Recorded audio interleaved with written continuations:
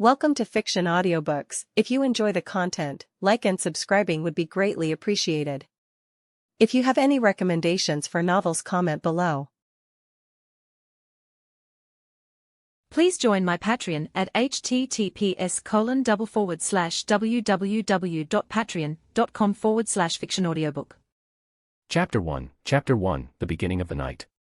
This is DxD FIC with MC reincarnated as a yokai. This will be our 18 fanfic with male main character. Well, expect lots of sex scenes and harems because this is DxD. My other series update will be the same as always, so don't worry about it and enjoy the new fanfiction. Now, I will tell you about the beginning of a reincarnation story. Usually, it was because the main character of a novel got hit by a truck. Or there is a story where the main character had drowned in the river and woke up in a world of cultivation as a bullied young master of a sect to kick the other young master ass. Well, my story was different from those guys. I started my career as a street magician and got a bit of fame. Then I died because I tried to imitate a certain magician act to stop a bullet with my mouth. I thought that I had something like a superpower to take a bullet into my mouth.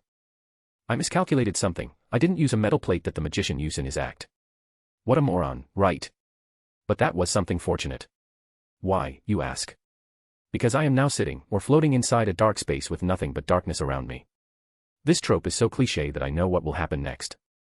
Indeed, as expected of you. A booming voice came from behind me and made me startled. I tried to look behind but to no avail. I can't move. Or rather, I don't know if I moved because I have no sight and sense. Oh ho, let me fix it for you, said the voice. Unlike earlier, she now had a soothing voice like a voice actor that I often heard in anime or forget that. In an instant, I can see a figure in front of me. The figure has a voluptuous figure that can turn every man crazy. Her wavy silver hair flowed down until it reached her butt, and more importantly, she didn't wear anything. That made her well-curved body and F-cup breast shown to me. That amazing breast, can I too? No. Bad thought. I shouted out loud to cleanse my mind from a bad thought that plagued me, but I never expected that I could make a noise. I can speak. I shouted again to make sure that I indeed can speak. Although it was strange because I have no mouth or body to speak, but well, a beggar can't be a chooser. I looked at the figure of a girl in front of me again and asked her. Now what should I do? I won't ask where am I like any other main character in the novel. Well, that was because I know that I had died. So this dark space is either limbo or some kind of space created by a figure in front of me. Well, if I guessed correctly, then she could also read my thought. Exactly, you are correct. The figure in front of me smiled sweetly. It's dangerous, she's too beautiful. Can I marry her right now? No can do, maybe if you beat some godly beast then I can consider it, she talked in a sultry voice. Damn, she's a perfect girl that I had always dreamed of. Thank you for your compliment, but can we talk about you right now? Asked the figure in front of me. Sure. I am single right now and had 2 ex-girlfriends, so I had some experience. You can leave everything to me, I shouted in a voice full of excitement and hope. Right after I shouted, I realized my mistake and corrected myself with a cough. Cough, well, I am sorry for that. You are too beautiful that I lost my mind. Well then, let's talk about why I am here.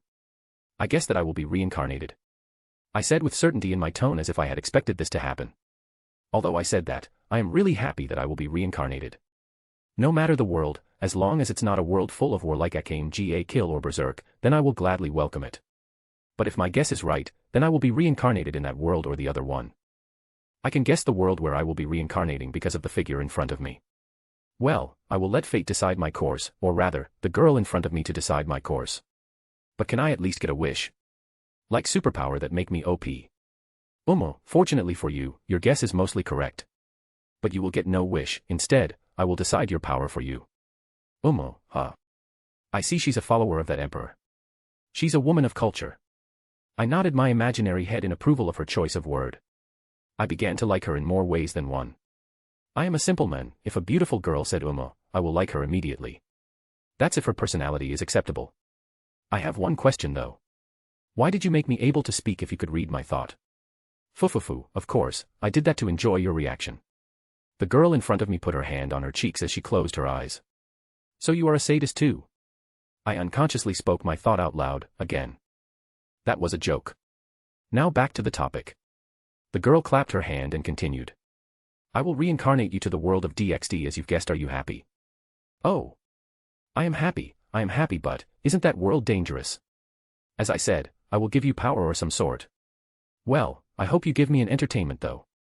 I am bored in this space, so when I saw you do that trick, I was amused and decided to reincarnate you on a whim.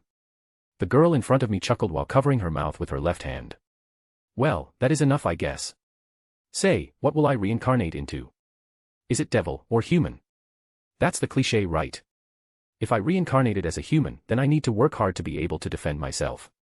When I say hard, I mean really hard. Human is a bit underrated in DxD, but they hold high potential. An example would be Chow Chow and Griselda Corda. Foo, you are a magician, right? Asked the girl. Street magician to be exact. Then you will love an illusion that will make your enemy confused. Well then, have a nice trip. As soon as she said that, I feel like being sucked by a vacuum cleaner. I said vacuum cleaner because I have never experienced being sucked by something other than it. At least tell me my race. My shout was getting sucked by the force too and faded to the darkness, leaving the girl floating around the dark space alone. Foo, you will be surprised. Well then, I need to prepare for his training regime so he won't be defeated as soon as he faced his enemy. I bet he will be surprised because I reincarnated him as his favorite anime character. I hope you can entertain me, street magician. That was wrong. I guess right now he's the young master of the East Youkai clan, Nurarihyon. Foo. Leaving an amused laugh, the girl disappeared from the dark space. Chapter 2, Nurarihyon Youkai. Okay, some clarification. The MC's name is Riku. But, he has Rihan's appearance, so he's not Rikuo. Please do make difference between the MC in this fanfiction and the MC of Nurarihyon no Mago. They are different. Thank you, I add this note because some people still misunderstand about it. Especially the new reader. In a certain Japanese mansion's yard, when the sun has longing in the horizon, about to hide its body and call the night to replace the day. A kid around 8 years old with long black hair tied with a rubber band could be seen swinging his wooden sword while sweating rigorously. He swung his wooden sword as if his life was dependent on it. 669, 670, 671. He kept counting every time he swung his sword, without realizing that a handsome man wearing a dark green kimono with a strange hairstyle kept his long blonde with black accent hair straightened back without even falling into his shoulder, coming to his location. 698, 699, 700. After he reached his 700 swings, he eased his position and wiped the sweat that was dripping from his forehead to his chin. At that time, he realized the presence of the man and turned towards him and asked, "What do you want, old man?" His tone is not polite at all, although he's talking with someone older than him. But instead of getting angry, the man laughed out loud and said, "Aren't you becoming a splendid heir as the day passed, Riku?" The kid grumbled as he thought, "TCH, I never expected that girl to reincarnate me as the son of Nurarihyon. Well, I must be grateful for her, but I never knew that Nurarihyon is this annoying when he's at home." Right, the kid with black hair is the street magician that was reincarnated into this world. Now he was known as Nurarihyon, the heir of Nurarihyon, the young master of East Youkai faction. He was born because of an affair between Nurarihyon with a certain human. When Riku asked him what happened to his mother, to his old man, his answer is that Riku's mother died while giving birth to him because she can't handle giving birth to half yokai. Riku himself has no attachment towards his mother because he never met her, but he is grateful towards her for giving birth to him safely at cost of her life. Whatever you say, old man. If you are here just to disturb me, then you can go away to prank some people or eat in some restaurant. It seems like my personality is getting further and further from my past life. Is it caused by my yokai blood or just the influence of my old man? Riku grumbled as he was preparing himself to continue his training. But when he was about to start again, his old man, Nurarihyon's voice interrupted him. "Ah, wait. I wanted to bring you to the meeting between the East and West Youkai faction." Nurarihyon managed to get Riku's attention with that. Riku turned towards his old man and asked him, "West Youkai faction, do you mean you wanted to meet Yusaka? That means I can meet the cast of DxD this early. I never expected this to happen this early. It's been 8 years since I was reincarnated, and come to think of it, I don't know where the canon starts. I could use this chance to find out about it. Oh. Do you want to come?" Nurarihyon has a sly smirk on his face, knowing that his son will be interested in the gathering between two factions. Well, of course, he's interested, he is his son after all. Of course, old man. Where is the location of the meeting? Riku asked Nurarihyon with a joyful tone. He was preparing himself for everything that was thrown to him before the canon. He was able to find out how to use his yokai blood to him into his yokai form and how to use Jujitsu, although he's not skilled enough to keep using it repeatedly. Kyoto, it will be conducted in a year, so I think I will train you in that meantime to help you get stronger. Riku has a big feral smile on his face. 1 year until the gathering, who will refuse the opportunity to be trained by Nurarihyon, one of the strongest yokai that he knows. How about we start training now, old man? I've had some difficulty using Jujitsu, so I would like you to teach me that. Nurarihyon yokai Jujitsu is a bit different from the other yokai. That's why he had some difficulty training it, as the only one who knows all the technique is Nurarihyon. If my ability is the same as Nurarihyon yokai from the Nurarihyon no Mago manga, then it's enough for me. But the problem here is, the yokai in that manga is using fear instead of Jujitsu. That's why I got a problem, as I have no fucking reference on how to use my ability. Jujitsu. Ah, those techniques. I almost forgot that every yokai was using Jujitsu instead of the other one. Sorry for that, I never told you that our race, or rather I am special, aren't I? But you can use a Jujitsu, huh? That means you are able to use more techniques other than our original ones. I can't use Jujitsu after all. Riku was surprised when he heard his old man forgetting about Jujitsu. He shouted at him because of his surprise. Wait, old man, what do you mean that you can't use Jujitsu? You are a fucking yokai, right? Well, it's better to show you directly. As Nurarihyon said that, his body began emitting a cloud of black smoke that was familiar to Riku. He was using fear. That means. Riku was full of anticipation when he saw Nurarihyon's body blurred in the smoke, and he was snapped back when he heard the voice behind him. Moon is always in the sky, even in a broad daylight. That is us, Nurarihyon yokai. Nurarihyon's blurred figure in front of Riku was gone, and Nurarihyon suddenly appeared from thin air behind Riku alongside his voice. Riku turned back at a fast speed and saw Nurarihyon standing behind him with a smile on his face as he kept his right hand inside his kimono and held a black and golden pipe to smoke in his right hand. Kyoka Suijetsu, that is the name of this technique. We, Nurarihyon yokai, always walk between reality and illusion. As such, my presence could not be felt when I blurred it myself. If the enemy felt fear towards me, they won't be able to touch me. That's the essence of our technique, explained Nurarihyon. Also. As Nurarihyon said that, he kicked Riku on his stomach using the so-called roundhouse kick, making him roll over the ground a few times. That's our clan tradition family technique, flying yokai yakuza kick. So, you want to learn it? Ha ha ha ha ha. Riku gritted his teeth in anger as his yokai's blood boiled and he turned into his yokai form. His hair raised and imitated Nurarihyon's hairstyle. But Riku's tied hair still kept itself sticking out under his bundle of long hair that stood straight in the air. He picked himself up as he glared at Nurarihyon as he gripped his wooden sword tighter and said, "Bring it on, you old man. Don't die on me, you brat," answered Nurarihyon. Chapter 3, First time using fear. First POV. It's been a week since I trained with my old man. As I had expected, he's using fear instead of the usual Jujitsu that was used by yokai in DxD. What made him different from the other yokai? Is it because he's a Nurarihyon yokai? Or is it because of the girl that reincarnated me? Well, I don't really care because I could use a variety of techniques that I know from watching Nurarihyon no Mago. Also, because I am half human, it seems that I also have sacred gear sealed inside my body. It was known by my old man when I used a Jujitsu to create a fireball in the thin air. He said that he felt foreign energy inside my body every time I used Jujitsu, so he checked it and found out that I had sacred gear sealed inside me. I was happy for a moment before he kicked me using his usual roundhouse kick again. That fucker. Just because I can't use fear yet, that doesn't mean I can't hit him.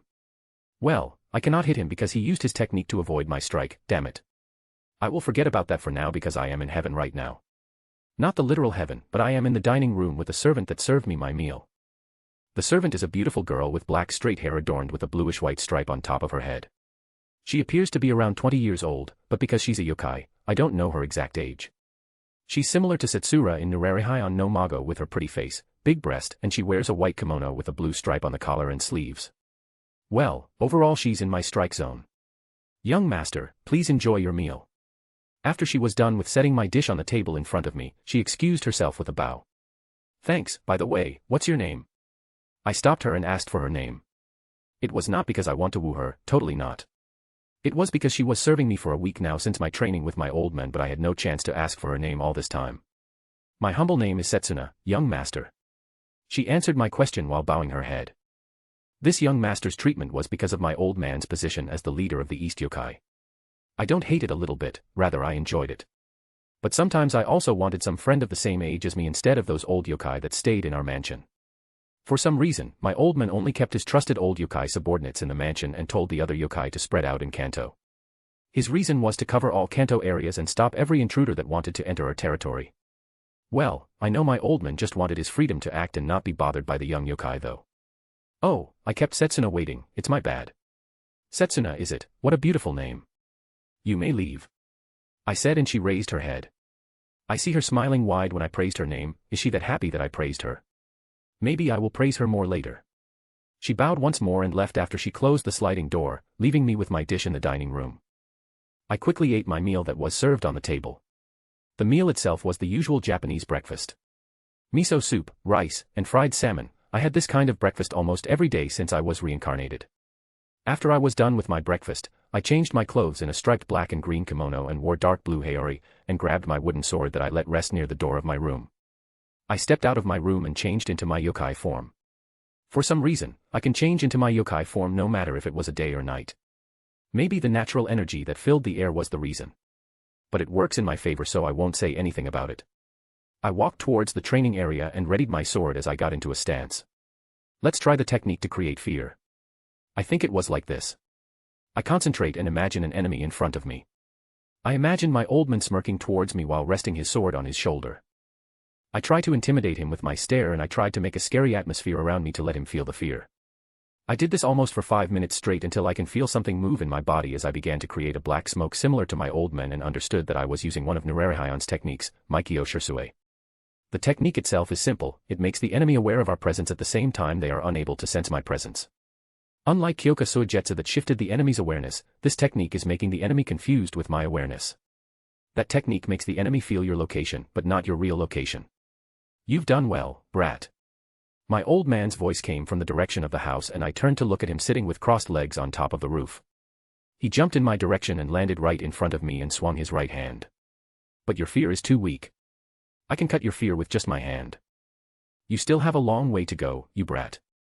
I was irked by his playful tone and swung my sword to him.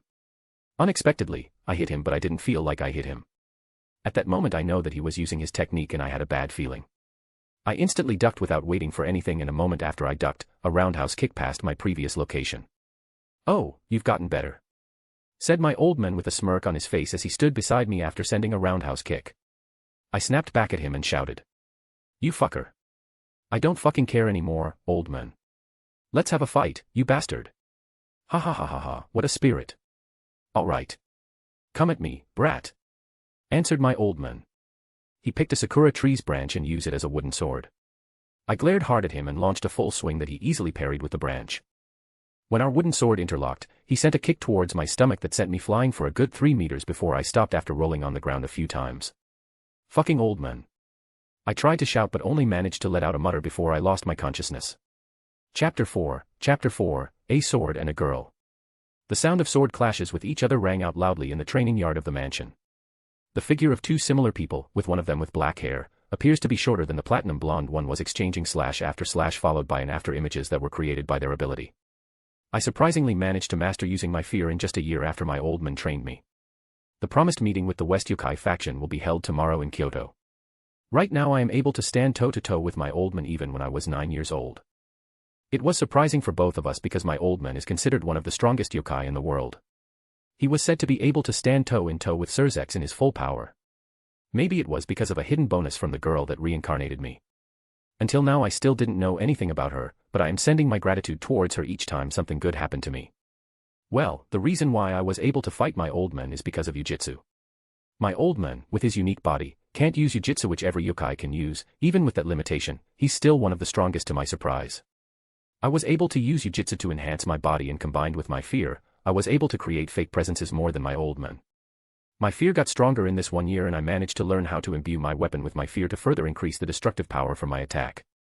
I wanted to learn a technique that was available for half yokai in Nurarihyon no Mago, Matoi.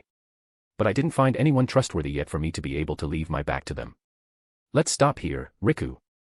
The meeting is tomorrow, so I think you will need some rest, right?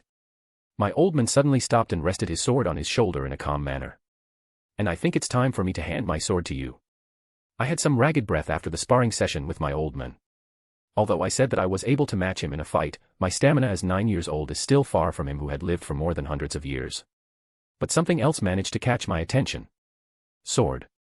Yeah, the sword that was specially tampered by a human around 300 years ago to give them a chance to fight with the supernatural. This sword was convenient. You can make it disappear and appear from thin air when you wished for it. Follow me, I will show you the sword. My old man walked to the house and I followed him from behind. The sword that cut supernatural. Could it be Nurarihyon? My face instantly brightened when I thought of the possibility. Nurarihyon is a good sword, but it was almost useless when used to fight a human.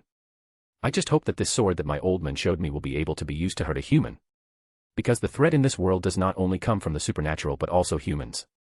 In fact, the hero faction of Chaos Brigade was formed by humans, although they claimed themselves as the descendant of ancient heroes. I followed my old man while having those thoughts and I was unaware of my surrounding. When I snapped back, I was already in a storage room and saw my old man digging through the junk and finally grabbed a sword with the length of the blade around 110 centimeters with a black handle and sheath made from plain wood without any sword guard handle. My old man dusted it off the dust and turned to look at me with a smile on his face while he extended his hand that held the sword to give it to me. Here, take this. This sword is designed to cut the supernatural and hurt them more than it hurt humans. Although when you faced a human, this sword is no different than a regular katana, although it was still better than the regular one. I took the katana and unsheathed it. I raised the sword above my head and marveled at the beauty of its blade. I nodded in satisfaction and said to my old man, "You gave this katana to me. Thank you, old man. Don't be happy for now, try to make it disappear. If you are able to do that, then you are recognized as its owner," explained my old man as he took a blowpipe from his kimono and put it on his mouth. I nodded at him and tried to make it disappear. I sheathed it back to its scabbard and wished for it to disappear and it was gone from my hand almost instantly. Oh! As expected of my son. He picked his blowpipe with his right hand and blows a cloud of smoke into the air. Now try to make it appear again and then I will have you to follow me. I think you might like this one. I saw the smirk that was plastered on his face and I have a bad feeling about it. What is this? Is he going to prank me? Or will he suddenly said that he will disappear and left the East yokai to me? Whatever it is, I think his smirk contained a bad plan. But I still followed his word and make the sword appear in my hand.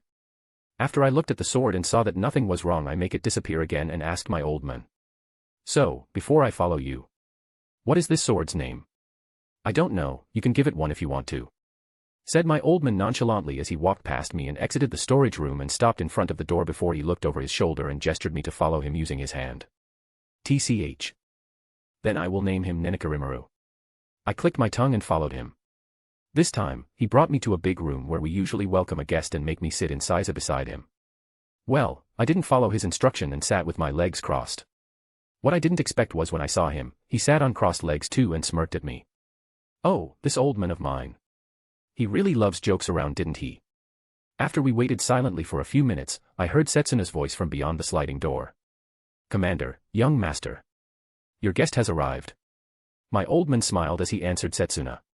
"Have them enter the room." As soon as he said that, the sliding door was opened and a girl with long black hair that reached her waist entered the room. She was around my age wearing a white kimono with a blue flower pattern. She was graceful in her movement, and her blue eyes sucked my breath away. If someone said the usual child actress is cute, then the girl that entered the room is beautiful.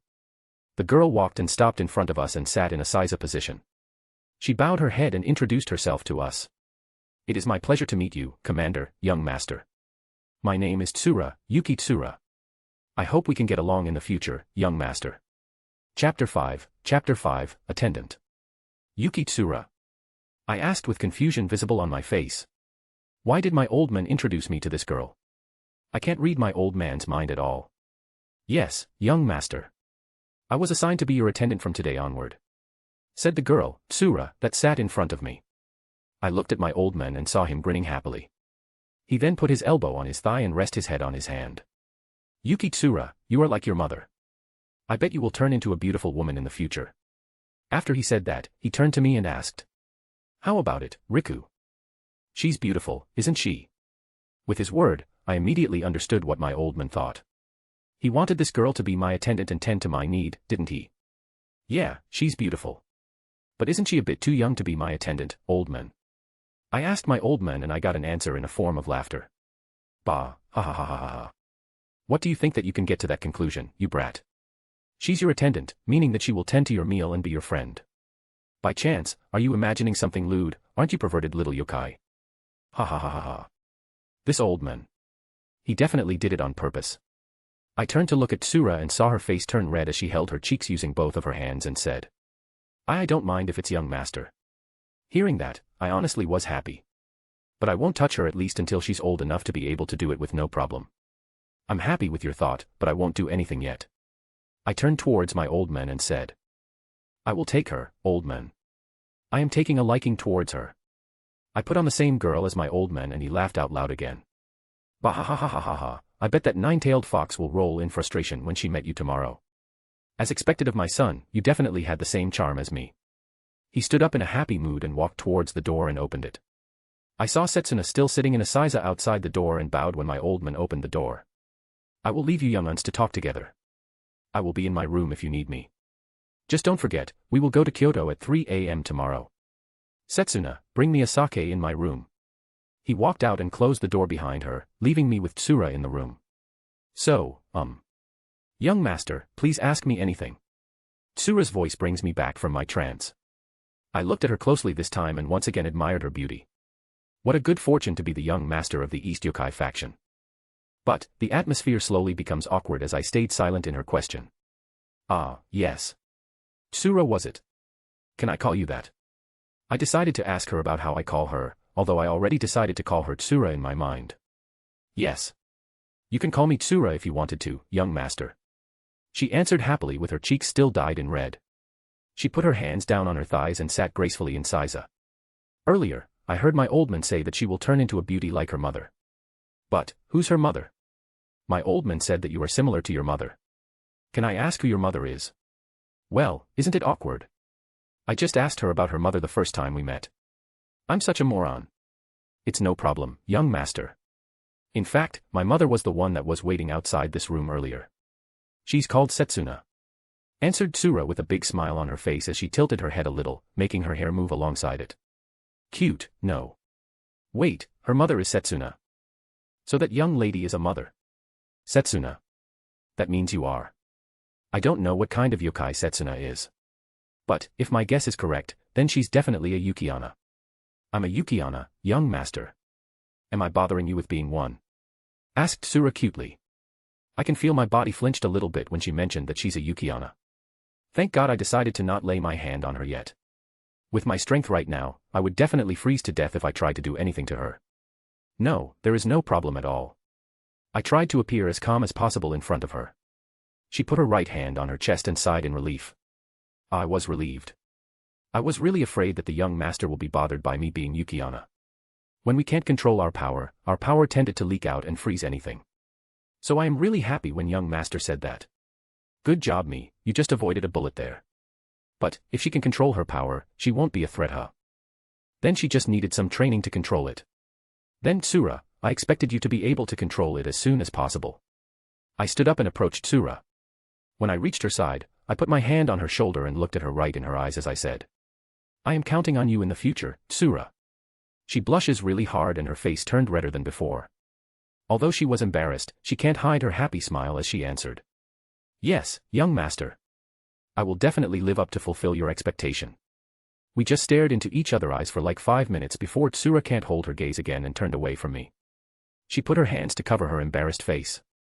I tried to peek at her cute action but I stopped because she peeked through the gap between her finger and said. But young master, please wait for me to be an adult before we did a lewd thing. Please. I gave her a smile and said. Yeah, don't worry about it. I will wait until you are ready. Hearing my word, she put her hands down and smiled at me. I managed to get an attendant for me, and on top of that, she's a cute girl that has good prospects in the future. In all, today is a happy day for me. Nurarihyon's room. Third POV. Nurarihyon was sitting with his legs crossed while holding a sake cup in his left hand. On his right, Setsuna was pouring sake from the bottle to the sake cup that was held by Nurarihyon. It seems like he like her, Setsuna. Said Nurarihyon as he bring the sake cup to his mouth. Indeed, Commander. Said Setsuna with a smile on her face. But, Commander. Why did that scene never happen between us? Setsuna put the sake bottle on the ground, then she put her arms around Nurarihyon's shoulder and bring her face closer to his. She tried to kiss him but she was stopped with his left hand, blocking her mouth and shoving her away from his face. You do know how I act. I still can't forget about her. Said Nurarihyon as he has a sad expression on his face. Setsuna pouted her face in a cute manner, unbefitting of a woman with one child. But I've followed you for hundreds of years, yet you didn't even lay your hand on me. Nurarihyon has a nostalgic smile on his face as he said. Well, at least our children took a liking towards each other, no? That managed to appease Setsuna as she answered. Indeed, well I guess I could let it pass with that. Both of them laughed together in Nurarihyon's room. Each of them are happy with that day, and time passed quickly until it was time for them to go to Kyoto. Chapter 6, Trip to Kyoto. Also the total of 50 advanced chapters for all my series. Today is the day that we, the East Youkai faction, will go to Kyoto and have a meeting with the West Youkai faction led by Yasaka. Right now I am standing in front of the mansion with Tsura, waiting for my old man and his follower to get out of the mansion. Come to think of it, I only met with Setsuna and didn't meet with any other yokai yet. Maybe this is the chance for me to meet them. I personally wanted to meet with Magari and ask her to teach me about senjutsu. Although it was a bit dangerous to learn senjutsu, when I master it then I will have no problem using it. That's why I wanted to train my senjutsu now, so I will have time to master it before the cannon start, or when the danger strikes us. Young master, are you nervous? Tsura asked me from my right. I turned towards her and answered. No, I was excited to meet with the other yokai under my old man. All this time I was always training alone or training with my old man, so I hadn't got a chance to meet with any of them. Tsura nodded her head in understanding and said. That's true. But don't worry young master, they are all kind yokai. Also, they are strong. I see, then maybe they can train me in senjutsu. I muttered while looking in the mansion's direction. Yes, Magari-sama should be willing to teach you in senjutsu. I was trained in senjutsu by my mother since I was young, so I can use some senjutsu technique like Tuki for example. Explained Tsura. I was a bit surprised that Tsura was trained in senjutsu already. I guess it was not that hard to learn senjutsu. All this time I trained my body and my fear because that is my biggest advantage against the other race. I had proudly said that I can match my old man too, but come to think of it he never used senjutsu when we sparred. I gritted my teeth in frustration because my old man was still holding back his strength more than I thought and muttered. I need to get stronger. As I muttered that, the door of the mansion was opened and my old man came out of the mansion with two persons behind him. One of them is Setsuna, while the other one is a Nikomata with 7 tails. I guess the Nikomata is Magari if I remember her description right. Have you waited for long, Riku? My old man raised his right hand and asked me. Who, so he's your son? He's quite strong for his age. The Nikomata behind my old man raised her voice in amazement. And I see that he has a talent for senjutsu too, unlike you, Commander. Added her as he turned to look at my old man. Wait, my old man can't use senjutsu too. I was surprised that my old man can't use senjutsu. So he became one of the strongest with only his fear. Ha ha ha ha, it's natural for a son to be stronger than his parents. After all, he's my successor if something happened to me. My old man laughed hard when he said that. Fufu, young master is not only strong, but he also has commander's charm too. Added Setsuna. Look at my little daughter that got seduced in only one night. Setsuna looked at Tsura while hiding her smug smile behind her kimono's sleeve. That's not right. I heard Tsura mutter beside me and I decided to lend a hand to her. Old man, can you introduce me to the Nikomata beside you? I believe I didn't meet her yet. I said, trying to change the topic of the conversation. I could hear Tsura mutter her thanks beside me in a shy tone after I changed the topic of the conversation. Oh, come to think of it, you're right. This here is Magari, she's a master of senjutsu, also one of my trusted friends. My old man looked back over his shoulder to look at Magari. Did she smile? Or kind of smiled at me and said. Nice to meet you, young master. Nice to meet you too. My old man said you are a master of senjutsu. In that case, could you teach me about senjutsu? I am interested in that. I said while smiling and looking at my old man. If I by chance mastered senjutsu, then I could always kick my old man instead of being kicked by him. It seems my old man felt my gaze as he looked at me with a knowing smirk. TCH, he knows my intention immediately. Oh. Young master wanted to learn senjutsu. Very well, I will train you after we came back from Kyoto, all right. Answered Magari. I smirked back at my old man when she said that. He didn't change his expression and turned to Magari to say something. I think it's time, I am counting on you to teleport us there. Oi Riku. Come here. I followed my old man's word and approached them with Tsura walking beside me. We stopped in front of my old man and Magari suddenly said. All right, I will teleport now. A purple magic circle appeared under our feet and float to engulf us. I instinctively covered my eyes with my left hand, and when I lowered my hand, the scenery around us has changed. I looked around and saw that we are standing in a big shrine. In the distance, there are 3 people walking towards us. 2 of them are adults and one of them is a child younger than me. The adult that walks towards us in the middle is beautiful, she has the biggest boobs that I have ever seen in my life. With her loose yellow kimono and blonde hair, I bet that she's Yasaka, the leader of West Faction Yokai. The kid beside her also has blonde hair and wearing Miko's outfit. While the other adult has black hair tied in a bun. So Yusaka with her daughter, Kunu, and her subordinate. But, when I look at her directly like this, she's really beautiful. Also, Kunu appears to be younger than me around 4 or 5 years, which means I am the same age as Rias or Issei. This is rather bad. I don't have much time to train myself.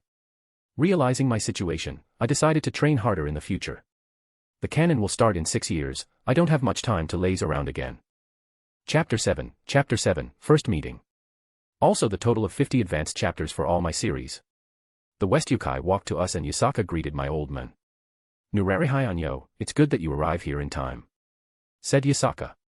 My old man put his left arm inside his kimono and picked his pipe from his pocket and put it on his mouth to inhale some smoke. He exhaled it in the air and answered Yusaka.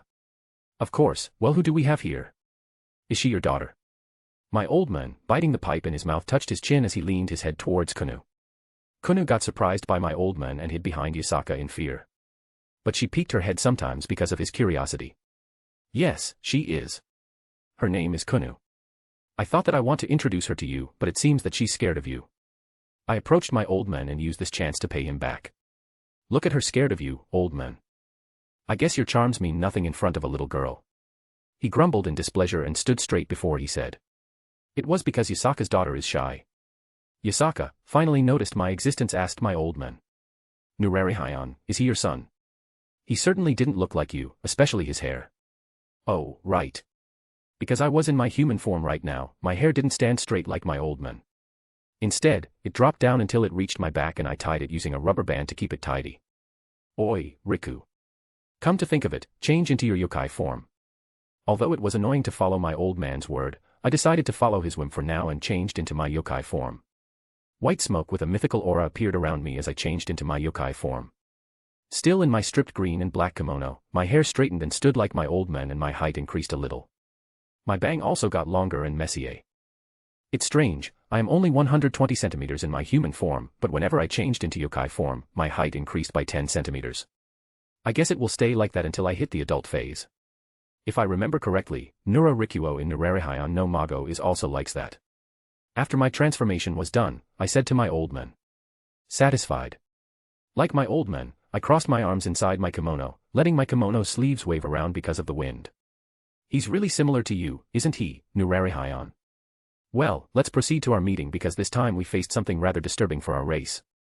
Yusaka said in a serious tone as she put her hand above Kunu's head. Kunu, can you play with the big brother over there? Mother has something important to do right now, she said as she looked in my direction. Wait a minute, lady. You wanted me to babysit Kunu when you have a meeting. We just meet though, how can you trust me that easily? I thought inside my mind. Kunu peeked at me from behind Yusaka's clothes as she gripped on Yusaka's kimono. She looked up to her mother and said. Kunu will play with big brother. Oh, I see, she took a liking to me immediately. It seems she's not scared of me, old man. Are you sure you have the charm that you speak of? I looked up to my old man and gave him my biggest smile. TCH, you are popular with a little kid. Look at Yusaka, she heads over heel towards me. Following what he said, I looked over at Yusaka who looked at my old man in disgust. I looked back to my old man and tilted my head. Really? My question hit him hard that he smacked my head with his fist. I shouted at him because of that. Damn you, old man. I called my katana and unsheathed it and was about to slash my old man before I stopped because I heard a giggle from Yusaka's direction. I saw Kunu giggling from behind Yusaka and we stopped immediately to look at her. Mother, he's funny. I looked at my old man for a second before looking at Kunu again. I approached them slowly and I crouched in front of her to match her gaze as I extended my right hand. Let's play together, Kunu. Kunu shyly extended her left hand and grabbed my hand after stepping out from behind her mother. I walked in hand with Kunu and approached Tsura. Then I said to my old man. Old man, I will play with Tsura and Kunu. You do your meeting without me. I saw him nodded and we walked away from their location. Because it was still dark, I asked Kunu where she wanted to play and she said that she wanted to play in her room. I asked her to bring us to her room and she happily nodded before running while holding my hand. The three of us were playing in Kunu's room for hours until the sun has risen. We changed our play location into the back of the shrine. We play tag with Tsura as Oni and chased Kunu and me. Unfortunately for her, I used my fear to hide from her. I know it's childish of me, but I don't want to lose while playing tag with a child. Tsura managed to tag Kunu and she purposely run towards me. Did she use her senjutsu to feel my location? This is bad. Realizing that Tsura somehow managed to know my location, I run away from them and went into a mountain near the shrine. After entering the mountain deep enough, I stopped on my track and looked back only to see no one behind me. It seems that I run faster than I thought and left Tsura and Kunu alone in the shrine. I run back to go down the mountain, but I can't seem to remember the location of the shrine. Could it be I am lost? This is a situation, all right. For now, let's go down the mountain and ask someone the location of the shrine. I hope I can find a kind yokai below the mountain that knew the location of Yasaka's shrine. When I was about to run down the mountain, I heard a weak voice calling out from the bushes in my left. Help! I turned around instantly when I heard the voice and rushed towards it. I parted the bushes that were in the way and found a girl with black hair and a pair of cat ears laid on the ground weakly. I observed the girl carefully and saw 2 black cat tails from above her butt. At that moment, I realized who was laying in front of me. Kuroka. Chapter 8, First Blood. Also the total of 50 advanced chapters for all my series. Hey, are you okay? I asked, a little bit panicked because Kuroka didn't move at all. My question was answered by a weak groan. I clicked my tongue, and slowly, I picked Kuroka and put her on my back. After she rested on my back, I run as fast as I can to reach the base of the mountain to ask the location of Yasaka's shrine. Damn it, if Kuroka was injured like this, then she just killed her master and run away from the underworld. I need to get to my old man fast. I used my fear to hide my presence from the others, fearing that there will be a pursuer of Kuroka that roam around the mountain. I was confident to take on a middle-class or high-class devil if they are alone, but a group fight is still outside my capability. I had yet to learn Senjutsu and my Jujitsu is not as good as my fear. On top of that, I need to protect Kuroka from them too. I run faster and muttered every strength that I had until I heard a yell that was full of hatred from behind me. There she is. I looked back, following the source of the voice, and saw 2 devils around the middle class from the energy that I sensed, pursuing me while flying with their wings. TCH, I quickly activated Kyoka Suigetsu to shift their awareness towards me and Kuroka and called Nenekarimaru to my right hand. I bite the sheath and unsheathed it using my right hand while my left hand supported Kuroka that was on my back. The devils were fooled by their awareness and chased my fake presence to the left. I used this chance to sneak behind them and behead one of them using my Nenekarimaru. The blood was gushing out alongside some kind of energy from the demon, which I guessed was his demonic energy that was cut by Nenekarimaru.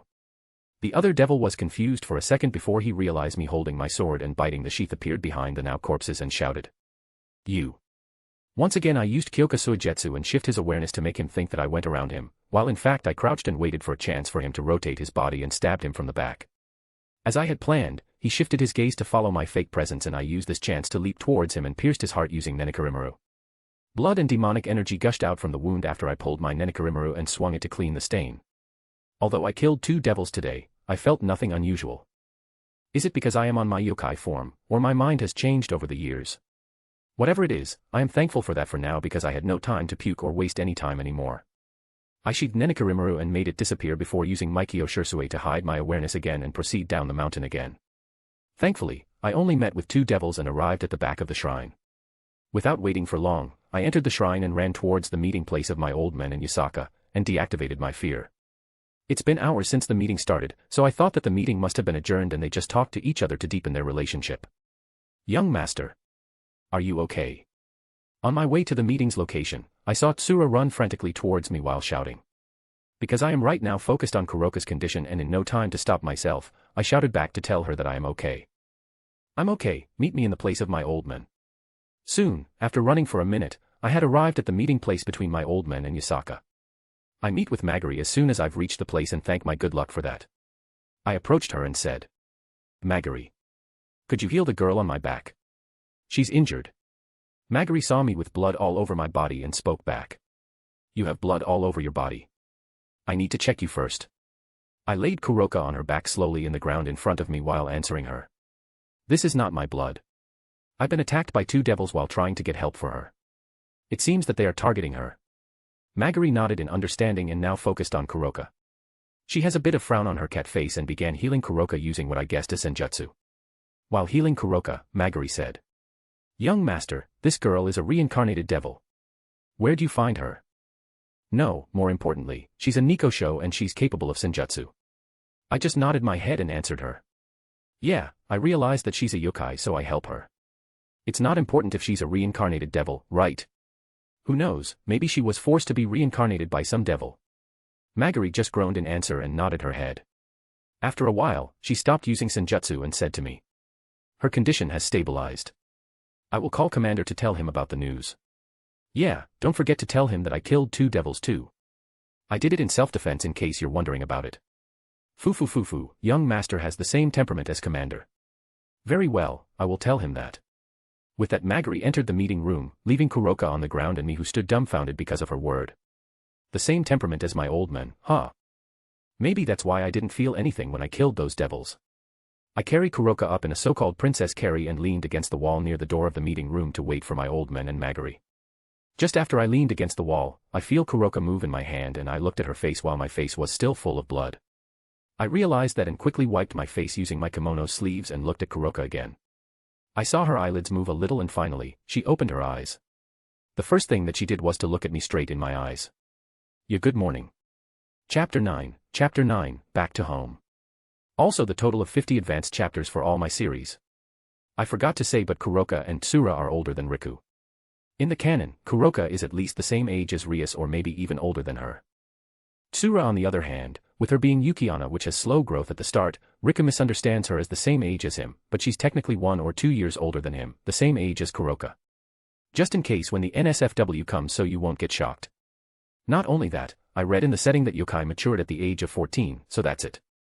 But I won't make NSFW when they are 14, don't worry. Kuroka blinked her eyes several times while looking at me. She tilted her head and tried to process what happened to her, and finally, her eyes bulged and struggled in my embrace. She must have remembered what happened to her. Hey, calm down. This is yokai territory, you are safe.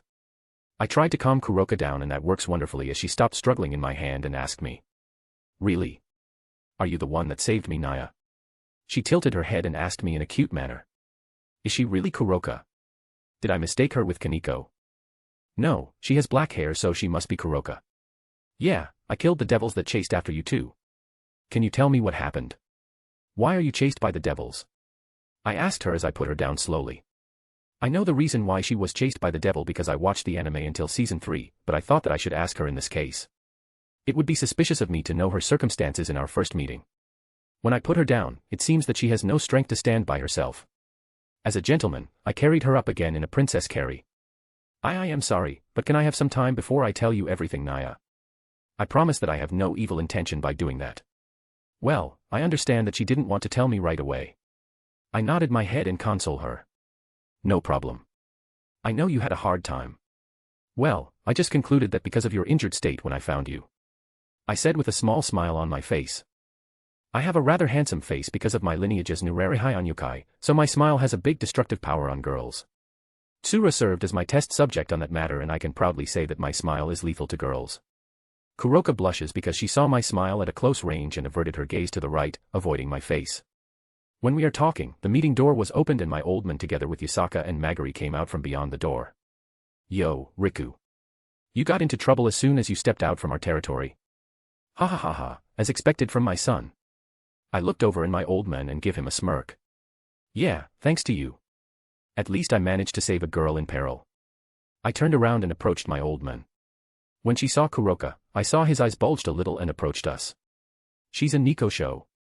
Girl, who is your mother? Asked my old man to Kuroka. I saw Kuroka was a bit afraid of him, but I console her and tell her that there is no problem at all.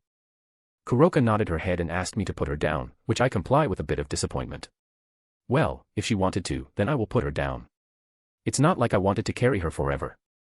Kuroka looked at my old man and finally answered his question. My mother is called Fujimai. This has gotten a reaction from my old man and Magari. Especially my old man, his eyes bulged and his brows furrowed.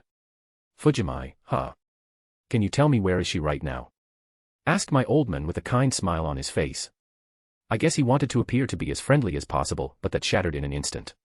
She's dead, Naya. Answered Kuroka with a crestfallen expression. Everyone present gritted their teeth. I looked at my old man and saw him have a rather nostalgic look in his eyes. He put his hand on top of Kuroka's head and said, Well then, do you want to come with me? I will provide you a shelter and protection. By the way, what's your name, little Nikosho? Kuroka, hearing my old man's word, has tears welled up in the corner of her eyes and she answered. Yes, my name is Kuroka Naya. My old man nodded her head as he turned to Magari. Magari, I will leave her in your care. You didn't mind, right? Certainly. After that, he turned to Yusaka and said in a serious tone, We will leave, for now, Yasaka. I think that you will be busy restructuring your defensive line here, so I won't bother you any longer. And about the meeting earlier, when they have arrived here, I will send my son to look after them. Also, I will take her. Wait a minute, look after who, old man? Don't decide things by yourself. Yasaka nodded her head and answered. Yeah, thank you for coming, Nurarihyon. Send my regards to Lady Amaterasu, will ya? Let's go, Riku, let's call Tsura and Setsuna before we leave. She is with Tsura to look for you when you suddenly disappear earlier. Right, Setsuna was not here. So she's with Tsura. I bothered more people than I thought. My old man walked away to the back of the shrine with Magari. Soon, I looked at Kuroka and asked her to follow them with me, which she replied with a nod. We met with Setsuna and Tsura in the back of the shrine and introduced Kuroka to them. Never in my wildest dream that the lustful and playful cat in DxD was this proper in her childhood. She didn't tell us about her sister yet, so I guess she's still wary about us, huh? Well, that will be fixed as time passed. We teleported back to our territory after that, and my old man asked me and Kuroka to follow him to his room. Now, sitting in his room beside Kuroka with my old man in front of me, I asked him why did he call us here. What happened, old man? Why did you bring us here? My old man, sitting with crossed legs as his elbow rested on his thighs and he smoked from his pipe, suddenly said. Well, I thought that I need to ask something to that girl, Kuroka. He looked at Kuroka with his sharp golden iris as if he's able to see the deepest part of a person. Kuroka's body tensed under my old man's gaze before he turned to me. She's a reincarnated devil, right? If she's pursued by other devils, that means she has become stray. Am I wrong? I looked at Kuroka and saw that her body shakes uncontrollably and she lowered her gaze to look at the floor. Looking at her states right now, I wanted to protect her. What's wrong with that, old man? We didn't know her story yet, so we can't decide for ourselves. Nah, you're wrong, Riku. What I wanted to say is, can you tell us your story, Kuroka? My old man said in a lower tone than usual. As I said earlier, I will provide you shelter and protection. After all, your mother was a former member of our faction. It's our responsibility to take care of you. Kuroka raised her head and looked at my old man with disbelief. You can believe me in this one. Magari, the Nikomata earlier, is Fujimai's friend. So you can believe her too. She gulped her saliva and opened her mouth. All right. Chapter 10, School. Also the total of 50 advanced chapters for all my series. Most of you maybe guessed this coming. But here we are. Using a forbidden jutsu. To achieve an impossible thing. Time skip jutsu, released. Young master, wake up. I think I heard a girl's voice along with some movement in my blanket. Well, maybe it's a dream. Young master, if you don't wake up soon, then Tsura will freeze you, you know. The voice whispered with a sultry tone right in my left ear. This time I noticed that I wasn't dreaming and the girl's voice was real. I opened my eyes instantly and was about to stand up only to notice a weight on top of me. Hiya. I looked down at the voice and saw a black-haired girl with big boobs wearing a loose black kimono laying down on top of my chest. The girl has a pair of black cat ears and two tails that move to the left and right. Kuroka. I called the name of the girl that was laying on top of me and she answered. Yes, young master, Kuroka is here. Do you want to have breakfast? Or morning kiss? Or morning sex? Kuroka get herself up and sat on top of me while saying that. She put her index finger in front of her mouth and that managed to increase her charm. I almost answered her with morning sex, but another girl burst into my room with an icy atmosphere around her. The girl that just burst into my room has the same breast size as Kuroka. She wore a neat white kimono with a blue flower pattern as her black hair fell straight until it reaches her waist. She has a frown on her face while looking at me and Kuroka. What are you doing in the morning, young master, Kuroka? Her tone is cold and it sent a chill over my spine. As I said to young master, I asked him if he wanted morning sex with me. Naya, do you want to join, Tsura? With Kuroka's offer, Tsura lost her composure and blushes. She peeked at me with her eyes as her icy atmosphere has gone. I calmly looked over Tsura and then said. Come here. If Tsura previously blushes, now her face was as red as a tomato. She averted her gaze and turned away to face the other direction as she said. Young master, it's not the time to crack a joke. Commander has called you to his room. She looked over her shoulder and looked at Kuroka. Kuroka, you come with me. But we didn't have sex yet, Naya. As if you ever had sex with him. You are still a virgin. Shouted Tsura at Kuroka. Well, I just thought that maybe today I could lose my virginity, Naya. It's a shame, young master. But shall we do it another time, Naya? Kuroka stood up and walked over to Tsura as she waved her hand towards me. I stood up and nodded my head. Maybe next time, we could lose ours together, three of us. Let's go, Kuroka. My mother also called us. Tsura walked away at a fast pace while leaving Kuroka after she said that. I know that she tried to hide it, but I think I saw her smile when I said that we could lose our virginity together. Well, she said that she was okay with it 7 years ago when we first met. Well then, young master. It seems that Setsuna-san has called me too, Naya. See you in the noon. Kuroka waved her hand to me as she walked away to chase after Tsura. Yeah, see you in the noon. After everyone left me alone in my room, I tidied my futon and changed the yukata that I used to sleep into my striped black and green kimono. I also tied my hair into a low ponytail like usual and went to my old man's room. I opened the room without knocking and greet my old man that was sitting behind his table. Yo, old man. Is there anything you need from me? I say table, but it was just a piece of wood around 30 centimeters in height that he used to put his paperwork. You have gotten big, huh, Riku? You're 16 years old, right? Yeah, and now I'm stronger than you. I said with a smirk on my face. It's been 7 years since I rescued Kuroka from the devils.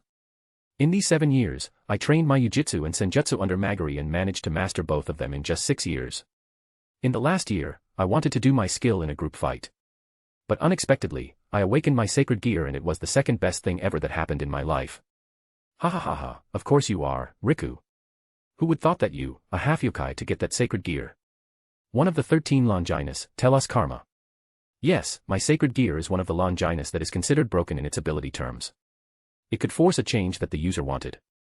If I use tell us karma with my fear, then I could force my enemy to believe that the presence that I created using my fear is real and they wouldn't even think twice to attack it. Not only that, it was said that tell us karma could change the history of the world. TCH, stop with the compliment, old man. If you called me here alone, then you have something important to talk about, right? I closed the door behind me and sat in front of my old man. I eyed him and sent a signal with my eyes to make him spit out anything that he wanted to talk about right now. Well, well. Don't be so hasty, Riku. Indeed, there is something that I request you to take care of. But before that, do you have an interest in attending a school? With my old man's word, I somehow have a bad feeling. I am right now 16 years old, bordering 17, at this age, I should have been attending a high school as second year. With my old man suddenly bringing up a school as a subject, I can't think of any other school other than Kuo in his mind. You don't say that you wanted me to attend a school, right? That's what I wanted to say. It's such a nice feeling having a smart son such as yourself. My old man inhaled smoke from his pipe and laughed. My forehead twitched in annoyance because of his word. But when I thought about it calmly, there are lots of other schools other than Kuo. The probability that he wanted me to attend Kuo is high, but I need to make sure of it. So, what's the name of the school that you wanted me to attend? My old man has a sly smile on his face and said. Kuo Academy. Well, there goes my beautiful piece. Well, if I can't avoid it then I should enjoy it. As the saying goes, life is such a bitch. If you don't want to fight, then just enjoy it. Chapter 11, Introduction. Also the total of 50 advanced chapters for all my series. A grin was plastered on my face as I leaned a little towards my old man. Seems interesting, so what's the catch? I guess this has something to do with your word to Yusaka 7 years ago, right, old man? His smile turned into a feral grin that matched mine. Kohahaha, you still remember my word 7 years ago, huh? Right, at that meeting we were talking about the annihilation of the Nikosho clan in the underworld. When Kuroka told us her past, you realized that she was branded as SS-class stray devil in the underworld, right? I nodded my head while hearing his story. That's why the devil asked us, yokai, or rather Japan territory, to give them one town. I and Yusaka decided to give them a town called Kuo Town, and it seems that last year 2 heiresses of Satan came to take over the Kuo Town from the previous governor. I know that matters already, but I still nodded my head on his word and give him my guess. So they attended the Kuo Academy, but you don't trust them to be able to manage the Kuo Town and send me to monitor them. My old man grin became wider as he said. Correct. I was thinking to send Tsura and Kuroka with you to that town. You can also use this chance to do something to them, aren't you? Bah, I could always do it if I wanted to. Only, I don't have fucking time to fuck because of all those training. After I finished my Senjutsu and Yujitsu training, my sacred gear was awakened and I need to train to control it too. You do know how Magari teaches us, old man. Well, my condolences. Ha ha ha ha ha. I was used to his antics so I didn't get angry anymore towards him. Well, you get used to weird things after being together with Nurarihyon for more than 15 years. But I still have some worries, especially Kuroka. But what about Kuroka, old man? She's still being pursued by devils, right? Oh, don't worry about that. The truth is that matter was finished 7 years ago. Lady Amaterasu visited the underworld and demanded that Kuroka's status as SS-class stray devil be revoked in exchange for one town. Understandable. After all, Kuroka did kill her former master because she wanted to protect her sister. Exactly. Also, her sister is attending that school too. So I thought that we could use this chance to forge their relationship again. But, Riku. My old man's tone becomes serious and I leaned a little closer to hear it clearly. As much as you can, bring some girls home, got it? Without delay, I leaped to my old man and kicked him to his face while shouting. What do you say, old man? Unfortunately, he had used his fear without me realizing it and what I kicked was his fake self. I clicked my tongue and looked back to see my old man open the door and walk away while laughing. I exited the room too and heard my old man shouting from afar. Oh right. Today is your first day of school, so go to Setsuna to get your uniform. Fucking old man. Tell me that earlier. Inside a certain classroom in the second year at Kuo Academy, lots of the students chattered with each other. Hey, did you hear that we got 3 new students today, Aika? A girl with no particular feature asked a glasses girl that has braided brown hair. The glasses girl, Kiryu Aika, fixed her glass and answered. Indeed, according to my information, the transfer student is 1 boy and 2 girls. From the rumor that I heard, the boy is more handsome than the Kuo prince, Kiba. Really? Then with him being here, we could balance the ratio of the men here. I hope he's not the same type as those trio perverts though. The girl that said that I'd a group of 3 students that sat near the window while reading a porn book in the class. Those 3 students noticed her gaze and heard her. They stood up from their seat and the brown-haired boy shouted at the girl. What are you saying? We are the true men, we believe that boobs reign supreme in this world. He shouted while pointing his finger towards the girls. While the other 2, the boy with glasses and a bald boy with big ears, nodded their head in agreement. Also, I heard from Bucho that the 2 girls that transferred here are a true beauty. A high-class one. Continued the spiked brown-haired boy. Issei, nice info man. Said the boy with the glass, Motohama. Nice info, Issei. How about their boobs? Asked the bald boy, Matsuda. At that time, the teacher entered the class and told the students to sit in their seats. All right class. Maybe lots of you already heard about the news, but we got 3 new transfer students from Kyoto. You can come in. The door of the classroom was opened and 3 students wearing Kuo Academy uniforms entered the classroom. Walked in the front is a boy around 180 centimeters in height with black hair tied in a low ponytail and his bang was covering his face, partly hiding his golden iris. He has a mysterious aura around him and the girls in the class shrieked when they saw him. The boy was Nurarihyon. Kaya. He's so handsome. Yes. He's more handsome than Kibakuin. Followed behind him were 2 female students, each has long black hair. The ones that differentiate them were the colors of their eyes and their atmosphere. One of them has a friendly aura around her and has the same golden eyes as the men. While the other one has an icy aura and has a bright blue iris. They stood in front of the class with Riku in the middle. Well, you can introduce yourself. Let's see, let's start with Kuroka-san. Alright. The girl with golden iris stepped forwards and introduced herself. I think it's nice to meet you, my name is Tuja Kuroka. Let's get along, Kuroka winked after she introduced herself, she stepped back and the other girl stepped forward to introduce herself. Woo-woo. The perverted trio shouted in excitement with Kuroka's introduction. Nice to meet you, my name is Yuki Tsura. I hope we can get along. Tsura stepped back after she introduced herself with an icy expression. Lastly, Riku stepped forward with a smile that bewitched all girls in the class. Yo, he raised his right hand and introduced himself. My name is Nurarihyon, nice to meet you. Kaya. Oh no. I will faint. As usual, Riku's smile has big destructive power against girls. Chapter 12, Plan to Meet. Also the total of 50 advanced chapters for all my series. Hey, lots of you were talking about the compensation of the devils. As I said in some reply, the decision to give Kuo Town to the devil was before Kuroka told her story to Nurarihyon. After Kuroka told her story to Nurarihyon, Amaterasu visited the underworld to revoke Kuroka's status as SS-class stray and added some conditions to devils. The conditions would be revealed in the future. Just wait for now, as it's not the time to reveal the conditions yet. Some of the conditions would be revealed by Riku's monologue. I assure you that the yokai and Shinto are not a fool. Also, once again, the MC name is Riku with his appearance looked like Rihan from Nurarihyon no Mago. Not Rikuo, nor Rihan. Enjoy. So, what do you think about this school? I asked Kuroka and Tsura that sat in front of me to eat their lunch. It was time to eat lunch so we were in the cafeteria together to get one. To my surprise, Kuroka has hidden her cat feature and acted like a normal human in this school. Also, why did she use Tuju as her family name? Kaneko would instantly know about you. Well, not that I tried to hide the fact that we are yokai though. I just wanted to observe the situation for a while. When we were introduced to our class, I sensed a devil inside the class that turned out to be Issei. Well, Asia was not in the class yet, so Issei must have just been killed yesterday or 2 days ago.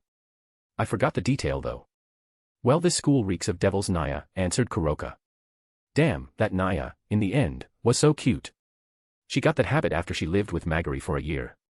At first, I was surprised and thought that it was strange, but now I accepted it as cute. Kuroka, this is Devil's School. That's why it reeks of the devil, and that's also why we hide our aura using senjutsu. Added Tsura. But young master didn't use any senjutsu to hide his aura. Naya, what can you say about that? Young master is half human. Right now he's in his human form, so he didn't emit any kind of aura. Seeing their exchange, I chuckled a little and mediate them. Tsura was not wrong, Kuroka. But I did use a senjutsu to hide my sacred gear, you know. Is that so? I don't notice it, Naya. We chatted while eating our lunch that was served on the table by Tsura. We just talked about a random thing before finally, I heard a commotion that came from behind me. Kuroka and Tsura turned towards the source of the commotion before they quickly lost their interest and focused on their meal again. I, who loved fun things, turned around to look at what was causing such commotion. There, I saw 4 people enter the cafeteria. Walked in the front were 2 girls, one with bright red hair while the other has short hair and wearing glasses. I recognized them as Rias Gremory and Sona Citri, the siblings of Satans. They were beautiful, that I admit. But, somehow, or for other reasons, I like Eastern beauty like Kuroka and Tsura more than them. Walking behind them were their respective queens, Hajime Akino and Shinra Tsubaki. Both are Eastern beauty and my type, well, they are everyone's type, I guess. I too quickly lost interest in them and continued my meal while chatting with Kuroka and Tsura again. While chatting, I suddenly thought about Asia. If she was not in Issei's class yet, that means she's still alive, right? If I remember correctly, she would be killed around 2 or 3 days after Issei was reincarnated as a devil. I forgot the exact time, but I thought that time frame is correct. I did note all important events that will be happening in the DxD world when I was a child, but right now I mostly forgot about the small event that was not written in my note. I just brushed those small events as not important at all. Excuse me, you are the new transfer student, Nurarihyon, Tuju Kuroka, and Yuki Tsura, right? I noticed a new voice that came from my right and looked over the source of the voice. Standing there is the student council president and Citri clan next head, Sona Citri alongside her queen. Could it be that she realized our identity? Well, that doesn't matter. Yes, do you need something from us? I asked while giving my best smile to her.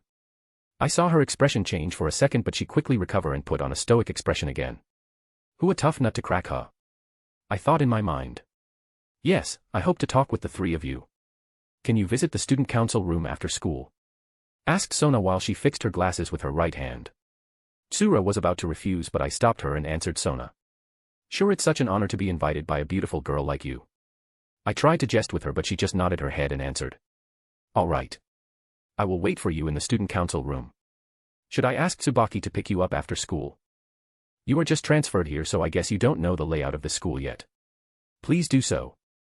Well then, please excuse me. After Sona finished with what she wanted, she excused herself with a small bow and walked away. My gaze followed Sona's track until finally, Kuroka said. So, what are you going to do, young master? I guess you wanted to pull a prank on her, Naya.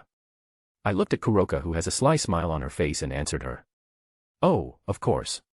What should we do? I wonder. A sly grin crept on my face as I heard Tsura let out a sigh beside me. Inside the student council room, Sona Citri sat on the chair behind the table and her peerage stood neatly in front of her. She turned to look at her queen and asked. Tsubaki, do you find anything about them? To have 3 transferred students in this school at once is suspicious. And all of them are in the same class as Rias's new pawn, Hayadu Issei. Yes. Tsubaki picked a stack of paper that was laid on the table and reported her finding. I managed to find out that Tuju Kuroka is indeed what we suspected her to be. She's the former SS class stray from 7 years ago. She was supposed to be under yokai protection, but now she's here without us knowing what her reason is. Sona furrowed her brows as she said. Continue. Tsubaki nodded her head and flipped the paper and continued her explanation. I suspected Nurarihyon as a yokai, but his aura and energy are that of a human.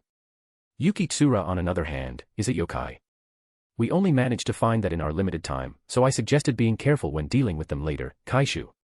Sona nodded her head and looked over the window in the student council's room as she muttered. Who are you? What's your reason for being in this school? Chapter 13, Devils and Yokai. Also the total of 50 advanced chapters for all my series. Ding dong. The bell that ended the school has been rung and every student stood up from their seats to continue their daily activities. Some of them were participating in a club activity that was held after school. Some of them were planning to hang out with their friends. Meanwhile, I, Tsura, and Kuroka were waiting for Shinra Tsubaki to pick us in our class. I sat on my seat that was located in the back of the class while Tsura and Kuroka sat on their own seat that was located beside me. With Tsura on my left and Kuroka on my right. I watched our classmates leave the classroom and that was including Issei that was picked up by Kiba Yuto. I guess the devil has noticed that our group was not normal. Well, I blame Kuroka for using her real name in this case. So young master, are you going to reveal yourself to the devils this early, Naya? I think they have realized my identity, Naya asked Kuroka. Nah, I think they just treat me as a human who knows the supernatural. I bet they noticed that Tsura is a yokai though, thanks to a certain Nico show. I put a smug smile on my face and faced Kuroka directly. My hands were behind my head as I leaned back to my chair backrest, putting myself in a comfortable position. I see. Kuroka has a solemn expression on her face as she continued. It was Chiron, right? Tsura, who was watching us in silence, approached Kuroka and hugged her from behind. As a result, Kuroka's smile was back on her face and I has a big smile on my face too. Watching two beautiful girls hugging each other is such a blessing, I silently thought to myself. So, Kuroka. When will you talk to her? I know that you wanted to meet her all this time and I know it was because of me that you can't meet her yet. But, I think she will present at the student council later, you know. I said to Kuroka while having a serious tone. That's right, Kuroka. If you delay it any longer, you will have more difficulty facing her. Added Tsura as she released her hug and approached me before standing beside me. As much as I wanted to tease her, I will put her feeling bare and help her to fix her problem as fast as she can. That way, I can enjoy teasing her more. That's a win-win for us. I will talk to her if she is there, young Master Naya. As Kuroka said that, the classroom door was opened and Shinra Tsubaki entered the classroom. After looking around for a while, she found us and approached us. Nurarihyon, Tuju Kuroka, and Yuki Tsura, right? Please follow me, I will take you to the student council room. Said Shinra Tsubaki with a serious face. All right. I stood up and smiled. So, how should we call you? Is Shinra-senpai okay with you? Shinra Tsubaki, or Shinra-senpai nodded her head. Yes, that's fine. Now please follow me, Kaisha was waiting for your arrival. We followed Shinra-senpai through the corridor and we've arrived in front of our destination, the student council room, after walking for a minute or so. We stopped in front of the door and Shinra-senpai knocked on the door 3 times. It's me, Kaishu. I bring Nurarihyon and the other transfer students as you instructed. Enter. Said the voice beyond the door. Shinra-senpai opened the door and we were let to go inside the room. As I've expected, Sona Citri with all her peerage present was waiting for us. Not only that, but Rias Gremory is also present in the room along with her peerage too. I scanned the room before my gaze stopped at Chiron, or rather Kaneko, who has a shocked face when she saw us. I traced her gaze and saw that Kuroka also looked at her with a longing expression on her face. I raised my left and blocked their line of sight as I whispered. Not now. I will give you the chance later. Kuroka gave me a small nod as she put a small smile on her face to act as if nothing happened. I peeked at Tsura and saw she has put on her usual icy expression and was relieved that she acted like natural. Welcome, Nurarihyon, Yuki Tsura, and Tuju Kuroka. Or should I call you the former SS class stray devil, Kuroka? Well well, what a welcome. I said in a calm manner while having a big smile on my face. Will you let me sit before you say your greeting? I am tired of walking from my classroom to this room. I put on a playful smile similar to that was always and will always be plastered on my old man's face. What can I say, son will always imitate his dad. I'm sorry for that, you can sit on that couch over there. Said Sona as she pointed at the couch in my right. Thank you, I said, and I walked to the couch and sat in the middle. Tsura silently sat on my right while Kuroka sat on my left with a smooth movement. I see that she's back to her usual self, that's good. She was always good at acting, so I am just glad that she was able to put it on in time and left her personal matter for later. When we sat on the couch, Sona stood up and approached the couch across us and sat on the right side of the couch. As if it was natural, Rias flicked her hair and sat beside Sona. Their respective queen was stood on guard behind them, seemingly ready to act if something were to happen. Once again, I scanned the room to understand the situation better. Rias's peerage was standing behind her while Sona's peerage was standing behind her too. Well well, aren't we outnumbered by lots? It doesn't matter though, I could always beat them right now. Now, Sona was about to speak to tell me the reason for us being here, but I cut her off with a shout. Wait. I extended my open palm towards Sona and Rias that were surprised by my sudden shout. Buffed. I heard a noise from my right and peeked a little and saw Tsura was holding her laughter. Tsura, I bet you've been corrupted by Setsuna, right? There is no way my Tsura was laughing with just this much. Ignoring Tsura that was holding her laughter, I crossed my hand and leaned to the couch while putting a grin on my face. Shouldn't we introduce ourselves first? Sona nodded her head and introduced herself. I see, that's true. Forgive me, I forgot about it because all students in this school already know my name. My name is Sauna Shitori, the student council president of this school. Or maybe you will be more comfortable with Sona Citri. Umo, then the red-haired beauty over there. What's your name? I asked with a flirtatious tone to shake her off. But contrary to my expectation, she just smiled with pride and put her hand above her breast. My name is Rias Gremory. The next head of the Gremory clan. She introduced herself without even hiding her supernatural nature. I wonder how could this girl was able to survive in this world. But when considering that she is Lucifer's little sister, I guess no one with the right mind will try to mess with her. Well, except that maniac exorcist or Kokobeel. I see. So both of you are from rich families. And from your introduction, the student council president hid her identity from the other students that she was in fact a rich person. That's understandable. I nodded my head repeatedly to show that I has understood what they mean. I looked at Sona and saw her forehead twitched a little, showing her annoyance and miscalculation. Kohahaha, let's play, devil. I will show you how we, Nurarihyon youkai, do our thing. Chapter 14, Controversy, Rewrite. Also the total of 50 advanced chapters for all my series. Rewrite from the previous chapter. I do apologize if you are dissatisfied with the previous chapter, and think that it was too childish. Here is the rewrite. I rewrite the entire thing, so I hope you enjoy it. You're correct, but not entirely, Rikukuin. Said Rias while crossing her legs. It's such a strange feeling to be called Rikukuin. All this time I've been called young master or just Rika by my old men, so it's such a strange feeling to be called Rikukuin. Somehow, after Rias called me Rikukuin, I felt cold air from my right and looked at Tsura. I saw her have displeased look and emit cold air from her body. I put my hand on top of her hand and she stopped emitting cold air as she looked at her hand. The devils realized that and frowned. Well, there goes my plan to act like an idiot. Rias has a smug smile on her face while I saw Sona has a small smile on her face. So, what's your reason for calling us here? Also, stop calling me like that. I asked the devils in front of me as my smile dropped from my face. Well, the reason why we called you to this room is that we wanted to know your intention. What is your goal of attending this school? And, to be accompanied with Kuroka and a yokai, who are you? Sona asked me while fixing her glasses. She has a serious face, unlike Rias that put on a smug smile on her face. My reason for being here, huh? What do you think is my reason for being here? I am here to attend this school. You are correct that I know about the supernatural, but is that important with me being here? Kuroka nodded her head and added. Young master didn't attend school since he was young Naya. That's why he was attending Kuo because his father asked him to do so. In other words, you are only attending this school as a normal student. That didn't explain why Kuroka is with you. Said Sona while glaring at me. A human that was accompanied by a yokai, huh? That was certainly interesting. Added Rias from the side. I never said that I was a human, did they really didn't know who am I? Do the devils never think the chance of me being a yokai? Just because I am in my human form, they judged me as a full human. Interesting, I think not. This is Japan, this place is the birthplace of Ayakashi and yokai. If you think a human being accompanied by one is strange, then your knowledge about Japan is lacking. I said with a smirk on my face, and I did manage to make Rias's smile drop from her face. I need to tell you, but my knowledge about Japan is vast. I watched all of Japan's anime so I did understand most of the Japanese culture. Did she just say that her knowledge of Japan was from an anime? I tried my best to keep my urge to sigh and looked at the devils and said.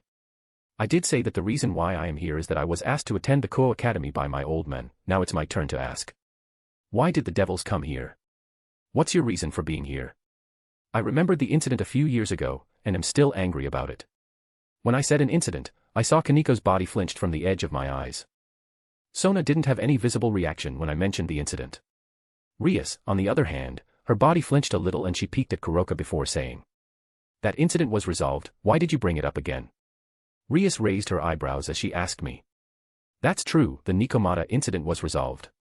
Lady Amaterasu had come to the underworld after my old man told her about Kuroka's story. At first, the yokai were blind to the truth, they didn't know about the truth behind the incident. They were told by the old devils that Nikomata had rebelled in the underworld and the devils were defending themselves by eradicating the Nikomata. The devils also asked for territory in Japan for their faction, they said that it was to exchange for their loss.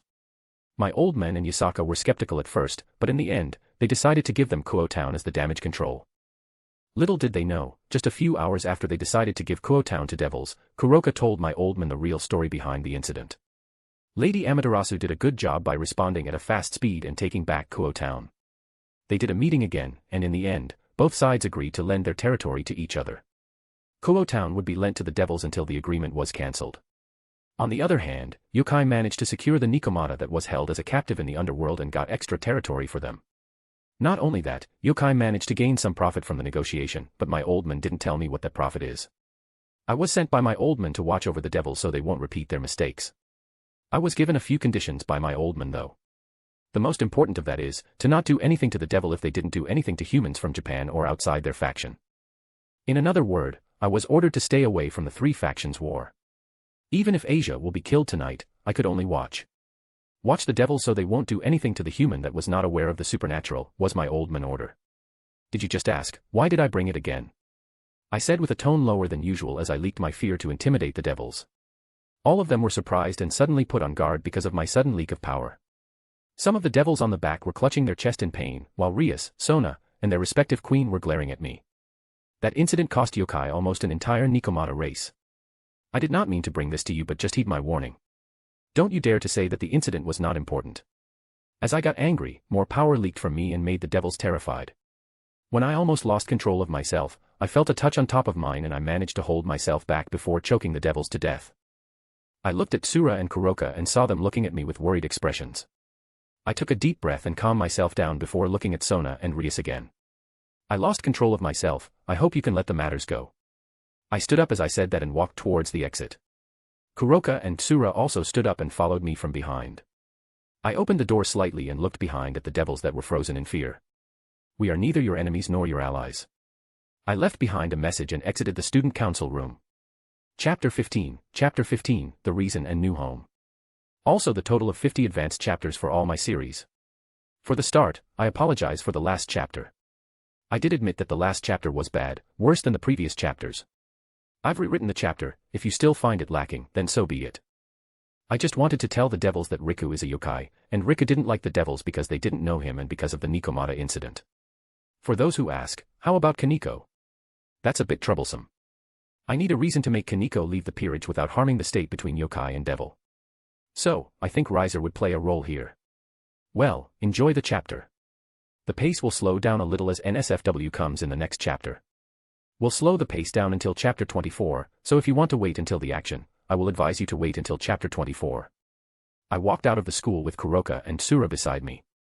After playing with the devils, I thought that maybe I will have to stretch myself and give a little punishment for Tsura because of her mistake that lead the devils to be certain of our origins. What should we do, Naya, young master? I think the devils were suspicious of your origin and starting to investigate it because of earlier, Naya, Kuroka asked me as she took my right arm and buried it in her breast. Tsura, who saw what Kuroka did, just frowned in displeasure, but she didn't say anything. Strange, she usually told Kuroka to back away from me.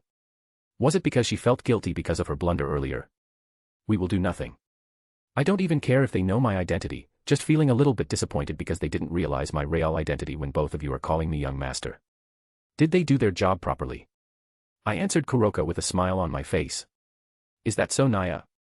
You heard him, Tsura. So don't feel so down because of that, Naya. Kuroka released my arms and walked normally beside me.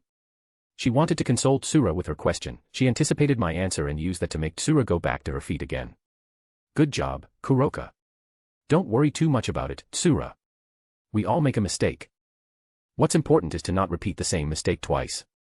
I added Kuroka's word to make Tsura feel better. Yes, but I still make you disappointed with that, young master. I've promised to live to your expectation and control my power, but I failed. My power leaked out just because of that woman calling you with prefix Kuin. I failed you, young master. I smacked Tsura's head with my fist and made her yelp in surprise. Ouch, with my hand still in her head, I patted her head and console her. Don't be stupid, your control over your power is good enough. Because of my flirtatious tone, Tsura blushes and lowered her head while muttering. Yes.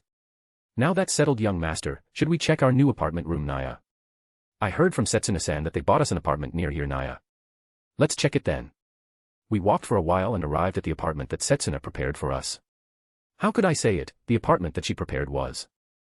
It's big, said Tsura, who managed to calm herself again after walking for a while. Indeed, Naya. How about we enter it? I have the key to our room with me, I said as I entered the apartment. The apartment was around 18 floors high with around 20 rooms on each floor. Our room was on the 15th floor, the first room on the right of the elevator. I didn't say this to both of them, but Setsuna just bought us a room. We've arrived in front of our room and I opened it with the key that Setsuna gave me. We were surprised because the room was big enough for 3 of us to live in, so that's the reason why Setsuna only bought us one room. Yash, let's look around this room, I said to the 2 girls, which they answered with a really high spirit. Yes. Yes, Naya. I entered the room and looked around the room. I saw that the kitchen alongside the guest and living room were in the same room right after we walked the hallway. The dining room was also in front of the kitchen, so it's convenient. I named the room an all-purpose room in my mind and looked around the room. There were 2 doors on the right side and 1 door on the left side of the room. There is also a veranda that was separated from the room with a window panel.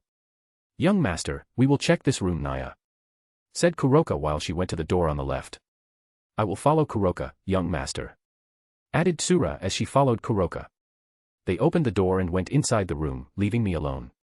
Well, I guess I will check the right side of the door, I muttered and walked towards the first door on the right.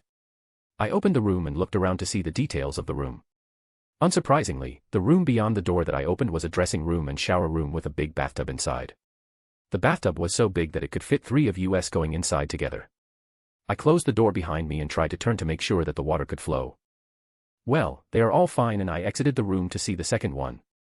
I opened the second door and was greeted by a room with a big mirror and sink. Under the sink was a washing machine, and right across the mirror was a stack of baskets to keep the dirty clothes. Like earlier, I turned on the sink to make sure that the water flow with no problem. There is one more door that leads into the toilet inside the second room with a standard Japan toilet installed. I exited the room and went to the veranda by opening the glass panel, which turned out to be a sliding door. The veranda was not too big, but enough to put some flower cases and hang laundry. Satisfied with the room, I nodded my head and realized something.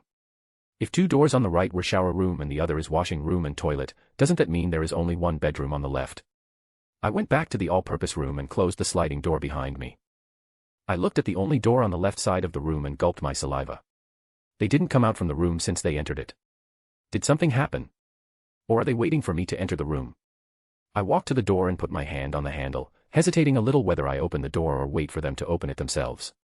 Ah, screw it. 7 years ago Tsura said that I need to wait until we are adult to do it, and now that I've turned into a splendid adult I don't need to wait anymore, right? I opened the door with no hesitation and entered it. As I've guessed, the door leads into a bedroom that was painted white. In the middle of the bedroom was a king-sized bed that could be used by 3 of us together with some space left. But, right now I can't really appreciate the bedroom because my gaze was locked by 2 beauty that lay on top of the bed. Young master, you finally entered the room, Naya, said Kuroka in a sultry voice. We've been waiting, young master, added Tsura. The reason why my gaze was focused on them was that they only wear their underwear while laying on the bed. I see, so they are waiting for me to make my move, huh? Youkai matured at age of 14. My yokai form also stopped growing when I hit 14, so it's fine, right? Tsura was 18 this year and Kuroka was, let's not talk about her, but she's older than Tsura for sure. It's my fault, huh? I said that I will hold Tsura when she's an adult, but I make her wait for 4 years. I need to make sure to love her enough to return those 4 years. I approached them, climbing on the bed between them, and said with a smile. Both of you are beautiful. Chapter 16, 1 is good, 2 are perfect, 18 plus. Also the total of 52 advanced chapters for all my series. Content warning, NSFW. The NSFW will be continued in the next chapter. You can wait for tomorrow if you don't want to be left in the middle of a hem failing your NNN. Young master, said Tsura with an expression of longing. Her face has turned red because of embarrassment, but her heart beating fast because of excitement. She had waited for this day when her young master finally embraced her with a loving expression. Sho, don't call me young master for now. Just call me Riku. Riku said with a soft tone as her face approached Tsura's. Their lips met with each other as Tsura closed her eyes, trying to feel her first kiss with her young master, Riku, with every sense that she has. Riku-sama, I want a kiss too, Naya. Their kiss didn't last long because of another voice that urged Riku for a kiss. Riku separated his lip from Tsura's and unconsciously Tsura let out a voice of disappointment. Ah. Don't worry, I will love both of you equally. Riku fixed his position and sat with crossed legs on top of the bed. He patted his thighs with both of her hands, gesturing for Kuroka and Tsura to sit on top of his thighs. Come here. Kuroka, with her ears and tails coming out because of her excitement, crawled in seductive manner towards Riku's left thigh and planted a deep kiss right after she sat on top of his thigh. MMH, MH, MMMH. She let out a seductive voice as she tried to pry into Riku's lip using her tongue. Without resisting, Riku attacked her back using his tongue and squeezed Kuroka's breast using her left hand, and surprised Kuroka. MHH. Tsura looked at both of them that was kissing deeply becomes jealous. She crawled over Riku and put his hand on her breast. Feeling a soft sensation on his right hand, Riku squeezed it and Tsura let out a soft moan of pleasure. On Riku-sama. Riku, hearing Tsura's moan, finally separated his lips from Kuroka, creating strands of saliva that connected their tongue. Ha, HAAA. Kuroka was out of breath because of the continuous kiss with Riku. She was laid weakly and leaned against Riku's shoulder, pressed her breast against Riku's arm. Riku turned towards Tsura as he felt his blood burning. He wanted to ravage them, make them his forever. He took off Tsura's bra using his right hand as he leaned his face towards her. He kissed Tsura and inserted his tongue into Tsura's mouth, surprising Tsura, but she just accepted his advance while enjoying his kiss. HMNN on, she let out an occasional muffled moan, and after a while Riku was finally able to take Tsura's bra off from her, revealing a beautiful two pink peaks of Tsura's. He ended his kiss with Tsura and looked at her in the eyes before resuming the kiss. His right hand kept playing with Tsura's breast, sending her pleasure through her entire being. Kuroka recovered from the kiss, took off her underwear too, and approached Riku's crotch, which formed a tent because of a boner. Naya, look at this, said Kuroka in a seductive voice as she loosened Riku's pants and took out his cock. Because of his boner, his cock has stood straight in front of Kuroka's face, surprising her with his 7-inch dick. Feeling liberating on his crotch, Riku ended his kiss with Tsura and his breath was ragged. Ha, ha. Tsura was in no different fate from Riku. Strength has left her body because of the lack of air and she leaned to Riku's shoulder. Riku managed to catch her before she collapsed fully and lay her head on his thigh, near his cock, before turning his attention to Kuroka. Kuroka, you don't need to force yourself, you know. Snapping back from her surprise, she looked at Riku on his face. The way she looked at Riku was different from earlier. Right now her gaze was filled with lust, seemingly turning her pupil into a heart shape. I was surprised, Naya, to think Riku-sama hides such amazing weapon. As she said that, Kuroka touched Riku's dick gently with her right hand as she leaned her face closer to Riku's ear.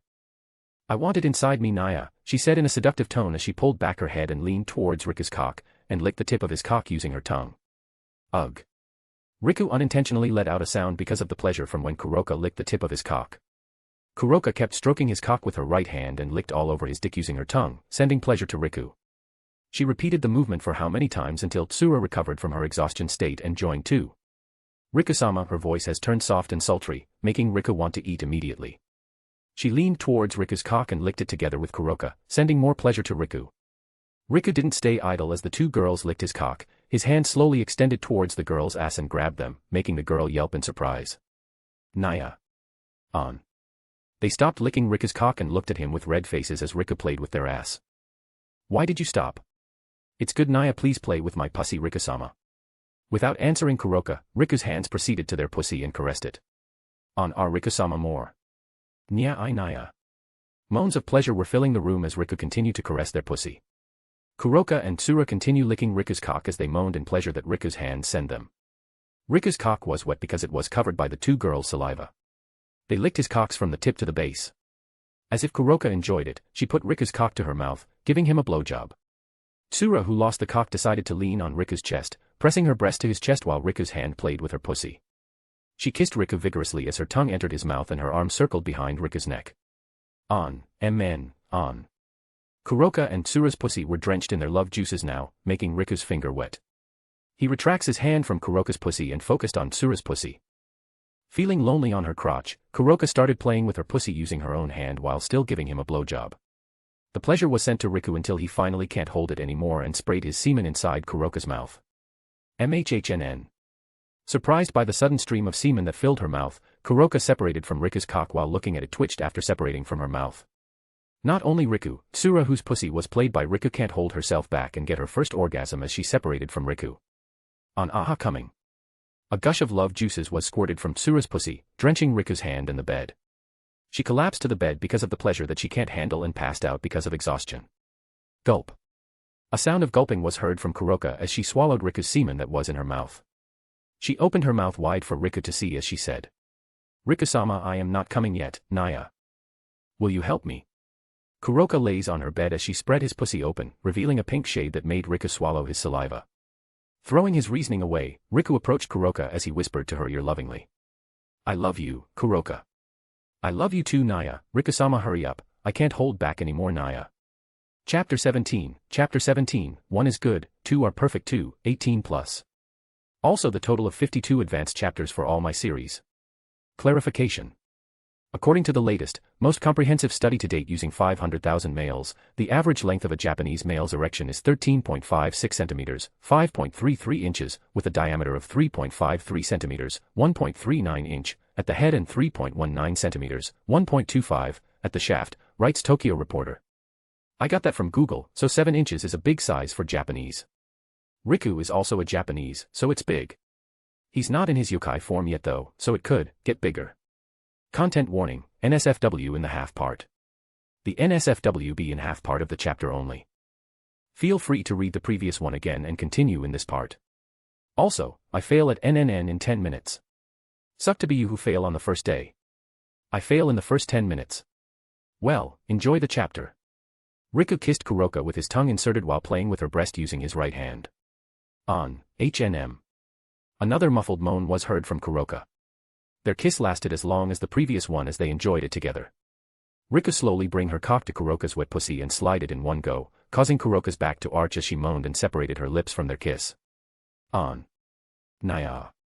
Riku's cock penetrated Kuroka's wet pussy with no problem, causing pleasure to be sent to both of them as they stay still for a second. Are you okay? On, more you can move, Riku-sama, give me more. Begged Kuroka as she circled her hands around Riku's neck and bring his face closer to kiss him. Riku began to move his hip while giving Kuroka a kiss. His hands also didn't stand idly as he played with Kuroka's breast and his left hand was pinching her nipple, playing with them. Both of them were indulged in the new sensations as their body came together with each other. Riku ended his kiss as he straightened his back and moved his hip faster, causing pleasure moans escaping Kuroka's mouth without stopping. On more. Give me more, Naya, moan of pleasure sounded without stopping as Kuroka's breasts were swaying, matching her body movement. Her hands gripped the bed sheet as her expression twisted in pleasure. Drool was dripping from her mouth, but she didn't care and stuck her tongue out to invite Riku to kiss her. Accepting her offer, Riku bent his body and sucked on Kuroka's tongue while swinging his hips at a faster pace, pleasuring Kuroka's pussy. Their lips separated once more as Riku said, "Kuroka, I'm close." On, yeah, me too, give it to me, Riku-sama. Riku quickened his pace as Kuroka moaned in pleasure until finally, he can't hold it back anymore. I'm coming. Riku pulled his cock as his semen sprayed all over Kuroka's body. Kuroka was also at her wit's end as her love juices squirted out from her pussy at the same time. On coming. Exhausted, Kuroka laid on the bed with a blissful expression, contrary to Riku who was still vigorous down there. He turned to look at Tsura but he saw her still sleeping beside Kuroka. He was a bit disappointed but just shrugged it off because he can always do it another day. He got off the bed, he grabbed his clothes on the ground and walked out of the room. When he reached the door handle, he looked back to see two girls sleeping soundly with blissful faces while covered with his semen. He smiled a little and exited the room, still naked while holding his clothes, and took a shower to cleanse himself from the smell. NSFW end. After cleansing myself, I sat on the couch in the all-purpose room. I looked outside the window and let out a long sigh. The sky has turned orange as the sun has almost hidden from the world and invited the night. What should I do now? We just have sex as soon as we entered the apartment, but it's not even night yet. I just accepted them on impulse and now I don't know what to do now. As a half yokai, I was more active at night like the devils. That's why I am in a bind right now, because if I wanted to sleep in the bedroom, there are still Kuroka and Tsura laying naked while being covered in my semen. Somehow, I felt like spraying my semen over Kuroka's body was a bad choice of mine. I let out a long sigh again before I stood up and entered the bedroom again to get my usual striped green kimono. I found a closet in the bedroom when I picked my clothes earlier, and as I thought, my kimono was hung inside the closet. I changed my clothes there, without minding the two girls behind me, and transformed myself into my yokai form. Power began to fill my body as I feel energized with my yokai blood coming to an active state. When I was a kid, I never realized that I was a bit stronger in my yokai form, but now that I reached puberty, the change was significant. I felt stronger and faster as my yokai blood moved through the veins on my body. Not only that, my senses were expanding. My senjutsu becomes stronger and I could feel almost every energy from supernatural beings that resided in this city. That's why I could feel the fallen angel gathered in the church and one foreign energy that feels warm moved slowly inside the church. With a smile forming on my face, I exited the bedroom and walked out of my apartment room. How can I forget, tonight is when Asia died and reincarnated as a devil. Issei also managed to unlock his boosted gear and fought with the exorcist and fallen angels inside the church. I walked out of the apartment without anyone noticing me. I've always donned in my fear because of my old man's suggestion. He said that it's better if we, Nurarihyon youkai, hide our presence from the public or supernaturals. Not only that, with fear covering my body all the time, it doubled as training and protection from ambush. Back to the topic, with such a fight from the devils and fallen angels, how could I miss it? I love playing around and pranking people. I love grabbing attention for myself because of my previous life job as a street magician. But more importantly, I love shows. That's the reason why I agree with my old man's order to go to Kuo, to watch over the devils.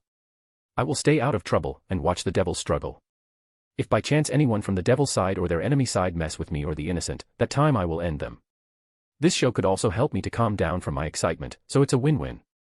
I am confident that none of them would realize my presence. If there is someone who will notice me, then that someone is Kaneko, who used her senjutsu to the limit. I doubt she trained her senjutsu when she was in the underworld.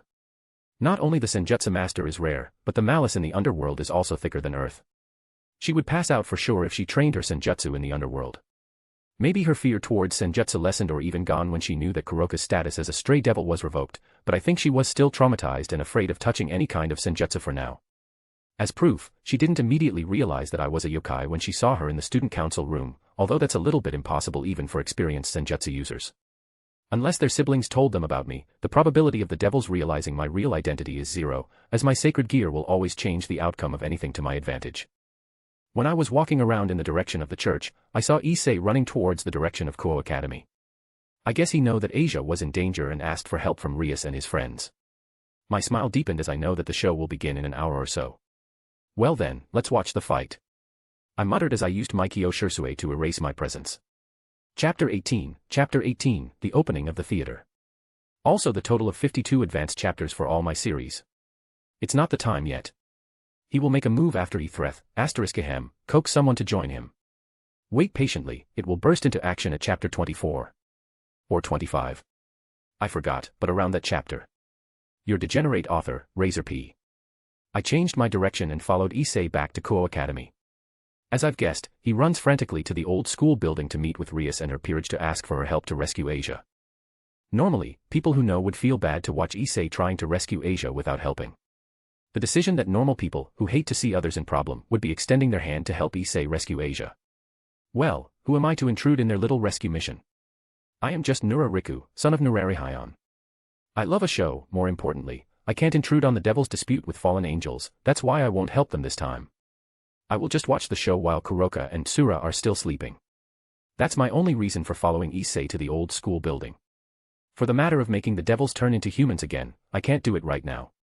I have yet to unlock my balance breaker, so it's still impossible for me to turn devils back into humans. I must say, the decoration of the old school building and the Occult Research Club, OCR, room was extravagant. Everything that was used as decoration was antique or ancient wood furniture. Inside the room of Occult Research Club, Kaneko and Kiba sat on the couch with a table that separate them. On top of the table was an antique candle holder with 3 candles lit up as the light source of the room. The source of the light was not only that, there are several candle holders with the candle that was lit by fire to illuminate the room. As expected of the devil's base, they are able to see well in the dark so they don't need that much light. Maybe that's the reason why Rias decided to use candles as the source of light. Not only that, but candles also give a vibe of the supernatural. So it fits well with being like devils. Bucho, please help me to rescue Asia. Issei stood in front of Rias with a serious expression on his face, pleading for her help. The sight was really amusing. The usual pervert trying his best to help his friend is really a sight to behold. If you wonder from where I was watching the show, I sat on an extravagant chair beside Rias and Issei. Truly the best spot to watch them. None of the devils inside the room noticed my presence as I covered myself with my fear, erasing my presence. That includes Kaneko, who has a rather high sense to feel the supernatural entity. Forget her. You are a member of my peerage. Rias refused Issei coldly by telling him to forget her. I almost whistle at her act. She wanted to look like a fine leader in front of her subordinates, that I could respect. But she's wrong if she wanted her peerage to look at her as a family member. If it's me, I will grab Issei and go to the church right at this moment to see what's going on there and decide my next action after understanding the situation. Especially when the devils know the existence of the fallen and the exorcist that invaded their territory that yokai lent to them. She's an idiot if she wanted to use this act of transgression from the fallen towards the devils as a way to train Issei or something. Watching her makes me remember something. Isn't it time for me to build my own Hyaki Yaku? In the future, East Yokai clan would be attacked by Chaos Brigade, or more specifically the hero faction. I need to find my trusted comrades in the arm if I wanted to minimize the damage caused by the attack. Then I will go alone, said Issei as he turned away from Rias. Wait, Issei. That church is the enemy line, there is also a fallen angel over there, shouted Rias. Hearing his leader's word, Issei stopped and looked over his shoulder. Why? I am just a pawn, right? There is nothing changed if you lose a pawn like me, isn't that right? Shut it. The pawn has a special power called promotion. Pawn could be promoted to other chess pieces other than king if they can infiltrate to the enemy line. Rias explained all details about Issei's power to him. About the power of promotion, sacred gear, and also how to activate the sacred gear. Yawn, this is getting boring. As I've thought that, I feel another presence that feels like a devil, but at the same time, the presence has the same energy as a fallen angel. The presence approached the door of the ORC room and opened it. I looked at the door and saw Akino appear from beyond the door. Akino. She approached Rias and whispered something to her ear. Rias's expression changed when Akino whispered something to her ear, and now she has a serious expression. She nodded her head at Akino and walked away from Issei. Now that the devils know about the fallen angels and their rituals to extract sacred gear from Asia, the situation has gotten interesting. I stood up from the chair and loosened my hands slightly before I followed Rias and Akino. If my guess is right, then they will teleport to the church using a magic circle. As I didn't want them to notice my presence, I need to arrive at the church before the fight started. That's why I exited the ORC room with Rias and Akino to avoid opening the door myself. Unfortunately, my memory failed me as Rias and Akino stopped just across Issei and teleported away from the room. Well, it seems that I need to wait for a little longer. I leaned against the wall near the door with my arm crossed and watched Issei instead. He walked towards the exit with a serious expression on his face. But when he was about to open the door, he was stopped by Kiba Yuto. You want to go alone? Asked Kiba. Yeah, I must save Asia no matter what, answered Issei without looking back at Kiba. Because Issei stood near me, I could feel the presence of Drake clearly inside his sacred gear. His presence is big and heavy, it was the biggest presence that I felt since I was reincarnated. Even Yasaka's, the leader of the West Yokai faction, presence didn't feel this big. I never met with gods, so I don't know what kind of presence that they hold, but most certainly it will not be as big as Drake. Maybe some gods are stronger than Drake, but the majority of minor gods would lose to him. As expected of a paid dragon. Even when he sealed inside a sacred gear, his presence still radiated out from Issei. I'm not a battle maniac, but I think I wanted to fight him when he's at full strength. You will get killed, you know, Kiba said as I saw him pick up his sword. Kaneko also stood up from the couch and approached Issei slowly. Issei still didn't notice that his comrades were preparing to go with him and snapped back at them. I know. But I will save Asia no matter what, he said and turned around to glare at Kiba. But when he turned around, he was surprised by Kiba and Kaneko that were ready to go with him to attack the church. We will go with you, said Kiba with a smile. The dumbfounded Issei just nodded his head and opened the door to exit the room. I used this chance to go out and run towards a nearby convenience store and pick a bag of potato chips from the shelf. Unlike my old man, I put money on the cashier table before excusing myself from the store. I run towards the church while my Mikio Shirsue is active and jumped on the tree near the church entrance. I sat on the tree trunks and looked at Issei's group who just arrived at the church. I opened the bag of potato chips and put one of the chips into my mouth as I smiled. Good. I need to catch Fried if he fled, but for now, I will watch them from here. Now, let the battle begin. Chapter 19, Prelude of the Dance of Devil and Exorcist. Also the total of 52 advanced chapters for all my series. Someone said, put a warning. I put warning a long time ago, that the pace will slow and have no action until chapter. Please do read the warning, I don't want to repeat it many times. MC will move when at chapter 24, but a follow-up canon has some change too. Like, in chapter 21 in the future, MC will make a move. That's it, don't blame anyone or anything. I saw Issei, Kiba, and Kaneko hide in the bush below me and looked over the church. Issei and Kiba were hiding behind the trees while Kaneko was crouching behind the bush. Well, honestly I don't know how to call her. Should I call her Kaneko because she went with that name now, or should I call her Chiron like Kuroka? I should ask her about that when Kuroka meets with her. More importantly, now I need to focus on the fight. Something like this didn't happen all day, especially this is a prelude to the fight with the cadre from Grigori. I munched on my potato chips while looking at them planning on something. What should we do? That murderous air is too thick here. Asked Issei while looking at Kiba. It seems that there were lots of priests gathered in the church. But Issei, don't you feel a pressure thicker than this a few hours ago? Kiba said to Issei as he was peeked her head to look at the church. Oh. Are they talking about me? I know that I am amazing, but don't praise me that openly. I nodded my head in satisfaction as I stood up and prepared myself to jump towards the church's roof but stopped after I heard Issei's word. Yeah. Those 3 transfer students, huh? The girl that sat on the guy's left is scary. She chills the air just by sitting there. But they were beauties, hee. When Issei said that, I could see that Kaniko's body tensed for a while before she spoke. Although you will seal Trihexa in the future with the help of the leaders of 3 factions and other gods, for now, you should die. Don't you dare ride my girls like that. Pervert. Die. Kaniko punched Issei on the stomach and walked towards the church. Issei slumped on the ground because of the pain from Kaniko's punch. He held his stomach with both of his hands as his eyes rolled backward. I was almost kick Issei on the back of his head, but I was able to stop myself when I saw Kaniko punch him in my stead. They must have noticed our existence here, so it's useless to hide. As Kaniko reached the church's door, Kiba and Issei also walked to her and stopped beside her. For some reason Issei was recovered from the pain. How did he do it? Is it Drake job? Surely not. After they are ready, Kaniko kicked the door open. What can I say? Why did they just walk towards the entrance of the church if Kaniko could always destroy the wall of the church? Well, it's their decision, so as a watcher, I could only make a comment in my mind. After all, this church is far from the civilians and no one realizes what happened because of the barrier that was set around here. Now that they entered the church, I need to watch their fight in a VIP seat. I jumped from the tree and landed behind Kaniko. Her skirt was lifted a little bit because of the wind that I create when I landed on my feet, but it seems that she didn't realize that, or rather she ignored it. Issei's group entered the church as I looked around while following them from behind. The church, as the name says, was abandoned and the statues were destroyed. Even the cross that was in the middle of the church was half destroyed. The seat appears in a good condition, but they were dusty. This is hideous, commented Issei as he looked around the church. When he was looking around, I found the best spot to watch their fight, and that is near the ceiling of a church. I saw there is some space near the ceiling that could be used to sit and watch the entire church's room from that. I jumped and sat in a comfortable position while still holding my bag of chips that only has half of the content left. As soon as I sat in the space near the ceiling, a clap was sounded and a man with silver hair wearing white priest clothes and dark blue priest robe walked to the front of the church from the side. He smiled as he looked at Issei's group and spoke in a joyful tone. Hey. We meet again. He stopped right across Issei's group as he raised his left hand. I never thought I will meet with the same devils 2 times.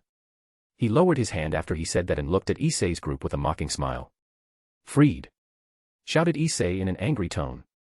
Oh! So he's freed Selzen. That rogue exorcist was also a psychopath and battle maniac. He will cooperate with Valper Galilei and was given a shard of Excalibur to kill the devils. It's a good chance to see the battle between them and rate their strength. I was only trained with my old man and Magari, so I don't really know how strong I am compared to the average of the supernatural world. You know. I am really strong. When I met with one devil before, they will get this treatment, said Freed as he used his left hand to make a slashing motion across his neck, telling Issei's group that he killed every devil that he met before. That's why I'm angry that you are still alive and meet me 2 times. As he said that, he pulled out a light sword with his right hand and a gun from his left hand. Without saying anything more, he pointed the gun at Issei and fired at him. Fortunately, Kiba was in a ready position and shoved Issei away from the bullet's trajectory. Are you okay, Issei? Yeah. You saved me, thanks. They got up on their feet again, but Freed had closed his distance and slashed at Kiba from above his head. With skilled movement, Kiba unsheathed his sword and blocked Freed's slash, and their sword interlocked for a while as they looked at each other with a smile. Issei used this chance to punch Freed, but he dodged Issei's punch and jumped away from his location. Where is Asia? Shouted Issei at Freed. Oh. The sister that fell to the devil's temptation. She's in the underground with a fallen angel doing a certain ritual. You can go to the underground from that altar. Well, they exchanged a slash and stopped before finishing their fight only to talk again. Idiot. I thought while I put a potato chip into my mouth. Should I just kill the exorcist and walk away from here? It's useless to watch them for now, only Freed was branded as stray here, so, oh. As I thought that, I saw Kaniko raise a seat and throw it at Freed, knocking him unprepared. He was blown away by the force and crashed to the ground, causing the seat to be destroyed and creating a cloud of dust. "Shut up, you talk too much," she said while raising another seat and throwing it at Fried that was trying to stand up, knocking him once again. "Good job, Kaneko." As expected, a fight shouldn't have a long talk. Let's watch them a little longer. I need to chase after Fried when he fled after all. Chapter 20, Dance of Devil and Exorcist. Also the total of 52 advanced chapters for all my series. "It hurts," a voice of Fried was sounded as the cloud of dust dissipated. His dusted figure while holding a light sword and a gun has a scowl on his face. "For a devil to go this far. I will kill you." Fried was rushing towards the one nearest to his position, Issei. But, before he could reach him, Kaneko threw one seat again from the back and blocked his way. Fried jumped back before rushing again only to meet a slash from Kiba. He hurriedly blocked Kiba's slash with his own light sword as his expression twisted in a crazy smile. "Ha ha ha, you are strong for a low-ranked devil. Now, die." As he said that, he pointed his gun towards Kiba's temple and shot it.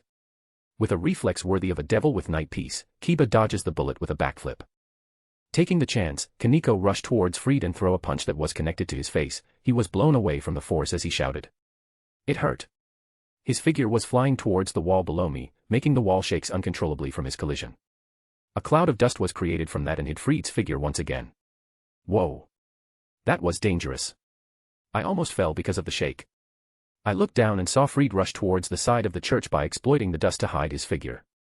He sent a barrage of bullets to Issei from the side but was blocked by Kaneko's body. The fight continues with Kiba exchanging a barrage of slashes with Fried with Issei and Kaneko supporting him from behind. It was getting boring. Fried was blown away for the third time and pulled out something from his back pocket. "I was at a disadvantage, so bye-bye, I will kill you next time." He slammed that something to the ground and created a bright flash of light. The devils can't look directly at the flash of light and missed Fried's figure that jumped away from the location. On the contrary, I could see him clearly as he ran away from the church. Well, the fight was boring. If that's their level, then I could win without sweating. I should test my ability against exorcists. I get a free target after all. I jumped down from my sitting location and run in the direction of Fried.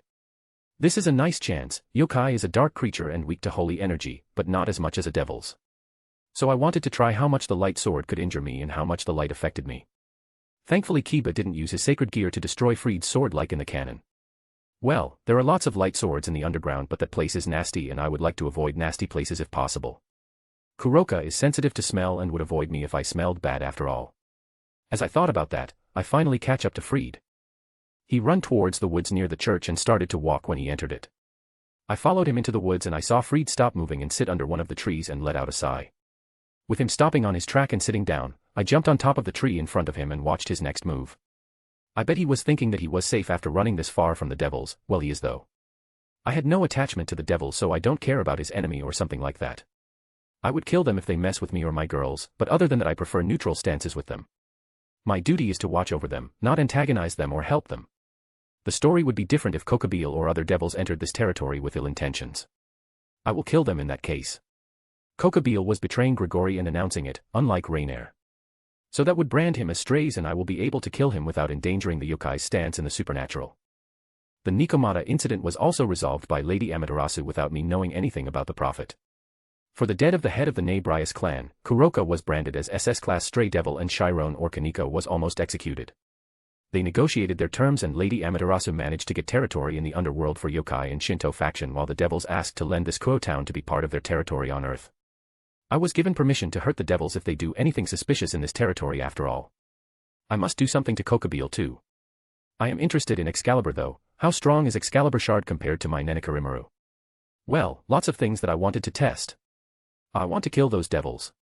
He grumbled to himself as he leaned his back against the tree and put his arm in his knees as he looked up at the sky. This is my chance to appear with cool lines. I reduced the fear that surrounded my body and made my presence known. Oya, there is an exorcist sitting in the dirt. Are you lost by chance? I jumped off the tree as I said that and crossed my arms inside my kimono. He immediately stood up and pulled his sword from his back as he glared at me cautiously. I approached him slowly while I looked at him with one eye and a smug smile on my face. Do you want me to escort you back to the church? Oh, I forgot that devils have attacked the church. How about I take you to my apartment instead? He finally took out his gun and shot at me while aiming at my head. The shot was connected, and it hit right in the middle of my head, between my eyes. Unfortunately for him, he only hit my fake images.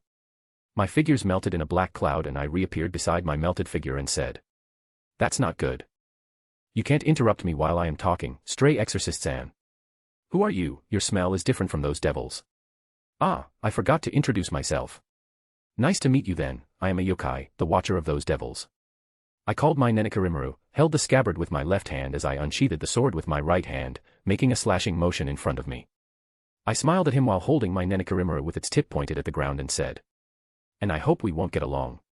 Chapter 21, The Dance of Yokai. Also the total of 52 advanced chapters for all my series. A sound of gunshots ringed in the woods in the middle of the night accompanied by the occasional sound of the wind being slashed by sharp objects. In the deep of the woods near the church, I was being shot by Fried, the stray exorcist. Surprisingly, the bullet that came from his gun was near infinity. He just need to reload his gun with some kind of ammo and he can shoot around 20 shots with no problem. Well, the problem is for him though, as he never hit me even once as he pursued me deeper into the woods. "Ha ha ha ha, is this the extent of your skill, stray exorcist?" I mocked him as I kept my left hand inside my kimono and dodged his bullet with Kyoka Suigetsu. I've been using Kyoka Suigetsu since I decided to show myself and never revealed my real location to him. His fear of me amplified as time passed. It was getting stronger and stronger until finally, he can't even graze me with his bullet. "Stop using that weird technique, you yokai bastard."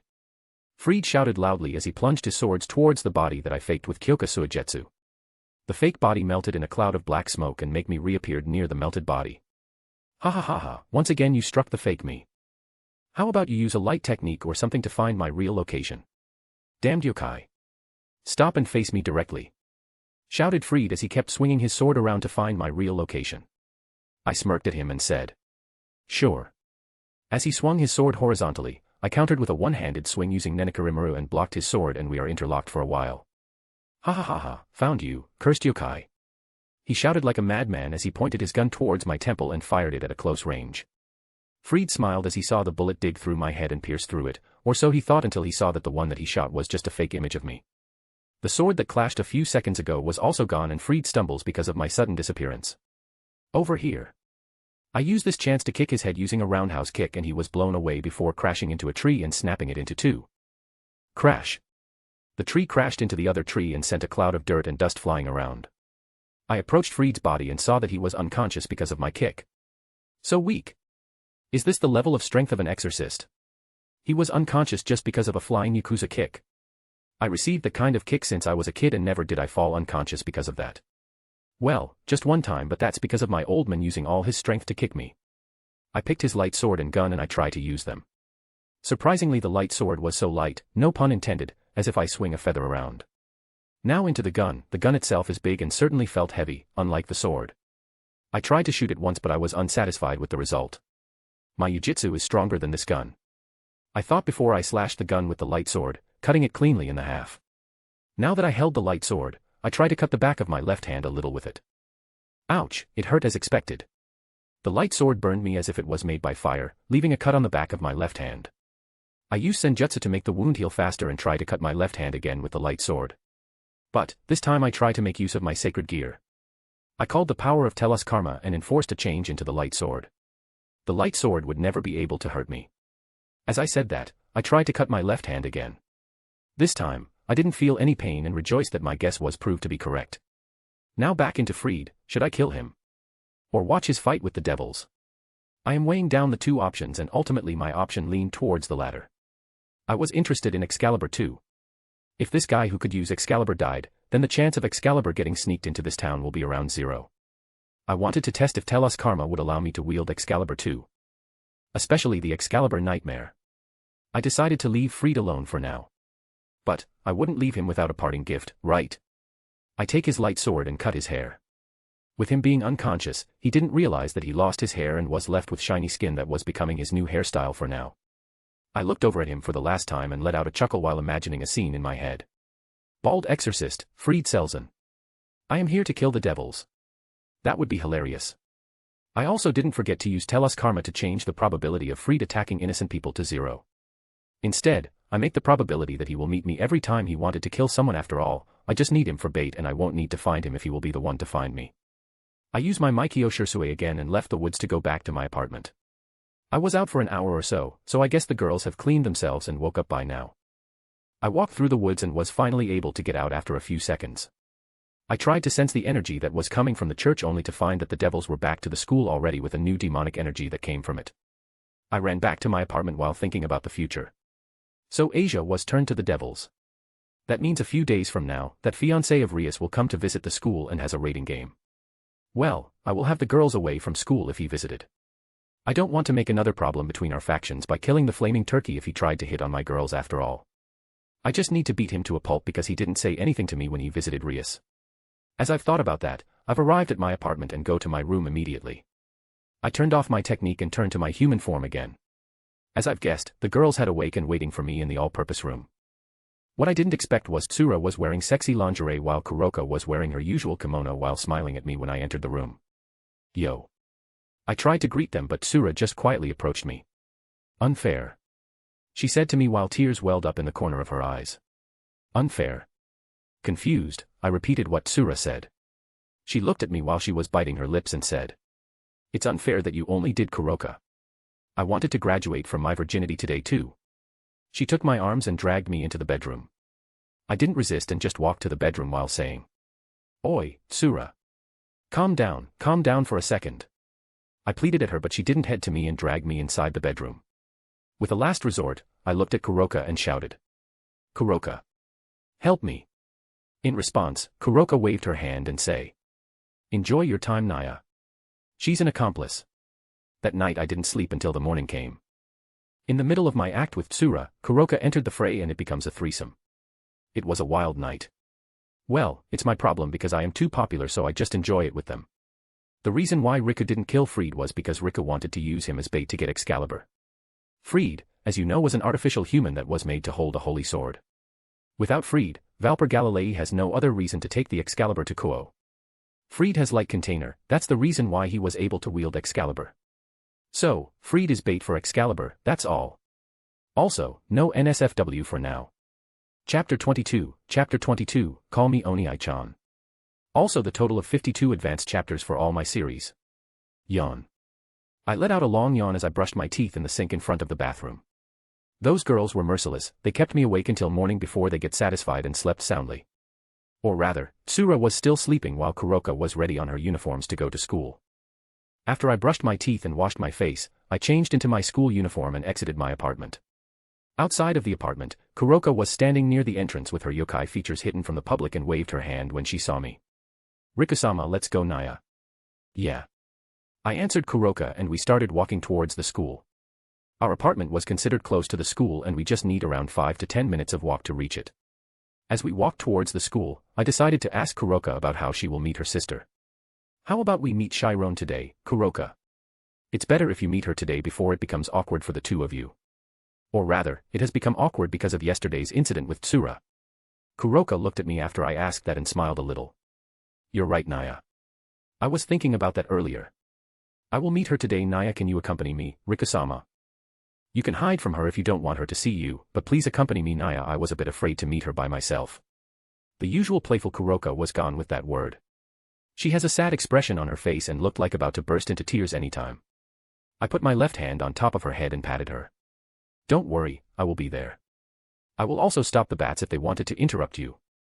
I give her my widest smile and she responded with a big smile too as her right hand slowly intertwined with my left hand. She looked at me with a toothy grin as we continue our walk to the school.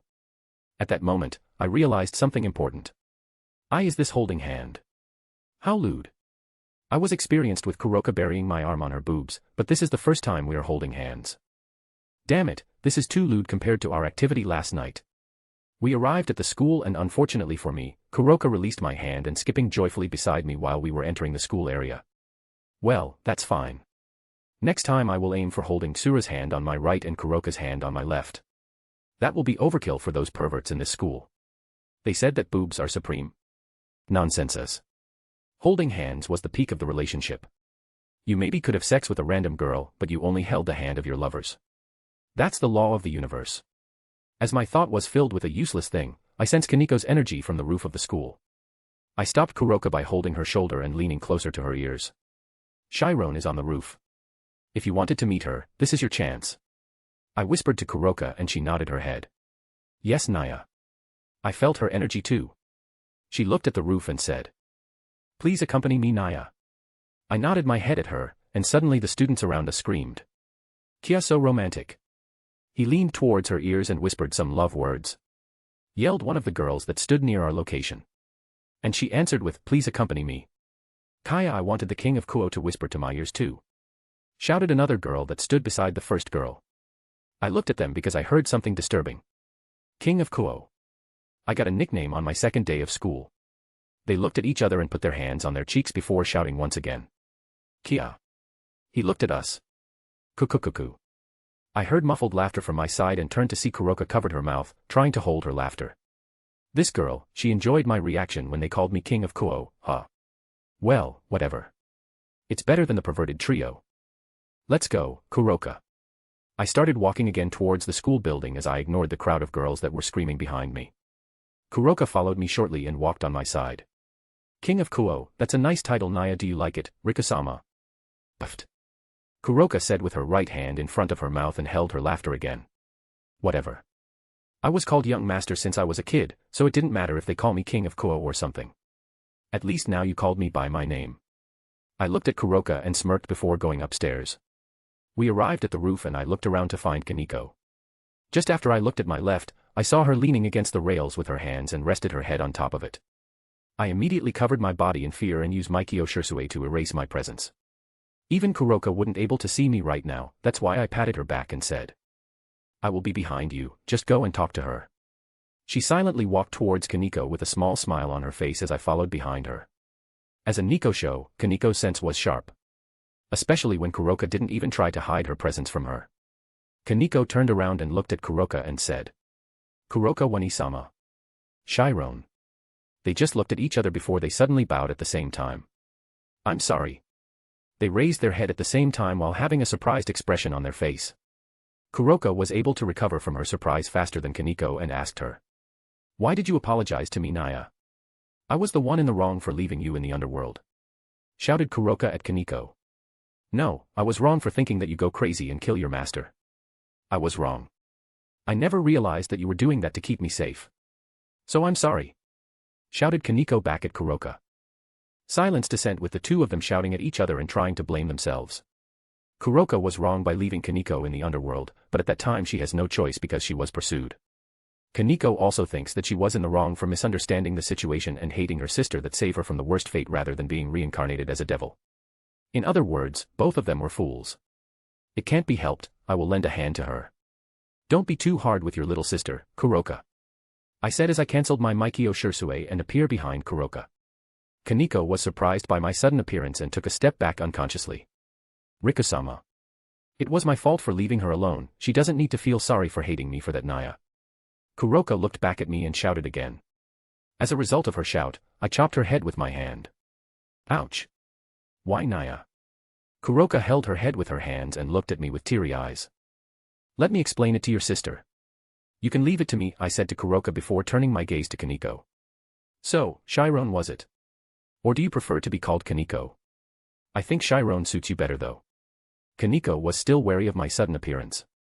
But seeing Kuroka's behavior toward me has lessened Kaneko guards against me and she answered me. Kaneko. Chiron was special for Kuroka Wani-sama. I crossed my arms and nodded my head. I see, then Kaneko.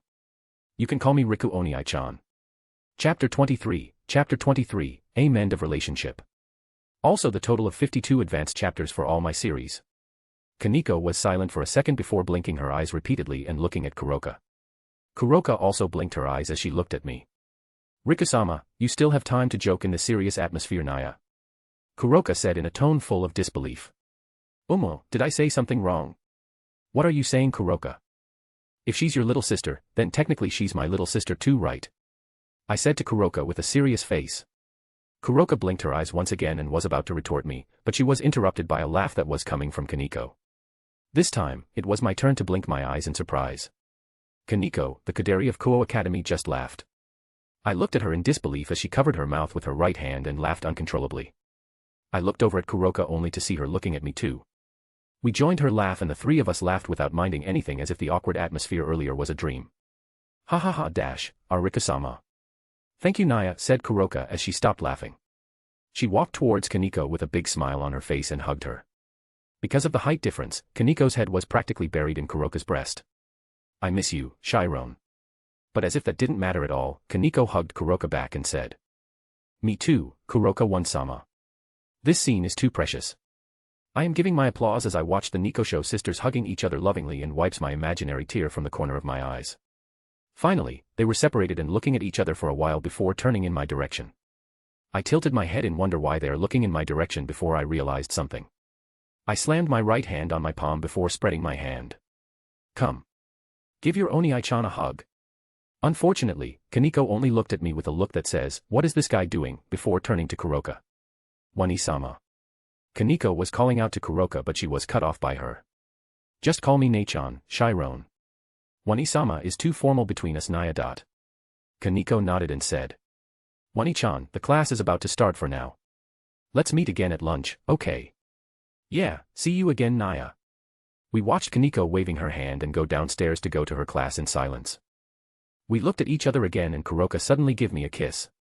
The kiss didn't last for too long as Kuroka separated herself from me and run towards downstairs. Let's go, Rika-sama. We will be late, Naya. A smile crept up on my face as I followed Kuroka. Ding dong. The bell that was a sign of lunch break sounded and ended the first period of the class. Most of our classmates exited the class to grab their lunch in the cafeteria. As I didn't bring any lunchbox, I stood up from my seat and invited Kuroka to go to the cafeteria together. She agreed to my invitation and we exited the classroom and go to the cafeteria to grab our lunch. We entered the cafeteria and go to the ticket machine to get our menu. There is a wide variety of the menu. From udon to curry rice. There is even ramen on the menu. Without hesitation, I choose ramen and asked Kuroka what she prefers. Kuroka, what do you choose? I stepped to the side a little and let Kuroka look at the menu. She put her index finger on top of her mouth as she looked at the menu, unable to decide which one that she wanted to get. How about a curry? There are 3 optional side dishes for it. Then I will choose curry, Naya. I inserted money in the machine, pressed the button under the curry menu and a ticket came out from the ticket machine.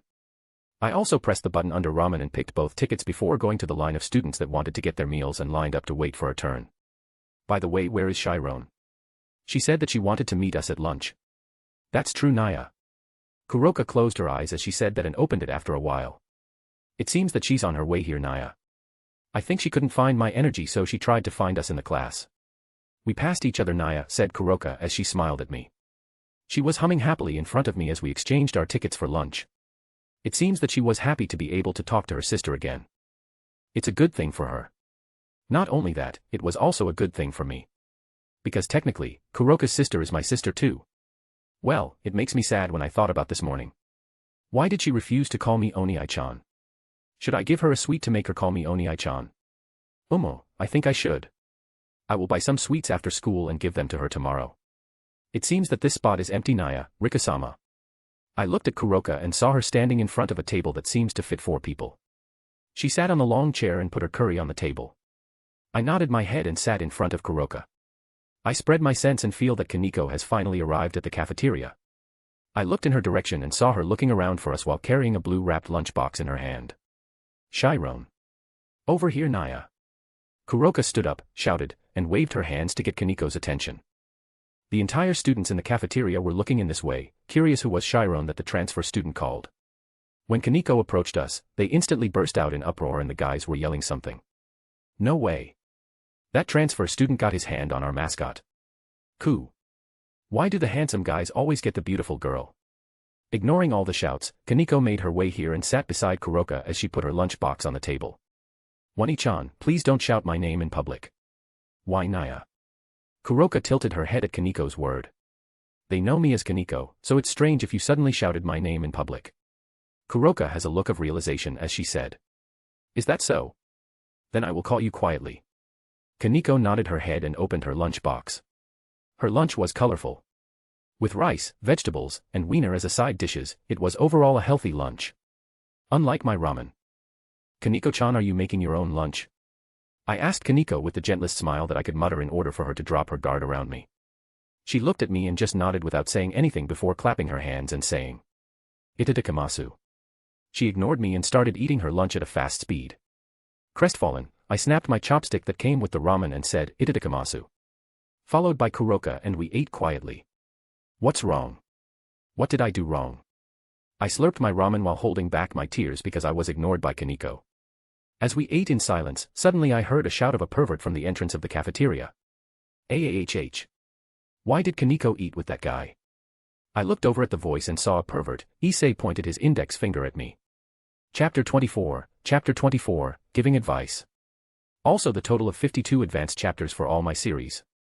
I put it in the wrong schedule. Darn. Something troublesome just entered the cafeteria. I was already in a foul mood because Kaneko refused to call me Oniai-chan, and now a pervert has come inside the cafeteria. Just because I saw him exit the class with his friends, I thought that he would peep at some girls in the courtyard, but it seems he also needs some lunch, so he came here. It's not like I hate him. Perverted behavior is normal for boys, he put it on a different level. Well, if he spied on my girls, I will beat him up regardless of his excuse though. I looked at Kaneko and Kuroka and saw them ignoring their shout and kept enjoying their meal. Following their example, I ignored the perverted trio and continued eating my ramen too. I could feel him walking towards our table with his friends, the bald one and the glasses one. I forgot their name, but if they made a fuss on our table, don't blame me if I showed off a little. I kept ignoring them until they finally arrived at the side of our table. Issei looked at Kaneko before he noticed Kuroka that sat beside her. I readied myself in case Issei looked at her with his lecherous gaze, but to my surprise, he looked at Kaneko and asked her. "Hey, Kaneko-chan. Why are you eating with him?" As he said that, he looked at me warily. Oh, right. The incident yesterday must have left him wary of me. Well, the serious atmosphere was broken almost immediately by his friends though. That's right. Why is the school mascot eating together with the new king of Kuo on the same table?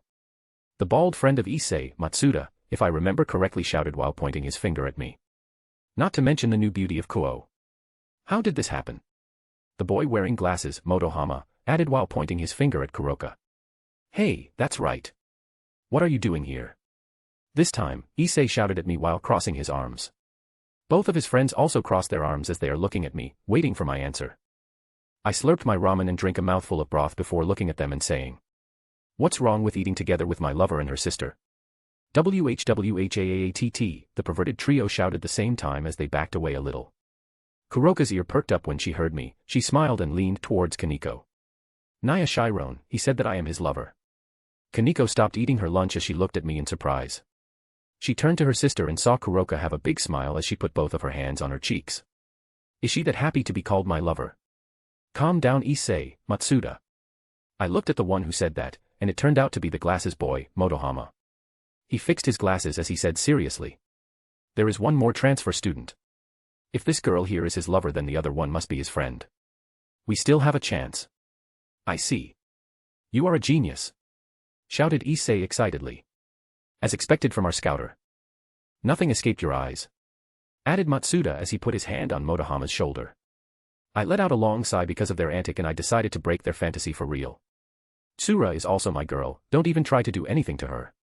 I will beat you up if you ever think about her. GUH. It's unfair. As always, it's the handsome guy that got the beautiful one. Motohama and Matsuda cried out in frustration, but Issei just looked at me with his eyes open wide. He suddenly bowed at me and shouted, "Please teach me how to get a harem." I was surprised by his sudden outburst and looked at him in wonder.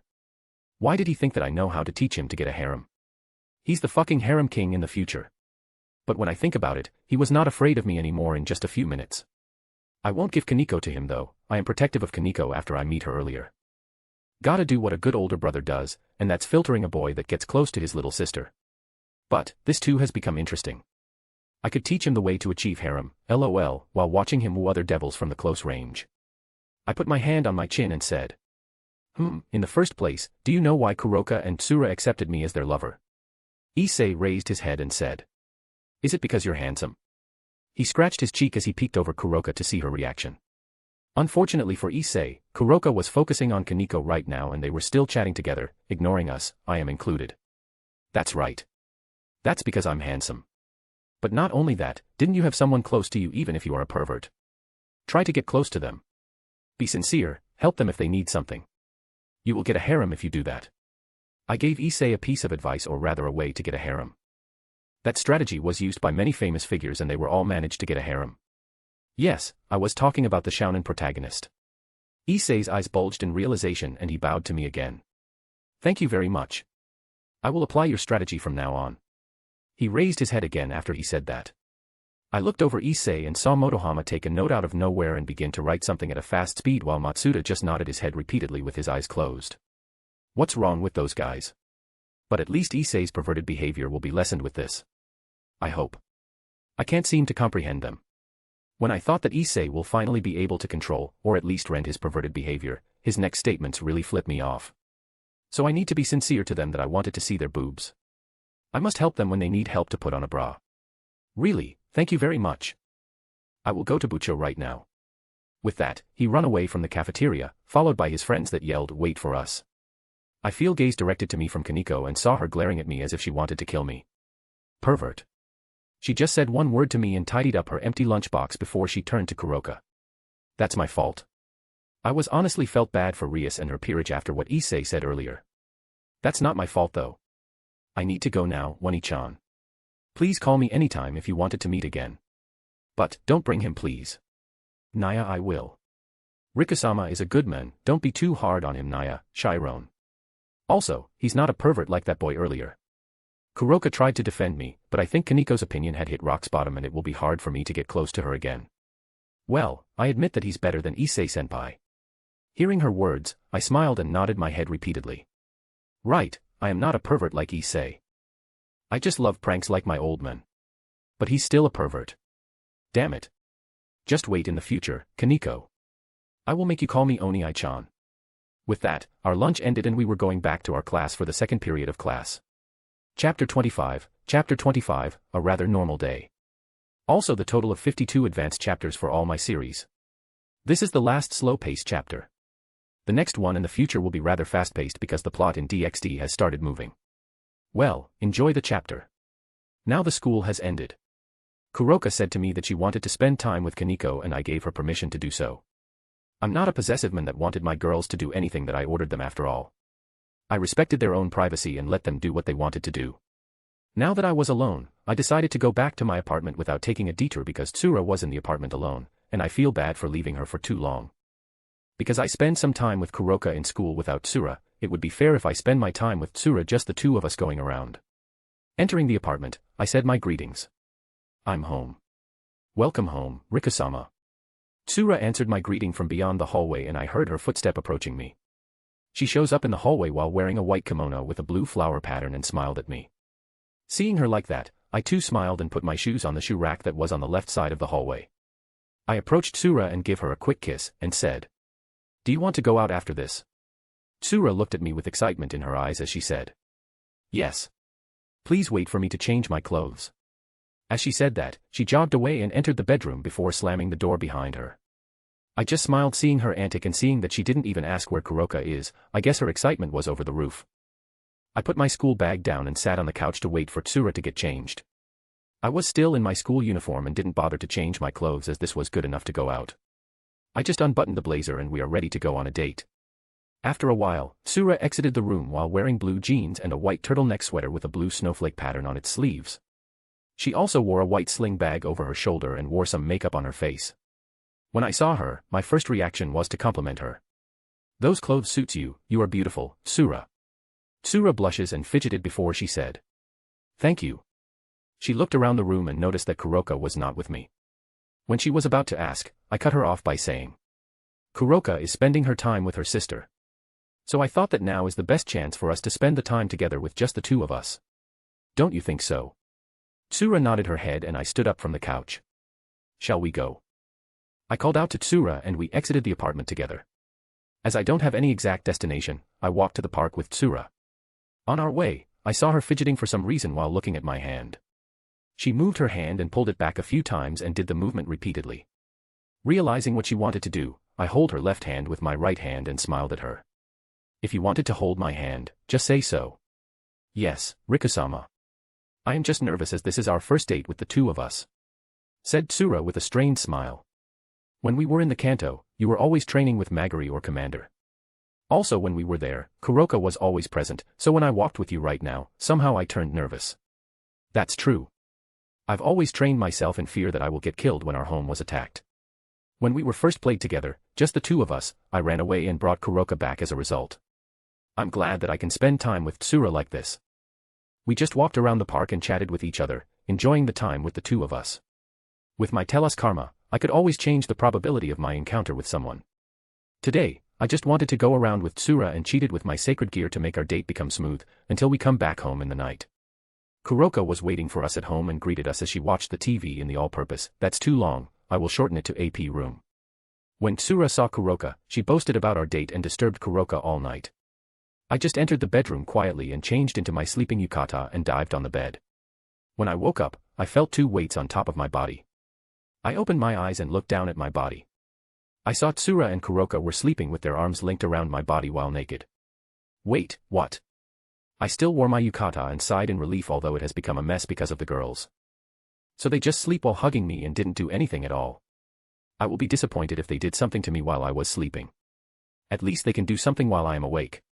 I tried to raise my body, but their arms stopped me from doing that. I could always use a little bit of force to escape from them, but I didn't do it because there is a chance that I will hurt them. So I decided to wake them up by poking their cheeks with my arms. For some reason, while they are hugging me, they let my arms roam free. I bet this is Kuroka's idea to sleep like this. Hey, wake up. Put on your clothes or you will catch a cold. I raised my voice a bit to make sure that they will wake up from it. I heard a cute voice that was coming from Tsura and saw her slowly raise her body and rub her eyes. Goof moaning Rikasayama yawn, Tsura greeted me while not fully awake and let out a long yawn. She loosened up her arms and stretched it back, puffing her bare chest as a result. I appreciate them for a while before returning Tsura's greeting. Good morning too, Tsura. I think you should wash your face after wearing your clothes. As I said that, Tsura was fully awake and quickly covered her chest while looking at me with a red face. After looking at me for a while, she turned at Kuroka and smacked her butt. Naya. Kuroka raised her body suddenly and looked around in a daze before stopping her gaze at me and blinking a few times. She slowly closed her eyes again and leaned against my chest. Good. Or not.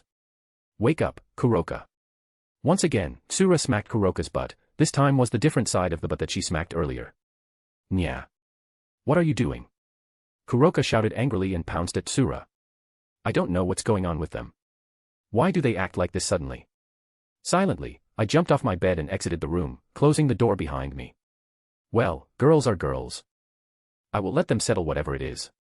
And I went to the bathroom to wash my face and brush my teeth after deciding to ignore them, for now.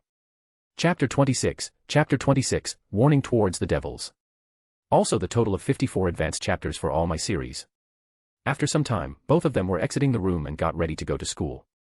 Right now, we were walking to the school with me in the middle while Kuroka on my left and Tsura on my right. So, what happened earlier?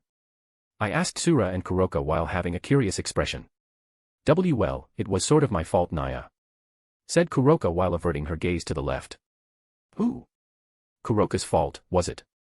I become more curious about what happened earlier. When I slept last night, they were just fine, and this morning for some reason Tsura was a bit angry. Towards Kuroka. That's definitely her fault. There was no way I would sleep while naked like that. On my right, Tsura raised her voice while her face turned red in embarrassment. So that's what's going on. Kuroka removed Tsura's clothes while she was sleeping. I see, in that case, I can't blame her for being angry at Kuroka.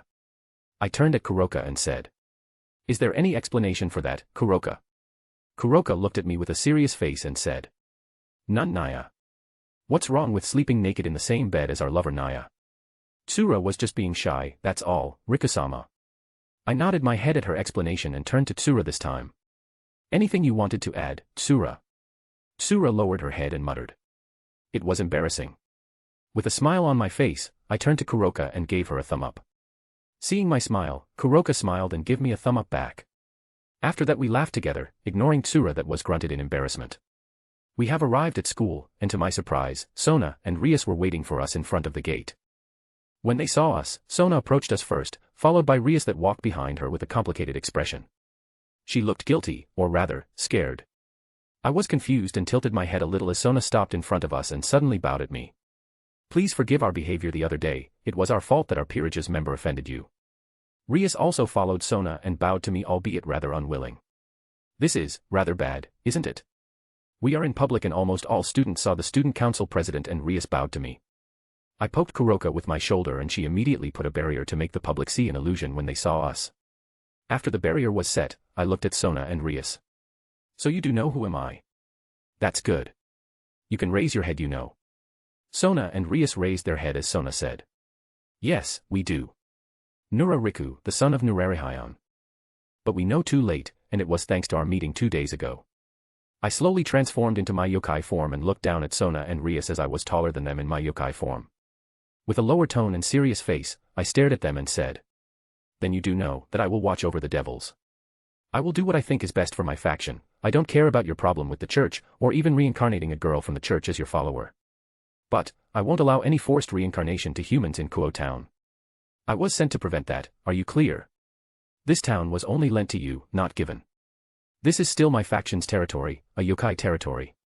I called on my fear and a black cloud of smoke surround my body, amplifying my intimidation at them. Sona nodded her head and said. Yes, we are informed by Lucifer-sama regarding that. Rias on the other hand nodded in fear. It seems that she understood that my words were directed at her. 2 days ago, I just showed them a hint that I was a young master from a yokai faction. Now I will clearly state to them who I really am. Good, if you understand my warning. What happened to Issei was something that I usually loathe. No matter how I act, no matter how much I love pranks, and how much I love playing around. I will tell you something. If I know, or heard something regarding devils or concerning devils happening in this town, I will surely take compensation from your faction. That's the agreement between Lady Amaterasu and your leader. I am clear. A letter was sent from the underworld regarding that. Unfortunately, it was late. Said Sona to me. I erased my fear, turned back to my human form, and smiled. Then that's fine. Oh, 2 more things that I wanted to say. As I said that, I raised my index finger near my face. First, rein Hayato Issei away from my girls. If I saw him peeping on Kuroka or Tsura, I will beat him without any second thought. Maybe in anger, I would beat him too far that he would die from it, so I hope you can stop him. Also, expel his perverted friends. Well, even if I didn't beat him, Tsura would freeze him to death. I thought as I imagined the scene where Tsura froze Issei to death in my head. Sona has a bitter expression as she nodded her head, but Rias has an outburst after I said that I would beat Issei to death. She looked at me in anger and shouted. Hey! Even if you are a son of East Yokai faction's leader, who gave you permission to beat my cute pawn to dead? Rias! Shouted Sona as she tried to stop Rias. Fortunately, Rias stopped at that and gritted her teeth as she looked at me. I let out a sigh because of Rias's behavior. Look, I don't hate him or something. I am a yokai that loves pranks, but I am also a yokai that is easy to anger. I am protective of my friend and family. You would also do the same thing if your family was in danger, no? Because I know that Rias was protective, lol, towards her peerage, I choose to tell her something that would make her shut up for good. And it worked as Rias stopped gritting her teeth and answered me with a low yeah. The second matter though, if anyone ever wanted to leave your peerage, you would allow it. Do you understand? Sona immediately nodded her head as she says. That's natural. As Rias knows she has no way to refute me because I said that, if anyone wanted, she just nodded her head weakly. If by chance she won't allow it, I could always force my way to help. As long as that someone pays me with something equivalent. I will, but they would die if the evil piece was removed from their body. You do know that, right? I just waved my hand and smiled. Ah, that thing. I have my way, so don't worry about it. Tell us karma would definitely allow me to remove the evil pieces without harming the host. Then our matter is done. I asked Sona, which she answered with yes. I nodded at her and asked Kuroka to remove the barrier. The students around us were watching us and maybe they are wondering what happened here. I quickly put my act and said. Well then, Kaishu. We will go to our class. As a girl that was confident with her intelligence, Sona quickly followed my act by saying. Very well, Nura. I hope you enjoy attending our school. Yes, well then, goodbye. We started walking towards our class as Sona and Rias followed us with their gaze. Now that I clearly stated my position, I could do anything I want. The devils would also be careful on their move as they know that I am watching them. Well, I just let Asia die 2 days ago just because I was ordered to not intrude on their war though. After the peace conference, I could go wild as much as I want. Chapter 27, I awakened something, but it's not hidden power. Also the total of 54 advanced chapters for all my series. Also, for those who love an OP female MC with Yuri element, I uploaded my main original novel to Webnovel today. You can check it out. The title is, I Was Bored So I Made a Secret Organization. Featuring a bored OP Esper who made her own secret organization to cure her boredom. Slice of life and action mixed together, with Yuri of course. That's it, enjoy the chapter. We are now in the class, about to take a lesson as usual. But today something was different from the previous days. It was because the teacher brought along a girl with long blonde hair and green eyes with her. The girl in question was wearing girls' kuo uniform, but what she was wearing was a bit different from the other students. It was because of her shirts. Instead of wearing some kind of corset-looking blazer like the other female student, she was wearing a black vest. Both of her hands were placed in front of her, appearing to be polite as she introduced herself. My name is Asia Argento, nice to meet you. The girl, Asia, smiled as she closed her eyes, instantly charmed the boys in the class. Well, excluding me. I just leaned against my seat while looking at her. It seems that Asia noticed my gaze and looked at me. She was surprised when she saw me and almost let out a yelp before the teacher saved her. Well then, Argento-san. You can sit next to Yuki-san over there. The teacher pointed at the seat right next to Tsura. Why yes. She answered with a rather loud voice because of the surprise. The teacher just brushed it off as she think maybe Asia was too nervous to attend a new school with a new environment. Asia walked towards her seat and sat silently while looking at me warily, then at Issei before looking at the teacher in the front of the class. Alright, let's start the lesson.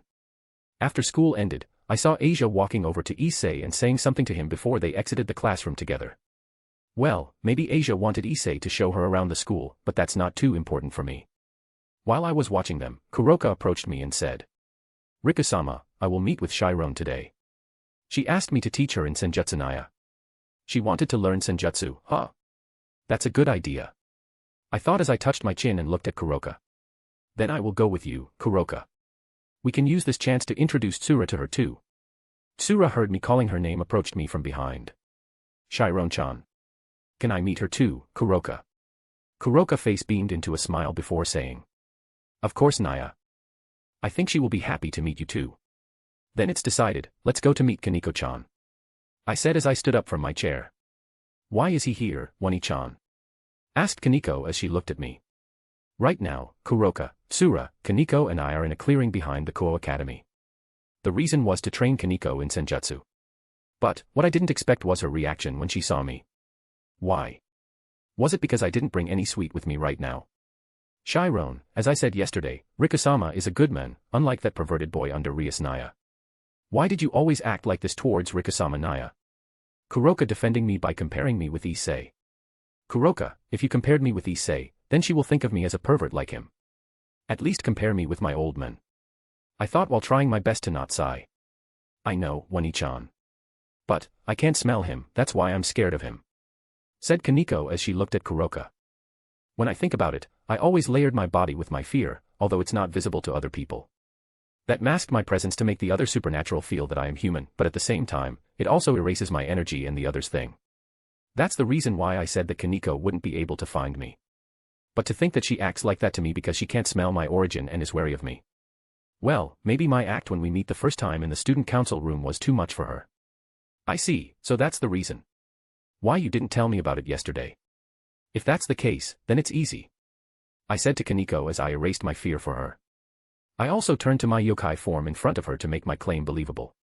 Her eyes were bulging when she saw me change into my yokai form and I smiled in victory. Now the question, did Rias didn't tell her peerage that I am the son of Nurarihyon? Why did Kaneko look surprised when she saw me changing form? You're a yokai? Asked Kaneko while looking at me.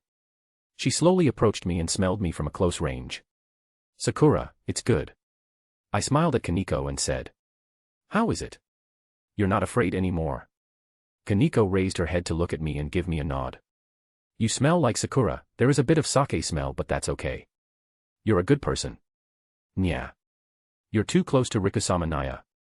Kuroka approached Kaneko, putting her hands below Kaneko's armpit, and pulled her away from me. Ha ha ha ha. I heard a giggle from my side and saw that Tsura was giggling while covering her mouth with her hand. Now that it's settled, then I think I need to ask her for once more time. So, can I call you Chiron? I am clear, right? Kaneko released herself from Kuroka and looked at me. I will think about it. That's an improvement, I guess. But now, I think I need to settle something before we begin with Chiron training. I looked at Kuroka and approached her. But, as I stepped forward one step, she took one step back, as if running away from me. Because she kept stepping back from me, her back eventually hit a tree and she can't run away from me anymore. She looked at me and tilted her head while saying, Naya. You didn't tell Chiron-chan that I am a yokai. I leaned my face closer to Kuroka and she sweated before averting her gaze. I thought that Chiron knows about it, Naya. Rikasama made such a show in the student council room, and those devils from Gremory and Citri House knew about your identity, Naya. I don't know that they didn't tell anyone about it, so I'm innocent, Naya. After saying all of that, Kuroka looked at me while putting her hands together as if she's praying. I leaned my mouth closer to her right ear and said, "You will get punished tonight." Kuroka's cat ear suddenly appeared as I said that and perked up in surprise. I pulled my face away from her and I really didn't expect her reaction towards what I'm saying. She put both of her hands on her cheeks while having a big smile on her face. She jumped around on her ground while saying Naya repeatedly. I think I awakened something within her. I decided to ignore her and walked over to Tsura and Chiron. Chapter 28, Senjutsu Training.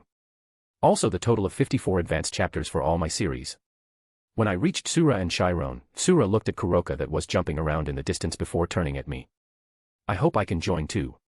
Tsura said quietly with her face changing into a red shade. Ha, tomorrow. I said evasively, but fortunately, I got a nod of approval from Tsura. If both of them attacked me at the same time, even I will get exhausted. With this, my activities for 2 nights are settled. I looked at Kaneko with a smile, but before I said something, I was answered with something that I didn't expect. I won't join, she said as she looked at me with judging eyes. So she did understand what Tsura mean. No. I wanted to say, why did you just start your senjutsu training today? I said as I scratched my cheek with my left hand as I looked at Chiron. The underworlds held lots of malice. I can't train my senjutsu there, and when I come to Earth, I was not able to train it because there is no one to teach me, said Chiron while looking down on the ground as she said it. I narrowed my eyes and asked, did you not ask Rias to hire a tutor for you? When you come to Earth, you could always visit yokai base to ask for training, you know. If you tell them that you are Kuroka's sister, then they will be happy to take you to us. At my words, Chiron raised her head and shook it. No, at that time I was a bit scared to meet with Wani-chan. I see, she did think that she was at fault for believing that Kuroka went crazy when she left her, so I understand if she's scared to meet Kuroka. Even Kuroka was like that, she blamed herself for the incident and left Chiron alone in the underworld. Both of them blamed themselves and were scared to meet each other. I must praise myself to take Kuroka to meet Chiron yesterday. Good job, me. I see, then I will watch your training with Kuroka. As she's a better teacher, I will leave you in her care. Yes. She nodded her head and walked over to Kuroka that was recovering from my words earlier. I looked around the area to find a good spot to sit. I saw a big tree trunk that was laying on the ground not far from Kuroka and Chiron and smiled. Tsura, let's watch them in that place. I pointed at the trunk as I looked at Tsura. I will go there later, Rikasama. I plan to go back to the apartment for a while to get a meal for them. I bet Chiron-chan will be hungry when the training is over. You can also introduce me to her at that time, seeing that earlier you didn't introduce me yet. My bad. Be careful, Tsura. I will, answered Tsura as she walked away from the clearing. I went to the tree trunk and sat on top of it as I watched Chiron ask Kuroka all things about senjutsu. First, you must know what senjutsu is. Kuroka started teaching Chiron while raising her index finger. Chiron listened to Kuroka with full attention as she sat on the ground without minding the dirt that stuck on her skirt. Senjutsu is basically life energy, or often called as ki inside our body. Kuroka explained to Chiron as she summoned a purplish-black aura that formed the shape of fire from her hand. We can use this aura to strengthen ourselves or attack the opponent by sending this aura to their direction. Kuroka threw the purplish-black aura in her hand towards a tree on her right. Kuroka and Chiron's gaze was following the aura until it hit the tree and left a mark on it. After the aura was gone, they looked at each other again and Kuroka continued her explanation. That was the example of a weak aura. If you condensed it, it can reach a level that could kill supernatural beings in one hit. This time Kuroka summoned a ball with a purple aura around it and sent it flying towards the same tree. The speed of the flying ball was different from the previous one, it was faster and deadlier. When the ball hit the tree, it burst the place where it hit and destroyed the tree. The tree was falling not too long after its trunk was destroyed and crashed into the other trees. Both of the girls didn't even look at the tree. Kuroka looked at Chiron with a serious face and said, "Do you want to learn it, Naya?" Kaneko nodded her head and stood up, facing Kuroka with a serious face. "I will. Please teach me, Wani-chan." I smirked while watching them. Unknown to Kuroka or Chiron, I gathered ki in my right hand and shot it towards Chiron. The ki aura that I gathered secretly hit Chiron and made her yelp in surprise. "Hiya!" As she yelped in surprise, because of contact with my ki, her ears and tails have appeared in an instant. Chiron glared at me with a look that could kill someone as she asked in a lower tone. Why did you do that? Hearing her question, I shut my right eyes and smiled as I said. You must not hide your yokai nature when you learn senjutsu. It will get harder to learn it, trust me. My real reason was to see Chiron's cat ears though. Well, my word itself wasn't wrong as her ears will appear when she was using senjutsu, I just make the process faster and tease her a little with that. Chiron looked at Kuroka for confirmation. Kuroka looked at me for a second and understood my intention, she nodded her head and said.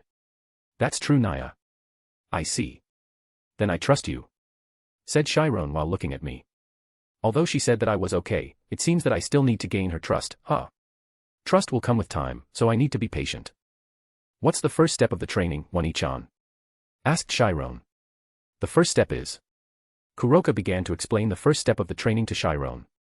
Each time Kuroka explained things, Chiron's face became paler and paler. She looked at me in disbelief, but I just averted my gaze after I heard Kuroka's explanation. Kuroka's training method was similar to Magari's, which made me shudder when she mentioned it. I hope Chiron could handle it. After the explanation ended, they finally proceed to the real training with me praying for her survival. You must survive, Chiron. Chapter 29, Senjutsu Training. Also the total of 54 advanced chapters for all my series. Ha. Ha. Ha. Wani-chan. Chiron has a ragged breath as she sprawls over the dirt with her clothes battered in some place. Ha, ha, you never said that you will hit me with senjutsu aura, Wani-chan. I thought that I will do meditation or something. Kuroka's ear perked in response and said. Naya. I said that you will need to get used to the aura first. The best way to do that is getting hit by my aura, Naya. That's what Magari said. Looking at their training, I remembered my training day. As Kuroka said, when I asked Magari to train me for the first time, she hit me with lots of times with aura bullet before I go to meditation to feel the ki and energy around me. That method certainly worked, but it's painful. Even I asked for Magari to end the training at some time and directly attempted a meditation. Fortunately, or rather unfortunately, because I go through torture for a few days already, I could feel the life energy within my body and my surrounding rather easily. That's why I will support Kuroka in Chiron training for now. Because that is the fastest way for Chiron to learn senjutsu. I stood up from the tree trunks and approached Chiron. I stopped beside Kuroka that looked on Chiron on her left and peered towards her bruised face. Yo. I raised my right hand beside my face. How are you? Chiron looked at me and with a ragged breath said. Ha, bad. Is this the correct way to learn senjutsu? I shook my head at her question and answered. It's not the correct way. It's the fastest way. Do you want to learn senjutsu slowly? I can teach you the correct method. What are you saying, Riku-sama? Kuroka shouted at me from my left. I turned to look at her and tilted my head. What? Kuroka pointed at Chiron with her index finger. Chiron told me her situation. She at least wanted to learn senjutsu in a few days because Rias has some trouble that needs her help. After that, she promised me that she will leave Rias's peerage to go with us, Naya. I touched my chin and thinking about her reason and said. So it's like that. Fine, I will allow you to use Magari's method to train her. So that's the reason why Kuroka trained Chiron like that. But, why did Chiron want to help Rias? Is it because Chiron was about to get executed and saved by Rias's brother when Kuroka killed her master? But, Chiron wanted to leave her peerage after helping her. I wanted that to happen, but to think that she will decide about it this soon. I predicted that Chiron would leave Rias's peerage on her own accord after Kokobeel's attack. Or at least I will force her to leave Rias's peerage after Kokobeel's attack. This is truly a good thing that she wanted to leave Rias's peerage after paying her life debt. Although Kuroka was not at fault, the devils would still execute Chiron if not for Surzex's help. So I understand that Chiron at least wanted to help Rias once. I looked at Chiron and smirked on her. Kuroka, who saw my face, also faced Chiron and smiled. Both of you are crueler than devils, muttered Chiron. Well, you wanted to help Rias, but how? If some devil entered Kuo town without telling me beforehand, I would be forced to move, you know. At best, the devil would suffer a wound, and at worst I will kill him. I said to Chiron while hinting something at her. If some devils other than the Gremory or Citri family entered the town without telling me, I would make sure that they didn't leave with full health. I couldn't do anything to the fallen angel as Rainier was not declared as stray yet by Azazel, but devils are different. We have contracts with each other. And it was stated that only the Gremory and Citri family with some of their guests were allowed to visit without telling the Watcher. If some devils entered the territory without the permission of the Watcher, or in this case me, I would be allowed to hurt them. Also, if the devil in the question is doing something to a family member or friend of the watcher, or in this case Chiron, I would be allowed to retaliate with all my strength. Yes, I considered Chiron as my family member because she's Kuroka's sister. All the yokai that followed me are my family, my friend, as well as my comrade. So I will not allow anyone to touch them, not in my watch. Even so. Chiron raised her body and stood up unstable. She looked at me straight in my eyes and declared, I will get stronger. I wanted to help One-chan if she need me. I don't want to become her burden again. Chiron, muttered Kuroka. Ha ha ha ha, fine. I expect no less from you, Chiron-chan. How about we change the training a little? Try to hit me one time. I said to Chiron as I raised my index finger. Hit you one time. Isn't that too easy? Asked Chiron as she dusted her tattered clothes. Chiron, even I can't hit him if Rikasama is serious, Naya. Kuroka's words have made Chiron surprised. If Kuroka, who in Chiron's eyes was strong, admitted that she can't hit me even once, then what's her chance of hitting me? I will hold myself back, of course. If I didn't hold back, then it's not training for Chiron, it would be me bullying her. I said while smiling at Chiron. I did this to provoke her and make her do her best in the training. As the future third member of my Hyaki Yaku, I will make you stronger, Chiron. I thought as I smirked at Chiron. My plan worked wonders. Chiron's cat ear perked up as her tail stiffened in anger. She glared at me and said, I will hit you, I will definitely hit you until I am satisfied. Then try it, try to hit me. You can sta, as I was about to say start, Chiron launched her body at me. In an instant, she reached me and punched my face. She smiled as she saw that her punch connected to my face and she definitely felt that she had hit me. Unfortunately for her though, that's only a fake that I created using Kyuka Suigetsu. I spread my fear as soon as I proposed to train her, so I was prepared for all kinds of surprise attacks. I appeared again behind Chiron and give her my family signature move, flying Yakuza kick, on her back. She stumbles and collapsed on the ground because of my kick. Without delay, she jumped back up with her hands and glared at me. How? I just smiled at her question and said, try to hit me if you want to know. Chapter 30, Playing with Chiron.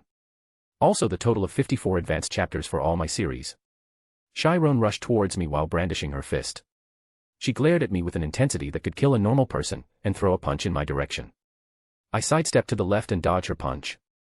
At her speed, I don't need to use my fear to dodge her attack. The first attack was different though, as it was a surprise attack, so I used Kyuka Suigetsu to make her see my fake presence. Because her punch was dodged, Chiron immediately sent a kick using her left leg towards me. This time I ducked under her kick and sent a low kick, hitting the right leg that she used as a pivot and making her fall to the ground. As she fell, I jumped back and landed while crossing my arm and looking at Chiron. Who said that it was easy to hit me? I held myself back from using my technique and yet you can't hit me. I said to Chiron with a smug smile on my face. I've been sparring, no, bullied by my old man in our spar when I was a child. That made me so mad that a curse came out of my mouth every time I faced my old man. But, I think I understand his feeling at that time. Having spar with someone weaker than you has different enjoyment than fighting with someone strong. I could play with them, mocking them, and more importantly, I could make a quip to provoke them. Shut up. Chiron raised her body and then leaped towards me.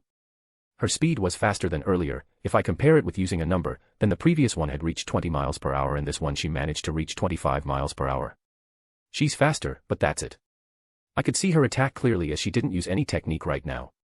She reached my position in a second and sent me an uppercut with her right hand. Because of her short stature, she has a disadvantage from fighting me on equal ground. I smiled as I saw her uppercut approaching my chin.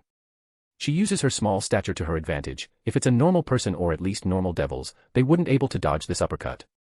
Mainly because of a surprise, and they wouldn't be able to see Chiron under their sight. While this uppercut works for other devils or at least the devils at Kiba or Issei's level, this will not work for me. I easily dodged her attack by tilting my head to the left, but as if she predicted it, she quickly sent a jab to my stomach using her free left hand as she pulled her right hand at the same time. Naturally, I dodged her jab, but she then sent a barrage of punches that made me a little bit troubled. She kept pushing me as I kept dodging her punch until finally, she changed her punch into a roundhouse kick. She almost hit my face with that kick, but as I kept getting kicked by my old man, my body moved by instinct and dodged her kick. I jumped backward to make a distance between us and said, "Whoa, that was close. Maybe if you kept punching me a little bit faster, then you will hit me with that kick." Nice try though. Chiron looked pissed as I commented on her attack. No, she didn't look pissed. She's pissed off by my comment. Her tails were moving back and forth as she gritted her teeth and glared at me with her sharp eyes. As she glared at me with such intensity, a white-bluish aura appeared around her body. Honestly, I was surprised, but I had a big smile on my face. Chiron was able to use a senjutsu just because of this spar. She's talented, that's for sure. But, to be able to emit an aura with just 1 day training is just cheating. It seems that she herself didn't realize the aura that she emitted while Kuroka was having a surprised face as I've thought. This is interesting, then allow me to use one of my techniques. As I said that, black smoke surrounded my body and erases my presence. Chiron looked surprised as she looked around to try to find me. She was confused, she tried to sniff the air to find my smell but she slumps her shoulder after a few seconds. I almost laughed at her but I held it. I walked to Chiron, stopped behind her, and give her a chop on her head with my hand. Ouch! Shouted Chiron, surprised by my chop. She turned back almost instantly, but she only saw an empty space instead of me. Now she's confused again and punches the space around her in anger. I dispelled my fear and appeared behind Chiron as I tackled her legs, making her fall on the ground again. She rolled and stood on her feet again as she pounced at me and threw a punch. This time, I didn't dodge her punch because I had achieved the goal of this training, and that's to make Chiron learn senjutsu. I took her punch with my left hand and laughed. Ha ha ha ha ha, it seems that even with senjutsu you can't feel my presence, huh? You still have a long way to go. Chiron blinked her eyes several times as her aura disappeared from her body. She pulled her hand and looked at both of them with disbelief. Am I really using senjutsu? Asked Chiron. Kuroka approached us from the distance and hugged Chiron from behind. You did it, Naya. As expected from my sister. Kuroka was beamed into a smile as she nudged her cheeks against Chiron's. She can't contain her happiness as she hugged Chiron tighter. Wani-chan, Rika-senpai is watching. Said Chiron while peeking at Kuroka as she can't move her head because of Kuroka. But, I was focused on the way she calls me. Did she say Rika-senpai? I leaned against Chiron and said. Can you repeat it again? I have my kindest smile on my face, trying to coax her into saying it again. But for some reason, Chiron's stoic expression is back and she said. Nura-senpai. Don't be shy. Nura-senpai. Repeated Chiron. I sighed and turned away from her. Well, that's an improvement. Kuroka, I will leave the rest to you, I have something to do. Certainly, Naya. Shouted Kuroka as she released Chiron. Now, Chiron. Let's continue our training, Naya. Wait, Rika-senpai. Please, just let me train with you. Rika-senpai, shouted Chiron. I could guess that Chiron's face was pale right now because I swear I could hear her calling me Rika-senpai. Well, that's just my imagination. I think it's better if I ignore it. I used Maikyo Shirsue and disappeared from the clearing. What I said to Kuroka was not a lie, I had something to do right now. Freed has got his first Excalibur. It's time to harvest it. Chapter 31, New Errand Boy. Also the total of 54 advanced chapters for all my series. Leaving Kuroka and Chiron in the clearing to continue their training, I changed into my human form as I stepped into the road. Freed has seen me in my yokai form, and I think he wanted to test his new blade in a human opponent first. That's why I used my Telos Karma to make the possibility of Freed attacking human to zero, or at least I will be his only target if he decided to attack human. I don't really know if the effect of Telos Karma will be enough to stop him, that's why when I feel an unknown energy entering the town earlier, I decided to go to him directly. The energy was pure, and now that energy was in the same place as Freed. My guess is that Freed has gotten his first Excalibur and now he's on the move to test his blade. This is faster than I thought. Previously I thought that Freed would get his Excalibur after Riser visited Rias, but it seems that's not the case in this real world. I walked down the road and went to the direction where I felt the energy. I had tested with the light sword that I could make myself immune, or rather delete the probability of me getting hurt from light sword to zero. And that works. I must be careful with Excalibur though, as it was the stronger light than the usual light sword that was given to the Exorcist. The energy that I felt is a little bit smaller than I had expected. Is it because the Excalibur was just a shard instead of the whole sword? But its energy certainly can't be compared to Drake. Even if he's sealed inside the boosted gear, his energy was so big that I could clearly felt it after Issei awakened the boosted gear a few days ago. But, it was enough. My sword, Nenekarimaru, could cut every supernatural entity with ease, but this Excalibur is different. It was made to hurt a dark creature, and it has a special ability, unlike my sword. I wanted to get the Excalibur Nightmare.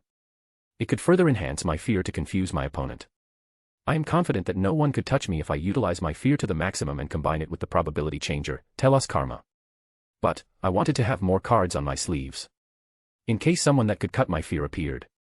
As I thought about that, Fried appeared from the bush while holding a sword with a golden aura in his right hand. So he did appear in front of me, huh? That proved that Tellus karma could affect people too. But, his sword is not Excalibur Nightmare, right? Excalibur Nightmare has some rings circling the sword handle and blade if I remembered it correctly. Jackpot, I found a human walking around in this place as soon as I got my new sword. Not only that, you. Fried pointed his sword tip towards me as he smiled. You reeks of devils. You are one of Devil's worshipper, right? He said as his smile turned into a twisted one. Unfortunately for him, his threat and speech mean nothing to me, as he lacked the feel of intimidation with his bald head. What are you talking about, Baldy? I said as I smirked. However, I never expected Fried's reaction towards my quip. He just shrugged his shoulder and shook his head.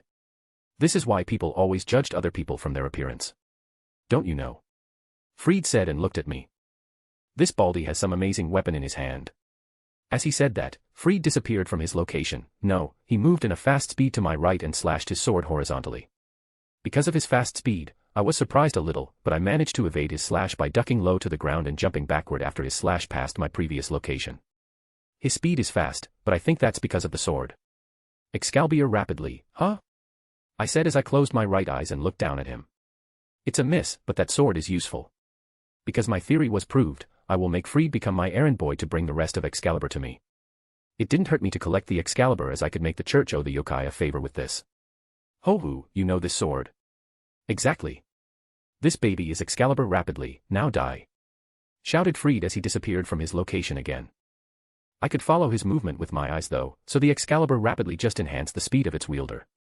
Fried reached me at a fast speed and make 3 slashes at the same time.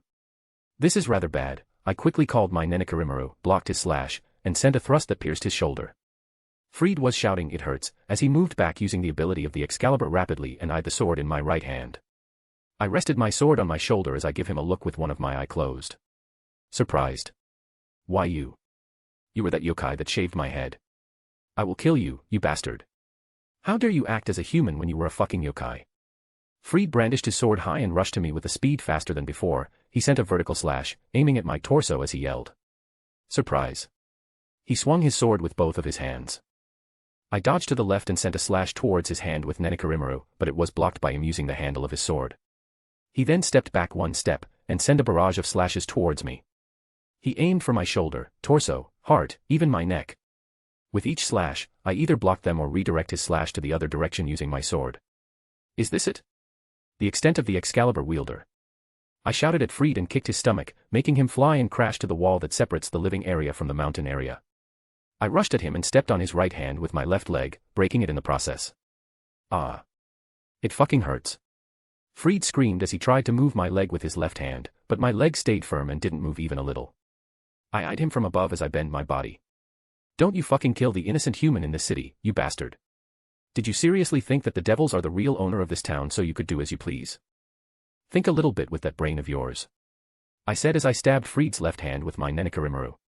His grip of Excalibur rapidly was lessened and it dropped from his hand. I pulled my left leg from his hand and give him last kick on his stomach and he fell unconscious. I make my Nenekarimaru disappear and look at the Excalibur rapidly that was dropped on the ground. Not only that, I used my Tellus karma to change the probability. This time, I ordered it to change the probability of me being a compatible holy sword user. After I felt my Tellus karma did its job, I picked the Excalibur rapidly and eyed it. Good, I could lift it. I looked at the Fried and said. The next time Fried got an Excalibur, he will find Nurarihyon no matter what happened to his body. My Tellus karma was working as soon as I said those words. With this, he will bring another Excalibur to me. I walked back to the clearing where Kuroka and Chiron were training with a big smile on my face. Do your best, my errand boy. Chapter 32, First Training, done. Also the total of 54 advanced chapters for all my series. I went back to the clearing to see Kuroka and Chiron again as I bring the Excalibur rapidly with me. I didn't forget to use my Kyo Shirsue to hide my figure in order to surprise them. For some reason, the sword's golden aura was gone after I held it. Maybe it was gone because I didn't use its ability or something. I need to test it out later. When I reached the clearing, I saw Tsura sitting on the trunk where I sat before while holding a woven basket that I guessed was full of food for us. I looked at the clearing and saw Chiron sitting in front of Kuroka while closing her eyes. She meditated as a white-bluish aura came out from her body. Kuroka was in the same state as Chiron, but her aura was purplish-black and her aura was bigger than Chiron. Now I can't surprise them anymore.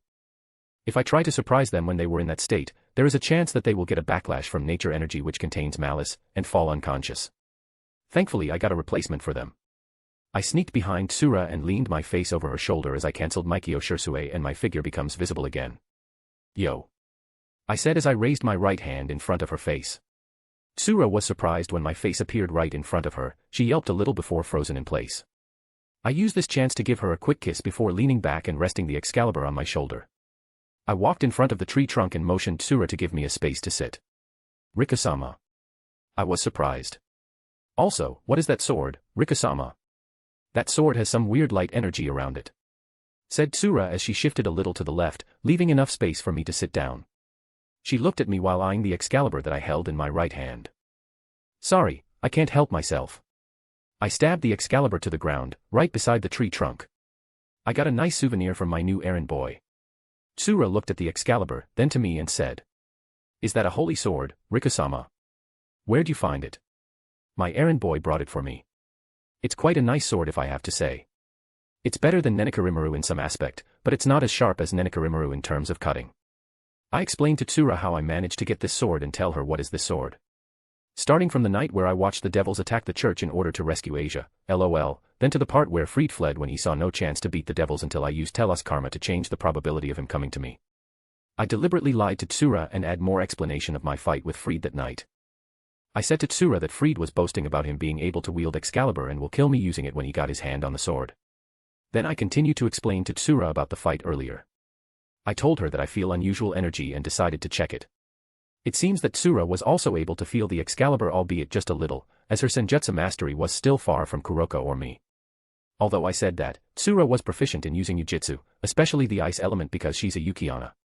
Then I conclude the story recap by getting my hand on this Excalibur. That's the gist of it. Any question, Tsura?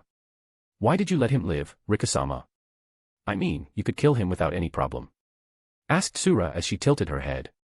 That's a good question, I wanted to get this sword. I said as I pulled the Excalibur that I stabbed on the ground and raised it in front of me with my right hand. This is Excalibur rapidly, one of Excalibur's shards. I wanted to get my hand on this sword in order to get the church to owe us something. That way, when we are in trouble, we could ask the angel faction to help us out. I stabbed back the sword to my right as I faced Tsura. That's the reason why I did this. Maybe they knew that I didn't kill Fried and just took the sword, but I saved them of trouble with Devil if I took the sword before it was used to hurt the Devil and caused a war again.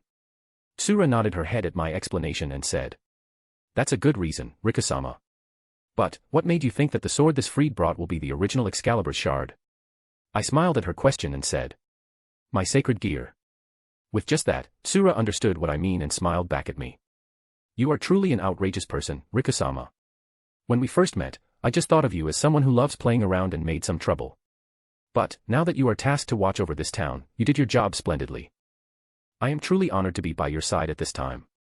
When Tsura said it openly like that, I can't refute her. It was indeed true that I loves playing around. But I will be serious when it was the time to be serious.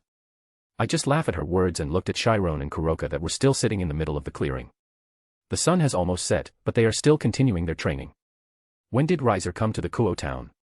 I can't help but feeling a bit anxious about it. I am worried that I wouldn't be able to control myself if he looked at Chiron that I look as my little sister with lustful gaze. He indeed changed when he was beaten up by Issei, but right now he's still a douchebag that looked at Rias and the girl in her peerage as some kind of toys or trophies. Let's just hope that nothing happened. Must I use my Telos Karma to make the probability of him looking at Chiron to 0?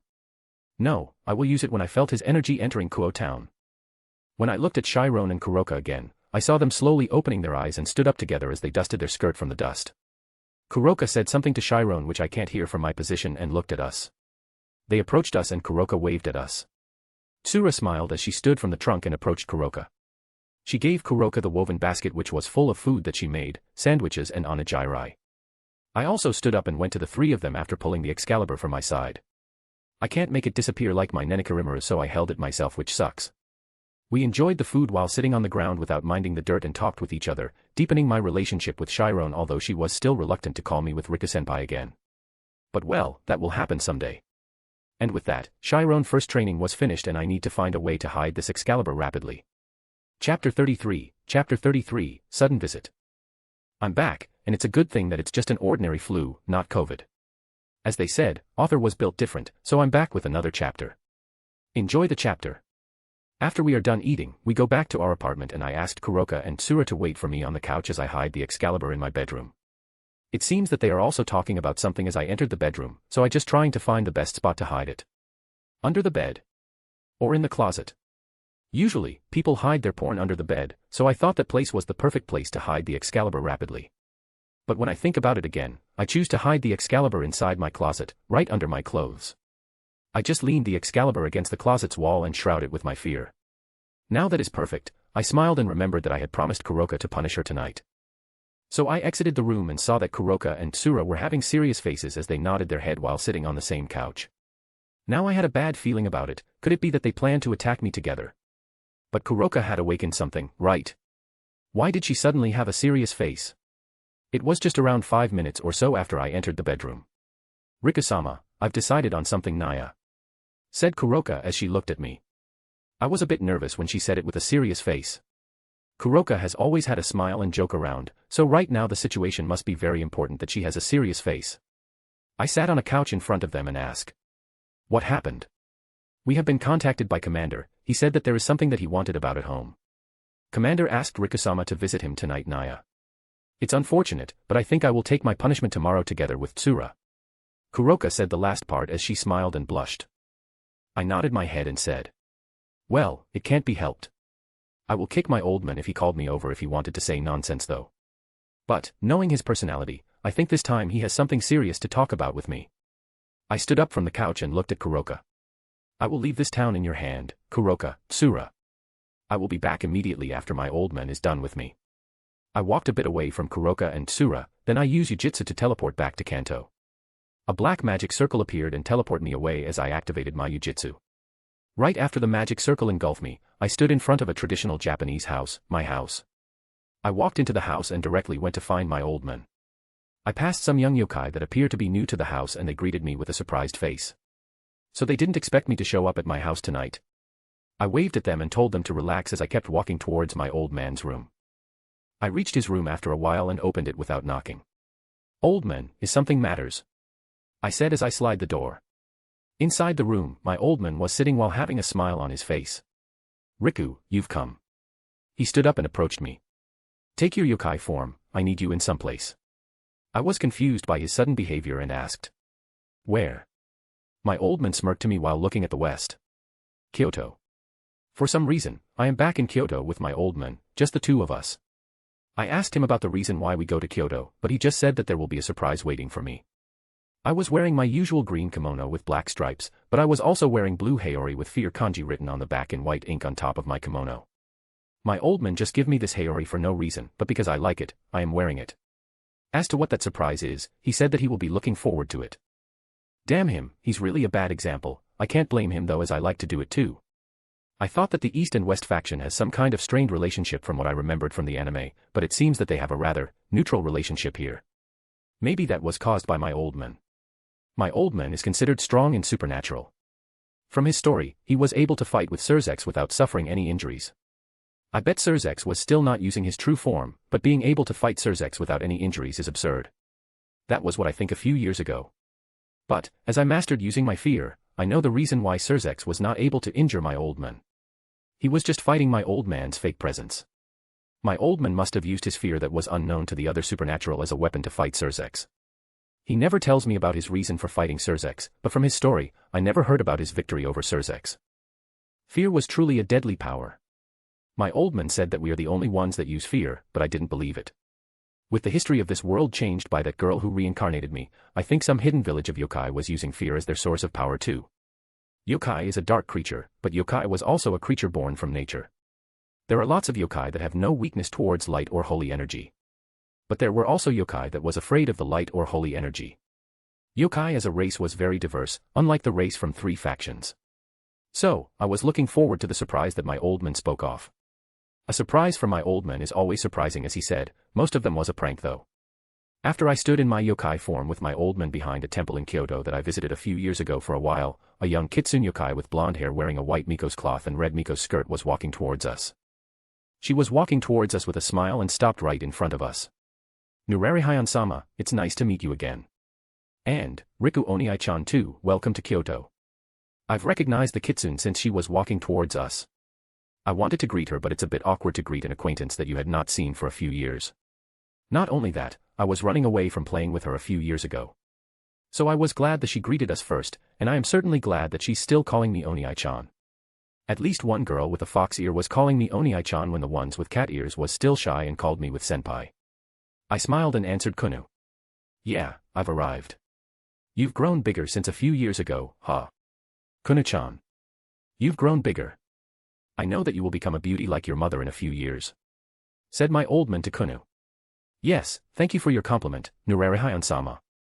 I'm afraid that we need to go right now, Lady Amaterasu is waiting for us. Said Kunu.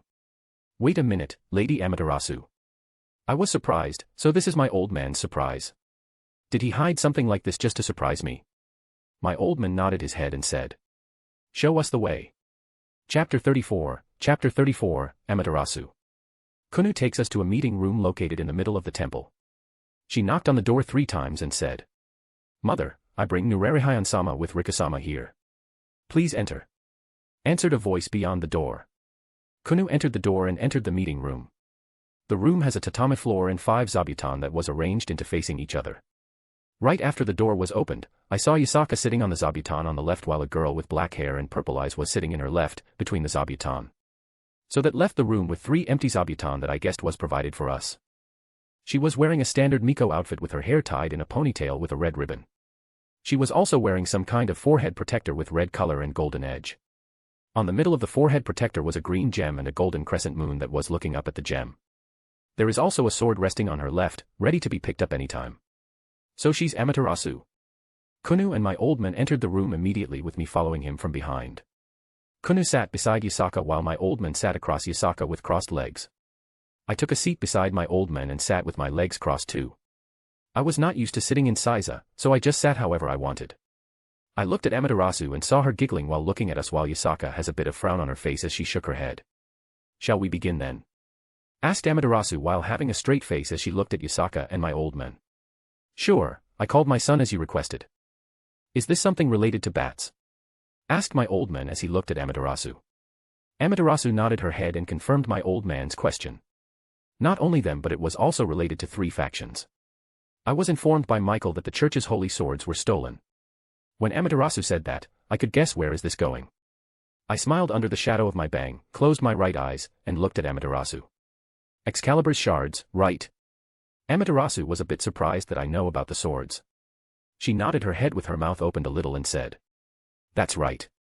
That's why I asked Nurarihyon to call you here as you are the watcher of Kuo Town. It's a shame that I didn't bring the Excalibur that I got from Freed here. I looked at my old man and saw him smirking at me. He knows, huh? Well, I was planning to give the Excalibur back to the church though. I just wanted the Excalibur nightmare, nothing else. Well, the thing is. Your guess was correct. The stolen Excalibur shards were in Kuo Town. I found one a few hours ago and managed to recover it. Maybe you could use this sword to make heaven owe something to us. I said to Amaterasu with a smirk on my face. She catches what I was implying and smiled. Yes, absolutely. I must inform you that they had stolen 3 Excalibur shards. So please don't lower your guard against them. I nodded my head and said. Don't worry about it, I'm strong. I must inform you something that heaven hides though and I need permission from the leaders here to do something. Yusaka and Amaterasu looked at me curiously while my old man was laughing. Ha ha ha, tell us, Riku. What permission did you need? Asked my old man, representing the yokai and Shinto leader. First, there are fallen angels near the Kuo town. I need permission to deal with them if they entered the town without telling me. Second, the Excalibur's thief. I think they are the same fallen angels that entered Kuo town. There are 3 of them entering the Kuo town, but they are dealt by the devils. With my information, Amaterasu was descending into deep thought. My old man too has frowned on his face and asked me. Any information about the fallen angels? Is it Azazel? I shook my head at his question. It is Kokabeel, but I don't think informing them this early will make them.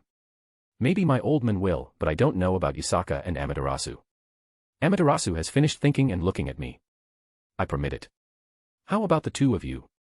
Yusaka nodded her head and said. I will give you my permission too. If you need help from my faction, feel free to contact me. My old man who I thought will just nod his head and laughing has said. Are you sure that you don't need any help? I nodded my head full of confidence and said, I am. There are also Tsura and Kuroka with me, don't worry about it. My old man scratched the side of his head and said, I mean, I think that I remembered pissing off some of the fallen angels a few hundred years ago. So, you know the rest of it. He laughed out loud that made Yasaka hold her head and Amaterasu look at him in amazement. Kunu was silent like usual, closing her eyes and listening to the conversation. I, on the other hand, was a bit pissed by my old man. He had pissed some fallen angels a few hundred years ago. This foreshadow was too coincidental with the timing. Damn it, old man. Don't you give me such foreshadow. Usually, those kinds of opponents will get stronger when they realized my identity. Ha ha ha ha ha, but you are confident that you can run away if the situation is disadvantageous, am I right? With him saying that I can't say anything more besides smiling and closed my right eyes as I said. Of course, I am. I am stronger than you and faster at running away because of you too, old man. Now they have increased. Muttered Yasaka. Yes, they are. Added Amaterasu. No, we ignored them and laughed ourselves out while Kunu was looking at us with a small smile on her face. Chapter 35, the time has come. The meeting ended at dawn. I came back from my mansion with my old man. This is the first time I attended a meeting between the leader, but to think it was like a meeting between a friend. My old man just laughed while playing with me all the time. That made me go along with him and we just laughed at each other while in the meeting. Yasaka and Amaterasu were looking at us with tired eyes and they just talked with each other about the compensation that they asked from the church side for the Excalibur. Amaterasu, yes, I did call her that now because she didn't mind it. Or rather, she was not offended when I call her that, so I stick with it for now until she asked me to change how I call her. Well, long story short, Kunu fell asleep in the middle of the meeting and sleep on Yasaka's lap. The real meeting has ended after I told them that I will handle the Excalibur shard, so the rest of it was just for formality and deepening the bond between the leader.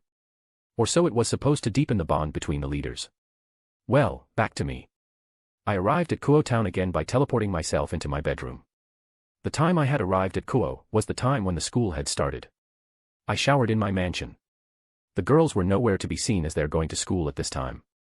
I changed into my uniform and picked my bag before walking to the school. When I arrived at the school, the situation was a bit weird. I could feel something amiss and spread my senjutsu to feel what's going on. I could feel too foreign energy within the old school building, the base of Rias and her peerage. Chiron was also in that building while I felt Kuroka and Tsura were on the roof. Maybe they are seeing the situation first or waiting for my arrival, but they were just standing on the roof near the old school building.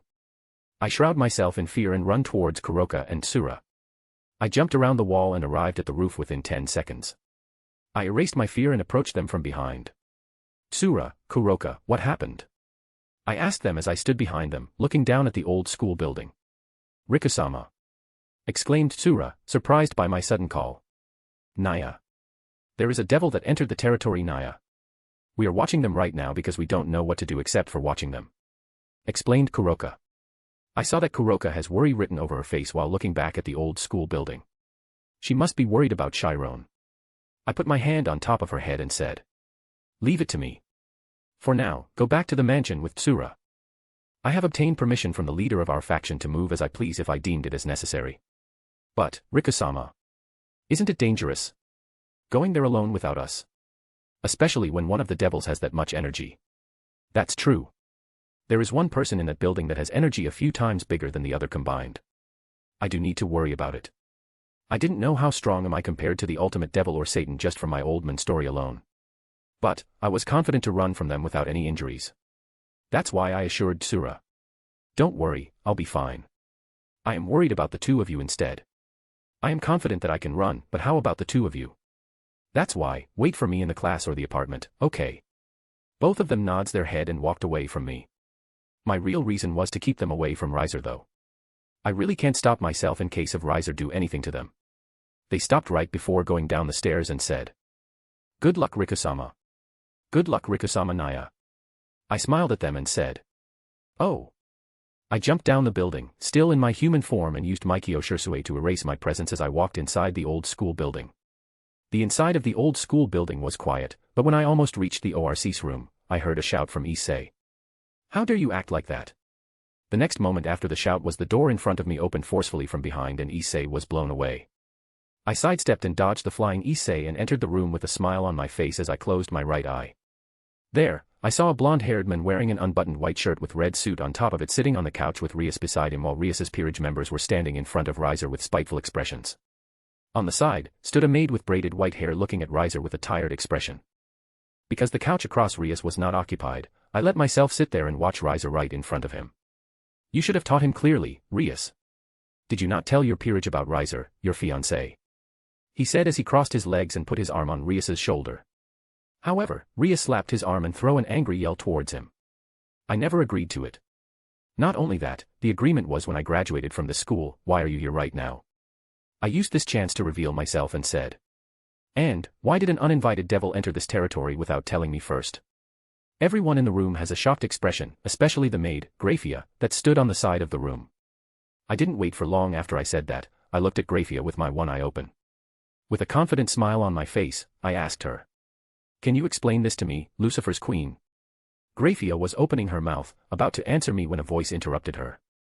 Who are you? How dare you interrupt Riser time with his fiancée? As he said that, he threw a fireball towards me. The fireball was hot, I could feel the heat from where I sat.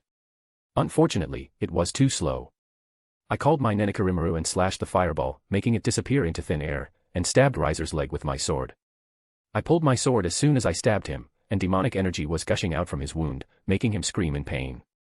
But his scream didn't last long as his regeneration as Phoenix finally kicked in when the demonic energy stopped gushing out from his wound and closed it.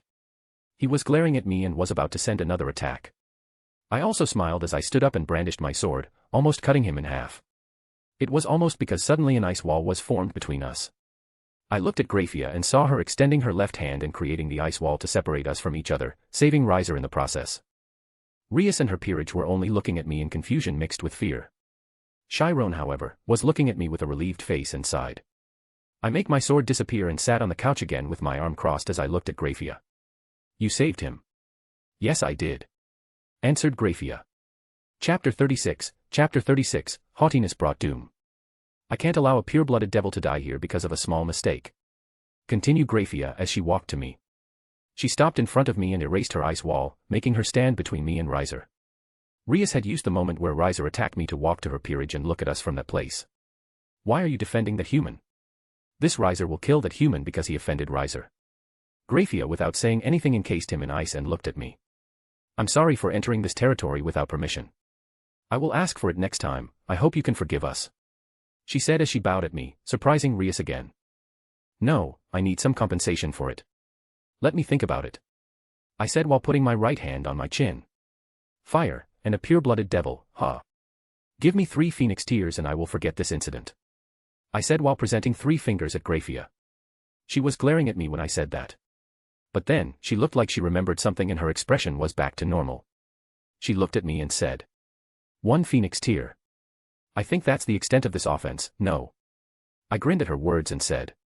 That's for entering this territory without telling me. But, what about the case when he attacked me without asking anything? Fine, 2. That's the limit that we can give because phoenix tear is a rare commodity even in the underworld. That's more like it. I stood up and walked towards the exit door. Rias's peerage makes way for me without me telling them, maybe they are afraid of my display earlier. A little display and I got 2 phoenix tears, a good haul if I say so myself. I exited the room without even looking back to look at them. Outside of the room, Issei was still lying unconscious on his back. I just ignored him and walked back to my class. Inside the ORC room. Rias was looking at the figure of Riku that exited the door. She was terrified, Riser was strong in her eyes and he could hurt him without much effort. Not to mention he was not using any technique and just used his sword to stab Riser without her being able to see his movement. Well then, Rias-sama. I will bring Riser back to the underworld.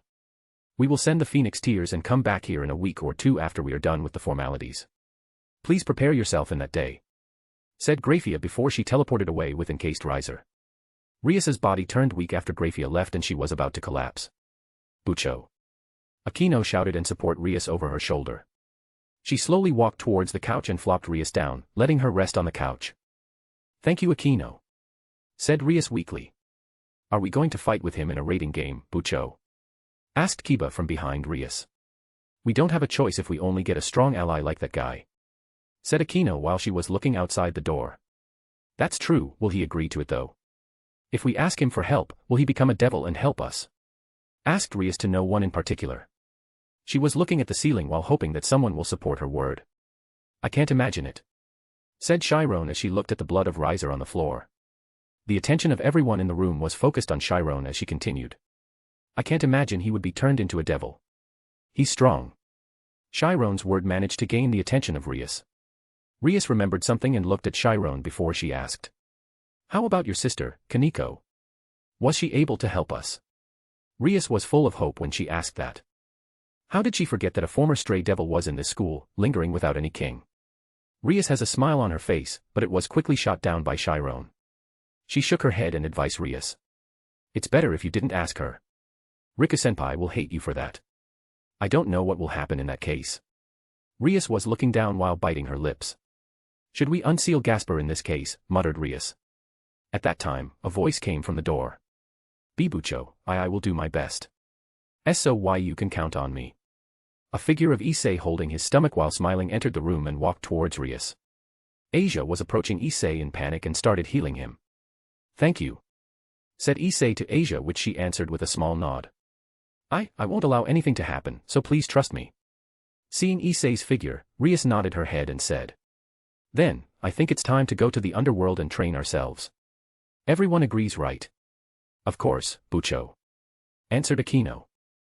Certainly, I agree as well, added Kiba. Let's train ourselves to be stronger, shouted Issei. I will do my best, added Asia. Everyone was looking at the last figure that didn't say anything yet. Chiron was looking at them with apologizing gaze and said. I'm sorry, but I can't join the training. I have something to do. Also Bucho, can we talk alone? Rias was having a bad feeling about that, but she nodded her head and said. Sure. Everyone, could you leave me with Kaneko for a moment? Everyone except Akino nodded their head at Rias's word. Can I stay here, Bucho? I am worried about you. Rias looked at Kaneko to get her confirmation and she answered. I don't mind. With that, everyone left the room, leaving Chiron with Akino and Rias. Rias sat on her chair in the room with Akino standing behind her with her hand rested in front of her. Chiron was standing in front of the table and looking at Rias straight in her eyes. So, what do you want to talk about, Kaneko? Asked Rias. I wanted to leave the peerage after the raiding game. Rias was speechless because of Chiron's request while Akino was surprised. Akino was covering her mouth with her hand before asking. Can you tell us your reason? Chiron nodded her head and said. I wanted to stay with my sister. I've met her, this time I wanted to be with her. I can't leave her alone again. No, I won't allow you, said Rias with a clear tone as she glared at Chiron. Why? You promised him that you will allow anyone to leave your peerage if that person wanted to. Asked Chiron with confusion. You will die if you leave the peerage. You know that, right? I won't. He won't let me, answered Chiron. No means no. Akino, we are leaving. Rias stood from her seat and walked out of the room with Akino following her from behind, looking at Chiron before exiting the room. Chiron was standing motionlessly with a bitter expression on her face. After standing for a minute or so, she decided something. She looked in the direction where she felt her sister's energy and resolute herself. I need to ask his help. Chapter 37, Solving the Problem. The first session of the class had ended, and it's now lunchtime. For some reason, Issei was peeking at me a few times before sighing as if he is in trouble. Well, he's in trouble because of Riser, so I don't blame him. He left the classroom as soon as lunchtime arrived and go to the ORC. I know about that because I spread my sense since Graphia left and didn't turn my sense off since then. I know that Chiron was talking about something to Rias and Akino in the ORC room before she was left alone. That's also how I know that Chiron was walking towards this class in a hurry. I stood up from my seat and looked at Kuroka. Chiron is walking towards us in a hurry. She talked with Rias and Akino earlier, maybe it's related to that. Maybe Naya. Shall we meet her? Asked Kuroka. Let's go. After I said that, I looked at Tsura. Tsura, I know that this is a trouble, but can you inform my old man about the devil that entered the territory earlier? I have asked for 2 phoenix tears as compensation for his trespassing, but we still need to inform my old man about that. I said in a low voice so only Tsura could hear it. Tsura nodded her head in understanding. Certainly, Rikasama. Then I and Kuroka walked out towards the classroom to meet Chiron while Tsura was walking out of the school and teleporting back to Kanto to inform my old man. We could always inform him through a phone, but we don't know who will listen to our conversation if we contacted my old man with a phone, so we decided to just tell him directly instead of using a long-range communication. Long-range communication is convenient, but it also has a lot of risks. Enough of that, we meet Chiron in the hallway, and when we meet her, Chiron's expression is not good.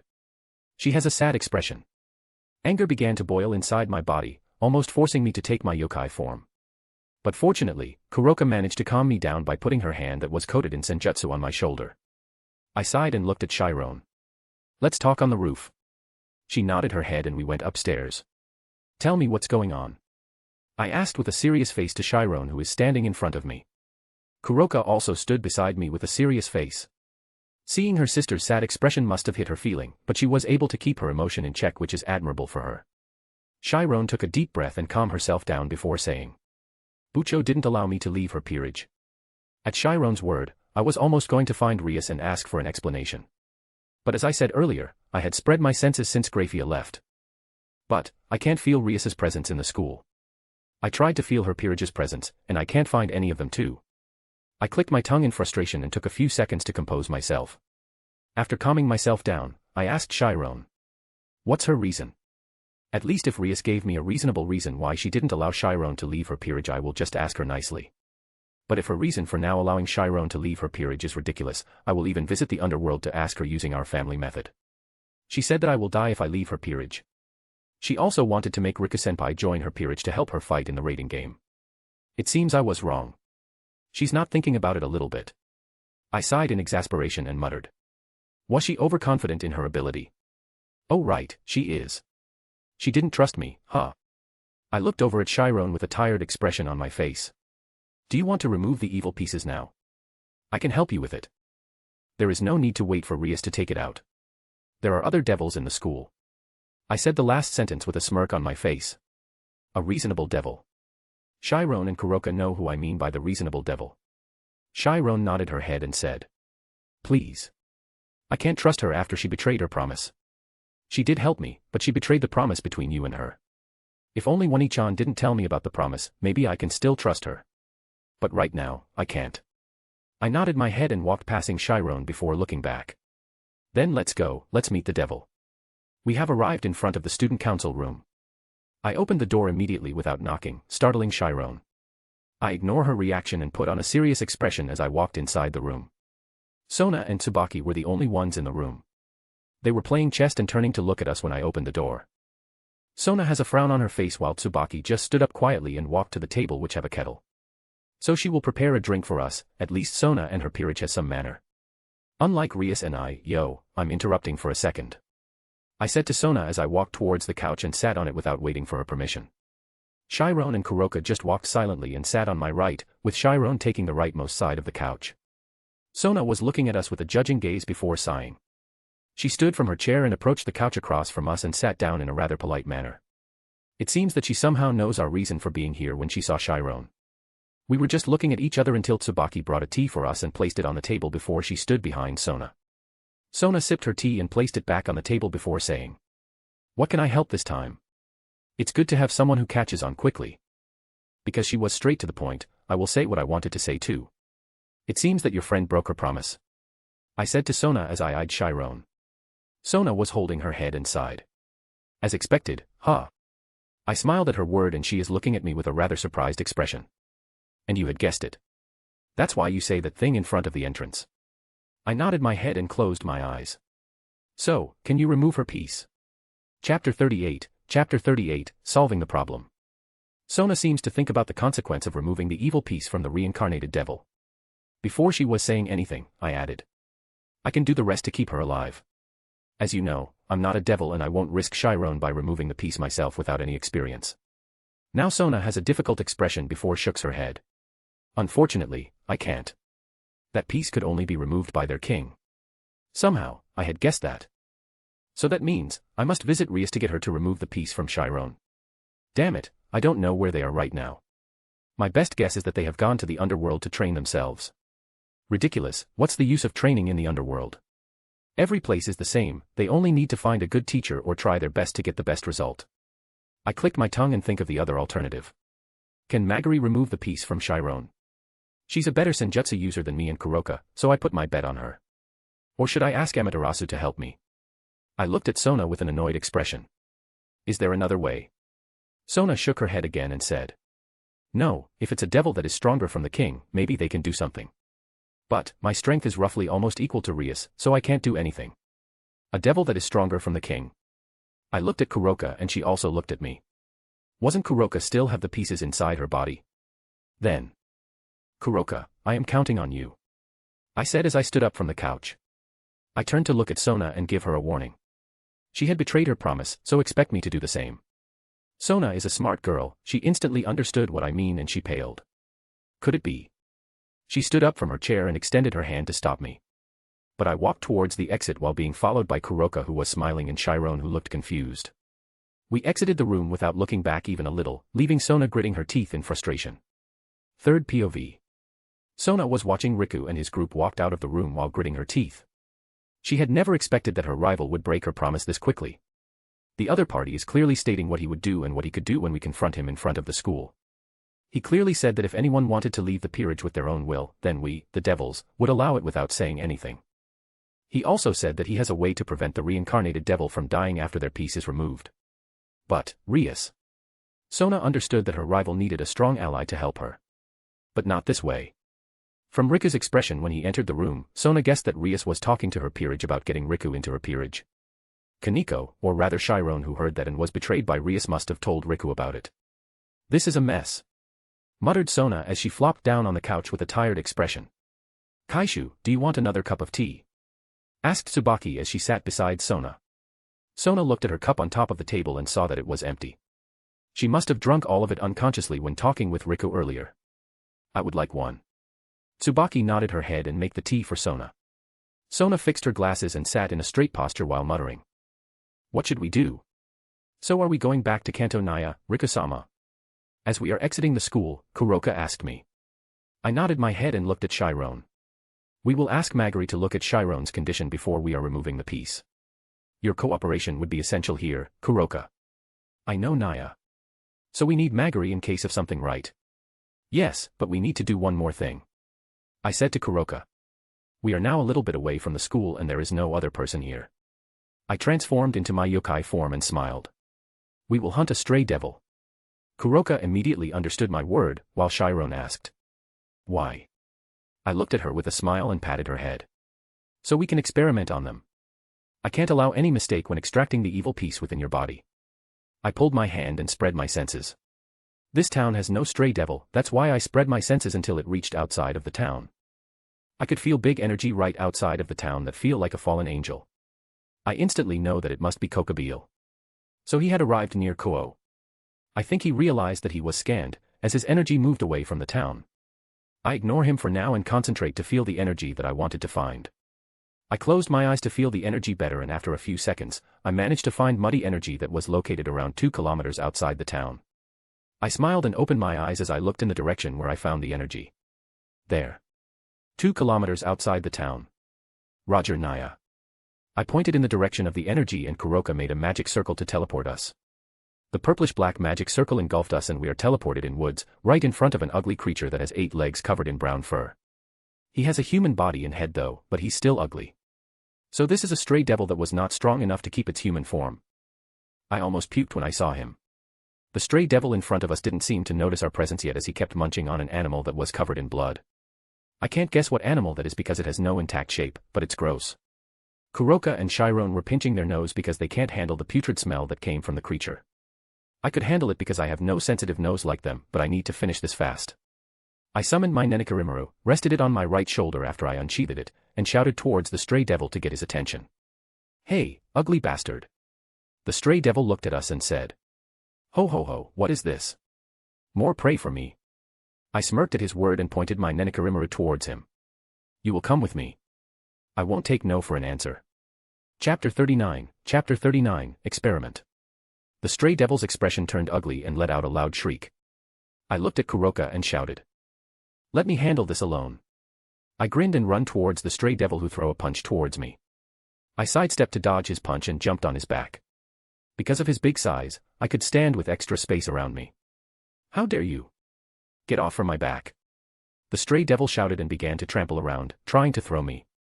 I must admit that his effort is not really useless. I have a rather hard time staying on my feet on top of his back, so I stabbed him using my Nenikarimaru, causing him to scream in pain. Aya! You bastard! I jumped off his back and landed in front of a tree not far from him. The stray devil's face contorted into an ugly shape as his mouth opened wide in 4 directions. Yikes, you are ugly, I said with a disgusted expression while pinching my nose with my hand.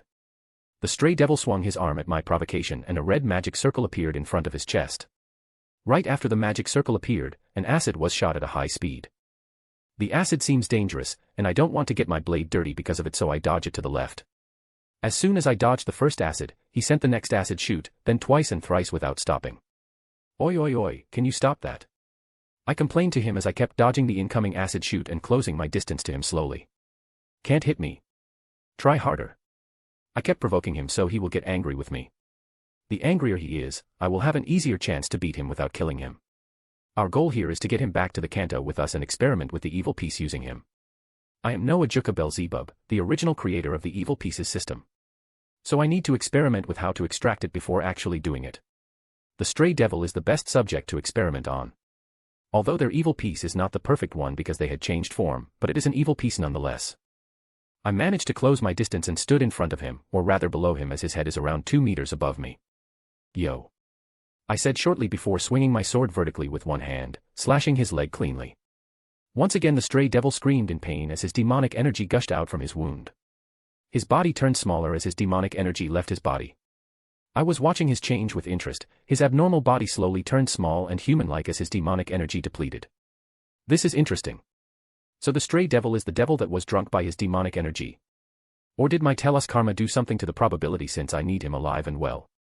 But well, him having a human-shaped body is good. The success of the experiment would be higher than leaving him in that ugly form. Riku picked up the legless body of the stray devil and walked towards Kuroka and Chiron. The body of the stray devil was that of a man with black hair. Kuroka and Chiron were still pinching their nose in disgust as Riku approached them. Let's go to Kanto, the faster the better. Kuroka nodded her head repeatedly and made a magic circle to teleport us back to Kanto.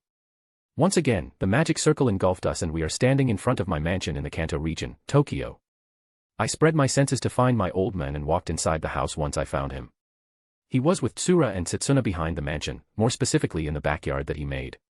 There is a sakura tree planted there with a pond underneath it, so I guess Tsura just informed him about the devil and they are relaxing while waiting for us, huh? Well, it's good. I walked towards the backyard while carrying the stray devil over my shoulder. Kuroka followed me from behind with Chiron who was looking around the mansion. Maybe because it is her first time in this place, she's curious about the new thing that she saw. We've arrived at the backyard and I saw my old man sitting on the wooden terrace while sipping a cup of green tea with Setsuna on his right serving him. Tsura was sitting a little bit away from them while peeking occasionally. That's also why she saw us coming from a distance away and shouted. Riku-sama.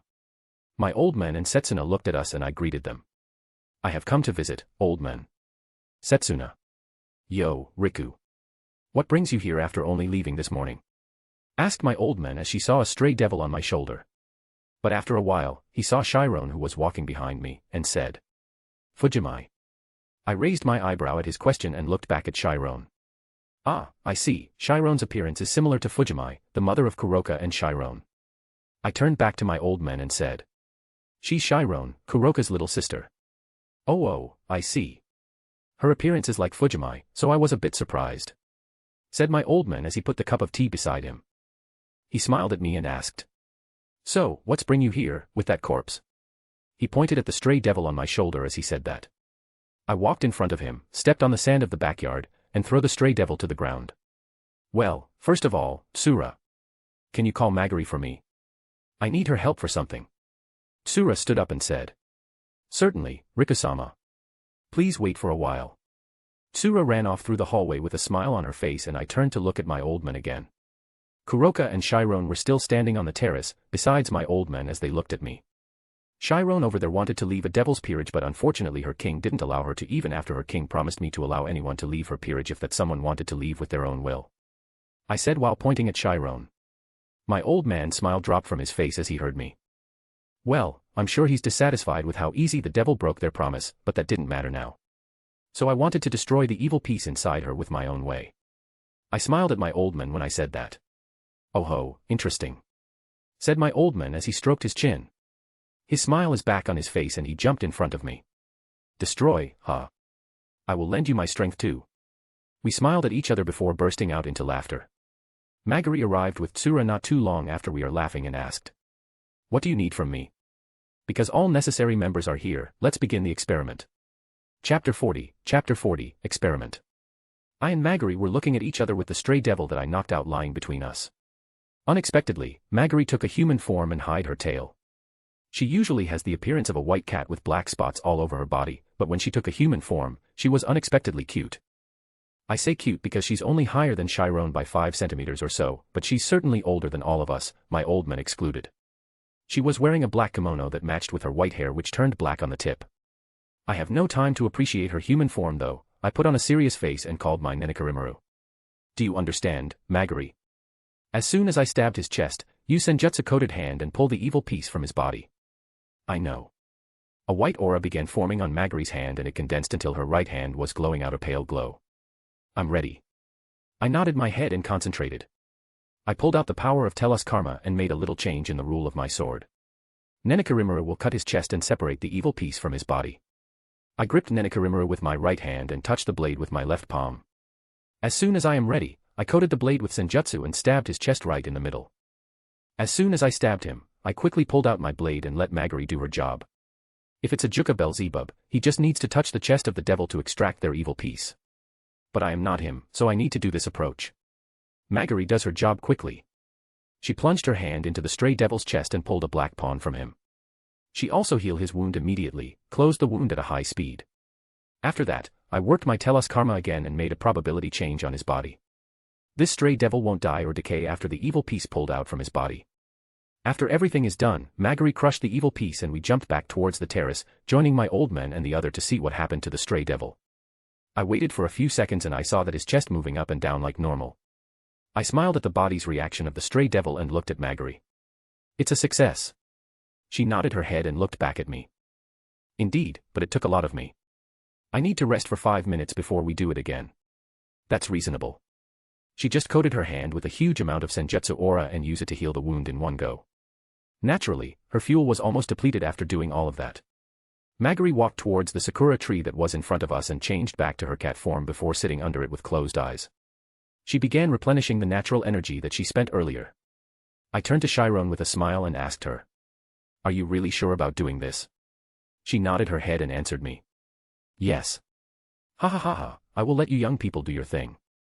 Setsuna, bring me a sake to my room." My old man walked away from us with Setsuna following him from behind. So he's satisfied with watching us successfully extracting the stray devil pieces and left. That's so like him. I sat on the terrace with crossed leg and looked closely at the stray devil. I try to feel his energy and making sure that nothing has changed from before. He's still a devil, but he's not bound with the evil pieces.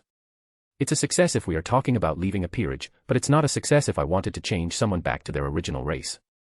As expected, I can't change him back with my power now. I need to achieve the balance breaker to change their race. I muttered to no one in particular, but Kuroka and Chiron still heard me. I bet Tsura heard me too, but she just smiled at me as if she knew what I thought. I had this plan to make Kuroka back into a full Nikosho, but I realized that I have yet to achieve the power to do so. Telos Karma is indeed strong, but I can't use it to change Kuroka back to her original race yet. It's only a year since I awakened Telos Karma, so I had not achieved the balance breaker yet. I wanted to fight strong people to awaken my balance breaker. My old man is strong, but I can defeat him with no problem because we have the same technique. I can also cut his fear to make him reveal his real location, rendering his best technique useless. He would do fine with another opponent, but with me as his opponent, he can't do anything.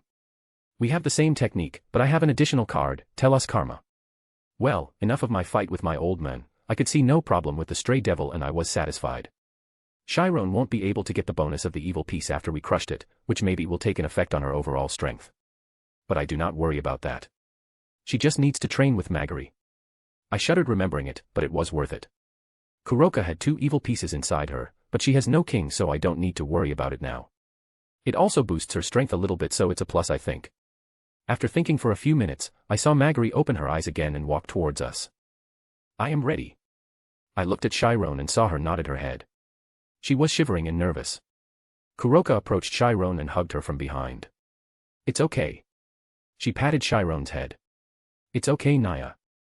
Chiron stopped shivering and walked towards me, releasing herself from Kuroka's hug. When she reached me, she looked back at Kuroka and said, "Please watch from there, Wani-chan." Kuroka nodded her head and sat on the terrace.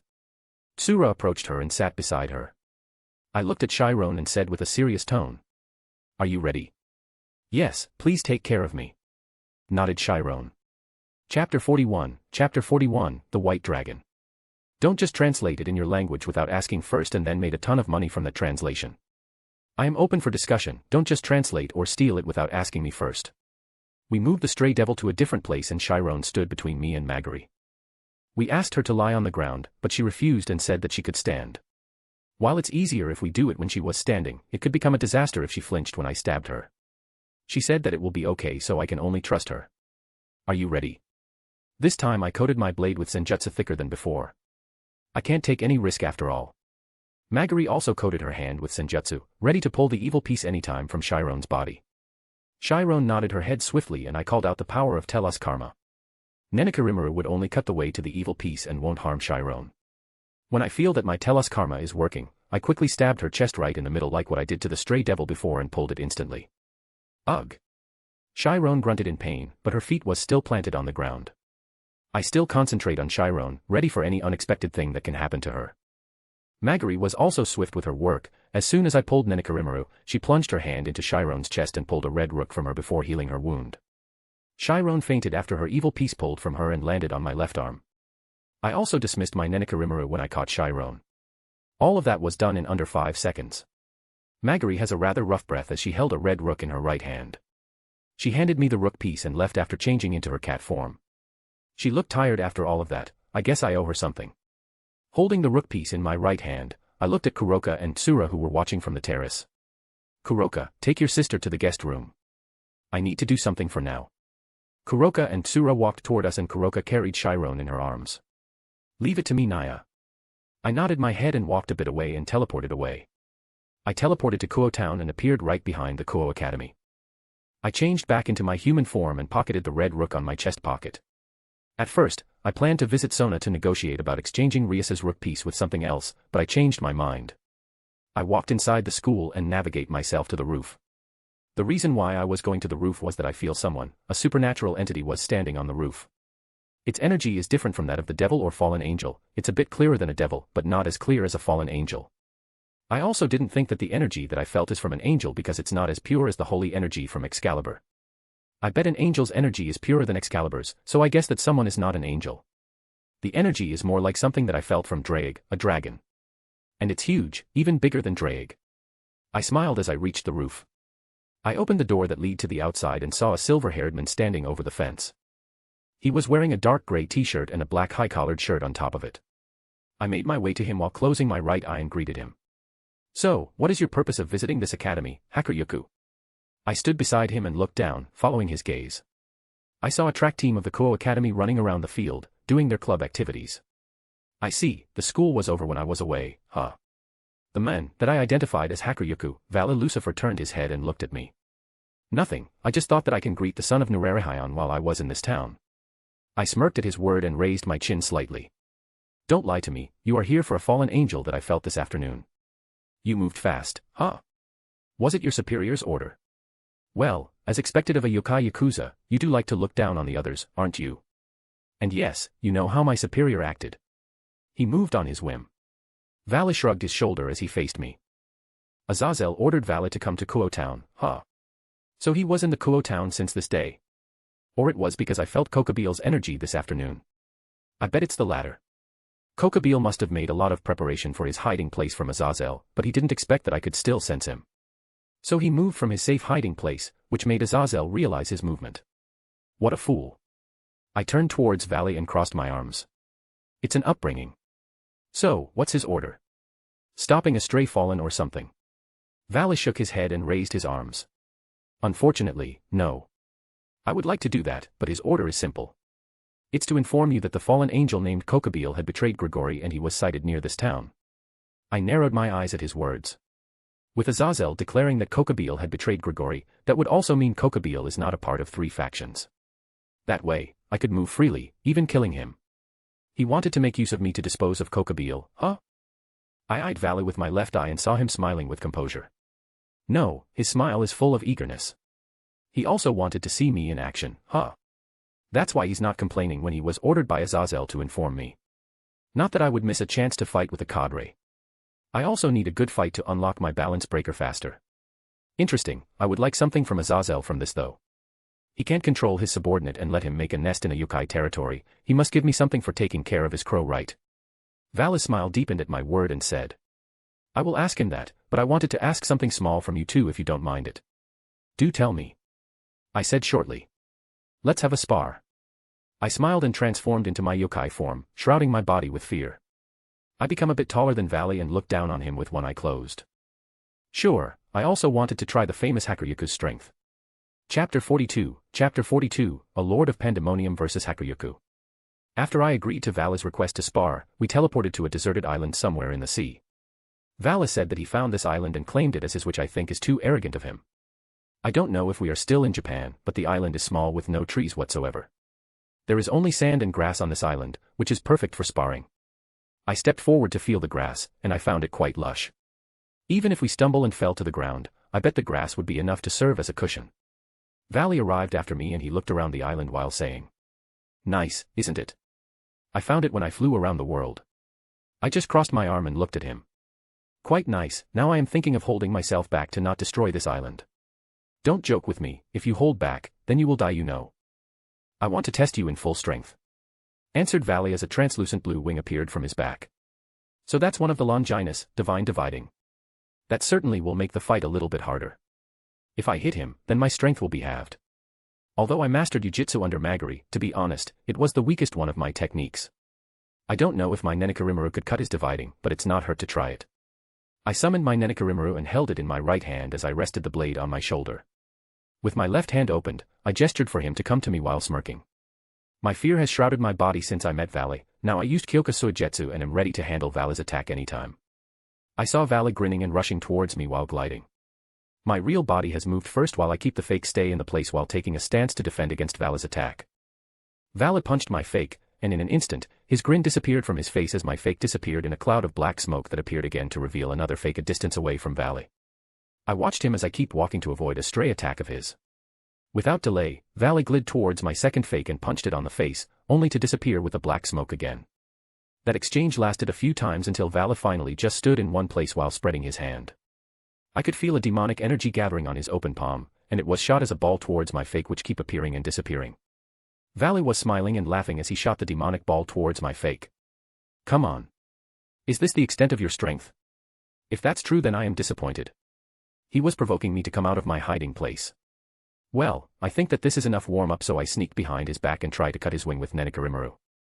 My Nenekarimaru meet divine dividing, and to my surprise it could withstand my slash, although I could feel Vala's energy pouring out from his body because of the slash. Vala quickly reacted to my attack and pointed his hand towards me. I jumped backward and disappeared from his sight as I shrouded myself in fear again. But Vala shot a demonic energy bullet towards my location, and one of them was coming straight in my way. With no other choice, I slashed the bullet with Nenekarimaru and revealed my location to him. Found you. With a fast speed, Valley rushed towards my location and threw a punch towards me. He is the fastest one that I fought so far, so I was a bit late to defend against his attack and could only dodge it by jumping backward. As I jumped backward, I extended my left hand and created a fireball using Jiu-Jitsu, and threw it at him. He was surprised by the sudden fireball and sidestepped to dodge it. That gave me enough time to disappear from his sight again and coated my sword in Senjutsu. This time Valley was still rushing at my previous location as I came from his side and slashed him. The slash connected to his right arm and wounded him slightly. Without waiting for even a second, I sent a second slash aiming for his stomach. Valley quickly turned in my direction and used his wing to parry my second attack. I kept the slash going as I had a big smile on my face. This is the first time that someone close to my age could fight this well. Kuroka is strong too, but Valley with his divine dividing is stronger than her. Because of my excitement, that's where I make my first mistake. While defending using his wing, Valley threw a punch towards me which I instinctively blocked using my left hand. As his fist connected with my hand, I saw him smiling and I heard a sound. Divide. At that moment, I could feel my strength leaving my body instantly. I quickly kicked Valley away from me and jumped backward and looked at him. Amazing. With just one divide, one of my wings was almost full. You are the first person of my generation who managed to fill my wing this much. maybe the Security will give me as much, but you are amazing. Vala shouted while smiling and looked at me with eyes full of spirit. I opened my right eye and looked at him with the same look too while having a big grin on my face. I rested the blade of Nurarihyon on my right shoulder and said, "Naturally, I am the next Lord of Pandemonium, the young master of East Youkai faction. It's natural if I am strong." We grinned towards each other before Vala suggested, "Shall we fight seriously now?" I swung my Nurarihyon to the side and answered, "I thought you will never ask me." With a smile on his face, Vala floated to the sky before stopping around 5 meters above the ground. I feel a big energy gathering around him until finally it merged with his body and a white armor donned his body with his blue wing behind his back. Balance breaker. Divine dividing, scale male. I heard 2 voices emerge from him and I could feel his gaze behind his helmet. "Your turn," said Valley. Well, I could not refuse him if he showed me his balance breaker. I gathered the natural energy that presents in the atmosphere and used it to coat my body, enhancing my strength and speed as well as my fear. Not only that, I also shrouded my body in fear. A cloud of black smoke appeared around my body and made my presence blend into the environment. Not only that, I called upon Tellus Karma's power and make the probability of Valley hitting me to 0. For some reason, when I pulled all of my power, a blue Haori always appeared behind my back. The Haori had a fear kanji written in white ink. With that, my preparation was finished and I smiled at Valley as I announced the name of my technique. Shin Kyuka Suijetsu. Chapter 43, End of Fight and Fee. Interesting. How will you fare against my balance breaker? Let's test it out, shouted Valley as he launched himself towards me. I just stood motionlessly with a smirk on my face. Valley reached me and punched me right in the face, only to miss his punch. He was surprised for a second before throwing a roundhouse kick towards me, but it missed too. My body that was kicked turned into a cloud of black smoke and his kick passed me without even touching my real body. Valley flew away from me and looked at me from the sky. I tapped the back of my sword against my shoulder a few times as I said, "What's wrong? Can't hit me? Strange. Is that your ability? I'm sure that your body is real unlike the fake earlier.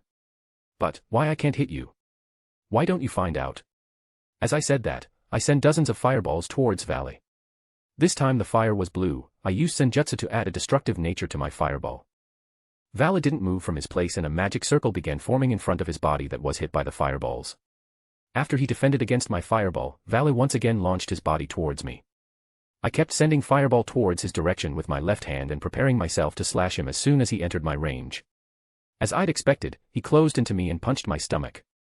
My body melted into a cloud of black smoke and I appeared beside him. I used this chance to send a vertical slash towards his back and managed to chip his armor with my Nurarihyon.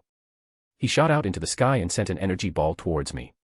"It's useless, you won't be able to hit me unless you fight me directly," I shouted towards Valley as I run towards him. I created a solid air using my Ujitsu and leaped towards Valley, slashing him a few times when I reached him. He defended against my attack using the gauntlet part of his scale mail. Unfortunately for him, the scale mail was a dragon arm, a supernatural entity. That's why I managed to chip his armor and injured his arm with my Nurarihyon. I kicked the air to go back to the ground and looked at Valley. "Hey, are we going to continue this?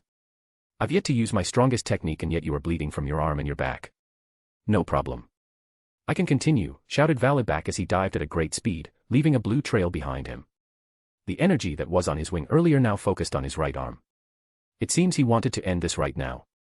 This is rather serious. I enhanced my body using Senjutsu and used Tuki to further enhance it.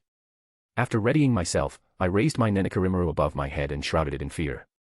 The black smoke on my body was not gathering on the blade of Nurarihyon, hiding the blade completely. My body was surrounded by a pale light from using Tuki, but my Kyuka Suijetsu was cancelled after focusing my fear on my blade. To further enhance the destructive effect of my blade, I used Jujitsu and created a blue flame to surround my blade. I can't see Vala's face, but I know that he's smiling right now because I have the same smile on my face. The wind created from my focused energy blow my Haori to the sky. Now I just need to swing my sword after Valley entered my range. In less than 2 seconds, Valley had entered my range and throw a punch towards me. At that moment, I swung my sword down and created black and blue energy that flew from my slash. Valley with a fast movement used divide a few times in a row to block my attack, but it's futile. He was only dividing the fear, and my fear can't be divided unless he divide his fear itself. My fear was created from my opponent's fear, that's why it can't be touched or divided. Valley, who realized that, turned to the side in an instant, avoiding my slash. The energy that was created by my slash still flew, because it lost its target. It slashed the island and leave a deep mark on its way, inviting the seawater to enter the new ravine made by the slash.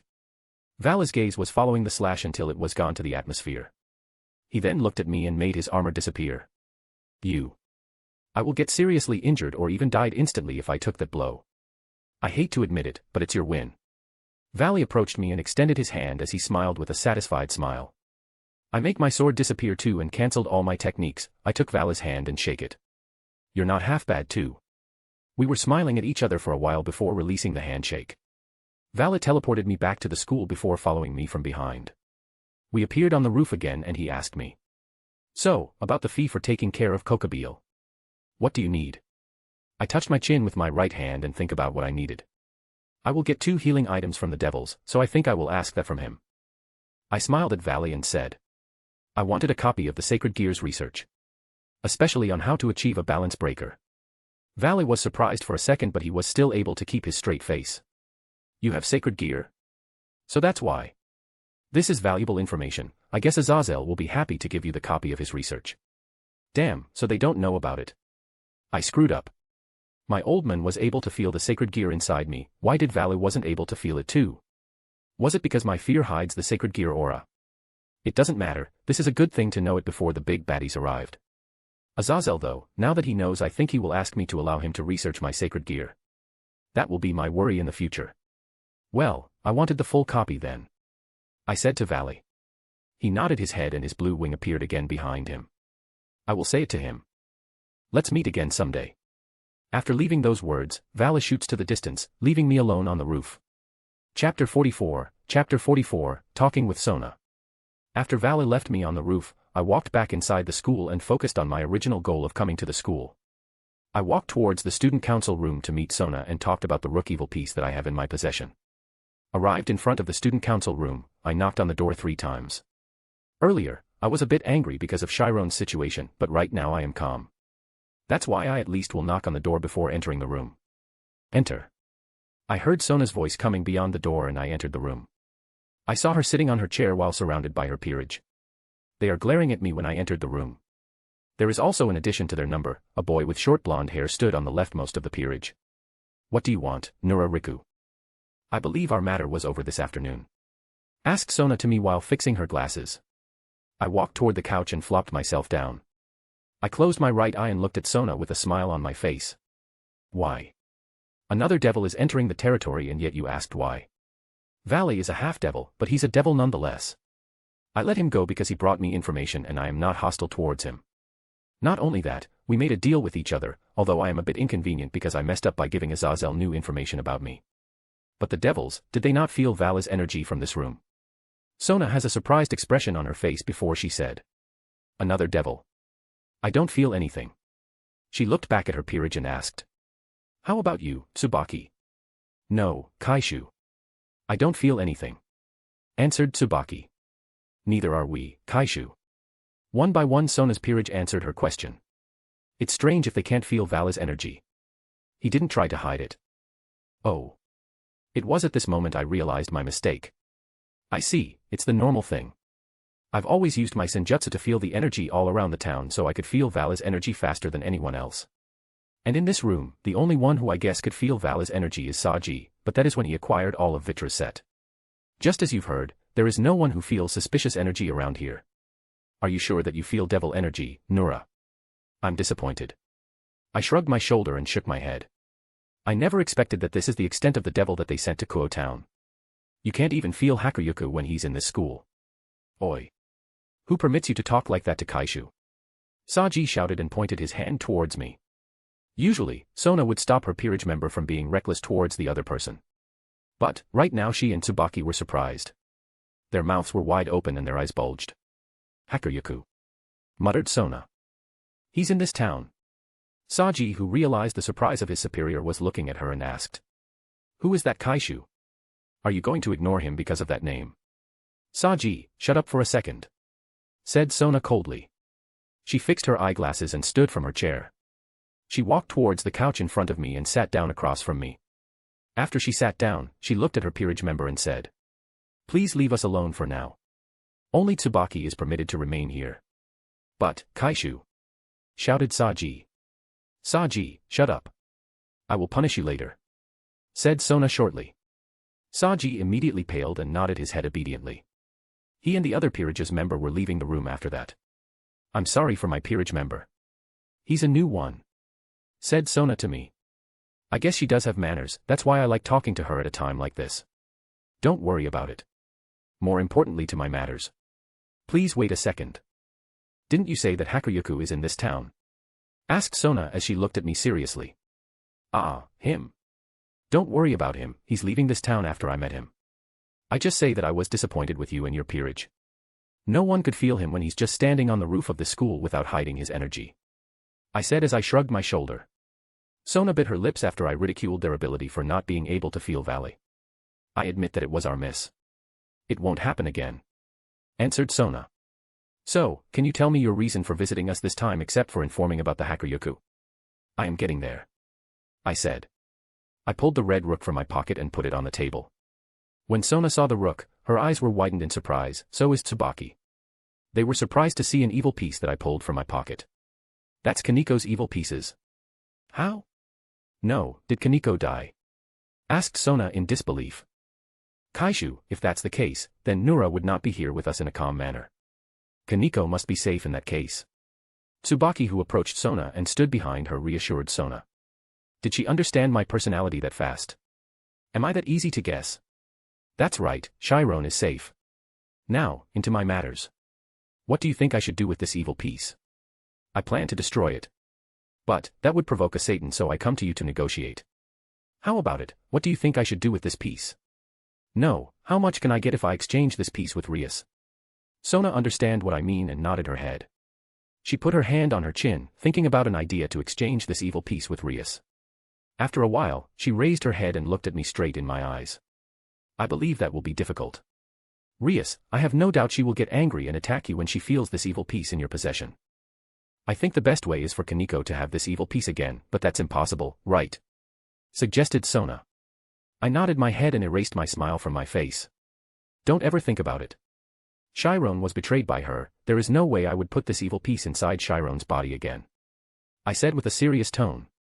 Sona was visibly shocked and scared when I said that. She stuttered and said, That's why. She took a deep breath to calm herself. After calming herself down, she looked at me again with a serious expression. That's why I suggested leaving this evil piece to me. I will ask for an equal exchange from Rias. I believe that's a bit a stretch, but I hope you can trust me in this. I put my hand on my chin and thought. Maybe that's the best way. I do know that Rias would definitely attack me without question if she feel the evil piece. Well, let's leave it to Sona. I stood up from the couch and looked at Sona. I will leave it to you. I hope you won't disappoint me. After saying that, I used Maikyo Shirsue and disappeared from their sight. Chapter 45, Declaration. Because the sun has not set yet, I walked around Kuo Town to find something interesting. At first, I walked towards the park. I too have some plans with walking around Kuo Town. Mainly searching for a hidden spot that could be used as a hiding place.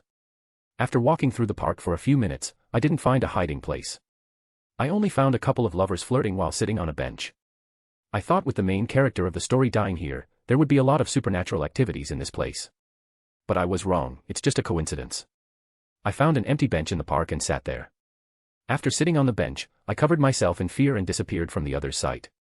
I turned into my human form and spread my senses to cover Kuo Town entirely.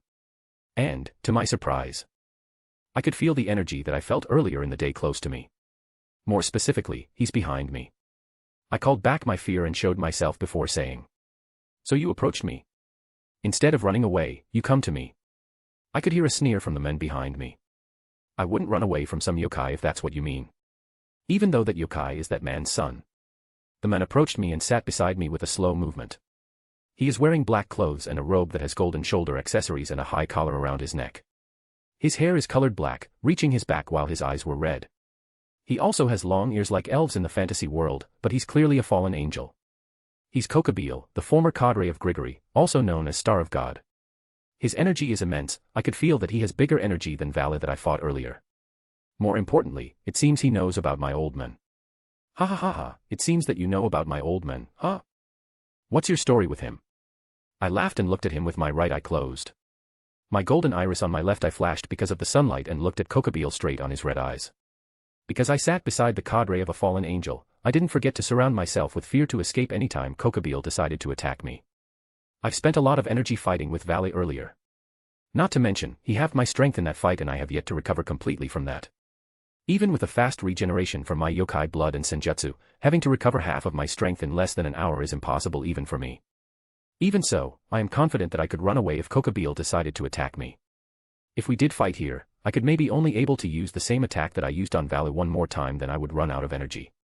I better stalled for time for now and recover my lost energy. I met him in a certain war between the fallen angel and the devil. The war was located in Japan, near the Edo area if I remember correctly. Said Kokabeel as he looked back at me. He put his arm on the backrest of the bench and raised his chin. You know, that war was incredible.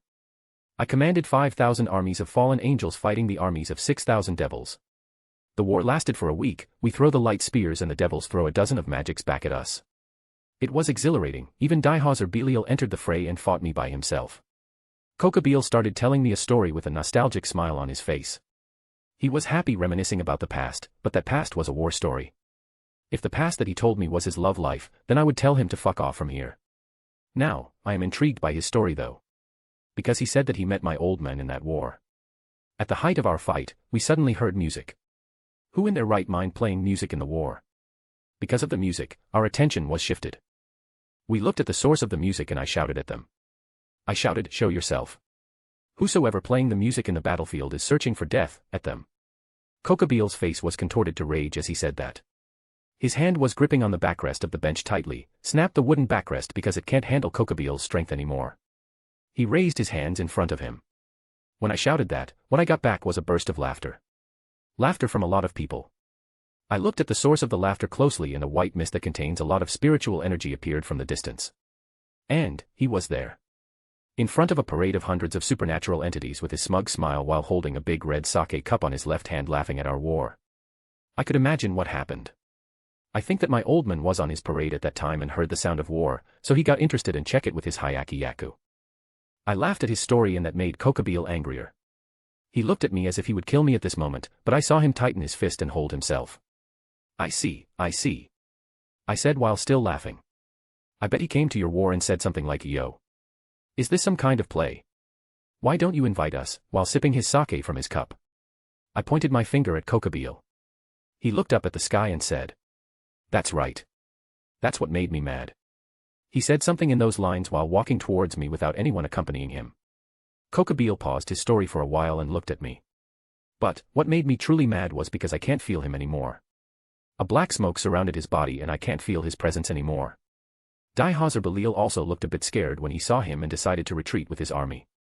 His presence, or rather, his figure itself has ended the war with a laugh. That was unexpected coming from my old man.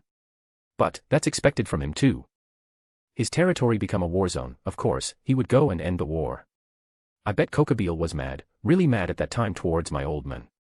Now that he's here, I could guess his intention. But, even though I am angry with him to end the war and interrupted my fight, I can't hate him for some reason. He has that aura of leadership. But, I still wanted a war. That's why I come here. Said Kokabeel. He stood from the bench and walked away before turning towards me and spreading his arms. His 10 black wings sprouted from his back and I immediately jumped from the bench and called my Nenekarimaru. But, he just stood there and shouted. "You, the son of Nurarihyon. With you being here my plan has changed.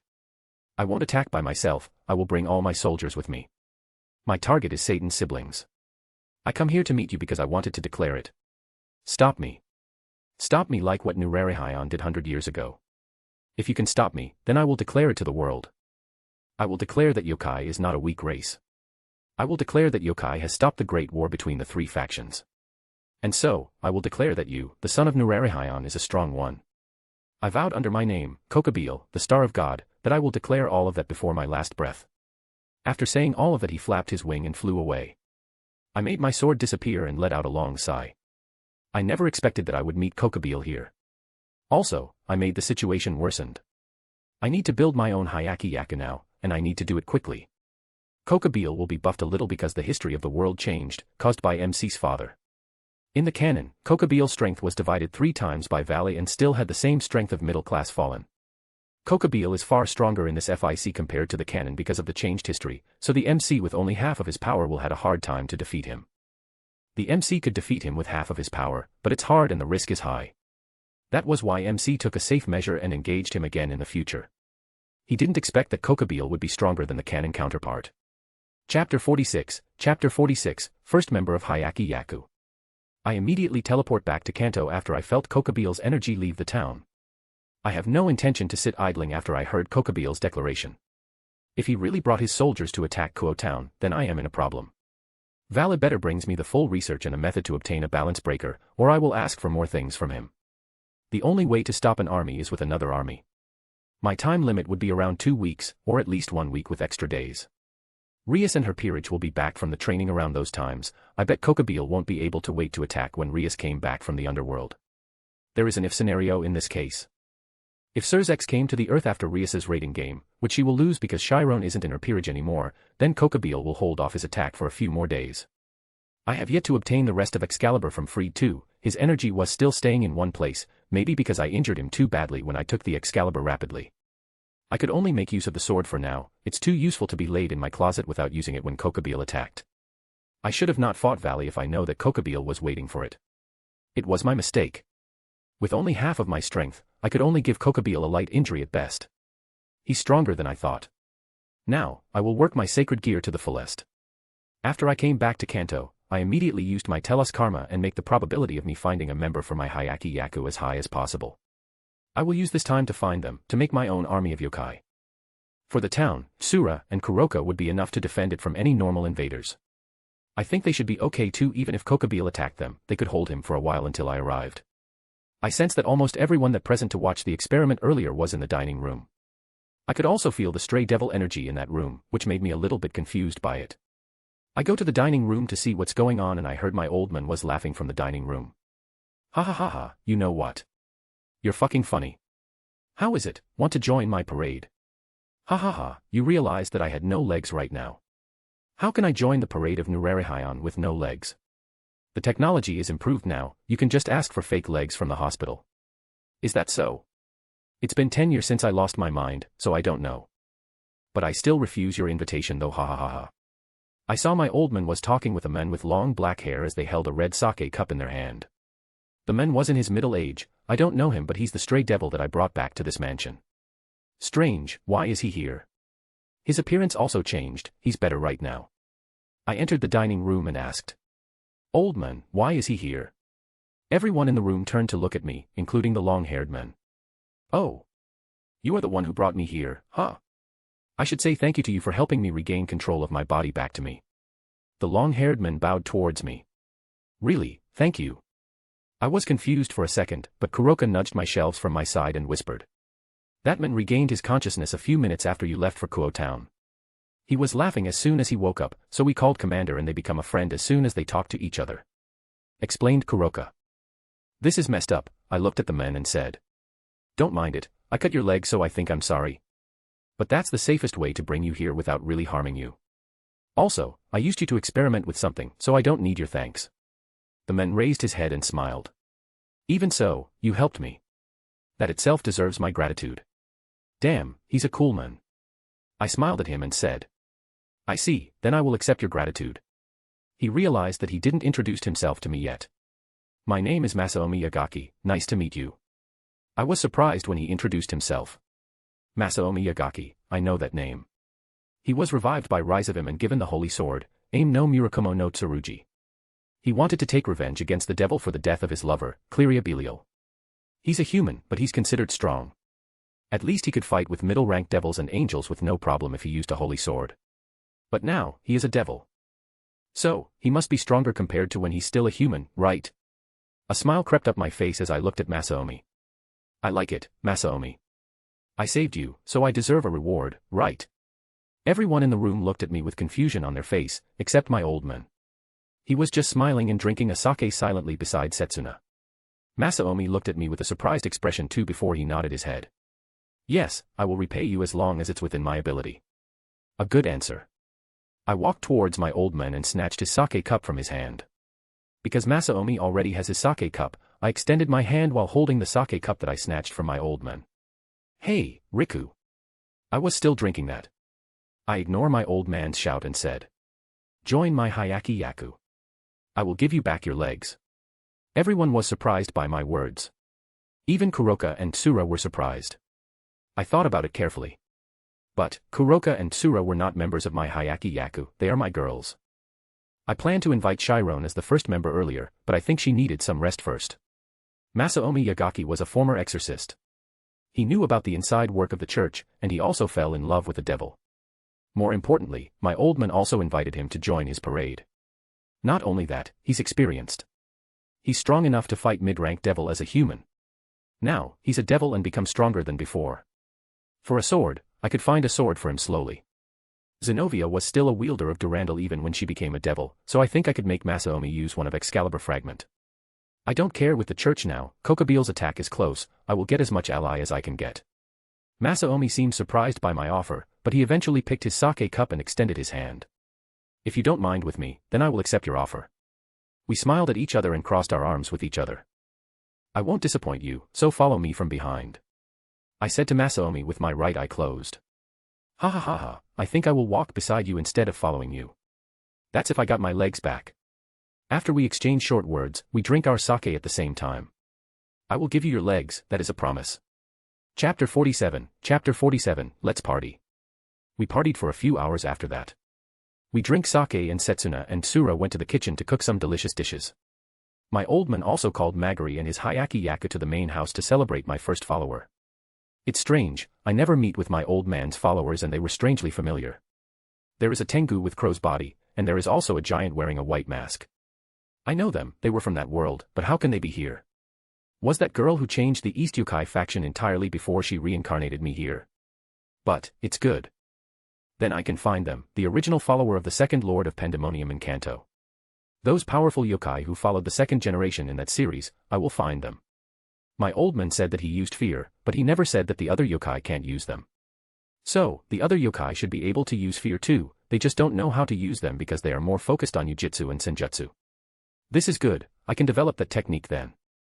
The technique that was able to bring the Nura clan to the top in Nurarihyon no Mago, Matoi. A smile crept on my face as I imagined the reaction of my old man and the other yokai when I finished the technique. But, I need to teach the other yokai how to use fear. I could use it because I know it, and I bet my old man never spread how to use fear to his follower because he wanted to appear unique and mysterious. Teaching the other yokai about fear was also disadvantageous for my old man. Because only fear can cut another fear. My old man won't be able to use his advantage in that case, although I bet no one can do it better than him or me. The party lasted until night, and I decided that it's time for me to go back to Kuo Town with Tsura and Kuroka. Today is the promised day after all, so I am looking forward to it. Content warning NSFW. I went back to Kuo Town and entered my apartment alone. Strange, why am I alone? Wasn't I teleported back to Kuo with Kuroka and Tsura? But, well, I go to the bedroom and was surprised once again. They are waiting for me on the bed like the first time we are doing it. But, instead of wearing underwear, they are naked. Kuroka has a smile on her reddened face while Tsura was a bit shy and tried to hide her red face with a blanket. Riku-sama, please punish me tonight, Naya, said Kuroka as she get off the bed and approached me. Her tail was swinging to left and right matching her hip movement. I must admit, I can't hold myself when I saw my girls doing this. Without saying anything more, I take my clothes off, hugged Kuroka, and kissed her. I groped her butt and that made Kuroka squeal for a bit. I inserted my tongue inside her mouth and she accepted it. We intertwined our tongues with each other as we made a wet sound. I raised my right knee between Kuroka's crotch and grounded against her pussy. Kuroka was moaning in pleasure and I released her from the kiss. I could feel something wet on my knee and found out that Kuroka's pussy was drenched in her love juices. What a naughty cat. I whispered in Kuroka's ear as I keep grounding my knee against her pussy. On, nya en. Riku-sama. Kuroka kept moaning in pleasure. I stopped grinding my knee against her pussy and released her from the hug. Kuroka was confused and blinked her eyes as she lost the pleasure from my foreplay. I ignore her and walk towards Tsura before turning to Kuroka. For now you are not allowed to touch yourself. I will have you watch me and Tsura. Naya. Riku-sama. I can't hold it, shouted Kuroka as she walked towards me. I ignore her and crawl on top of the bed towards Tsura. Tsura was playing with her pussy with her hand. So she's turned on watching me and Kuroka. She's unexpectedly cute. I leaned my face against her ear and whispered. I will make you feel more pleasure. I used my hand to brush Tsura's hair from her face and kissed her. She didn't stop playing with her pussy as we were interlocked with a kiss. I push her against the bed and ravage her mouth with my tongue. My right hand slowly found Tsura's breast and played with it. Tsura was moaning in pleasure while Kuroka was crawling towards us and saw us with envy. We ignored Kuroka and make love in our world. Tsura stopped playing with her pussy and hugged me, holding my head, and inserted her tongue into my mouth. The wet sound of us kissing was filling the room, further increasing Kuroka's lust. I peeked at her and saw that she inserted her fingers into her mouth and licked it all over. She also grinds her pussy against the blanket, trying to feel even a little pleasure. Although she didn't touch herself, her love juices were flowing from her crotch, wetting the bed. Now I focused on Tsura's again and inserted my finger into her pussy, making her body arch and squirt love juices all over the place. She was coming from the pleasure that I gave her after she touched herself earlier. We ended our kiss and I looked at Tsura's face. She's so sexy, and I can't hold it again. I was still in my yokai form, and I am a bit bigger compared to my human form. I took off my pants and revealed my fully erect dick and put it near Tsura's face. She was surprised because it was bigger than our first time, but she knew what she should do and wet it with her saliva. Kuroka was looking at my cock with a drool spilling over from her mouth. After getting my cock wet from her saliva, Tsura spread her pussy and said, "Please, Rika-sama. I can't hold it anymore. Give me your cock, I want it." Chapter 48, After Party. Content warning NSFW. Once again, I kissed Tsura to seal her mouth and positioned my cock right in front of her pussy. I teased her by poking my cock against his pussy wall. Tsura squirmed in my hug until she finally shoved my face away and a trail of saliva was created when we stopped kissing. Don't tease me, Rika-sama. On. I want it. I smiled as she begged for my cock. I turned to Kuroka, who was touching herself while watching, and said, "I didn't allow you to touch yourself yet, you know. Didn't I say that I will punish you?" "Naya. On, but I can't," said Kuroka as she moaned in pleasure. "Well, go on top of Tsura, I will play with both of you directly." With a wide smile on her face, Kuroka leaped on top of Tsura. She pressed her breast against Tsura and spread her pussy with her hand. "Please, Naya. Give it to me, your cock, Naya." Tsura was also spreading her pussy with her and begged. "I am first. Rika-sama." Without saying anything, I thrust my cock into Tsura's pussy, surprised her as she moaned. "On, Rika-sama." I moved my hips and keep thrusting my cock inside Tsura's pussy, making her moan in pleasure. Kuroka was playing with her pussy on top of Tsura and moaned too. But I can't allow her to touch herself right now. Her pussy juices were dripping on top of my cock and making it easier to move inside Tsura's pussy. I grabbed Kuroka's hand with my left hand and entered 2 fingers inside her pussy. "Naya, your fingers are going inside me." It's good," Kuroka shouted as she stuck her tongue out. "On, and." Tsura was kept moaning as her tongue was stuck out too. They were looking at each other, then Kuroka kissed Tsura, silencing her. I kept moving my hip until I feel like I am about to come. "Tsura, I am close," I said. Tsura shoved Kuroka away from her face. "On. I am about to come too. Give it inside me, Rika-sama." I had lost my reasoning because of the pleasure, and I wanted to let it out inside her too. So I sped up my movement. On HNN. I am about to come. As I feel the pressure in my cock, I thrust it deep inside Tsura and spurted my semen inside her. I am coming. Tsura's body trembled as she climaxed. I slowly pulled my still erect cock from her pussy. The semen that I sprayed inside her pussy was pulled together with my cook and dripped from her pussy. Tsura was exhausted and fell asleep immediately. She really has a low stamina, but I can't blame her for that. Now it was Kuroka's turn, and thrusting my cock from behind her made me a little bit excited than usual. Kuroka understood that and stuck out her butt towards me and spread her pussy using her hands. "Rika-sama, look, my pussy is wet and ready, Naya." It was inviting. Her wet pussy was still covered with her love juices and her tails were swinging wildly. Because this is a punishment for her, I grabbed her tail and thrust my cock without saying anything more. "Naya." Kuroka squealed in delight as her tongue was sticking out from her mouth. Using my free hand, I plunged my finger inside Kuroka's mouth and played with her tongue. "On, Rika-sama," her words become unrecognizable because I was playing with her tongue. I moved my hip faster and I wam abwa tu come Naya. I moved my hip at high speed, making a wet sound, and we come together. "Coming, Naya." I pulled my cock from her pussy and love juice was squirted from her pussy. It was her second come, but she was definitely still seeking more pleasure. As proof, her hand was moved towards her pussy and spread it wide, making my semen drip from her pussy. "I am not satisfied yet, Naya." Please ravage me more. Kuroka rolled beside Tsura and lay on her back as she spread her legs and pussy. As a real man, I won't refuse her offer. So I approached her and thrust my cock inside her pussy again as I kissed her wildly. Our sex lasted for a few rounds. I cummed inside Kuroka for a few times before I was exhausted and fell asleep. NFSW end. Somehow, when I opened my eyes, I was on the couch outside the bedroom. Did Kuroka or Tsura move me when I was sleeping? I raised my body and walked towards the bathroom. At that time, I realized that I was still in my yokai form. I can't feel the presence of the girls inside the apartment, so I spread my senses and finally I found them in the school.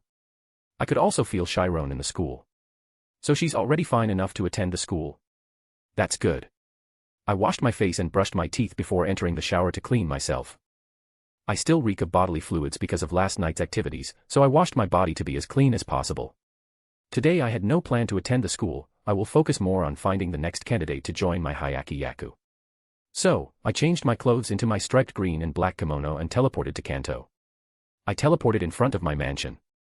My destination today is a hidden village of yokai that I heard from the old yokai at the party yesterday. He said that village was located somewhere near the mountain of the Gunma region. Not only that, it was a mysterious village that was only found around 2 years ago. It was suspicious, but that was my best bet. I was about to go to the Haimjima clan to find some yokai near their residence, but I scratched the idea because they are part of 5 principal clans and we have an agreement with them to not interfere with each other and protect our own territories. So, the mountain near the Gunma is my best bet to find some yokai to join my Hyaki Yaku. I preferred a flying yokai to help me travel around though, but I will welcome the strong one too.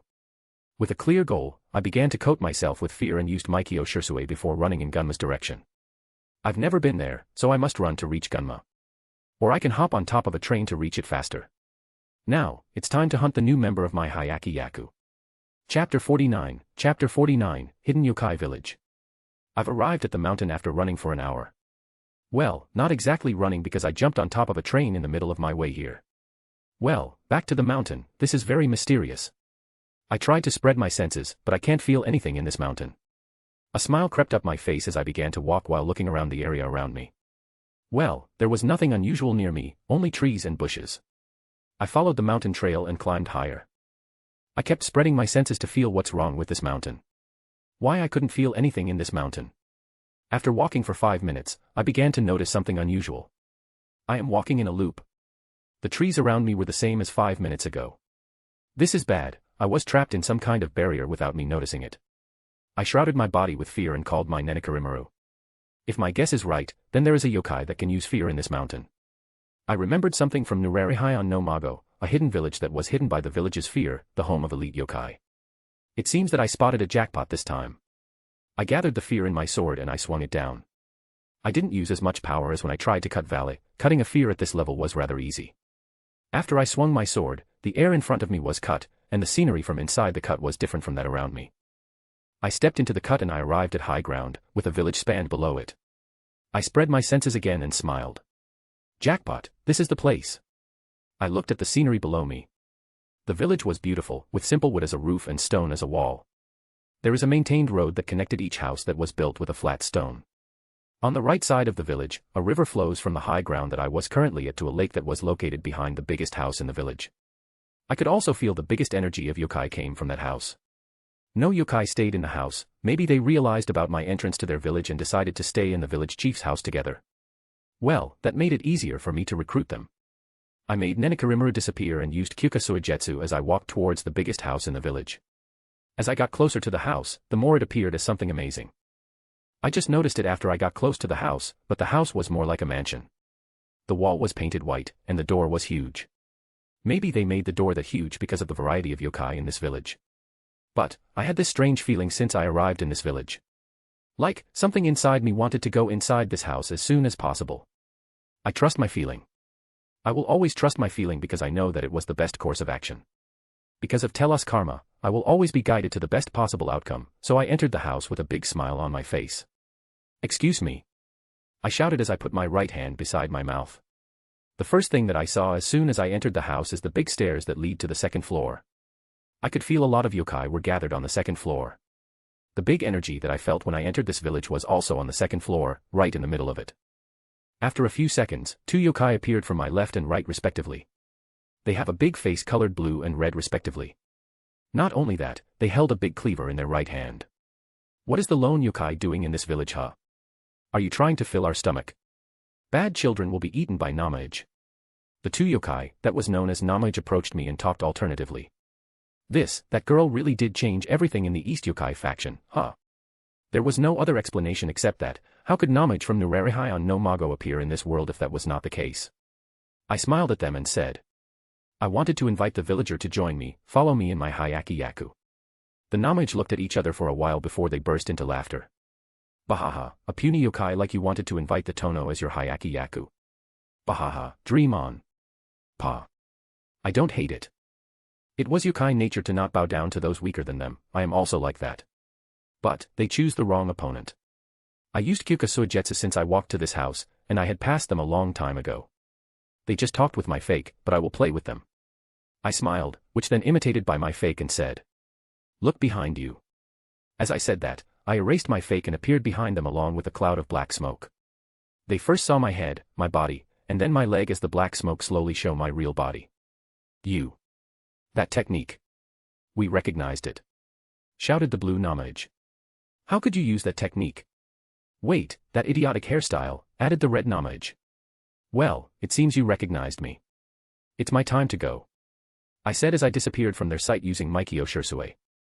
I went upstairs as I keep gazing at the way in front of me.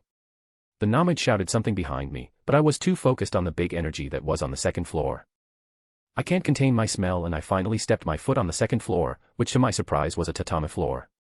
A lot of yokai were lining up on the left and right sides. They sat on the tatami floor with a low table in front of them. The numerous yokai was looking at me, no, the stairs. It seems they were waiting for my arrival.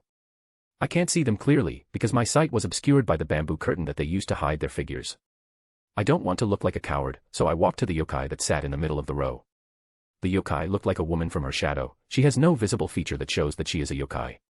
Because every yokai has a table in front of them, I guessed that they have a sake too on top of that table. Good thing then, I stole a red mini sake cup and a bottle of sake to exchange for a sakazuki. When I arrived in front of the yokai in the middle, I cancelled my technique and sat down while pouring sake on my cup. I could visibly feel that the yokai in the room were surprised by my appearance, but the yokai in front of me was more surprised than them. I raised the sake cup on my right hand and smiled. Yo. A good day for a sake, huh? Chapter 50, Unexpected Edition. As I said that, I saw a visible reaction from the shadow in front of me. I was satisfied, but that feeling changed as the shadow opened her mouth. You. How come you are here? The girl behind the shadow asked me such a question. No, how come you are alive? Added the girl. I was confused by what she meant, that was until she uncovered the curtain and I saw her figure. I almost dropped my cup and bottle because of my surprise, but I managed to hold them. My mouth was opened wide when I saw her black hair and black eyes. I know that girl. But, she was not supposed to be here, not in this world. How? How? I asked her. At the same time, the curtains on my sides were open too. On the left side were a bunch of yokai that was familiar to me. Familiar as in I remembered them from somewhere, not exactly the real world. Some of them were crying while some of them were shouting in delight as they saw me. On the right side were another bunch of familiar yokai, but they were looking at me as if I am their enemy. But, I focused my gaze on the girl in front of me and waited for her answer. I wonder. I was sent to this world after a naked girl appeared in front of me. Those guys beside you were in the same state as me. Now, I have two memories. One of my memories was as the leader of Kyoto Ayakashi, Hagoromo Gitsune. While the other was the memory of my time as the wife of the second lord of Pandemonium, Yamabuki Otome. Now, how are you alive, and why are you here, Rihan-sama? Asked the girl in front of me. That girl again. Why? Why did she do all of this? I can't say anything. I am not Rihan, I am Nurarihyon. I did have the appearance of Nurarihyon, but I am not him. The shout from the yokai on my life was that of delight. They are happy that they met their former leader again, Nurarihyon. I turned to the left and saw a big yokai with dark skin and white hair shouting Rihan, with tears running down his face. He was Ayatabo, one of the Nura clan's yokai. The long-haired yokai with monk outfit beside him tilted his hat and smiled. He was known as Kurotabu, also one of the Nura clan's yokai. But I am not him. That's why I answered the girl, Hagoromo Gitsune in front of me. Although she has the appearance of Yamabuki Otome, she introduced herself as Hagoromo Gitsune first. I turned to look at her and introduced myself. I am not Rihan. My name is Nurarihyon, the son of the East Youkai faction's leader, Nurarihyon. I drank the sake on the cup in my right hand as I slammed down the bottle in my left hand to the ground. Don't mistake me with someone else, Mississippi. I smiled at her and closed my right eye. It became my habit since I did this repeatedly. The yokai that was shouting happily on my left suddenly went quiet. I thought that they understood that I am not Rihan, but they shouted louder after I introduced myself. Woa! Nura clan existed here too, shouted Ayatabo as he wiped his tears from his face. It was a good sign. We could finally move away from this village, said Kurotabu. As they shouted in joy, a blonde-haired guy wearing a green kimono stood up. Wait! He shouted to the other yokai. I looked at him and saw that he has no neck. Kobayashi, huh? He was a yokai that was invited by Rihan in Edo. His loyalty and respect towards Rihan is the top amongst the other yokai. I was interested in him. He approached me and stopped by my side. Are you sure that you are not Rihan-sama? Asked Kobayashi. I am not. My name is Nurarihyon, I told you twice now. As I answered Kobayashi, he suddenly took out strings and controlled them to bind me. I was ready for an attack since I make my appearance known. I have changed my Kyoshirusue into Kyuka and let my fake do the talking. Kobayashi was skilled. In no less than a second, he controlled his strings to tie my fake body. As he tightened his strings, I smiled at him and made my fake disappear. I appeared again beside Hagoromo Gitsune and rested my left hand on her shoulder. Don't get that aggressive, I am here just to invite a strong yokai to join my Hayaki Yaku. Seemingly disturbed by my hand, Hagoromo Gitsune slapped it away from her shoulder and looked at me. You are truly the same species.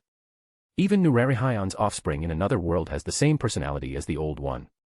I looked at Hagoromo Gitsune and smiled. Well, thank you for your compliment. So you came from another world. That's interesting. I disappeared again and reappeared beside Kobayashi and tapped his shoulder. Don't be so down, you are good. You even imbued your fear in your strings. I never saw any yokai do that before. Well, only me and my old man can use fear, so I am surprised that you can use fear too. Kobayashi looked at me with a smile and said. Truly. Even if you have a different name, you acted like him. As he said that, he turned to the rest of the Nura clan's yokai who have a smile on their face. They nodded their head together before Kobayashi turned to me. Allow me to join your Hayaki Yaku, Rika-sama. Kobayashi bowed his head. Following him, the rest of the Nura clan's yokai also bowed their head and shouted. Allow us to follow you. Rika-sama. Those guys, I didn't invite them yet and they wanted to follow me with their own accord. Was it because I have the same appearance as Rihan? Or was it because of their loyalty towards Nura clan? But, I am grateful to them. I now know the goal of the girl that reincarnated me here. She wanted entertainment, and to change the course of this world, huh? Fine, after all this is the world that I lived in now, so I will not complain if she transported the whole Nura clan's yokai to this world. Now, the problem remains.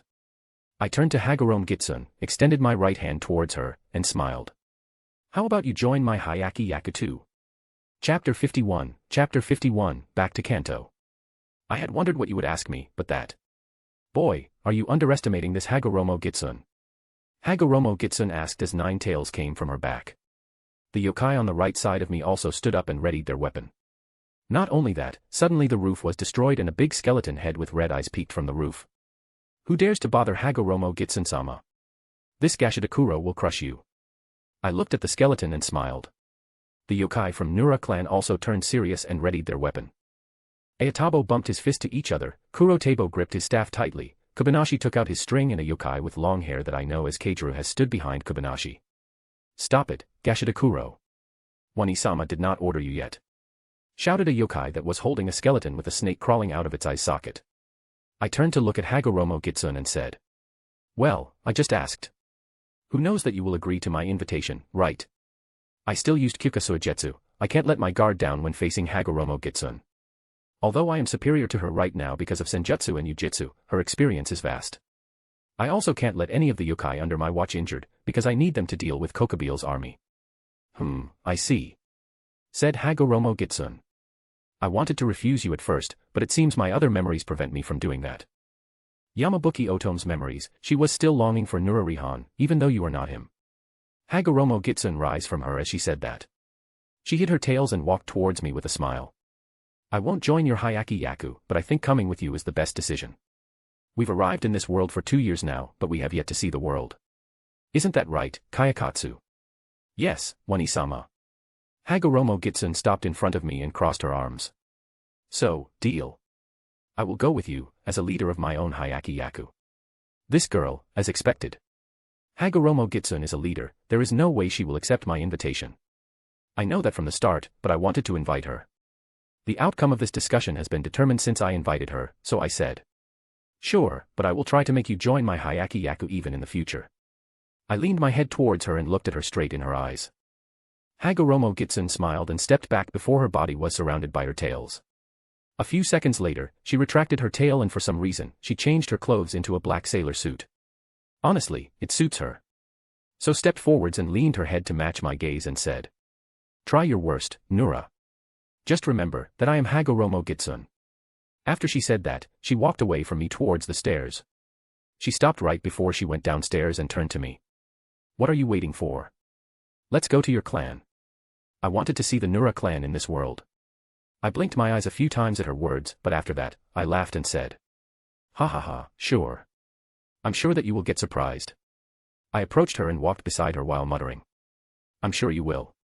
We walked back to Kanto as the Kyoto yokai and Nura clan's yokai hide their presence from the normal human. I almost forgot about it because the yokai in this world always blended themselves with humans, but the yokai from Nurarihyon no Mago was able to hide from normal humans. So, there were only me and Hagoromo Gitsun walking side by the time we reached Kanto. There were a few young yokai that were surprised by the parade behind us, but they quickly stepped away when they saw my face. They just looked in my direction with awe on their face, while some of them ran towards my mansion to inform my old men, or so they said. It's lively, this place, said Hagoromo Gitsun as she looked around the surrounding. We were near Tokyo, of course, this will be lively. Right. But, haven't you realized something different in this place? I asked her with my right eye closed.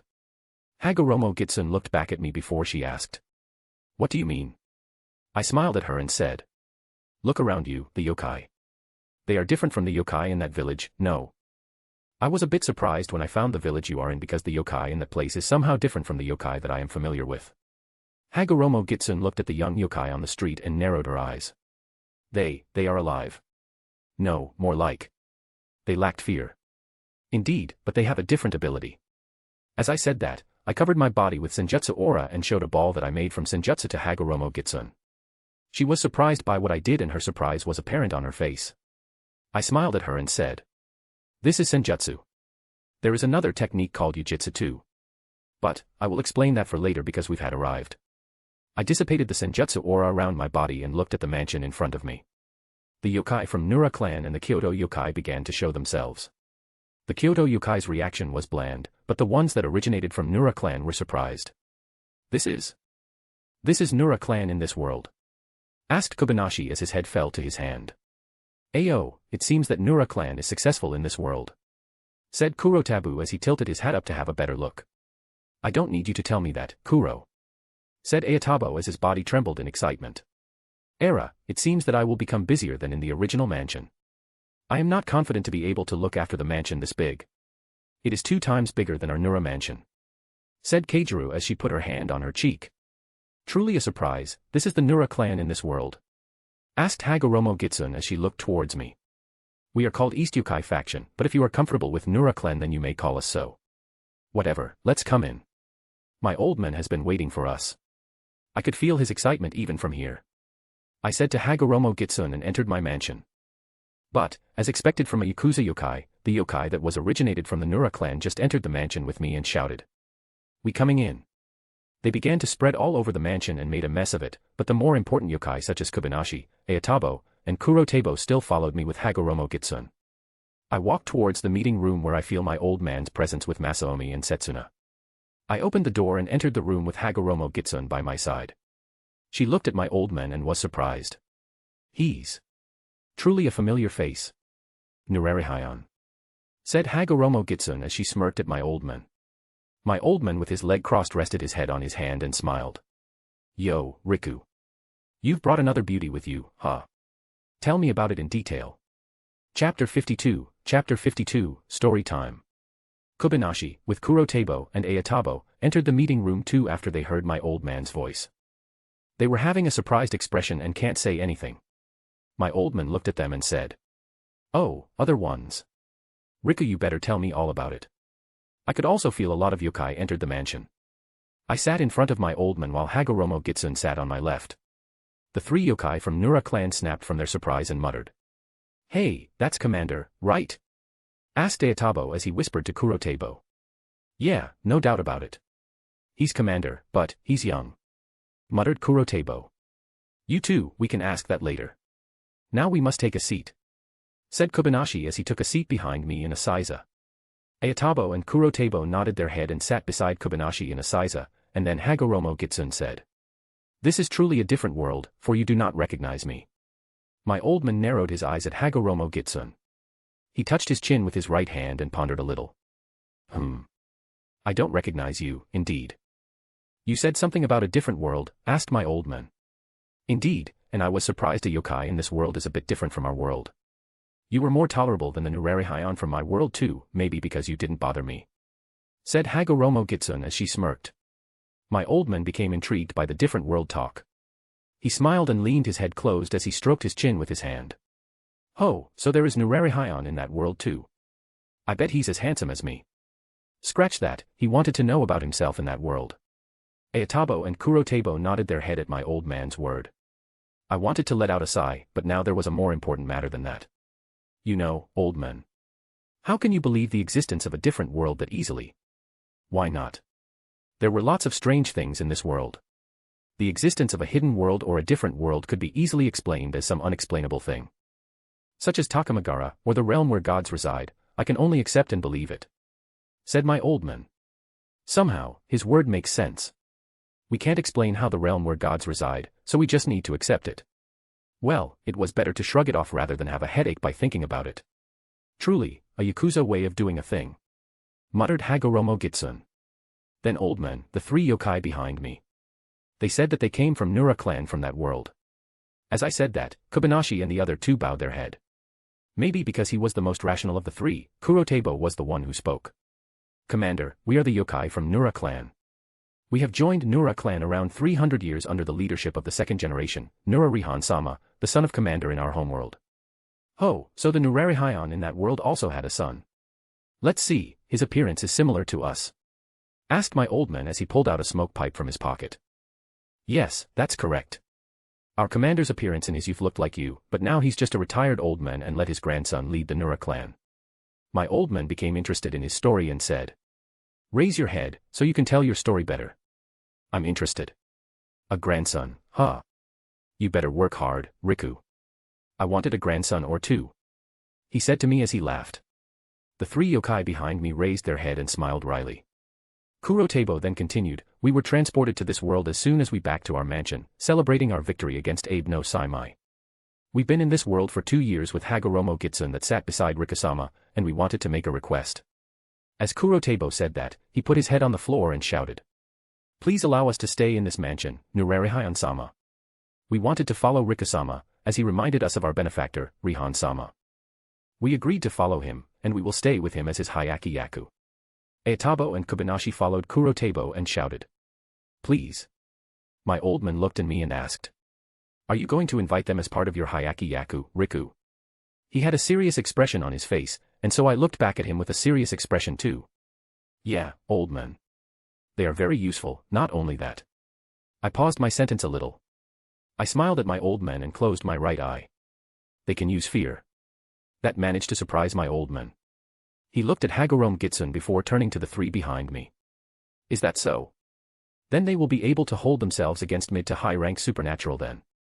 But, some of them may be able to hold themselves against ultimate rank, for example, the lady beside you. So my old man can feel Hagoromo Gitsun's power." That was not a surprise though, as he was experienced in a war and could judge the person's strength at a glance. "Ultimate rank. Maybe you could give me an example." "Remember, we are not from this world," said Hagoromo Gitsun as she spread her fan in front of her mouth. "When did she pull that fan?"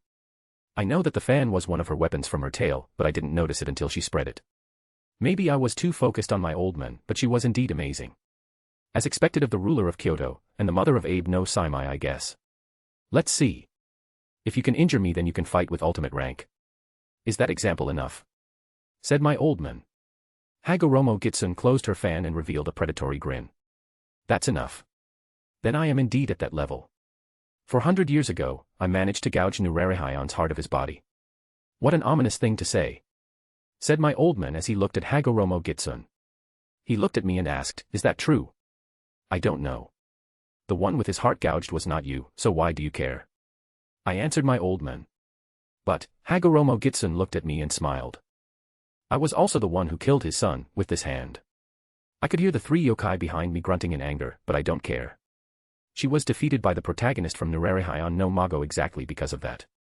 Her memories as Yamabuki Otome was triggered, and she was in a breakdown state. Don't care, I am not him. I said to her and leaned my face closer. More importantly, how about it? My offer still stands. For some reason I am attracted to you, so join my Hyaki Yaku. Hagoromo Gitsun was surprised by my answer, but she still put the same smile on her face and said. And I said I refuse your invitation. TCH, maybe next time. I thought as I looked at my old man, remembering the matter with Kokabeel. Oh, right. Old man. I called out to him. What? Answered him. Kokabeel will attack Kuo town with his army, so, can I hit you in your face? I said to him as I cracked my fist and stood from my seat. My old man smiled at me and said, try again in 100 years. He disappeared from his spot and reappeared again near the door. Oh, right. If they were part of your Hyaki Yaku, I will allow them to stay in this mansion. Leaving those words, my old man exited the living room. What a carefree man, said Hagoromo Gitsun as he looked at the door that was opened by my old man. Chapter 53, Sakazuki. So, how long were you going to Dejiza like that? I said to Kurotabo and the other. They raised their head and looked at me. Because my old man allowed them to stay in this mansion, then I can rest easy. But, I seem to be forgetting something.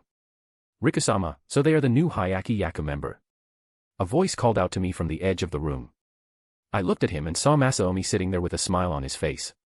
That's right. I forgot about his presence. How?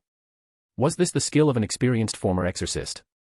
Setsuna, who sat beside my old man earlier, also stood up and excused herself after a while. We were the only ones left in the room with Hagoromo Gitsun. Kurotabo and the others were also surprised when they saw Masaomi and asked. Who is that? He's not yokai, right? Asked Kurotabo as he narrowed his eyes. Masaomi just laughed at Kurotabo and said. I am not, I am a reincarnated devil, but I was invited by Rikusama to join his Hyaki Yaku. He saved me when I lost my mind, so I am really grateful for him. Devil. Do you mean you are an Oni? Asked Hagoromo Gitsun.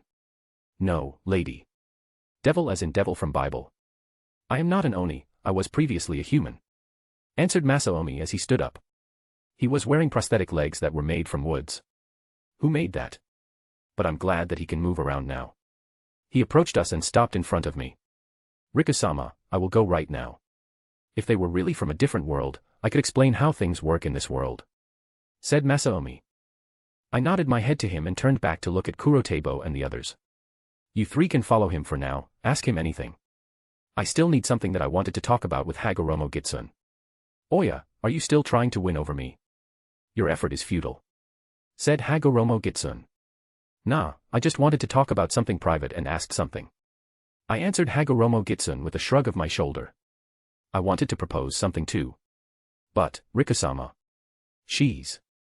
Kobayashi spoke up, but I cut him off. Don't worry, there will be nothing happen. We will just talk. I said to him as I raised my chin slightly. Kobayashi, let's follow Rikusama instruction for now. We don't know anything yet, so it's better if we ask.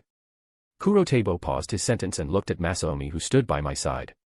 Now that I think about it, I don't know your name yet. Oh, excuse me for that. My name is Masaomi Yagaki, nice to meet you. Said Masaomi as he extended his hand for a handshake. Kurotabo and the other stood up and introduced themselves as they shakes Masaomi's hand. Well then, shall we go? Asked Masaomi as he walked out of the room, followed by Kurotabo and the other. They closed the door and there was only me and Hagoromo Gitsun left in the room. What do you want to talk about, I wonder? Asked Hagoromo Gitsun as she turned towards me. I also turned towards her and crossed my arms. Reincarnation, I wanted to ask you about that. As you're a yokai that got stronger each time you reincarnated, I am curious about the reincarnation part. Hagoromo Gitsun had a surprised expression before she turned serious. As expected, you are Nurarihyon, right? I shook my head and answered. No, I am not. But I do know about Nura clan and Nurarihyon. And how he died, I know all of it. Because I watched the series. I added in my mind. How? Wait. Hagoromo Gitsun understood what I meant and she smiled. You were reincarnated to this world. So that was why you asked me about reincarnation. Right, I can't talk about it with other people. Although I just met you earlier, I know that you understand reincarnation more than the other yokai. I said to Hagoromo Gitsun with a serious face. Then shall be it, I will explain it to you. You are more interesting than I thought. Hagoromo Gitsun explained all that I wanted to know about reincarnation. Surprisingly, my reincarnation to this world was the same as the way she tried to reincarnate her son, Abe no Saimai in Nurarihyon no Mago. I understood most of it, and she also asked how did I reincarnated to this world if I have no ability to reincarnate endlessly like her.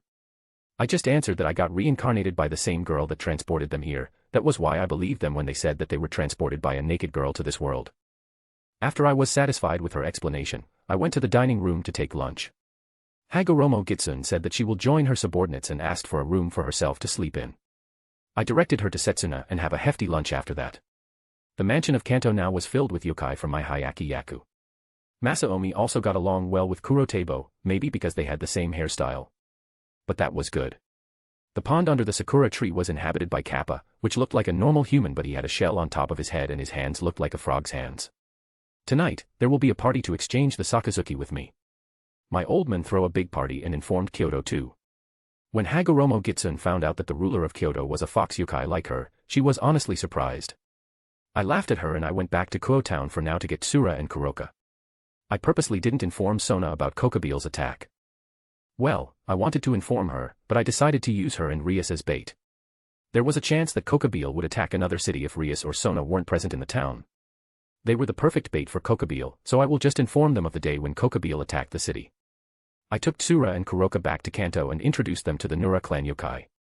They cheered so hard that they found out I had 2 lovers my age. Well, long story short, the party that night was really big. I drank too much sake because each yokai wanted to pour me a drink and I ended up sleeping until the morning after the party. Chapter 54, Another Trouble. Kuritabo's POV. After the party ended, I called Kobayashi, Ayatabo, and Kijoro to my room. We have been given a private room by a Yukiana called Setsuna. She reminds me of Setsura, but she was not as cold as her. Right now the 4 of us were the strongest amongst Rihan-sama Hayaki Yaku when we were in Edo, that was why I called them here to talk about something. What do you think? I asked the 3 of them as we sat in a circle. In front of us were cups of sake that we brought from the party earlier.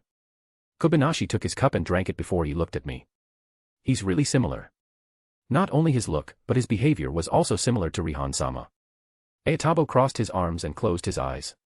Keijiro just drank the sake with a smile on her face. She put the cup down before she said, "Does it really matter?" Hagoromo Gitsun was also here. She had helped us in slaying Abe no Saimai because she regained her memories as Otome-sama. If there is someone who knows Rihan-sama better than us, then it is her. I nodded my head. Even though Hagoromo Gitsun was our former enemy, Yamabuki Otome-sama was Rihan-sama's wife. If she had her memories, then she was the one who could understand him. I hate to admit it, but Riku-sama was indeed not Rihan-sama. He said it himself, but Nurarihyon-sama really looked like our original commander when he was young. This world is different from ours, we need to get used to this world fast. Ayatabo opened his eyes and said, "It doesn't matter. Whatever he Riku-sama or Rihan-sama, he's a Nura. This world is different, that Masaomi is a devil, a race that didn't exist in our world.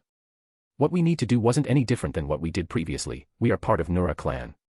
Kobayashi crossed his arms and said, "More importantly, we had exchanged Sakazuki with him. I still believe that he was Rihan-sama though." "Me too," I said to Kobayashi as I drank the sake. "Well, let's drink tonight. It's a celebration after all." We decided to not think too hard about it and continue drinking until morning. Riku's POV. It's been a week since the party. I was in the middle of the lesson in the classroom right now. It was the same day, as usual, free without any sign of Kokabeel or Rias's peerage in the town. The yokai under my Hayaki Yaku and Hagoromo Gitsun subordinates had gotten used to living in this world. Setsuna and Tsura taught them about the world here. From the fundamental things such as races and the factions in this world. At first, they were surprised by the existence of actual gods, but they were more surprised by the existence of angels. In Nurarihyon no Mago, the Tatsugami, or Earth God was often called an Ayakashi too. Maybe that was why they were not that surprised when they learned that gods existed in this world. No, that's not important. I am worried right now. I could feel familiar energy in this school for some reason. Why did she come here? This is a school. Shit, I am really worried right now. She ate a lot of human heart in Nurarihyon no Mago, and now she's here.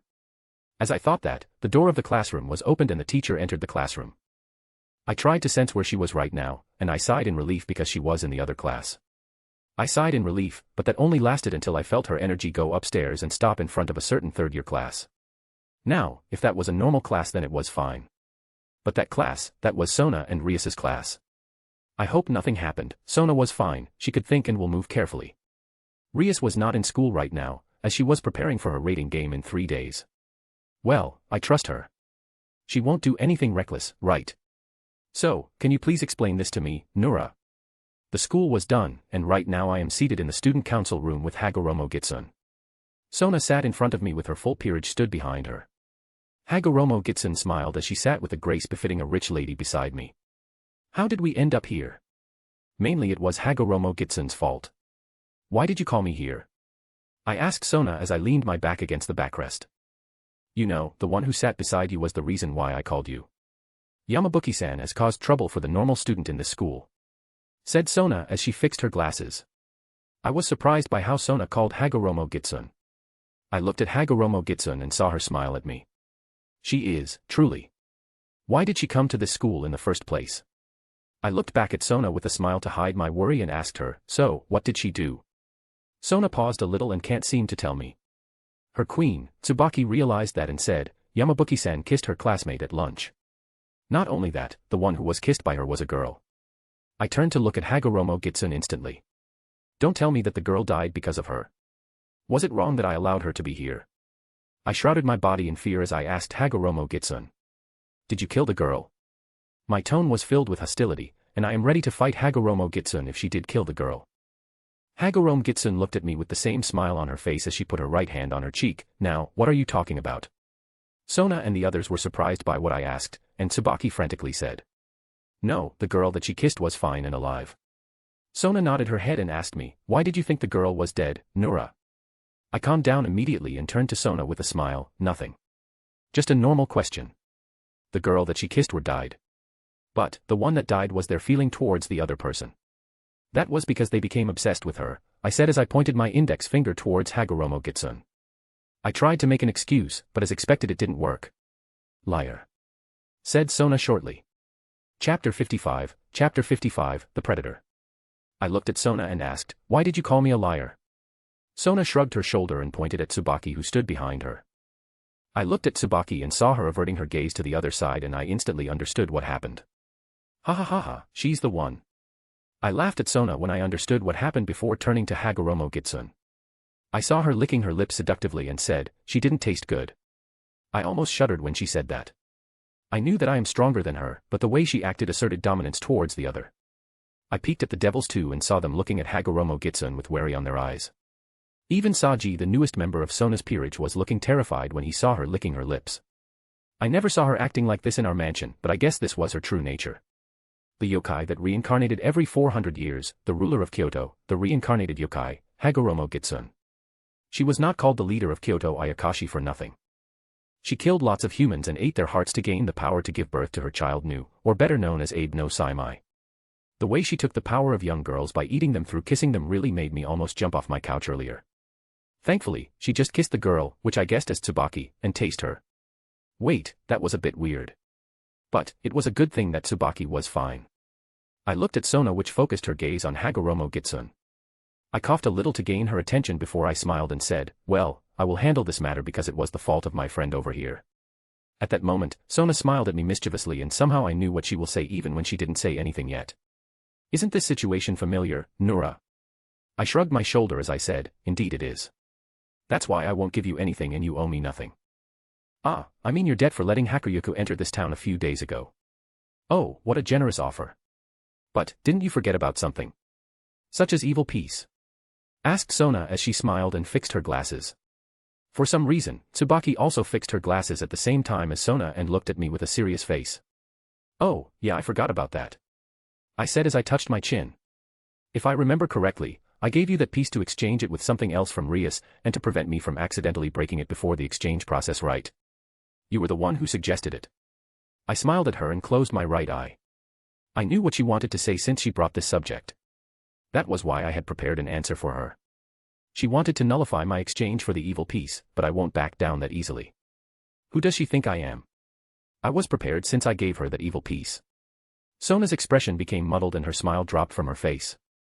She remembered what happened back then and sighed. Fine. It was my fault after all. I smiled at Sona to show my victory over our discussion. But at that time I could feel Rias's presence alongside her peerage appeared in the school. Sona seemed to realize it too and she looked at me. It seems that you have to stay here longer than you thought. Sona said to me with a serious expression. I just smiled back at her and disappeared from the couch. I reappeared in the door that led to outside the student council room and looked over my shoulder. No thanks. We are leaving. As I said that, Hagoromo Gitsun also stood from the couch and walked towards me. She eyed Tsubaki with a predatory gaze before turning back to me. I just ignored her gaze towards Tsubaki and we exited the student council room.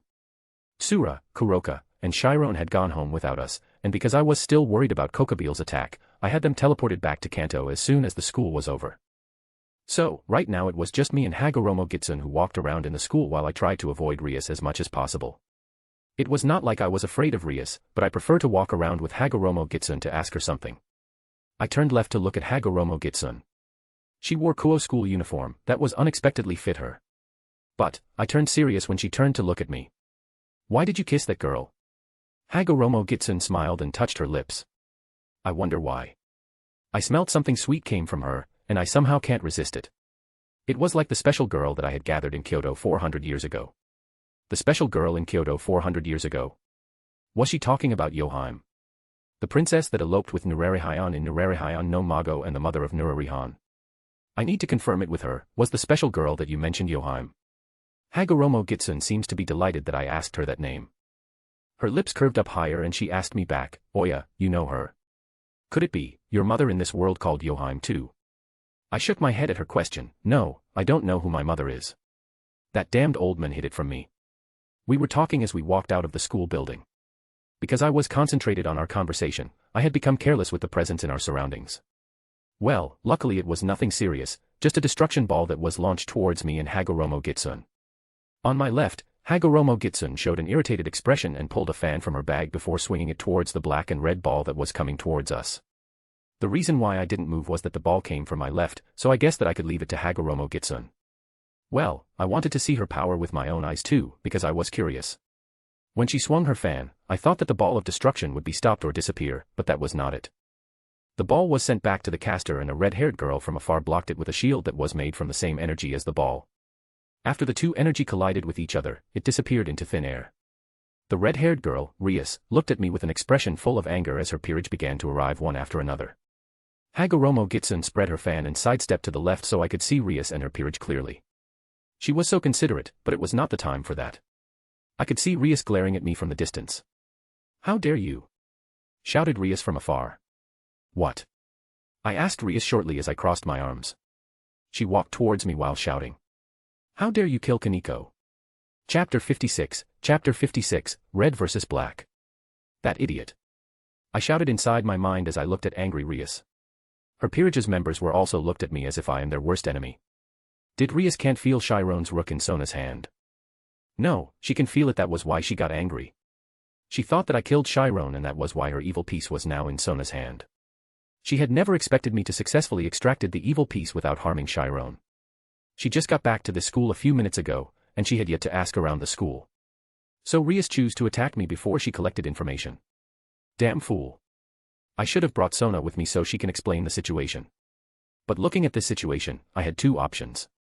Defending myself and asking for compensation, or beating her up and made the enemy of Surzex. I could fight Surzex. I am confident to fight him, but winning against him is another matter. I only had one way to injure him, and that attack need me to sacrifice my defense like what I did to Valley a week ago. I have not achieved my balance breaker, so right now I could only evade the attack from Surzex if we fought. Not only that, I had not mastered Matoi yet, I can't bring my full potential. In this case, the former option would be better.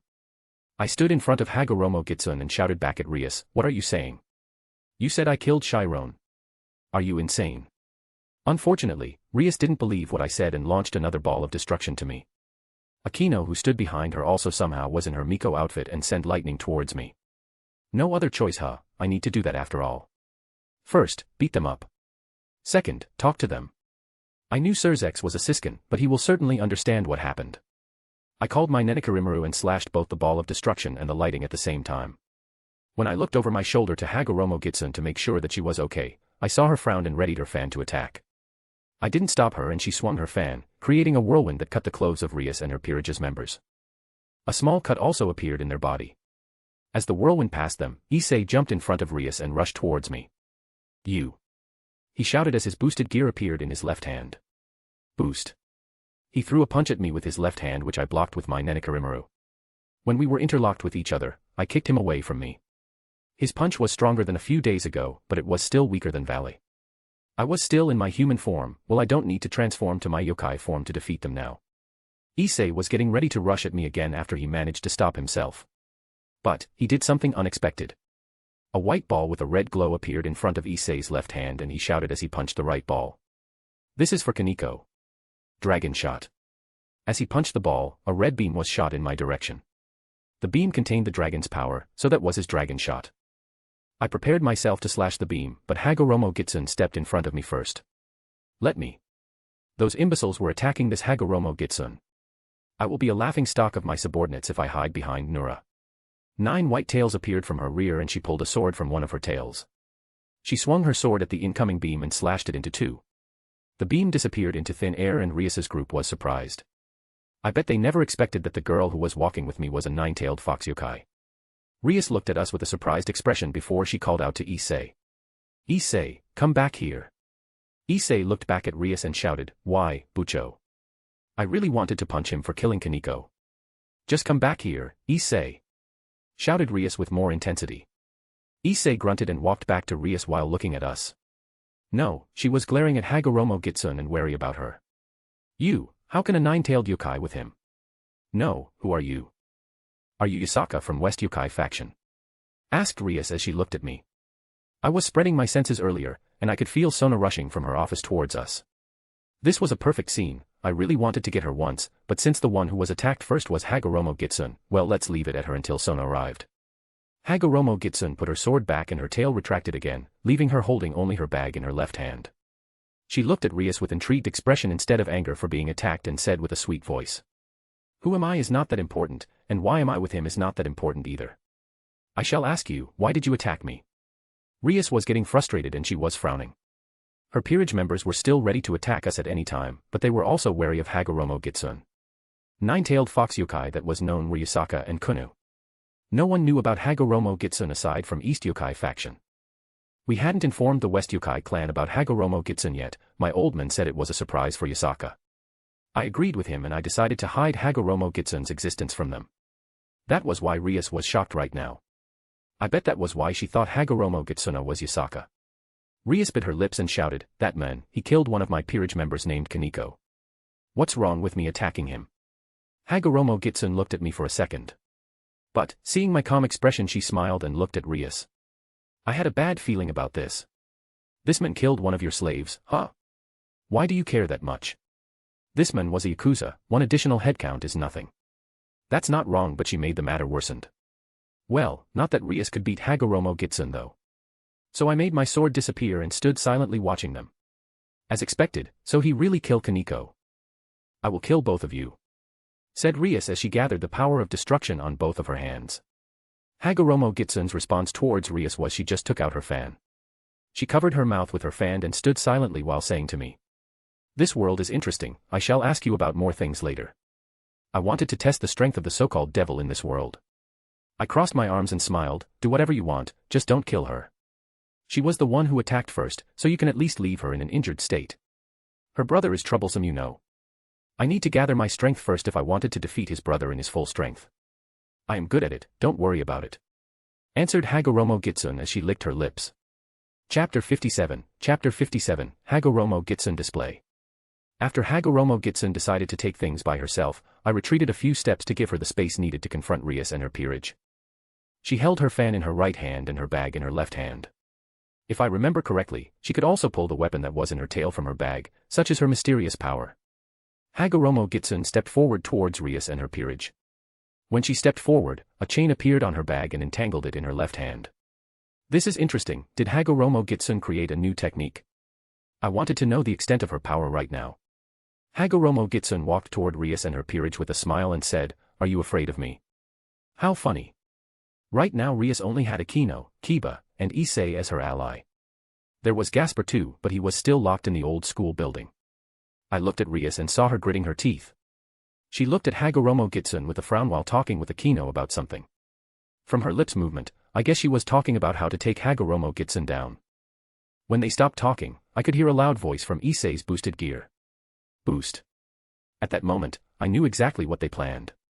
Using Issei's boost, Rias wanted to take Hagoromo Gitsun down with her power of destruction, or abbreviated as POD. Without minding their plan, Hagoromo Gitsun still walked relaxedly towards them. When Hagoromo Gitsun was about to take her 10th step, Kiba suddenly leaped towards her and slashed his sword vertically. Hagoromo Gitsun was looking at Kiba with a rather impressed expression. Maybe she was impressed with Kiba's speed, or she was impressed with Kiba's skill at his age. But that only lasted for a second. She smiled again as if nothing happened and took Kiba's slash with her fan. Seeing his slash blocked by a fan, Kiba was surprised for a moment before he sent a barrage of slashes towards Hagoromo Gitsun. Kiba stepped left, right and even tried to slash her from behind. All of that was for nothing though. Hagoromo Gitsun intercepted Kiba's slashes with one hand only without even following his movement. What a boorishman, you followed a certain pattern of attack. That was too easy to block compared to some idiot without proper sword training. Ridiculed Hagoromo Gitsun. What do you know about me? After he said that, Kiba jumped back to gain a distance while Issei kept boosting himself. Boost. That was Issei's third boost. I guess that he will send that energy to Rias and Akino after 5th boost. Kiba was serving as an obstruction and he will stall Hagoromo Gitsun's time as much as possible. Unfortunately, Hagoromo Gitsun was an experienced fighter and schemer. Boring, I tell you. Hagoromo Gitsun raised her right hand while holding the fan and brought it down in a fast swing. Her swing created a fury blade of wind that was shot towards Kiba at a fast speed. I could see his feet were about to move, but then he remembered that behind him was Rias and the other. Kiba gritted his teeth and stabbed his sword to the ground and shouted, "Sword birth." Dozens of swords appeared from the ground in front of him and blocked the wind blade that was created from Hagoromo Gitsun's attack. When the blade of wind collided with Kiba's sword birth, it destroyed a lot of swords instantly before it stopped by the last sword that stood in front of Kiba. But, Kiba still received damage from the rest of the wind blade that can't be blocked. His upper left arm was slashed slightly and blood flows from the wound. He grunted in pain but he ultimately still raised his sword to protect his friend behind him. Boost. With that sound, Issei shouted, "I can't anymore." "You did a good job, Issei, leave the rest to me," said Rias as she smiled confidently. Hagoromo Gitsun was looking at them with a curious gaze. She must be thinking about the foolishness of the enemy in front of her. Why did the red-haired girl had smiled confidently all of a sudden? That must be flashed in her mind. I was about to warn Hagoromo Gitsun, but then I remembered something. The MC in Nurarihyon no Mago can't even defeat Hagoromo Gitsun without Matoi. That was why I didn't warn her and just watched them with a smile on my face. At that moment, I could feel Sona exiting the building and making her way towards us. This will be the last attack from Rias, I guess. When Sona arrived, the fight would be over, with Rias on the ground if I guessed correctly. Hagoromo Gitsun 9 tails appeared from her back, a sign that she was wary about the attack. She could block it with her fan if she enlarges it, but I guess she took safety measures because she didn't know what their plan is. With a swift movement, Hagoromo Gitsun rushed towards Kiba and stabbed his stomach with one of her tails. Kiba was shouting in pain and Rias shouted from behind. "Kiba! Issei, now! Transfer!" Issei transferred the energy from his boosted gear towards Rias and Akino. At that moment, Rias made a big power of destruction ball and Akino flew with her wings as lightning appeared around her body. "I will make you pay." As Rias shouted that, she sent the pod ball towards Hagoromo Gitsun. At the same time, Akino laughed and she made a gesture with her right hand. Suddenly, a big lightning bolt hit Hagoromo Gitsun in her track. Hagoromo Gitsun didn't expect it, so she didn't dodge the lightning. She instead surrounded her body with her tail to block the lightning. Rias and Akino had a big smile on their face as they watched the pod ball almost hit Hagoromo Gitsun. But, at that moment a cross spear appeared from the gap of Hagoromo Gitsun's tail and stabbed the pod ball. The ball instantly stopped and slowly disappeared into thin air. When the ball disappeared, Hagoromo Gitsun retracted the spear and so did her tails. She stood in the spot without any bruise as she opened her fan in front of her face. "Was that your best attack?" Then allow me to show my attack. As Hagoromo Gitsun said that, she enlarged her fan and swung it from the left to the right. As her fan moved from left to right, the ground that was in the fan's path was gouged and destroyed because of the swing. Rias, Akino, and Issei were blown away from the blast too. I bet they had a few broken bones here and there. But, the destruction of Hagoromo Gitsun's attack was less than what I remembered from her fight with Nurarihyon. I remembered that she destroyed the top side of the castle she was in at that time. So she did hold back as she said. I looked at Kiba and saw him bleeding from the wound in his stomach, but Hagoromo Gitsun missed his vitals so he would be fine after Asia healed him. Come to think of it, Asia was not here. Where was she? As I thought that, Hagoromo Gitsun walked back towards me and said, "It's done, I will go back first." I nodded at her and said, "Leave the rest to me. I will give them a stern talk. Also, good job." It was natural. Leaving those words, Hagoromo Gitsun walked away and went back to my apartment. She was in her normal state now, the chain in her fan disappeared and she just looked like a normal human. Chapter 58, Realizing a Fact. After waiting for a few seconds, I saw Sona rushing towards my direction with Tsubaki. As she saw what happened in the school ground in front of me, she shouted. "What happened here?" She approached me and stopped in front of me as she glared at me with a serious face. "Why don't we ask the one who started all of this?" I said as I walked towards Rias that was blown away by Hagoromo Gitsun's attack. As I had expected, they were injured but they were still conscious. Sona followed me from behind while looking around at the disastrous scene that happened because of Hagoromo Gitsun's attack. How can it escalate to this point? I've asked one of my peerage members to call Asia from the underworld to prepare for an emergency. She will arrive in a minute or so. That's good then, but I still need to ask your friend why did she attack me and my friend without asking us anything. You do understand how bad the situation is if her attack towards me was known to the Surzeks, right? I approached Rias that was lying unconscious on the ground and checked her condition. A few broken ribs and bruises all over her body. With her healing factor, then she would be fine after a few days or so. Akino and Issei were also just had some broken bones here and there, nothing serious. Kiba had the most serious injuries though, his stomach was pierced by Hagoromo Gitsun's tail after all. I looked at Sona and said. Maybe your queen could administer first aid to Kiba. His injuries were the most serious amongst them. Sona nodded her head and instructed Tsubaki to care for Kiba. She had a smile on her face as she ran towards Kiba without any second thought. Now, let's take care of them and tell them to leave the town. Her misunderstanding almost caused a war, thankfully Hagoromo Gitsun was here. What will you do now, Nura? Sona asked me with a worried tone. She must have had understood the situation and she was worried about the future course of yokai. The one that was attacked first was my friend, Hagoromo Gitsun. Her position in yokai is a bit tricky, you know. She is my friend, my guest, and a leader of her own army. A strong army that rivaled mine. I didn't lie. Hagoromo Gitsun's Hyaki Yaku was strong, so, after this girl regained her consciousness, contact me. For now, I will go back to my house. Sona had a relieved face, but I quickly added, don't misunderstand. I won't let this matter end like this. No matter what her reason was, she attacked me and my friend with her power of destruction. If I was weaker than her, I would die from it. Thankfully I am strong. So, just contact me when she regained her consciousness. After I said that, I walked away from Sona and the unconscious Rias while waving my hand without looking at Sona. After I was at a distance away from her, I shouted. You better scold her or punch her one time, you know. It was her fault for attacking me, not yours. I left the school ground with a smile on my face. I bet Rias would be scolded by Sona and she would be called back to her house. Also, because Rias had made a lot of mess by attacking me and Hagoromo Gitsun without asking anything, Surzeks will make a move. With his personality and position as Satan, he will do his best to avoid a war with yokai. If by chance a war broke out between yokai and devils, the Shinto faction will certainly make a move to help yokai and that will put the devils at a disadvantage. But, because the ones who were attacked were me and Hagoromo Gitsun, I was not that angry. Maybe.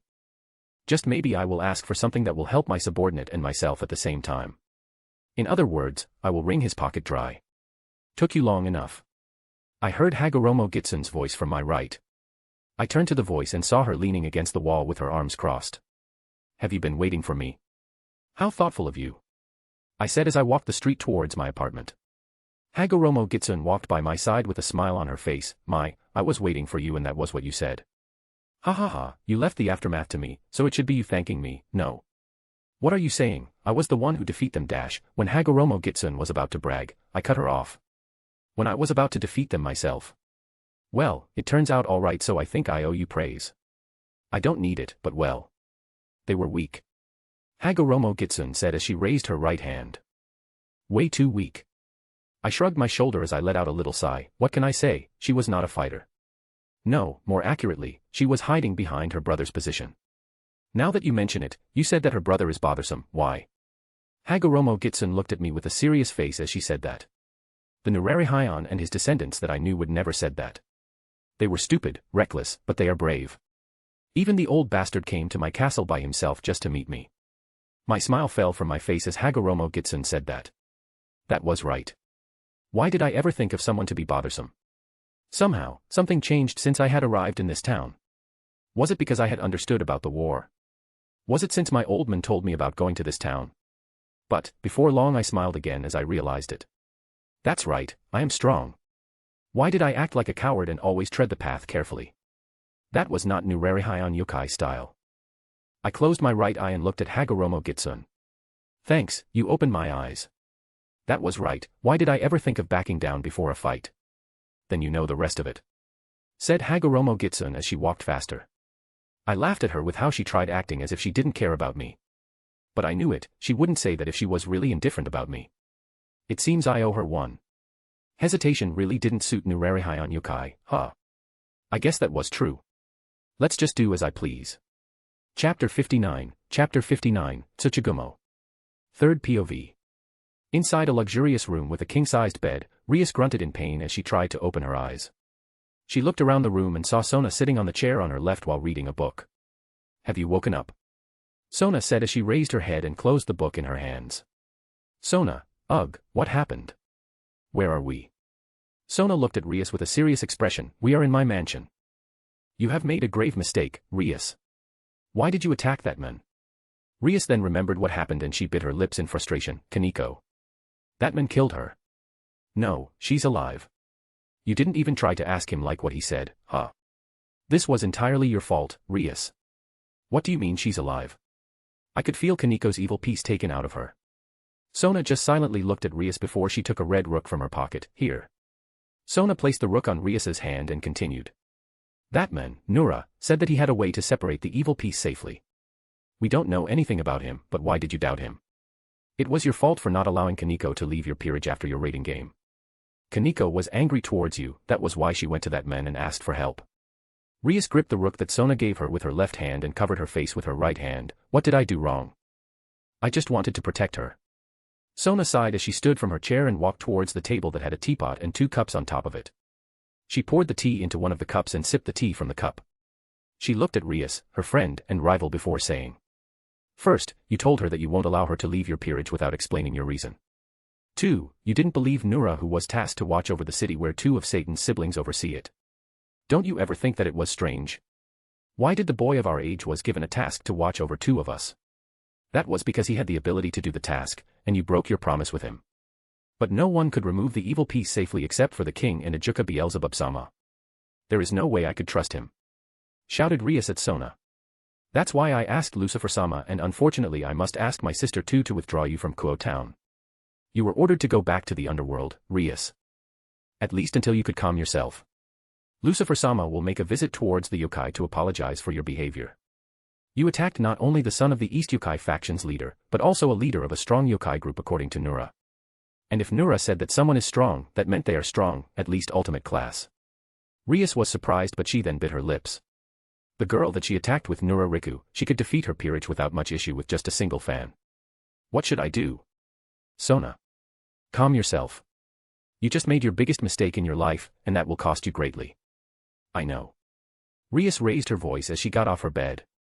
She walked towards Sona and slammed both of her hands on the table. I know it. But, with this, I can't escape it. The raiding game, I will definitely lose. After that, Rias slumped on the ground and yelled in anger. Sona watched over her friend's pitiful appearance as she kept consoling her. First POV.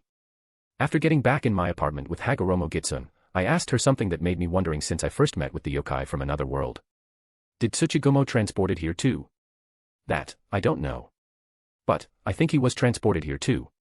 Answered Hagoromo Gitsun as she frowned. That would be a problem, right?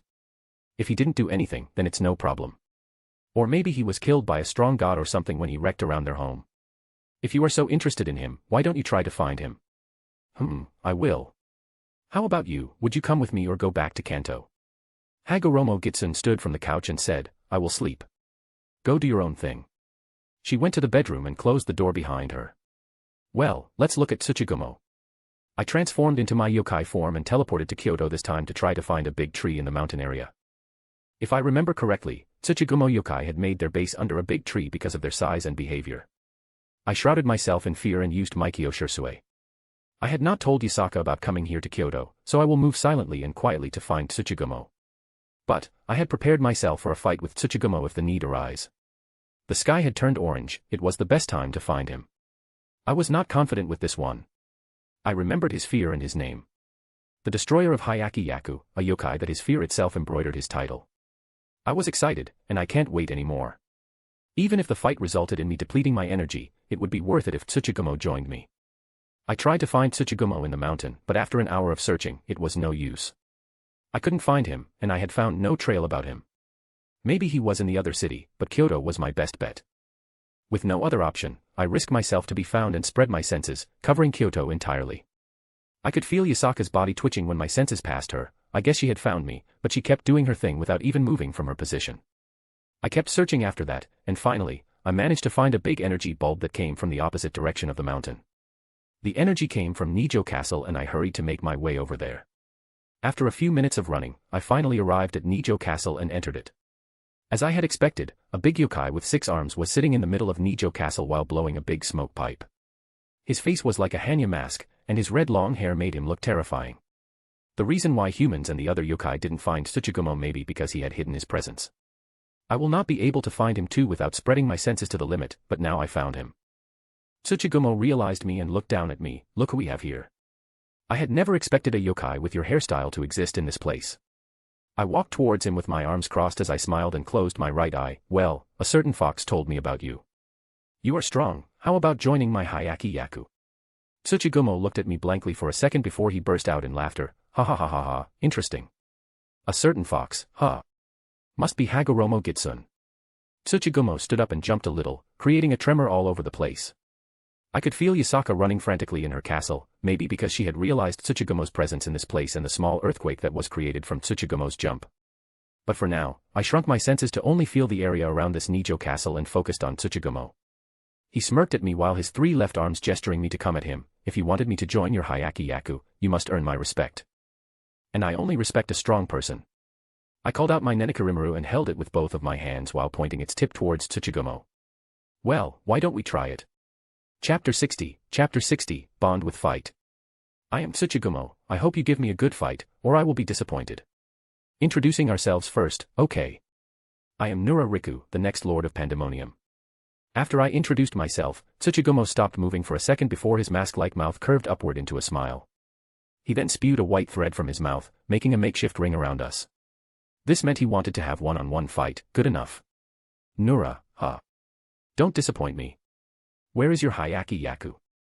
I remembered Nura's strongest technique. He need his Hyaki Yaku to do it. I relaxed my stance and tapped my sword against my shoulder as I said, he's too weak then. Against you, me alone is enough. Ha ha ha ha ha, let's prove it.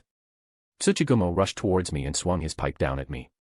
I dodged his attack by stepping sideways to the left, but he sent a punch with his second right hand as soon as I stepped to the left. A grin was plastered on my face and I jumped upward to dodge his punch. As I jumped, I swung my sword at the incoming punch and managed to slash Tsuchigumo's second hand. That slash was deep enough as the spiritual energy of Tsuchigumo gushing out from the wound. But, he didn't care about that and sent a barrage of punches towards me. Because I was in the middle of the air, I was not able to move freely. I created a foothold using my Yujitsu and jumped around the air to dodge his punches. Tsuchigumo's punch was packed with a lot of strength. Each time he punched, a part of the castle was destroyed. The ring that was made from his thread wasn't affected though. While I was dodging his attack, I occasionally sent a slash aimed at his hand. Now, his hands were full of Slash's wound that was gushing out a little spiritual energy from his body. Ha ha ha ha ha, don't keep dodging like that. As Tsuchigumo shouted that, he jumped back to gain a distance before leaping towards me with his left hands positioned in front of his body. He was tackling me with his enormous body, but unfortunately for him, I had used Maikyo Shursui all this time. I changed my technique and used Kyuka Suigetsu. Because I was in the air, I instantly jumped down while leaving a fake body in the air to fool Tsuchigumo. But, he was not fooled that easily. When he was near my fake, he realized it and increased his speed. Tsuchigumo's body made contact with my fake, it was bursting into a black cloud. When Tsuchigumo's body crashed into his thread, and suddenly he changed his direction as he bounced back. His physical ability was truly amazing. Maybe he was at the level of an evil dragon, or maybe even Crum Crutch if it was a physical ability alone. I used Tuki and increased my physical ability to the maximum. I stood in my place as I looked at Tsuchigumo that approached me at a high speed. I called Nenekarimura sheath and held it with my left hand as I sheathed Nenekarimura back. I lowered my stance as my right hand was positioned on top of Nenekarimura's handle and my left hand still holding its sheath tightly. When I saw Tsuchigumo was almost reaching me, I dashed forward as I draw Nenekarimura instantly from its sheath. I could feel Nenekarimura made contact with Tsuchigumo's hand and it went through easily. As we passed each other, loud thuds were heard 3 times. As soon as I heard the thuds sound, I turned to look towards Tsuchigumo and I finally realized something. My left hand was injured too. Tsuchigumo's attack managed to graze my left hand and left a bad bruise and destroyed the left sleeves of my clothes. I saw Tsuchigumo was looking down at his 3 arms that were on the ground before he laughed. Ha ha ha ha, this is great. Tsuchigumo picked his arm and attached it back to his body one by one. As he attached one arm, he spit it on the wound and it instantly attached back like normal. He did it 3 times as I just looked at him while healing my left arm with Senjutsu. As he finished attaching his arms back, I also finished healing myself with Senjutsu. Tsuchigumo turned at me while picking his pipe that was thrown because of his punches at the beginning of our fight. He put the pipe into his mouth and sat down. You are good, but it seems you were holding back. I must say that you were the first, no, the 3rd strongest yokai that I knew. First being Saimai, second being Hagoromo Gitsun, and you were 3rd. Assuming the strength that you used earlier was your full strength that is. Because he was relaxed, I approached him and sat in front of him as I put Nenekarimura back to its sheath and held it with my left hand. You said it yourself, I was holding back. I am stronger than Hagoromo Gitsun because I had seen her strength myself. I don't know about Saimai though. Is that so? It seems interesting. Tell me, the reason why you wanted me in your Hyaki Yaku. I have never joined a Hyaki Yaku before because I am strong. And I must admit, you are strong. You gained my respect. The thing is like this, Tsuchigumo. I heard from Hagoromo Gitsun about something that you like. Tsuchigumo was surprised when I said that. He put one of his right hands on his chin and leaned a little towards me to hear my word clearer. I'm listening. Anura was talking with Hagoromo Gitsun, you are the first. I heard you love to fight. Especially with a strong opponent, or against an army. This is the deal. I have a big fight coming to me. I estimated the enemy would bring around 3,000 fallen angels. I will explain about fallen angels to you later if you don't know about it. Kukuku. Ha ha ha ha ha, interesting. So your enemy is an army of 3,000. I'm in. But, that doesn't mean I will join your Hyaki Yaku. That's enough. With Tsuchigumo joining the fight against Kokobile, then it's enough. I can win this. I smiled at Tsuchigumo and extended my right fist. Nice to have you. Tsuchigumo extended one of his right fists too and bumped it against my fist. As long as there is a good fight, you can call me anytime. I will stay in this place, just give me a head up when the army came. Chapter 61, Aftermath of the Fight. I was chatting with Tsuchigumo after our fight. Unexpectedly, he was a fun company until West Youkai faction arrived in Nijo Castle. The one who arrived was unexpectedly Kunu and a woman with black hair which I assumed was Kunu's bodyguard. She entered the Nijo Castle without worrying about anything and when Kunu saw me, she called out. Riku Oni-chan. Can you explain what happened here to me? She looked at Tsuchigumo with worry in her eyes, but she looked calm when she asked that. On the contrary, her bodyguard can't keep her calm and keep her guard high all the time. Especially when she saw Tsuchigumo, she immediately got into a fighting stance. Tsuchigumo just looked at her without much interest and blew his pipe without even disregarding her. I stood up and approached Kunu with a smile on my face. I put my hand on top of her head and patted her. Nothing happened, I was just talking with that big guy over there. Kunu looked flustered because I suddenly patted her, but she didn't seem to mind it. She looked up at me and put her hands on top of mine that were on her head. She moved my hand away and gazed at me straight into my eyes. To be honest, Mother was surprised when you suddenly appeared in Kyoto without telling us. But knowing your father's behavior, she just shrugged your presence as normal and didn't mind it. It changed when she felt your energy spiked up and new energy that was close to ultimate class appeared in Kyoto.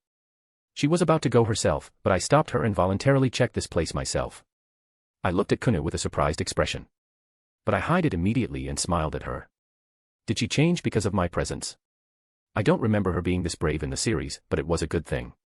I crouched to match her gaze and closed my right eye as I said, nothing to worry about. I was trying to find a Hyaki Yaku, and I noticed him from a friend of mine. That was why I came here. Kunu smiled when I said that and said, what is your plan for later, Riku Oniai-chan? If you don't mind, can you visit Mother for a while? Mother said she wanted to see you. I don't mind, but why did she want to see me? Kunu shook her head at my question. I don't know, she said that someone contacted her and it related to you. When Kunu said that, I immediately understood what she meant. Surzex had contacted me through Yasaka. Sona had reported the incident to Surzex and her sister, and they misunderstood Hagoromo Gitsun as Yasaka in disguise. This is a bit troublesome. Although I had no intention of keeping Hagoromo Gitsun's existence a secret, the way Yasaka knew her existence is a bit troublesome. She must have thought that the East Youkai trying to keep the existence of nine-tailed fox Youkai a secret.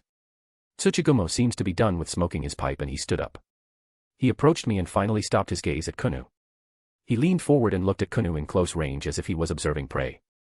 Ho, nine-tailed fox. Interesting, you were the second one that I knew aside from Hagoromo Gitsun. Truly interesting. And as expected, Tsukigumo didn't make my situation any better. Kunu was a bit afraid when Tsuchigumo gazed at her from a close range, and that was visible from her expression. The woman that I guessed as Kunu's bodyguard also leaped towards Kunu immediately, but she was stopped by Kunu. Hagoromo Gitsun? Asked Kunu, curious about the nine-tailed fox that Tsuchigumo talked about. Tsuchigumo pulled his head away from Kunu as he said, indeed. He then sat beside me who was crouching and continued.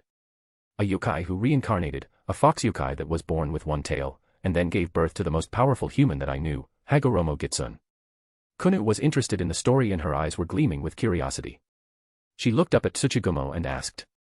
How could a yokai give birth to a human? An innocent question, but a question that had a mysterious answer. I don't know. Answered Tsuchigumo. But now, her child was killed and she was living with Nura if I guessed correctly. Riku Oniai-chan. Shouted Kunu, surprised by the information that Tsuchigumo gave her. Well, I didn't stop Tsuchigumo from leaking the information, as I had no intention to hide Hagoromo Gitsun from Yasaka or West Yokai clan. Hagoromo Gitsun was also interested in Yasaka when we told her about a nine-tailed fox yokai other than her, so this is a good opportunity to introduce both of them to each other. Yes, she is in my apartment right now. We had some small scuffle with the devil earlier, she said she was tired and decided to sleep. By the way, Kunu. You said that your mother wanted to see me. Let's go to your house. Oh, that's right. Is he going to come too? Asked Kunu as she looked at Tsuchigumo. Kunu-sama, I think that will be dangerous. We don't know what sort of yokai he is, I suggested that he stay here without doing anything strange. Shouted Kunu's bodyguard at her. Tengu. I never allowed you to say anything. Shouted Kunu back at her bodyguard. More importantly, he is part of Riku Oniai-chan's Hyaki Yaku, right? Tsuchigumo put his smoking pipe in his mouth and blew smoke from it. It seems you have misunderstood something, girl. I am not part of his Hyaki Yaku, or be part of any Hyaki Yaku. I am his ally, but that was because he has earned my respect. Kunu looked at Tsuchigumo with a smile and said, that's enough. Though, I hope if you don't do anything strange in this place. I won't, girl. But, if there is any strong fighter asking me for a fight, I won't say no. I will say that to mother. Maybe one or two yokai will come here to challenge you. Answered Kunu. Tsuchigumo smiled when she heard Kunu and laughed, sure, that's fine. I will wait for it. Kunu nodded her head and looked at me, shall we go now, Riku Oniai-chan? I crossed my arms and looked at Kunu with a smile, sure, let's meet Yasaka. If you feel Tsuchigumo a bit different from anime series, it was because he's Tsuchigumo after the end of the manga. He had mellowed down a bit after getting defeated, but he was still the battle monger like usual. Chapter 62, Letter from Satan. I was escorted by Kunu and her bodyguard to Yasaka's residence. Tsuchigumo chose to stay at Nijo Castle after he was promised by Kunu that she will tell some yokai about his existence and they could visit him if they wanted a fight. I thought I knew the reason why Yasaka wanted to meet me though, and that was why I agreed to meet her. Because Kyoto was beautiful and we had a lot of time to meet Yasaka, as Kunu said that Yasaka just wanted to meet me and it was not an urgent matter. That was why we decided to walk around Kyoto before I met Yasaka. I turned back to my human form and Kunu hit her tails. We just looked like normal humans from the other perspectives. Well, I got a chance to walk around with Kunu. I told her about me trying to assemble my Hyaki Yaku and managed to invite a lot of strong yokai. Then she was curious about Hagoromo Gitsun that Tsuchigumo talked about earlier. Regarding that topic, I said that I will tell Yasaka first, as this matter was a bit problematic to their faction. If another nine-tailed fox yokai was found, I bet the West Youkai faction which had problematic internal affairs would be divided into two factions. Not only that, I guessed Hagoromo Gitsune would be interested in taking over Kyoto and jumped ship to the other faction. Well, I didn't know about the latter, but the former most likely happened if Hagoromo Gitsune's existence was widely known. It would be great if she declared something alongside the line of being a member of my Hyaki Yaku. But, her pride surely won't allow that. After walking for a few minutes, we have arrived at the temple where Yasaka resides. Yasaka was waiting for us in front of the temple gate with an elephant yokai standing behind her. Wait, what? When Yasaka saw me and Kunu, she smiled and approached us. Kunu, good job my dear. Getting a compliment from her mother, Kunu smiled as she closed her eyes. It was no problem, mother. I have brought Riku Oniai-chan as you requested. I know. Said Yasaka as she petted Kunu's head. I took back my word, Kunu was still acting like 14 years old. She was just trying to appear mature in front of other people, but she instantly reverted back to her true self in front of her mother. Well, at least she tried to act mature to not embarrass her mother. That itself was good enough, instead of being childish all the time. After petting Kunu's head for a while, Yasaka turned to me. Riku, should we go inside now? There was a letter sent to me from the underworld. I have yet to read it, but it was addressed to you. For some reason, it was sent here instead of your mansion. I raised my eyebrows at her words and asked, why? Yasaka crossed her arms under her boobs and made them jiggle and looked at me with a smile on her face. The messenger said that he was stopped before he entered East Faction territory by a yokai with a big body with tan skin and gray hair that said, "This is the territory of Nura clan. As the head of the attacker squad from Nura clan, I order you to leave," or so the messenger said. I understood what happened. I must talk to them later, or they will repeat it in the future. I laughed wryly at Yasaka's word and said, "They were new, I will tell them about the courtesy to get a messenger later." New, huh? Well, let's have a talk inside. As she said that, Yasaka turned around and entered the temple. Kunu and her bodyguard followed her from behind and I also followed her. She entered the meeting room where I met Amaterasu last time and took a seat in the farthest one. Kunu sat beside her while the bodyguard was waiting outside of the room. She was not allowed to enter because of her position and the fact that Kunu didn't need any further protection. When I took a seat in front of her, Yasaka immediately said, "Now, here is the letter that was addressed to you." She pulled a brown envelope from her cleavage and gave it to me. I gained some immunity towards breasts because of Kuroka and Tsura, but as a man, my gaze was still glued to Yasaka's movement. It was not something that I could control, it was an instinct. But, because this was a rather serious situation, I tried my best to look only at the letter. I took the letter from Yasaka's hand and as I had expected, the sender was Devil Faction. I frowned as I looked at the letter. Was this a declaration of war? I have heard what happened this afternoon. And I know you just acted in self-defense, or your friend just acted in self-defense, said Yasaka in a joking tone. It seems that she had realized Hagoromo Gitsune's existence. Well, she was connected to the ley line and acted as the center of the ley line. There was nothing I could do. Especially after Hagoromo Gitsune beat Rias and her peerage. Of course, a rumor would go out from the Devil Faction and then to the other factions. I ignored Yasaka for now and tore the brown envelope that I held. Inside the envelope was a piece of paper. I took it out and read it. I was expecting something alongside haughty writing from the Devil's Elder, but unexpectedly the sender was Surzex himself.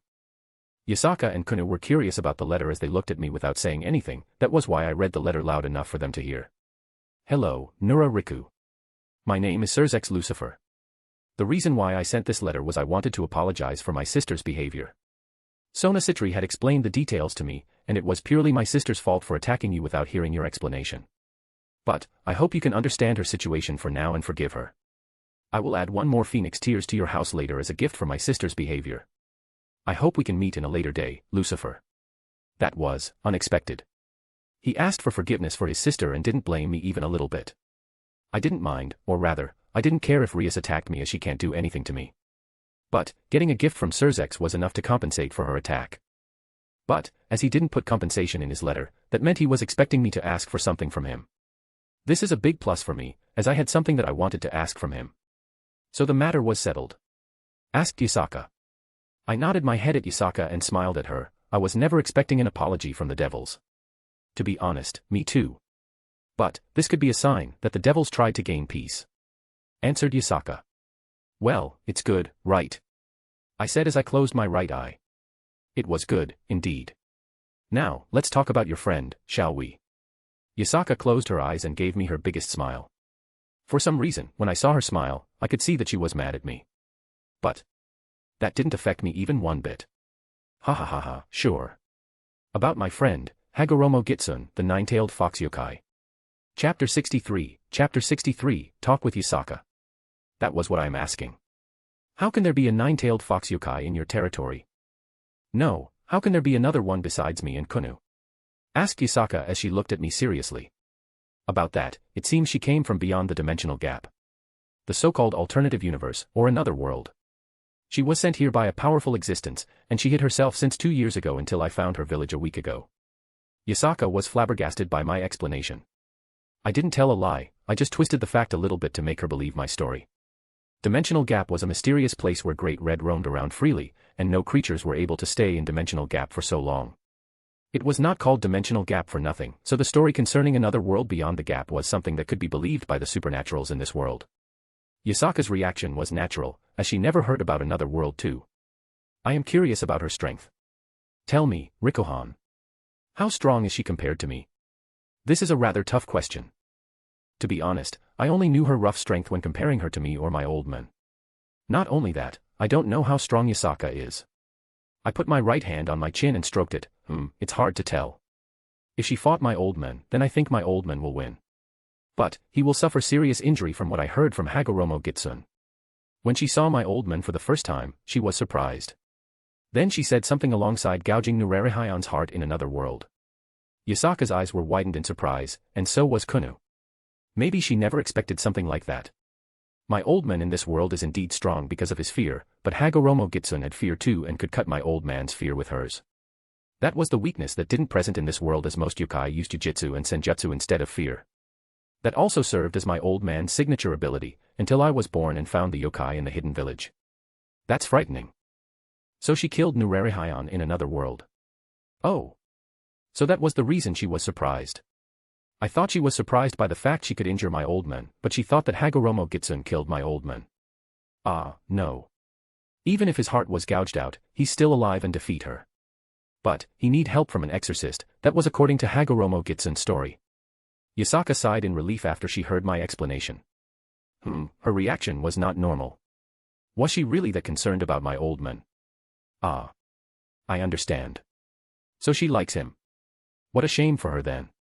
I had no idea about my mother, but it seems my old man refused to look at another woman since she died. I had a knowing smile on my face as I looked at Yasaka. She realized my smile and gave me a small smile as she closed her eyes.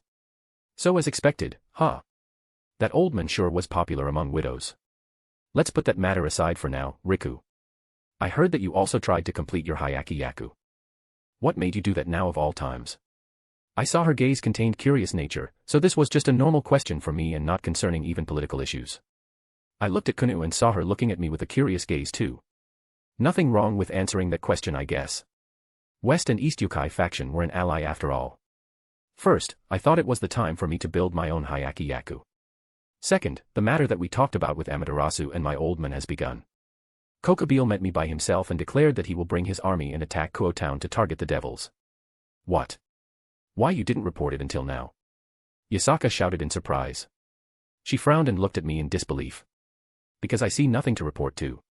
It was something that I could handle, I just need my own Hyaki Yaku to stop him. I said confidently while closing my right eye.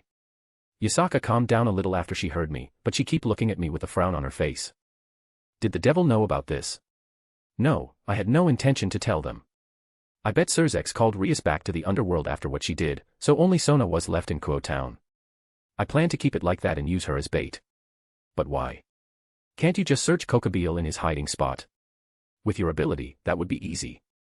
That was true if Kokubile wasn't with his army. I tried to play safe, but it backfired at me.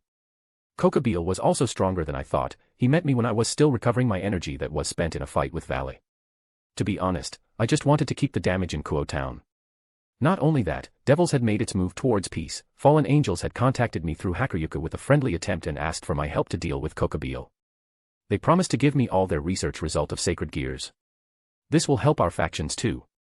Yasaka pondered about what I said while touching her chin with her right hand as she looked at the floor. Kunu was Kunu, she looked at her mother and waited for her decision. Well, what I told her was a lie though.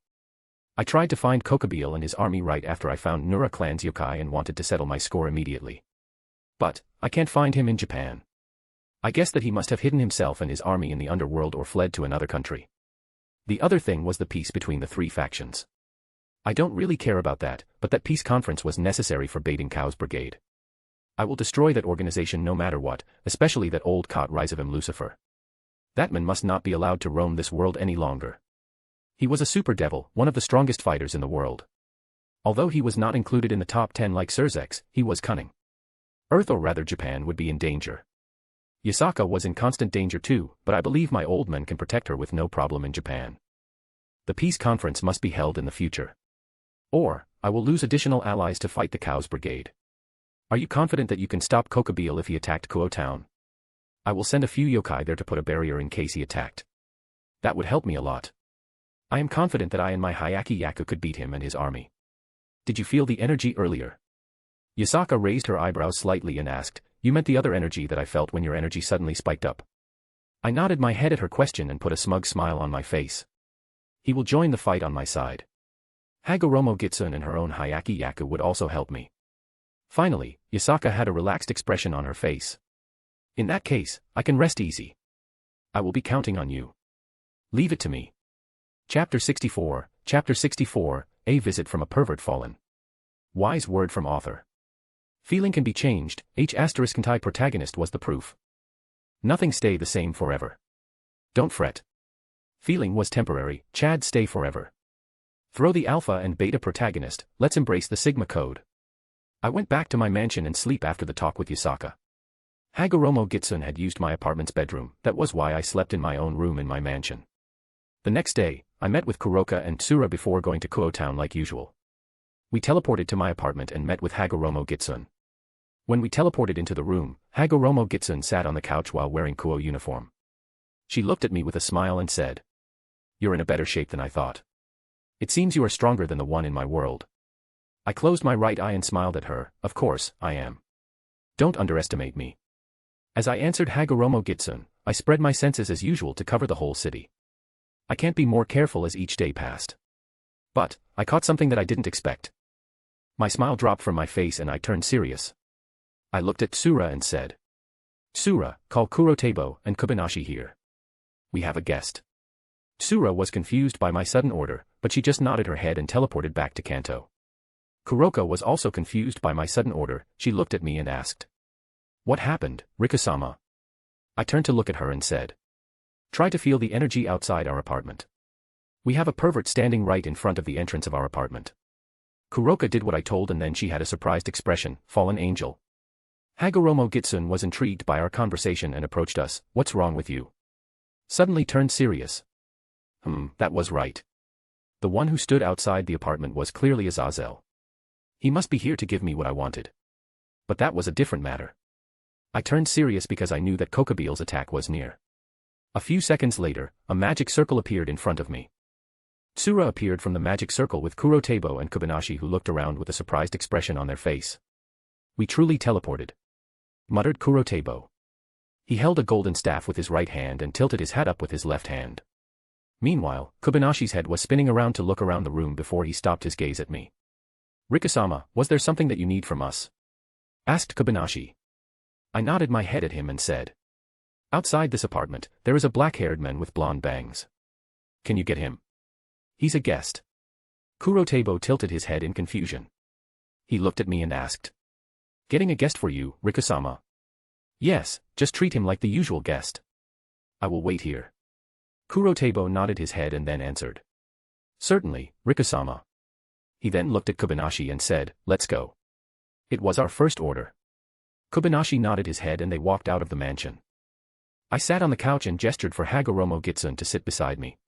Kuroka and Tsura stood behind me and we were waiting for Kurotebo and Kobayashi to get Azazel to come here. As we waited for him, Hagoromo Gitsun asked, "Why did you call these guys to get your guest? Aren't these girls enough to get him?" Kuroka and Tsura nodded their head in Hagoromo Gitsun's question. Well, at first I wanted Tsura or Kuroka to get him, but there was a problem. Azazel was a pervert, a big one. I can't let my girls get him, even so Hagoromo Gitsun. I can't imagine Hagoromo Gitsun's reaction if Azazel did something to her. At worst, a fight will break out and I will be troubled by that. That's why the safest choice would be Kurotebo and Kobayashi, who had enough experience to greet a guest, even if they were hostile. To put it bluntly, the guest is a pervert. Hagoromo Gitsun looked at me with a confused expression and asked, "Why does it matter if the guest is a pervert?" I just looked at the ceiling and said, "I don't want this apartment to get destroyed by that. If Kuroka or Tsura were harassed by that guy, I will definitely hit him, with all my strength." Kuroka and Tsura smiled at my words, while Hagoromo Gitsun just hummed and said, "Is that so?" As she said that word, the door of our room was opened and Kurotabo entered the room with Kobayashi and Azazel behind him. This is a small room for an heir of East Yokai faction," said Azazel as he looked around the room. He was wearing a brown coat with a black shirt underneath it. He wore brown pant that was strapped with a black belt. He smiled and stopped his gaze at him. "How about I built you a mansion on top of my research for taking care of Kokobeel?" Kurotabo and Kobayashi walked towards the side of the room and stood there while focusing their gaze on Azazel. I looked at Azazel as I closed my right eye and smiled. "No need to do that. I love this room. With a room this small, I could see my lovers without walking an entire hallway. By the way, please sit on that couch. It is not high grade like the couch in Devil's Mansion though. Ha ha ha ha, don't mind it." Azazel walked to the couch across from me and sat on it. He then looked at Kuroka and Tsura with a smile on his face before turning to Hagoromo Gitsun. "So this is the lady that trashed Surzek's little sister?" Hagoromo Gitsun put her usual smile on her face as Azazel looked at her. For a few seconds, he just looked at Hagoromo Gitsun before turning his gaze towards me with a rather stiff smile. So he was terrified with her, serves him right. This guy, his information gathering was really fast. How did he know something that happened yesterday? "I have my source," said Azazel as he smirked at me. "Is that so? You are terrifying. So, what is the purpose of your visit?" "Ha ha ha ha, not as much as you and the lady beside you." I just wanted to give this to you." As he said that, Azazel took out a USB drive from his pocket and put it on the table in front of us. Use it as wisely as possible. The file inside the drive was filled with my research of sacred gears. "I give this to you as a sign of friendship. I will give you something else when you stop Kokobeel, who for some reason targeted you now instead of the devil. This guy is so irritating. No one except Yusaka and Kuna knew about my meeting with Kokobeel. How did he find out about that? But, if he said he gave his research as a sign of friendship, then it's as I had expected.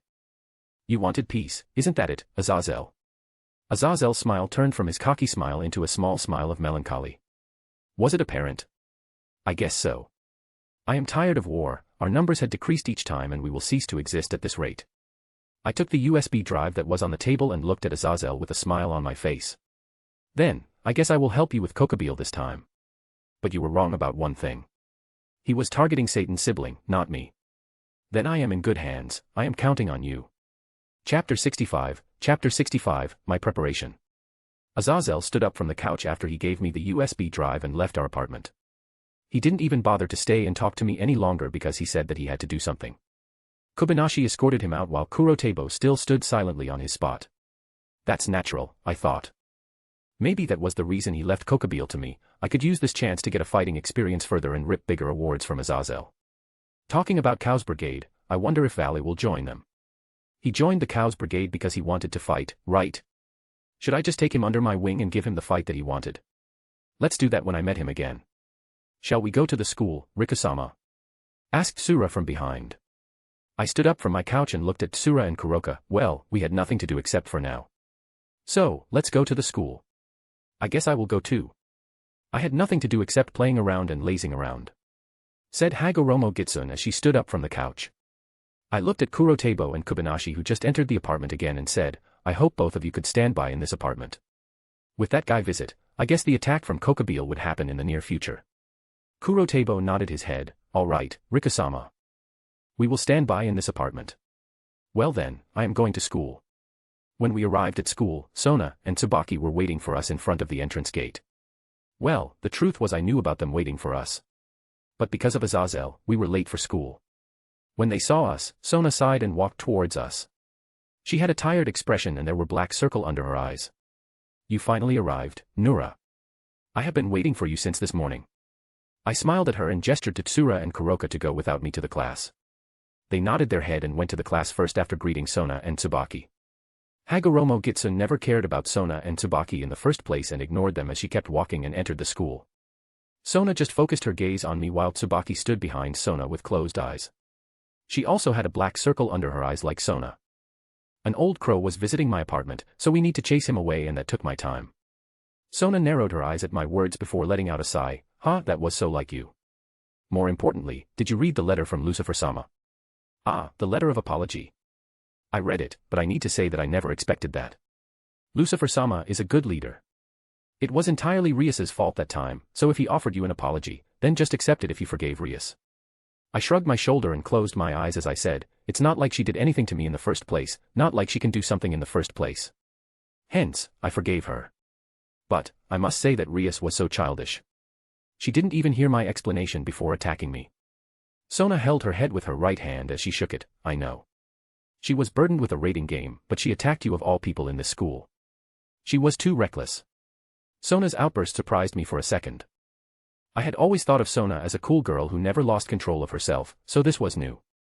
Tsubaki also shook her head behind Sona. Not only that, she risked a war.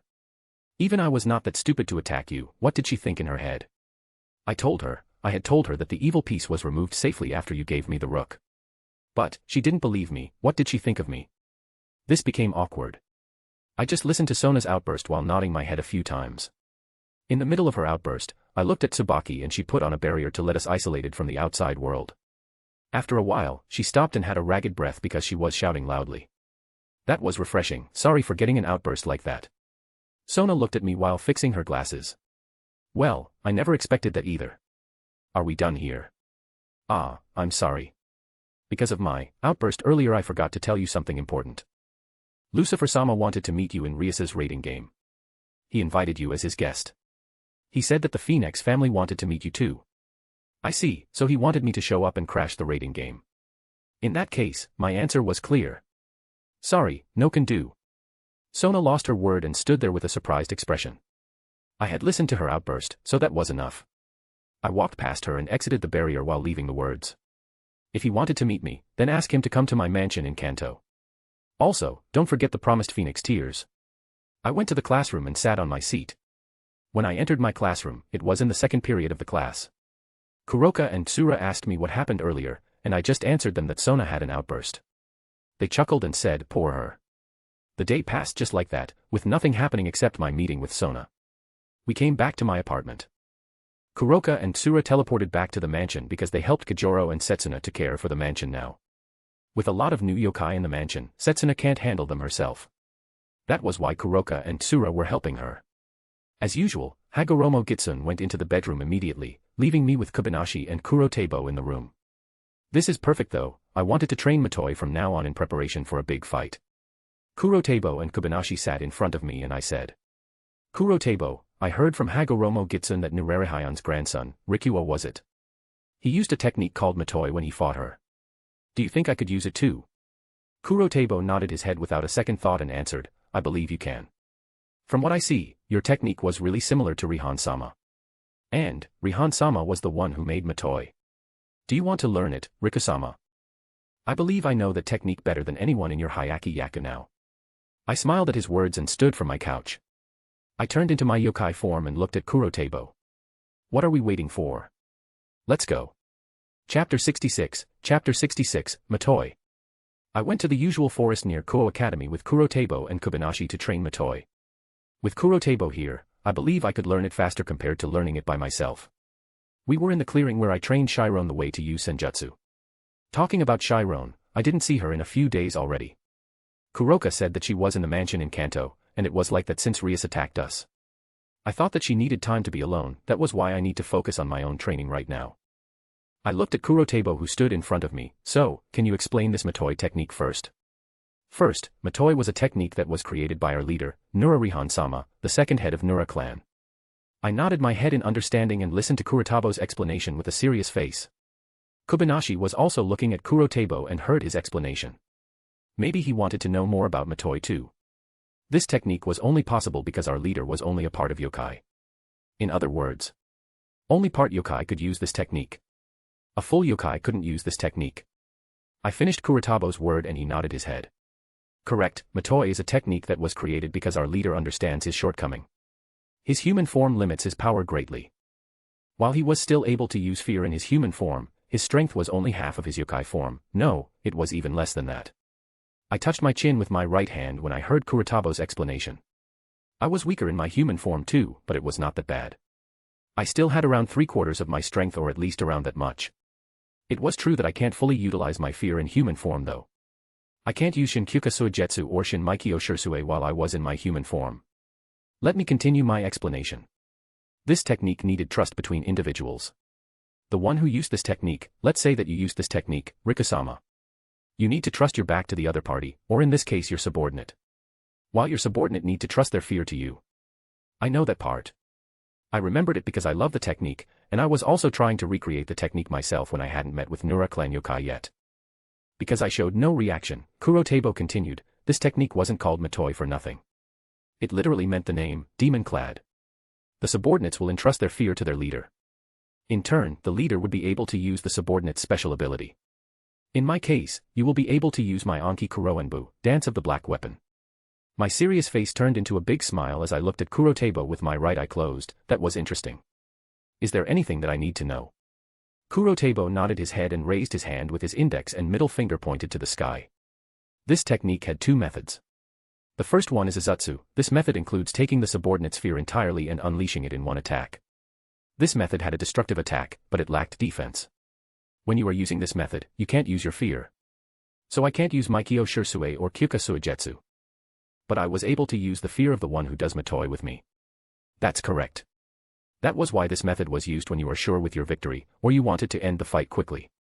I crossed my arms and nodded in understanding.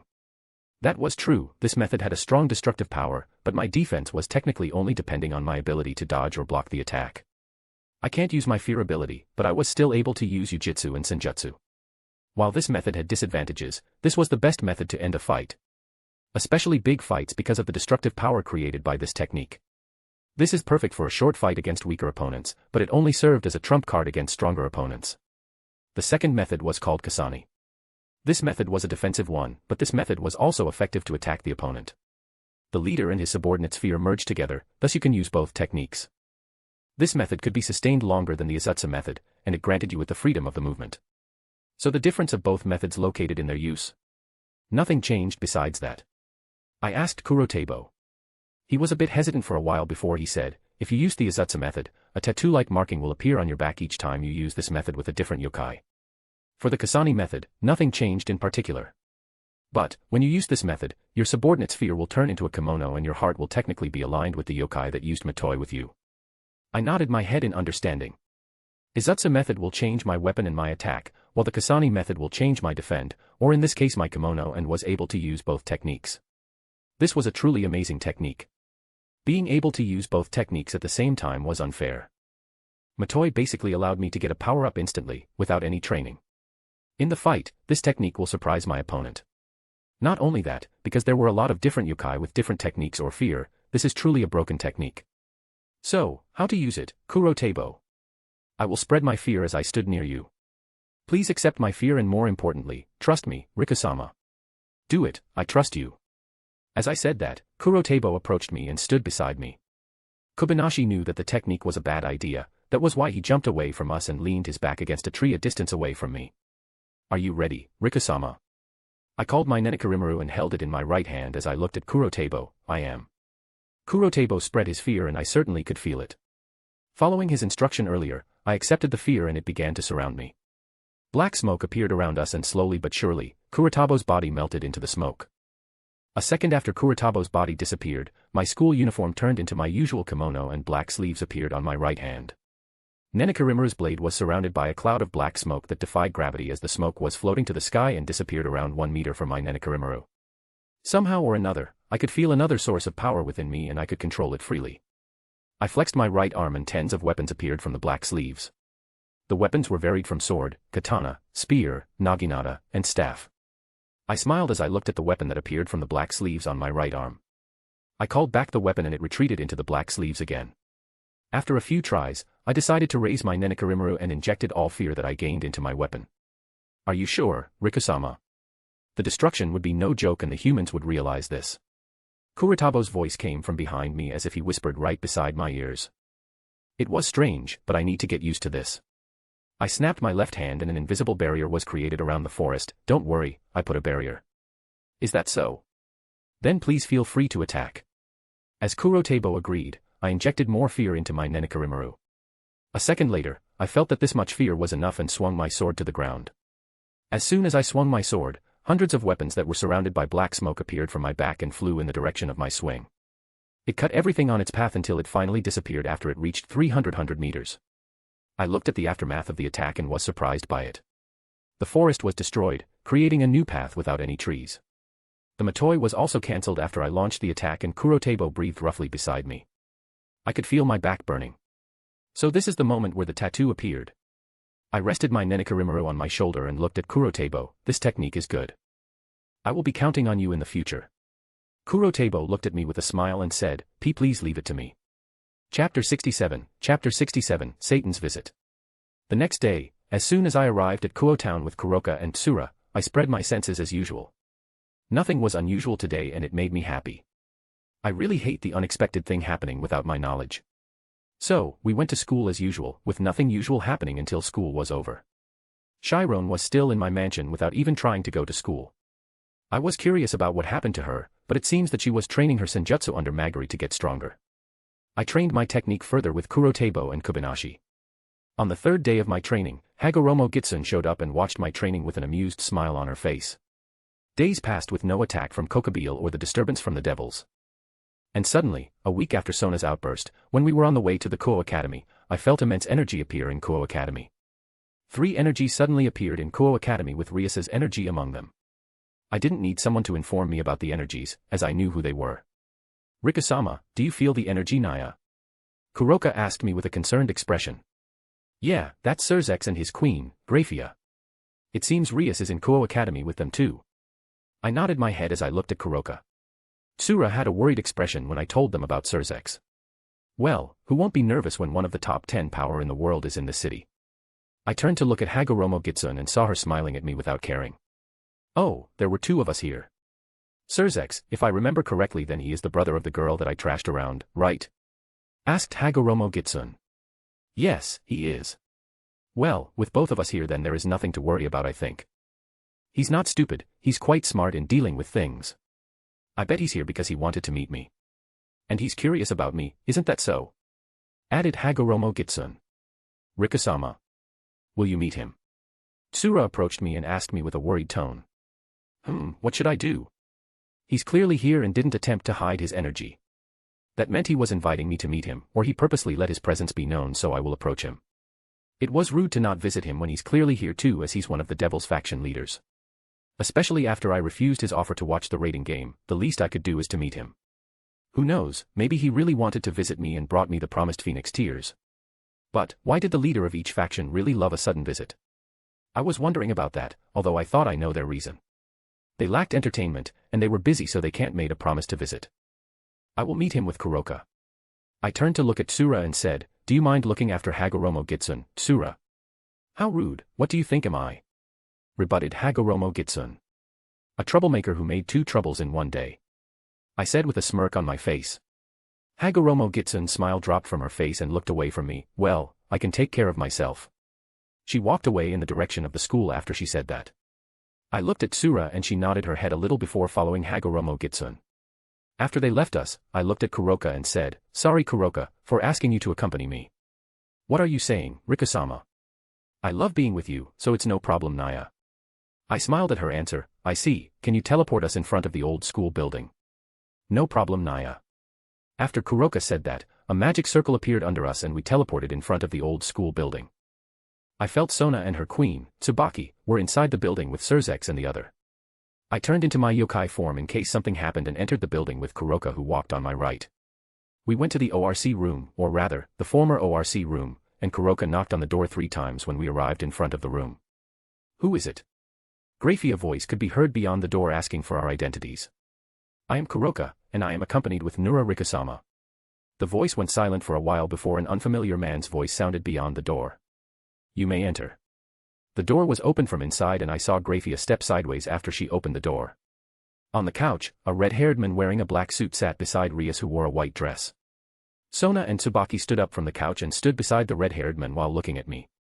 I entered the room with a smile as I closed my right eye and crossed my arms. I looked at the red-haired man, Surzex, and said, I never expected a Satan to visit this place. It's nice to meet you. Surzek stood from the couch with a smile on his face, followed by Rias, who was looking down, refused to look at me. It's nice to meet you too. I was always wanted to meet you in person since I heard about you, but it's such a shame that I was too busy to meet you. But that was achieved today. I laughed at his words. You must be wanted to see me. For what reason? I shrugged my shoulder and continued, I am nothing but a yokai in this territory. A yokai that was stronger than even his father, who managed to fight me. You should be proud of being yourself, don't put yourself lower than what it must be. Refuted Surzek as he looked at me with the same smile as Hagoromo Gitsun, the smile that was full of confidence. I relaxed my arms and looked at Surzek while tilting my chin up a little. I never said that I am weak. But let's end this here. What do you want, Surzek Lucifer?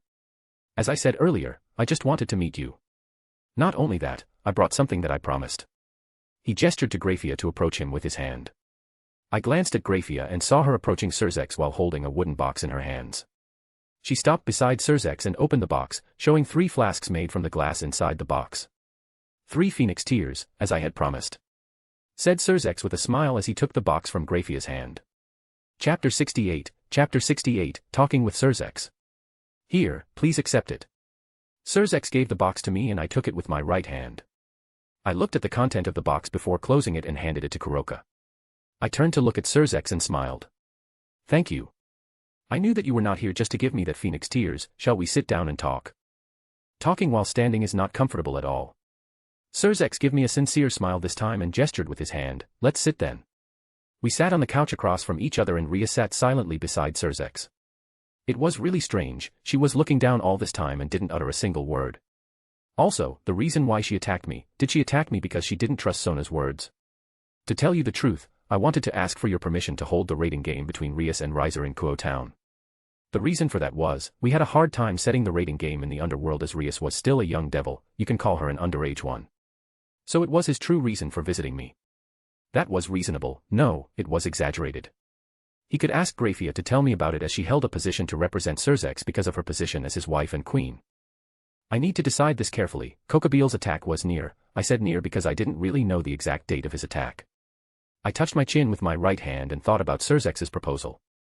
Of course, I will owe you one if you allowed me to set the raiding game in this town. My eyes widened as I looked at Surzek. That only lasted a second before I grinned. Sure, but there is a condition. Surzek leaned his head closer and asked, what it is? Send someone to keep Riser in the bay. If he attacked me for some reason, which happened when we first met, I can't guarantee his safety. Surzek pulled his face away and leaned against the couch's backrest and nodded his head. Of course. I was thinking of assigning Graphia in case something happened. He looked at Graphia and she nodded her head in answer. That's good then. Is there something else? I asked as I relaxed my arms and put them on top of my lap. Kuroka was still standing behind me while holding the box in her hands. But, I could feel her gaze from behind and I glanced over her. She looked at me and glanced at Rias repeatedly. Oh, right. I had yet to hear her reason for attacking me so suddenly. I wanted to hear her reason directly. Why did she attack me while yelling, how dare you kill Kaneko? At first, I thought that Sona had told her. But, after thinking about it calmly, Rias was not that dumb. There is something more. Said Surzek. I snapped off from my thought and looked at him. Please do tell me. The incident a week ago, where my sister attacked you. I think I need to apologize directly for that. But, I am apologizing as an older brother. Surzek bowed his head a little and said, I'm sorry for my sister. When Surzek said that, almost everyone in the room was surprised. Only me and Graphia weren't surprised by his apology. Mainly because I received his letter, but this was still surprising. A Satan bowed his head at me. Even though he said that he was apologizing as an older brother, this would become huge news if someone knew. Rias was also surprised.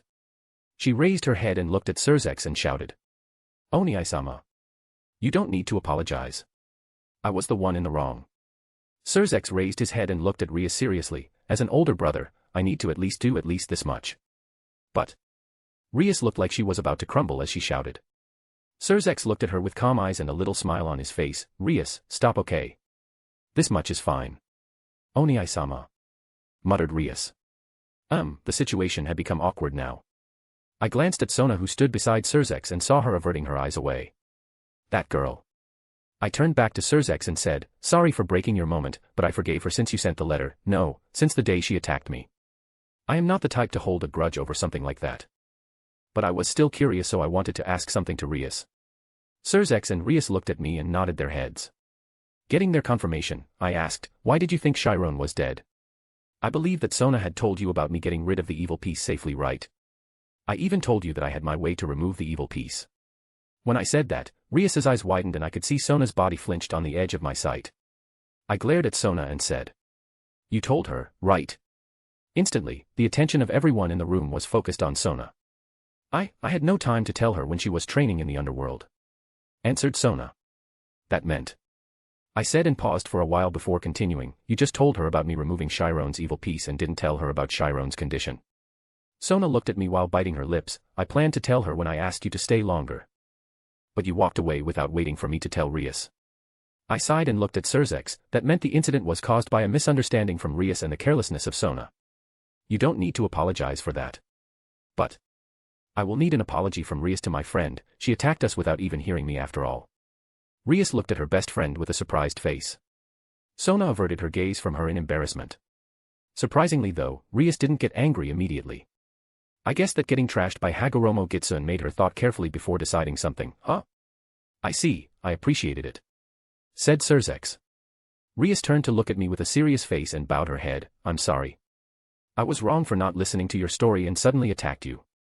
Somehow it turned into a safe discussion. Truthfully, I was a little bit afraid that Rias's attack will escalate into something big, a war for example. But I got compensation and favor from Surzex. Not only that, Rias had matured a little. Well, the last part doesn't matter though, as she will go back to the underworld again. I nodded my head at her apology. "Don't worry about it. But tell that to my friend too." Rias raised her head and nodded. "I will." Chapter 69, Surzex's goal. "Then Riku. I can call you that, right?" "You can call me Surzex," said Surzex as he looked at me. "Yeah, no problem. I hate formalities too, so it's better if you just call me Riku." "That's good. I have something to say to you privately. If you don't mind, care to accompany me for a while?" Surzex stood from the couch as he said that. "Private talk? I wonder what he's up to." I stood from my chair and smiled. "Sure, no problem." I looked over my shoulder at Kuroka and closed my eyes. "You've heard him, Kuroka. Can you take the box home for now? You can go to the class like usual afterward. Leave it to me, Naya." I nodded my head in satisfaction, turned to look at Surzex, and opened my left eye. "Shall we?" Surzex nodded his head and walked towards the exit. When he walked past Graphia, he said, "I will go back later." "You can go back first with Rias." "Certainly. This school is wonderful, right? I've always wanted to come here again, but I never expected that I will come here in this way." Surzex walked beside me as we walked around the school. I've also turned back into my human form to avoid any prying eyes from the other students. "Well, you didn't need to apologize in person though, seeing your position as a Satan it must be a hassle, right?" I said as I looked at Surzex on my left. "I can't do that. If the one who attacked you was someone other than my little sister, maybe I will only send Rias and Sona to apologize to you. Your position is a bit tricky in this supernatural world after all. Not to mention, the presence of your friend that made known when Rias attacked you. I never expected that the yokai faction hide someone like her," said Surzex seriously. "My position was a bit tricky, huh? My old man was a yokai that was able to match Surzex in a fight, although he can't beat him, at least in a fight. Both of them were at a settlement without being able to hurt each other. Meanwhile, I was another story. Unlike my old man, I had a new technique that may be able to hurt Surzex or even give him grave injuries. There was also Hagoromo Gitsun, which had strength equal to Ultimate Class Devil, although I guess she will have a hard time fighting against one of the Satan thought. Somehow, the movement from your faction was weird. Are you trying to achieve something?" I asked Surzex as my smile dropped from my face. "Ha ha ha, there is nothing that I planned. It was just. I thought that the war needed to end right now," said Surzex as he looked up at the sky. The war had lasted for too long, and 3 factions had suffered enough. After my little sister was born, I was trying to achieve peace, but what we got was just a ceasefire from now. I walked silently while hearing Surzex's story. As I had expected, he was trying to sign the peace treaty between the 3 factions. From what I knew about Azazel, he was trying to achieve peace too. He wanted to make use of Kokobeel's attack to achieve it. He was too cunning. I understood your goal. So, how do you plan to achieve it? The devils have always been hostile towards the fallen and someone from church. Your sister's behavior when Issei wanted to save Asia was proof of that. Surzex went silent for a while before he smiled at me, but she saved Asia in the end, right? Only because Issei begged him and Asia had useful sacred gear. I can't deny that, after all, I was the one who put my little sister in this situation. Surzex admitted it rather easily as he looked at the students inside the building that started to exit their classroom to have lunch. Exorcist had targeted devils too. In a few days, the church will send exorcists to this territory to get their stolen weapons back. How about we see how they behave towards Sona? I smirked at Surzex and provoked him intentionally to see his reaction. Depending on his reaction, I planned to tell him about Chaos Brigade. At that point, the three factions would achieve peace, and I will start destroying Chaos Brigade, starting from the hero faction. The dragon god, Ophis, would be a problem. She's too strong, but she was naive. That was why, I will deal with her in another way. I doubt they will be friendly with Sona. They will stay out of trouble and will not attack Sona, but that's it. It will be impossible without the leader's order as the hate from the war had accumulated and each faction hate the others. But we need to achieve peace. Surzex looked at me as he gave me his best smile. It was strange for him to apologize to me in person and try to get me to understand the importance of peace. So that was why. I see. So this was why you wanted to talk to me privately. You wanted me to help achieving the peace between the three factions. This man was a Satan, I almost forgot about that because of how chill he was. But, he will not need my help to achieve the peace that he wanted. Surzex just nodded his head and said, right. I hope you can help us, of course, there will be a reward for me privately. I was interested in the reward because my goal was to get their help in eradicating Chaos Brigade too, it will not hurt to have cooperation at this point. I will help the way I can, don't expect too much. But, help me when I needed help, that was what I wanted from you. Surzex's smile widened when he heard me. Of course. That was what allies do. Thank you, Riku. Surzex stopped on his track and extended his right hand to me. I also stopped and shakes his right hand with mine, no problem, I am counting on you in the future. I smiled at him and pulled my hand afterward. I am counting on you too. With this, I am officially, or verbally allied myself with Surzex. He didn't need to know about Chaos Brigade for now, but I bet he had heard about their existence from his subordinates. With Surzex as an ally, I could focus in my training. Now, I think it was time to visit my errand boy. Chapter 70, Exorcists.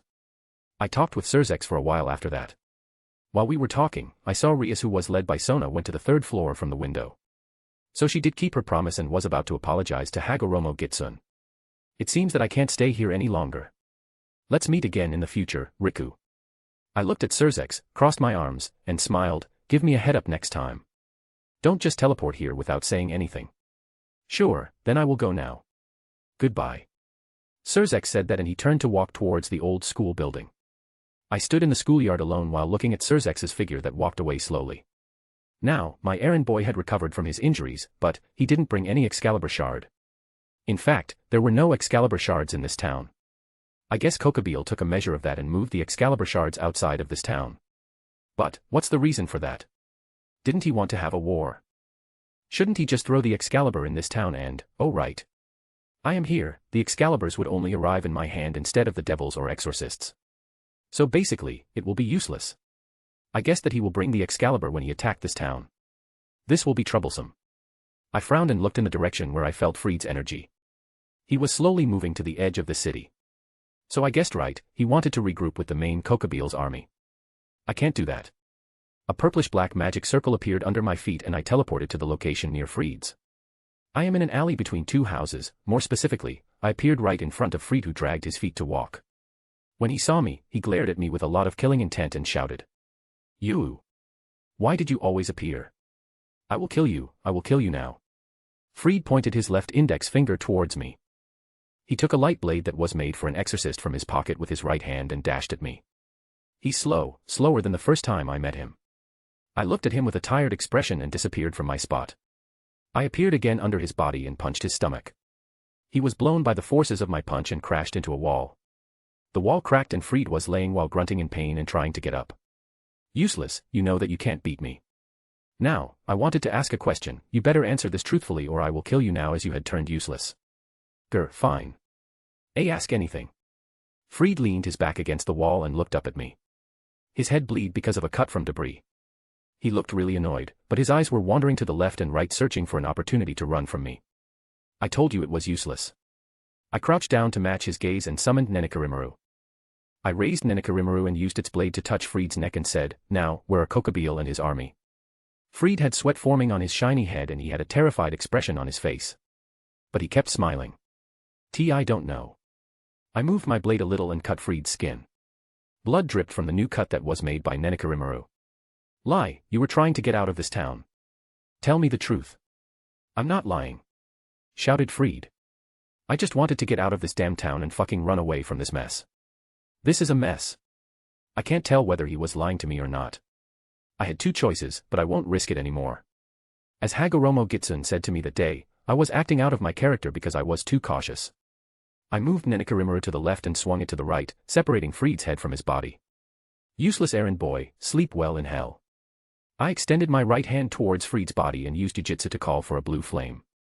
The flame engulfed Fried's body and head and burned them to ash. After making sure nothing was left, I teleported back to my mansion in Kanto and decided to continue my training with Kobayashi and Kurotabo. A few days had passed since I killed Fried. Days passed at a fast pace.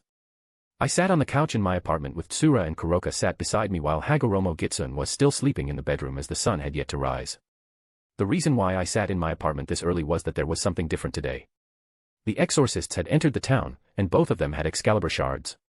So they had arrived, but the raiding game had yet to commence. Tomorrow the raiding game between Rias and Riser will be held in this town. The place was the clearing behind the Kuo Academy, which was enlarged because of my training. The clearing had become a natural arena for fighting, so I recommend that place to Surzex when we were talking a few days ago. For the exorcists, the church had contacted us since the Excalibur was stolen, so I allowed them to move around the area. But they had manners though. I could feel their energy move towards me, to my apartment. Rikusama, they were walking toward this place, Naya, said Kuroka as she leaned her head on my left shoulder. Tsura was looking at Kuroka jealously before she decided to lean her head on my shoulder too. Yeah, they must be here to take the Excalibur shard. Unfortunately, Kokobeel had moved them to somewhere else, so they were here to talk to me. I had one shard in my bedroom, but I bet they will not be able to feel it. I won't hand the shard to them, not yet. Smile formed on my face as I said that. That Excalibur shard was for Masaomi. There was no way I would give it to them right now. I don't care about their opinion, but I had that shard before they asked for help. Talking about Masaomi, I forgot to give him a phoenix tear to grow his leg again. Let's do it later. I was too immersed in my training that I forgot about him. That guy was too easy to be forgotten. He should talk to me more so I didn't forget him again. I could feel that the exorcist's energy had arrived in front of my apartment, so I looked at Tsura and said, Tsura, can you take them here? Tsura raised her head and nodded at me. Certainly, Rikusama. Kuroka also raised her head from my shoulder and stood from the couch. She went to my back and stood behind the couch. I raised my head to look at Kuroka and asked, why are you standing there? I just felt like that this is my spot, Naya. Also, I could look at Rikusama Nape when you were in yokai form from this angle, Naya. I blinked my eyes a few times and said, is that so? Then that's fine. After a while, Tsura brought two female exorcists which wore a white robe over their clothes inside the room.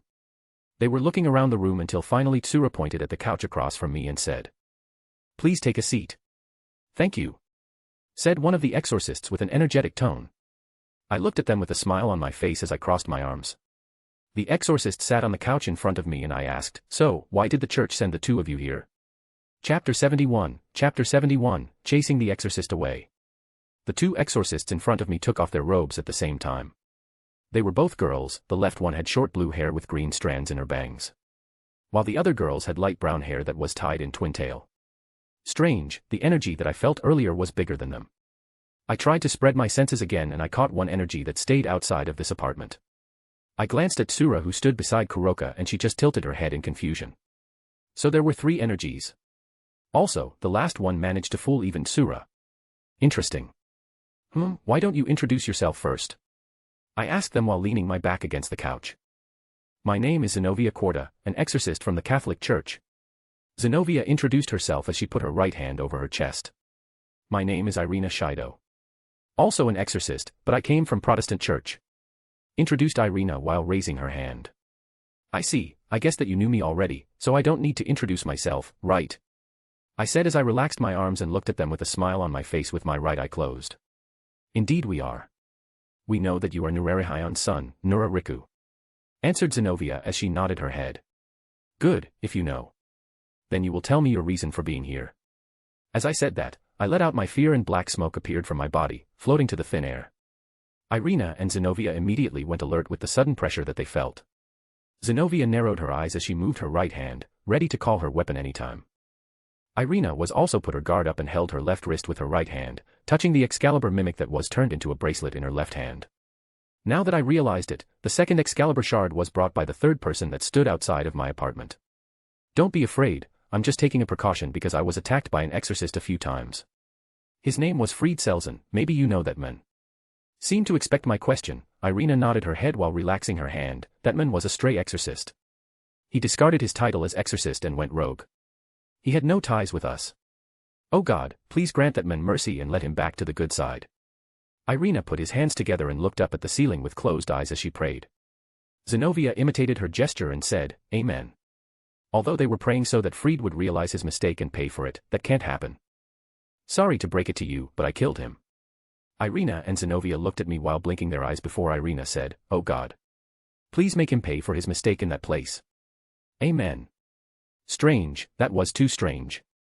Exorcists were a strange bunch of people, I think I won't be able to get along with them. I preferred someone like my old man or Azazel over exorcists if all exorcists were like these girls. I let out a sigh and said, Just tell me your goal in this town, I am busy. Zenobia nodded her head a little and said, We wanted to take back the stolen blade. I hope you won't interfere with us or we will take a rather unpleasant measure. Oh. Are they threatening me? At that moment, I felt the air on my right had turned cold all of a sudden. Naya. Tsura, calm yourself Naya. Kuroka was shouting from behind me and I glanced over to them. I saw Tsura was looking at Zenobia with her cold gaze and then she said, Don't ever think of that. The cold air had stopped and the atmosphere turned normal again. Tsura closed her eyes and let out a sigh. I turned my attention to the two exorcists in front of me and saw them standing up and holding their swords in their hands. Zenobia was holding a blue great sword with golden edges, while Irina was holding a sword that looked like a katana. Sit down and hide these swords, I said in a rather relaxing manner, but they didn't show any sign of sheathing their sword. That was why I amplified my fear and lifted my chin a little. Now. Both of the exorcists' bodies trembled in fear. The first one to sheath their swords was Irina. She changed her sword back into the bracelet and looked at Zenobia. Zenobia, calm down. Zenobia was still glaring at me, but she eventually backed down and made her big sword disappear.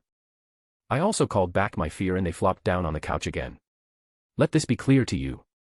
This town is under my watch, if you threaten me like that once more time, then I won't be lenient. Also, make sure the person who was waiting outside of this apartment understand what I said. So, leave this town at once, because what you seek had left this town. They were a pain in my ass, more than the devils and Azazel combined. I really hoped that the church would send someone with the right mind to visit me instead of these two girls who had flowers in their heads. Even if they were holy swords wielders, the person outside this apartment could have been the one who met me. The blades were not in this town. But that was different from the report that we got. Zenobia shouted at me as she slammed her hands on the table. I looked at her with my chin raised and said, believe it or not, it's up to you. But, if you made a mess in this town, or any other part of the east side of Japan, believe it that you will face consequences. I closed my eyes and smiled smugly at them. With this, our discussion was over. I looked back at Tsura and said, Tsura, can you please escort them out? Tsura bowed her head to me and walked towards the two exorcists. She stood in the hallway that led towards the exit and gestured to Irina and Zenobia. Please this way. Irina and Zenobia glared at me for a second before they stood up and leave the room by following Tsura. After they were gone, Kuroka asked me, what are you going to do Naya, Rikasama? I crossed my arms and smiled, I need to visit someplace. I will be counting on you to inform me if anything happened, Kuroka. Leave it to me Naya. I stood up from the couch and teleported away from my apartment. Chapter 72, Visiting Vatican. The new month is here, and now is the best time to join. Two exorcists had visited me without an appointment, it would be fair if I visit their place too, right? I had never been overseas before, so I didn't know how to get there. So, I went back to my mansion to pick someone. This was a good time for me to get him what I promised. I teleported back into my room in my mansion and took one of the phoenix tears that I got from Surzex. I got two for myself, while I gave one phoenix tear to my old man for him to use in case of emergency. After I got the phoenix tear, I went to the courtyard of my mansion while being greeted by the yokai that was running around the mansion. Good morning, Rikasama. Shouted a chibi yokai that had smooth white skin. Morning, Rikasama. Greeted another yokai that was hanging on the ceiling. Oh. Do you guys know where Masaomi is? Masaomi? Ah, he's in the dojo. The white chibi yokai answered as it raised its hand. Yeah, he's training, added the other. Thank you, I will bring you something good later. Something good? Ohagi. Yay. Ohagi. They began to dance with each other while shouting Ohagi repeatedly. I laughed seeing their dance and finally I headed towards the dojo to meet Masaomi. Entering the dojo, I saw Masaomi was struggling to swing a wooden sword with his fake legs. He wore a white hakama which suited him for some reason. Seeing that, I really felt bad because I didn't give him the phoenix tears faster. Masaomi. I shouted at him from the entrance of the dojo while crossing my arms to get his attention. He stopped swinging his sword and turned to me while wiping the sweat that was formed on his face with his sleeves. Oh, Rika-sama. What are you doing here? Asked Masaomi as he smiled. I smiled at him while approaching him. I took the phoenix tear from my pocket and handed it to him. Drink this and you will get your legs back. Masaomi took the phoenix tear with a surprised face. He held it with both of his hands after he discarded the wooden sword to the floor. This is. Could it be? Phoenix tear, as promised, I will give your legs back. Thank you, really, thank you very much, said Masaomi as he sat down on the floor. He began to take off the fake legs that he used all this time and opened the phoenix tear bottle cap. But, when he was about to drink the phoenix tear, I stopped him. Wait. Masaomi stopped and looked at me with a confused face. I ignored him and extended my right hand towards the phoenix tear and touched it. Phoenix tear will have its healing effect enhanced, it will be able to cure anything, even growing a new limb. I used my sacred gear to change the probability and it drained more energy than I thought. It drained more energy compared to my fight with Valley, which meant I will not be able to change something inevitable. Phoenix tear was able to heal any wound, but I don't really know if it will be able to grow a limb. Even Azazel in the canon was using a fake arm instead of healing it with phoenix tear, so I need to do this much to make sure. You may drink it now. Masaomi nodded his head and gulped the phoenix tear. The sight that happened next was a bit disgusting. His flesh around his legs began to move and it grew into new legs slowly. Masaomi was screaming in pain and he threw away the empty flask from his hand. I looked away as I scratched the back of my head with my right hand. Somehow, I felt bad again giving him the phoenix tear. The sight was too gruesome even for me who cut Freed's head and Masaomi's stray devil form's legs. Right, I was the one who cut his legs. Masaomi's scream stopped after a minute and then he called out to me. Rika-sama, thank you. I turned to look at him who was now standing with his own legs with a smile on his face. He pulled up his hakama and showed me his new legs.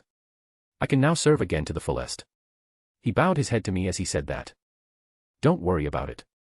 More importantly, do you know the way to the church headquarters? Masaomi raised his head and blinked a few times. Church headquarters.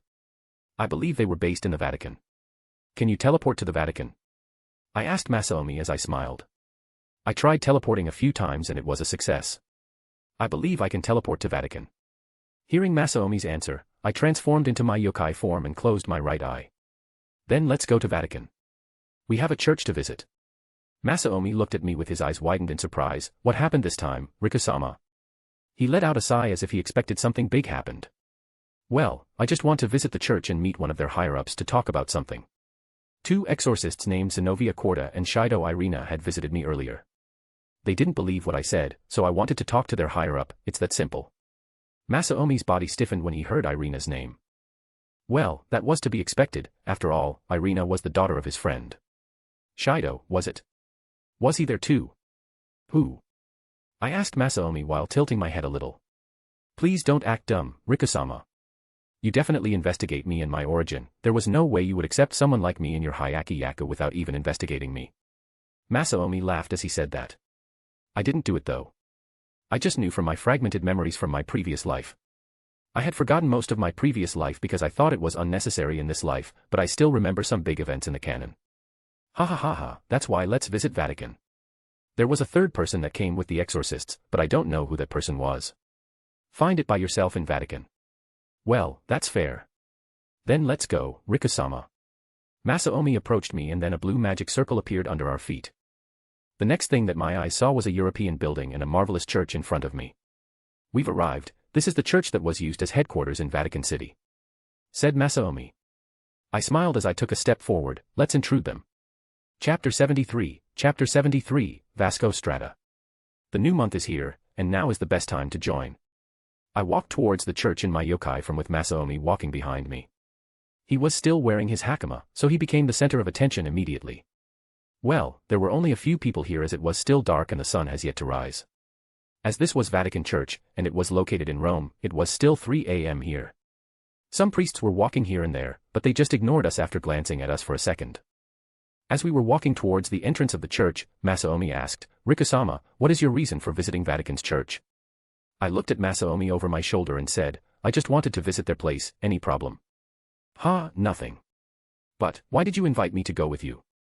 asked Masaomi as he put his arms inside his hakama's sleeves. He looked at me with a serious face. "Is it because I'm a former exorcist?" I turned to look at the church entrance that was right in front of me and stopped on my track. Who knows? I looked up and see the massive door that stood 5 meters tall. It was really big for a door, as expected of the headquarters of the church. I tried to open it with my right hand, but it won't budge even a little. It's locked. I turned to look at Masaomi and saw him sweating from his forehead.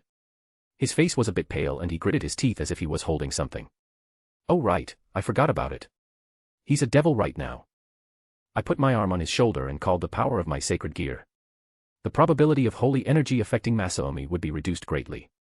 I pulled my hand away and crossed my arms. "How is it?" "It's better, thank you." I looked back at the church and looked around to see another entrance. "Do you know any other entrance?" "A window is fine." Masaomi touched his chin and rubbed it with his right hand. It's been a long time since I visited the church. But, I believe there is an open window on the highest floor of this church." But what?" I turned to look at Masaomi and asked him with a curious tone. "The window leads to the room of Cardinal Priest, Vasco Strata." When I heard the name, I grinned and looked up at the highest window. "Could it be, you wanted to enter from there?" asked Masaomi with a surprised tone. "Well, either you follow me or be left behind in this place, it's your choice." I jumped towards the roof of the church after I said that. I could jump to the highest window in one jump, but that will destroy the ground, so I restrained myself from doing that. The roof was made like stairs, so it took me 3 jumps to arrive at the highest window that was opened. All this time, I didn't spread my senjutsu to avoid getting my presence known. So, I just relied on my natural sense to find someone. In the room where the window was opened, I could feel someone strong. I knew it even without my senjutsu. I landed on the railing of the window while holding the top side of the railing with my right hand. I stood while leaning my back against the window frame and looked inside the room. Inside the room were varieties of types of furniture. White closet with gold decoration, white chair, and white table. There was a simple bed on the edge of the room, right beside the window. The bed was big, around 3 meters long and 2 meters wide. On top of the bed was a person, an old person wearing a priest garb while looking at me. He had white hair and there was an X scar on his face. But, the most surprising thing was his body. He was big and muscular, his priest garb can't hide the lining of his body. Look what we have here, the hairstyle that defied the gravity. Wearing kimono that came from Japan, and that confident look. Isn't it Nurarihyon? No, his son. The man smiled at me while slapping his thighs a few times. Another big shot that knew my old man, somehow it was not surprising. Masaomi arrived after the men said those words.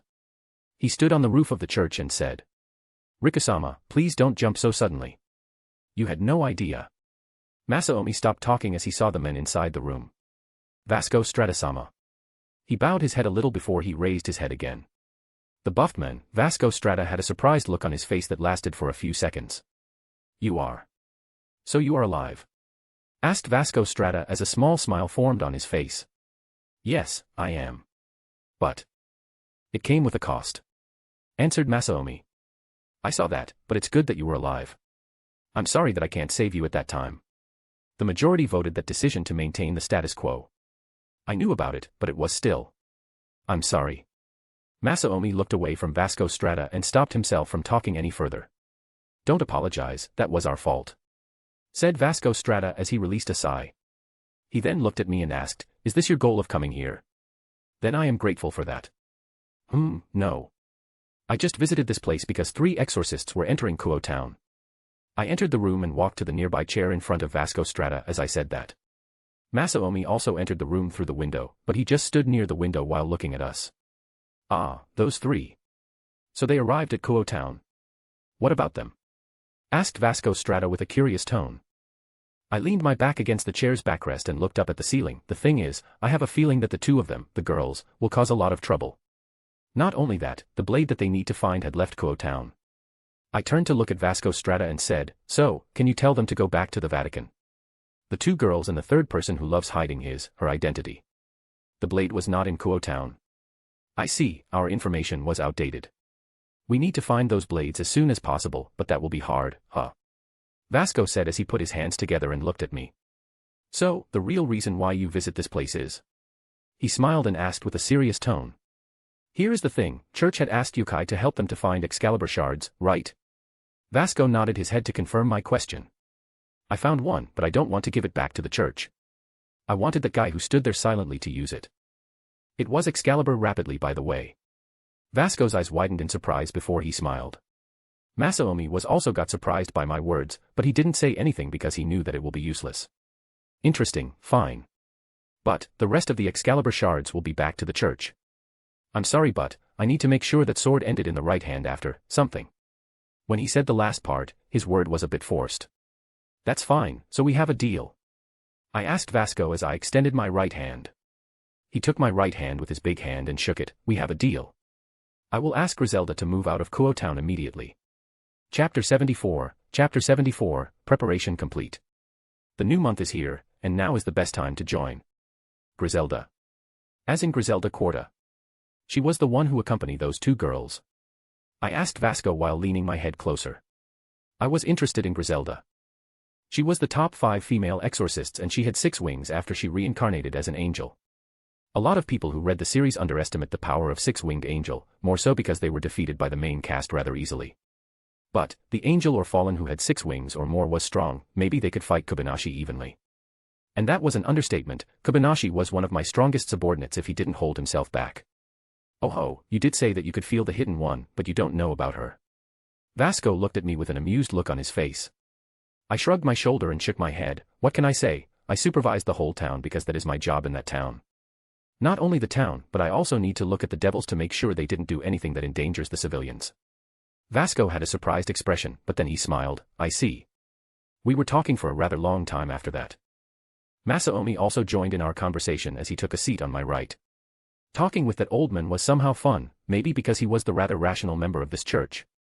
The sun had risen in the distance, and it was our time to leave. Well, we have to leave. I will leave the matters of those girls to you, Vasco. If you need any help, you can contact me in my mansion located in Kanto or my apartment in Kuo Town. I said as I walked to the window and put my right foot on the window frame as I looked at Vasco over my shoulder. Yeah, if you need my help you can contact me too. I can't do much, but I will try to help. I flashed a smile at him and jumped down the window. Masaomi followed me shortly from behind and we landed rather safely on the ground. Rather safely, I mean we were surrounded by priests that began to wake up and did their activities. They were looking at us with worry on their eyes, but at that moment someone was shouting. They are fine.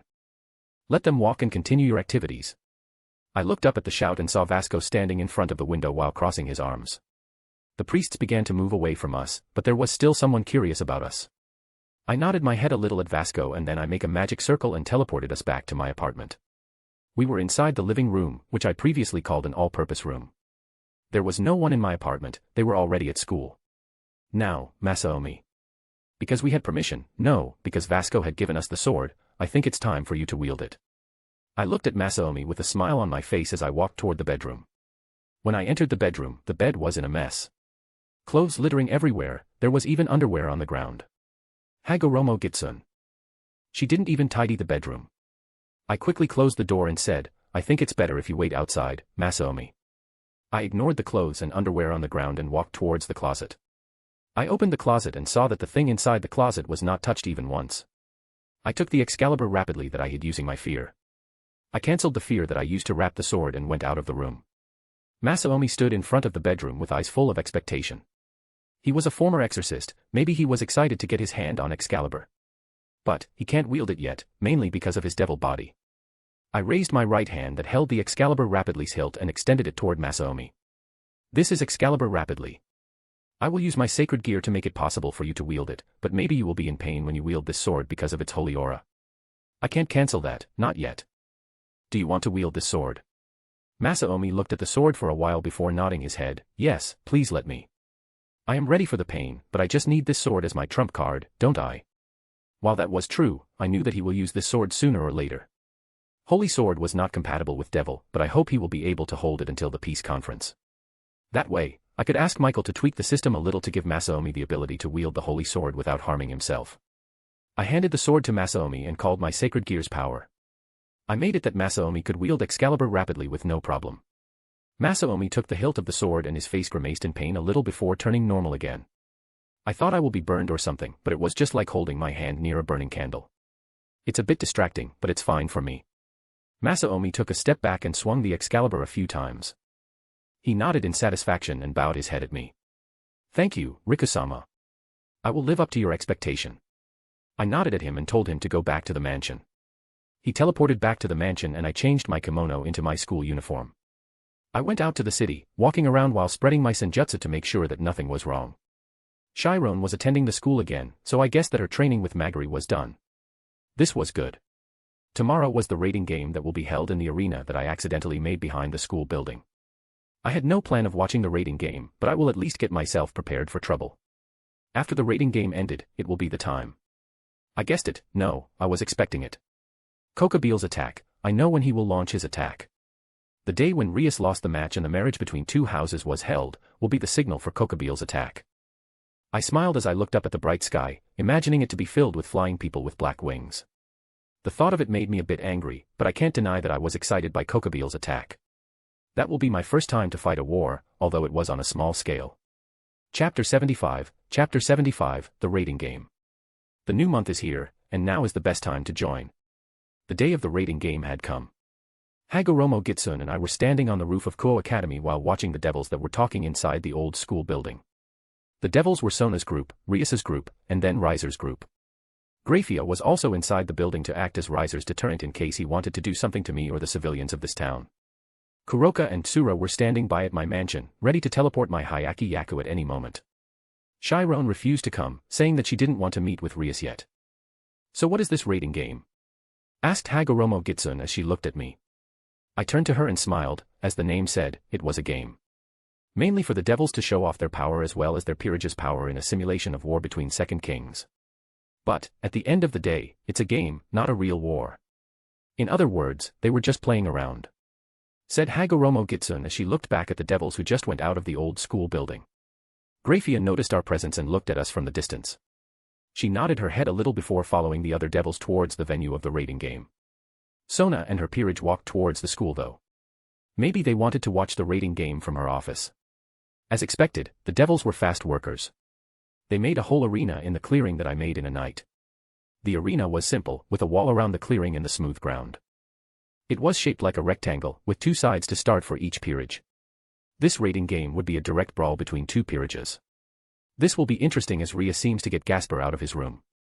The time stop ability would be convenient for Rias's peerage as Issei seems to be able to move when the Forbidden Baler view was activated. That woman who noticed us, she seems to be strong. Hagoromo Gitsun said as her gaze followed Grafia.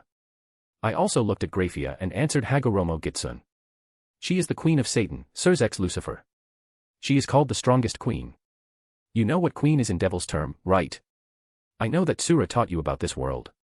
Of course. That girl taught me everything, and I know about the queen. So she's the strongest queen, huh? When I was attacked by that red-haired girl, I was disappointed because, for an existence known as the devil, they were too weak. But the existence of that gray-haired girl makes me think twice. Long-living species was like that. 100 years of training will not be able to make them strong. But, some of them were special. They will achieve unimaginable strength through unimaginable means in just a year. As I said that, I looked at Issei, the main character of DxD, who can match the strong one in this world in just a few years. Not only that, he achieved that strength through his desire to be a harem king, such nonsense. Even I need a few years before I reach this point. Years of training to be exact. I didn't train as of late until I wanted to master Matoi a few days ago. Since then, I trained myself more, to be able to achieve my balance breaker. Is that so, then this world is really fucked up. Said Hagoromo Gitsun. I turned to her and laughed out loud, you're right, this world is fucked up. Now, shall we watch the raiding game, or do you want to go home and sleep? I am bored right now, maybe I will watch the raiding game. I wanted to know the game of the devils. Hagoromo Gitsun smiled and turned away as she said that. Really? I thought you won't be interested in something like this. I also turned around and followed Hagoromo Gitsun. We went downstairs and went to the student council room. On the way to the student council room, Hagoromo Gitsun stopped her track and looked at me. Say, I had this feeling. But, there is this person in that group earlier that held a grudge against you, right? She began to walk again after she said that. I just crossed my arms and smiled at her, causing Hagoromo Gitsun to sigh. We reached the student council room and I could feel Sona and her peerage presence inside. I opened the door with my left hand and entered the room without minding their gaze. Hagoromo Gitsun also entered the room behind me. The room had changed, the couches were lined up and the table was placed in the middle of the couch. In front of the couch was a big screen that showed the arena that was built in the clearing. Sona sat on the right couch and her peerage stood behind her while looking at us. Unexpectedly, Sona didn't even blink her eyes when she saw me and just said, "I prepared your seat." Man, she was just too prepared and used to my behavior. She even prepared my seat without me telling her to. I walked to the couch on the left and sat on the right side of the couch. Hagoromo Gitsun sat on my left, then Tsubaki approached us. "Do you want a tea?" I looked at Tsubaki and smiled. "I will take a green tea." Tsubaki nodded her head and looked at Hagoromo Gitsun next. When she looked at Hagoromo Gitsun, she was a bit wary of her. "Green tea. Do you have a snack too?" "Yes, I will bring some cookies with the tea," answered Tsubaki as she fixed her glasses. "Then I will take that." Tsubaki went to the corner of the room that was filled with equipment to make a tea after she bowed her head at us. "Nura, this is your first time watching Rating Game, right? Do you want me to explain it to you?" Sona asked me while holding a teacup in her hand and looking at me. I looked straight at her eyes before closing my eyes and said, "No thanks. I know the basic." "Is that so?" Sona said with a disappointed tone and turned her gaze towards the screen. I also turned my gaze to the screen and saw that the two peerages had prepared themselves on each side. Rias had a confident smile on her face while Riser had a rather unruly smile on his face. I was confused. Rias was looking down all the time when she was here a few days ago, but right now she had a confident smile. Where did she get her confidence back? That man with yellow hair, he was rather sick, didn't he? Why does his group consist of women? Where is the man? Asked Hagoromo Gitsun as she crossed her legs. She frowned when she saw Riser's peerage that was full of women. "You said so, but you are a woman, right?"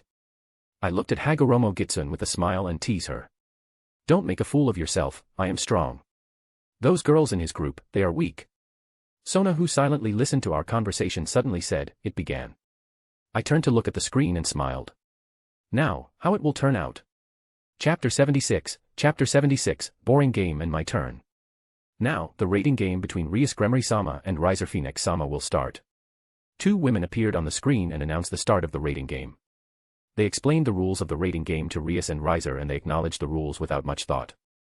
It was the basic rule as no killing, and about surrendering the game. After the rules were read, both sides were given 5 minutes to talk with their group about their plan. Rias's group discussed intensely while Riser's group just looked at Rias's group on the other side while sneering. If I guessed correctly, then Riser would win. I said as I leaned my back against the couch and touched my chin with my right hand. Isn't that obvious? Hagoromo Gitsun sneered at me while looking at the screen. That girl had nothing that it takes to be a leader like me or you. Sona was intrigued by our conversation, looked at us and asked, "What do you mean?" The rating game had started, but Rias was still discussing their plan. That meant, she had no confidence or trust in her subordinates. I said while snapping my finger, then pointed my index finger to the screen. Riser, on the other hand, had prepared for everything and analyzed Rias's group. The rating game 5 minutes preparation before the start of the game must have been used to analyze the opponent's condition, not discussing a plan. If it's me who stood in Rias's place, I will provoke my opponent with a quip or threaten them. As soon as I said that, a voice sounded from the speaker of the screen. "Oi Rias. Just surrender. You must have known that you can't beat Riser." Riser shouted to Rias with a wild smile on his face. I smiled at his provocation and looked at Sona. "See." Sona was surprised, but then she nodded her head. "I see, so that's why Riser didn't discuss anything with his peerage." I learned something. Well, I thought the reason why Riser didn't discuss anything with his peerage was because of his arrogance and confidence. He came here with the thought of winning, unlike Rias who wanted to escape from her marriage. I glued my eyes back to the screen to see Rias's reaction. Rias was frowning after she heard Riser's provocation, and her valiant knight who was also a pervert stepped in front of her and pointed his finger towards Riser. "Just wait and I will kick your ass up." Issei put on a serious expression on his face as he shouted that. After he got satisfied, he looked at Rias and whispered something. Unfortunately, the microphone was not able to get his voice, so we can't hear what he said. But Rias smiled at Issei and then he started having his pervert expression on his face. "Riku, you better make him stay away from me or I will accidentally kill him," said Hagoromo Gitsun. I looked at her and saw her having a disgusted expression as she looked at Issei. Somehow, without looking at her, I knew that Sona was looking at us with a horrified expression. I nodded at Hagoromo Gitsun's word and said, "Don't worry. I had warned him." "Good, I really hate perverts." She looked at the screen again after she said that. Both sides had finished their preparation and now they were looking at each other intensively. After a few seconds, Kiba ran towards the middle of the arena at a fast speed, followed by Issei. Akino's clothes had changed into a Miko outfit and she spread her wing to fly. She flew above Rias and then extended her hand towards Riser's peerage. Riser's queen also spread her wings and fly. She held her staff in her right hand and pointed it towards Akino. The next moment, both of them had aura covering their body. Akino was surrounded by a yellow aura while Riser's queen, Yubaluna, was surrounded by a purple aura. They were talking in the sky before they sent an attack towards each other. Akino was attacking using her thunder while Yubaluna was creating a bomb with her magic that managed to destroy Akino's clothes. On the ground, Kiba was fighting against the twins that wield chainsaws and twins Nikomata. He was fighting against 4 people, but Kiba was able to hold his ground. He was a bit stronger compared to a few days ago when Hagoromo Gitsun trashed him. Issei was fighting against Riser's knight. He was helped by Gasper that stopped time. I was not affected at all as we were a distance away from them. But Issei's movement on the screen was a bit weird. He sometimes disappeared before appearing behind his enemy and punching them. This happened a few times and then Issei managed to reach the last guard of Riser, Ravel. The girl who wore a pink dress and had drill hair, Ravel Phoenix. Issei was shouting promotion, and gained the strength of Queen's Piece before he gathered energy in front of his left hand and shot his killer technique, Dragon Shot. Ravel managed to dodge the attack and Riser asked Ravel to go back as he will destroy Issei himself.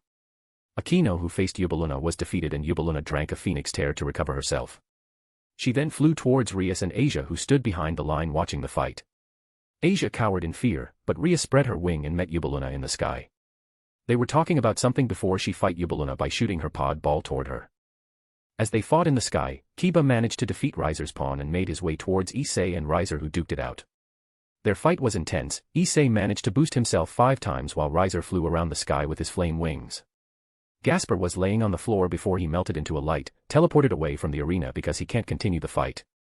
Kiba was blocked by Ravel and they fought with each other. Kiba sent slashes after slashes which Ravel dodged by flying to the sky. She threw fireballs at Kiba from the sky and kept her distance away. Issei who fought with Riser had a hard time. He was frowning while Riser was laughing hard. Finally, Issei was burned by Riser's flame, causing him to get teleported away from the arena. Rias who saw that finally surrendered and her knees gave up. She kneeled on the ground while looking down. Looking at the display, I could see that they were doing better and stronger from the cannon, but Chiron was not there to help her. They could win, but they were too confident and didn't account for the possibility of losing. I stood up from the couch and walked away because the game was done. Sona just had her gaze glued on the screen and muttered, "Rias." Hagoromo Gitsun followed me quietly and we exited the room together. After we exited the room, Hagoromo Gitsun flicked her hair to the back and said, "That was game, indeed. They even teleport the injured away when they clearly could fight." She smiled at me as she said that. Right, they didn't account for the desire of the player and just let them go away after they got injured at some degree. It's clear that the cornered rat was more dangerous than a cat. And I experienced that 2 times. Added Hagoromo Gitsun. Well, let's prepare for our war. I had spread my senses since the start of the game, and they had arrived earlier than I had expected. Oh. Finally, it's our turn. Shall I call for my Hayaki Yaku too? I looked at Hagoromo Gitsun and smiled smugly. That's why Kuroka and Tsura are in my mansion. They could teleport both of our Hayaki Yaku with no problem. We exited the school and I transformed myself into my yokai form. Kanto was not too far from Koa's town. I spread my senjutsu bigger than usual and I managed to cover even Kanto with it. Then I sent Kuroka a signal that it was the time for war. She sent a signal back to me and then I smiled. Let's begin. Chapter 77, the beginning of the war.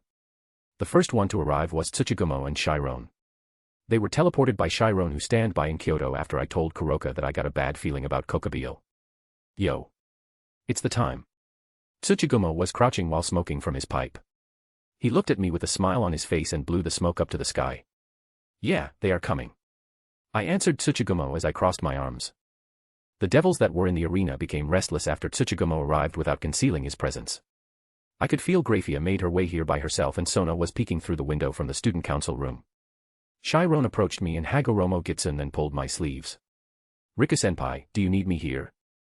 I looked down at Chiron, who was looking at me with hopeful eyes, and smiled. If you wanted to help, then I am counting on you. Chiron nodded her head and released my sleeves. I will help. A moment later, Graphia arrived at our location and was surprised when she saw Tsuchigumo. Tsuchigumo looked at Graphia and stroked his chin. Is this the enemy that you are talking about? He leaned closer to look at Graphia with an interested gaze. Graphia stepped back and looked at me, trying to find an explanation. No, she's not. Our enemy have wings that looked like Tengu wings. You will recognize them at a first glance. Is that so? I don't mind fighting with this lady though. Tsuchigumo pulled his head away from Graphia and sat on the ground with crossed legs. Graphia was dumbfounded after Tsuchigumo said that. But she was able to recover quickly and approached me. Nurarihyon, what is the meaning of this? Asked Graphia. From the distance, I could feel Sona running towards us in hurry with Tsubaki. She exited the school building rather quickly and then she shouted when she saw me. Nura. What are you doing? She arrived right in front of me while trying to catch her breath. Perfect, both of them were here and I just need to explain it one time. Where should I start? Well, I will explain it to you in a simple manner. I stroked my chin and looked at Graphia and Sona with a smile. In simple terms. As I said that, Kuroka and Tsura appeared behind me and Hagoromo Gitsune alongside our Hyaki Yaku. There will be a war in this place, so I suggest you run away to the underworld. The thick fog began forming in the school area, it shrouded the area around us. The yokai behind us had a wide smile on their face. They were excited to be able to get an action for the first time in this world. War? Asked Sona as her eyes widened. Who is your enemy, Nurarihyon? Why did you bring your army in this Kuo town even though you didn't want to destroy this town? Graphia glared at me as she asked that. Good question, I wanted them to know their place in this, so I answered her. Truthfully, this was caused by you guys. Kokabeel wanted to resume the Great War between three factions. This town had become collateral damage in that. In another word, I will expect you guys to help me build this town from the scratch again in case it got destroyed. Graphia was frowning, but she nodded her head in agreement. Fine, I will take Ria-sama and Phoenix-sama to the underworld now. I bid you luck. Graphia turned around and ran towards the arena after leaving those words. Sona and Tsubaki on the other hand hadn't recovered yet from their surprise. I approached Sona and chopped her head to make her snap out of her surprise. Ouch. That hurt. Have you recovered? Then go away and teleport back to the underworld with your peerage. I said to Sona, and she finally nodded her head and turned around. She ran towards the building to meet her peerage. They are a funny bunch. How can they leave us and run like that after you told them? Tsuchigumo blew smoke to the sky as he asked. They are devils, what did you expect? I gained their leader's favor for forgiving his sister, now he will owe me again after saving his sister. I smiled at Tsuchigumo as I said that. You are a shrewd individual. Now, when will they arrive? Soon, a few minutes. I answered Tsuchigumo and turned to look at Kuroka. Kuroka, I am counting on you to make the barrier. Of course Naya. Answered Kuroka energetically. She extended her hands towards the sky and a purple spherical barrier was formed and engulfed the whole city. The barrier had the effect to make the human who never got involved with supernatural fell asleep and forbid the entry of the other humans. Not only that, it was a different dimension. So the damage that was done inside the barrier will get repaired as soon as the barrier was brought down. As soon as the barrier was put up, I saw Tsura approach me while holding a blue Haori. She handed the blue Haori to me and I wore it over my shoulder. On the back of the Haori, there is a fear kanji that represented Nura clan. I smiled and walked in front of my Hyaki Yaku. Hagoromo Gitsune jumped on top of a giant skeleton with red eyes, Gasudo Kuro, and sat on his skull. I was still wearing my school uniform, but it didn't matter. I spread my senjutsu and covered the whole town. I was waiting for Kokabeel and his army to arrive, and it seems I didn't need to wait for too long. A few seconds after I spread my senjutsu, Kokabeel and his army start entering the town one by one. They were massive, but they are less than what I had expected. I was expecting 3,000 fallen angels, but they were just around 1,200 fallen angels. But that was still a massive army. Are you lot ready? I shouted at the yokai in front of me and all of them raised their hand or their body for those who doesn't have a hand. Oh you. Our enemy was approaching. They have a total of 1,200 people. But, they are weak. Let's show them our power. I will smash them. Shouted Ayatabo as he punched his right hand on his left palm. Number doesn't matter. My weapon will slay all of them. Said Kurotabo as he smiled under his hat. Nobody mess with us. Said Kobayashi as he bit his string. On my side, I saw Hagoromo Gitsune smile and surround her body with her tails. After she reappeared from her tails, she wore her usual sailor costume and a black bag in her hand. She flicked her hair to the back and crossed her legs. Let's show this world the real horror of Kyoto yokai. At once, the Kyoto yokai shouted their war cry. Oh you. Hagoromo Gitsun-sama. Wani-sama. The yokai who held a skull in her hands looked at Hagoromo Gitsun with a smile on her face. From the distance, a flock of people with black wings appeared in the sky. The yokai that had wings on our side began to fly to the sky, and when they clashed, it will be our signal to start. Now, we have a war to attend. Follow me. I shrouded myself with my fear and walked towards the fallen angels in the distance. Chapter 78, Yokai vs. Fallen Angels. Because the real town had been placed in the real dimension and not the one within the barrier, I didn't need to hold myself back. I marched towards the fallen angels in the distance, and my Hyaki Yaka followed me from behind. Masaomi was walking with Kurotabo, Ayatabo, and Kobayashi, while Hagoromo Gitsun was still sitting on top of Gasadokuro. Gasadokuro was crawling slowly instead of walking, but he was able to match our pace. Kuroka and Tsura were walking right behind me with Chiron. As the fallen angels approached us closer, I could see Kokobile in front of them leading the fallen angels with his 10 wings. There were 3 fallen angels with 6 wings behind him. I guess they were the commander of his army. Ha, allow me to take that guy in the front. Tsuchigumo laughed as he put his pipe back in his pocket and began to warm his body up. He began to swing his arms around as he walked towards the fallen angels.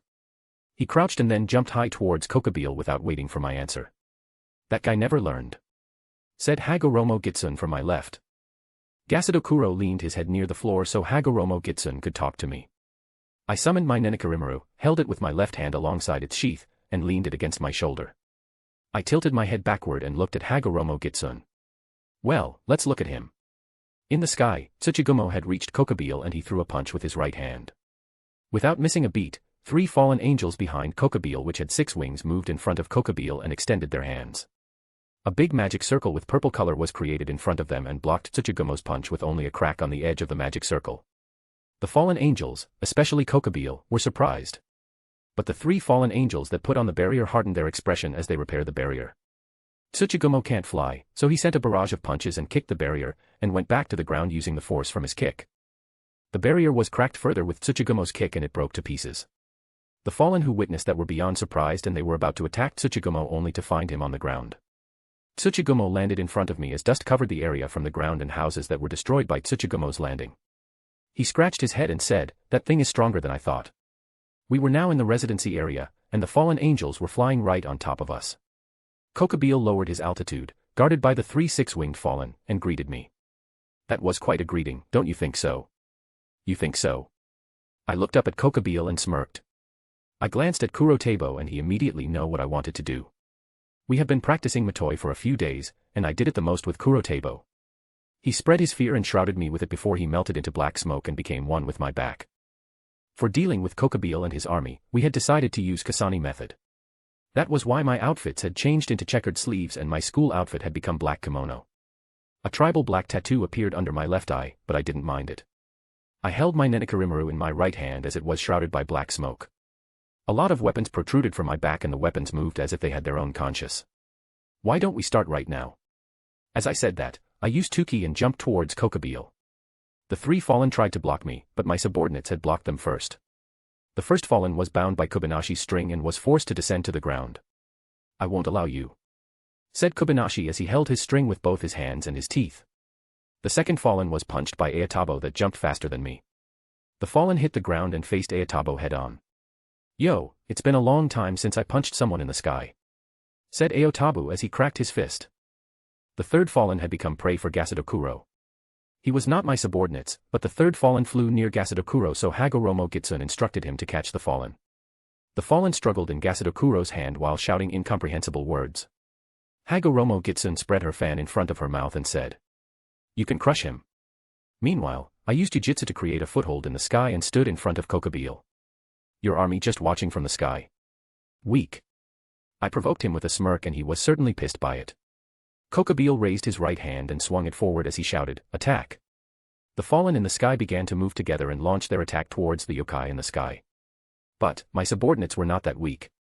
They held their ground in the sky and cut some of those fallen angels' wings.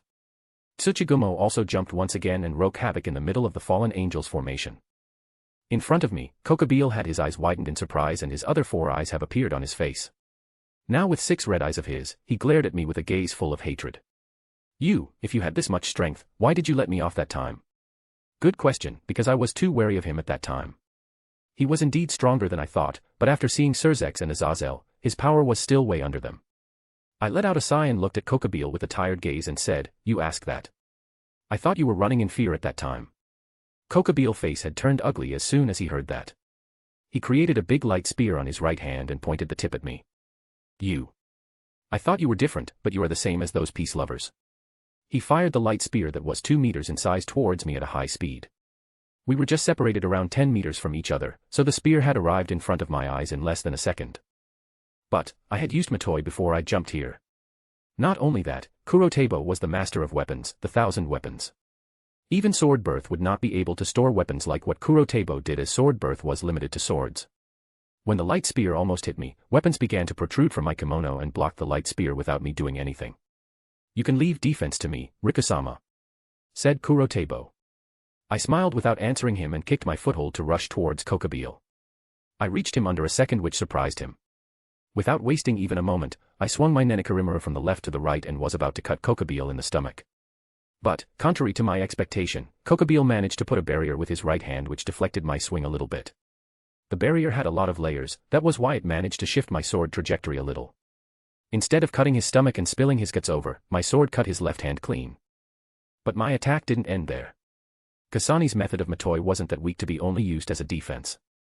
As my sword cut Kokobeel's hand, weapons protrudes from my back and stabbed Kokobeel's body. Once again, Kokobeel managed to put on a barrier in time and was blasted off instead of stabbed by the weapons from my back. The weapon that Kurotabo had was a normal one, they didn't have any effect like Nenekarimaru. Kokobeel, who was blasted off by the force of the weapons, tried to gain altitude and looked at me from above. "I see, I need to do this from the start. I underestimate you, Nurarihyon. Now, witness my real power." The big magic circle began to form in the sky, big enough to cover the battlefields.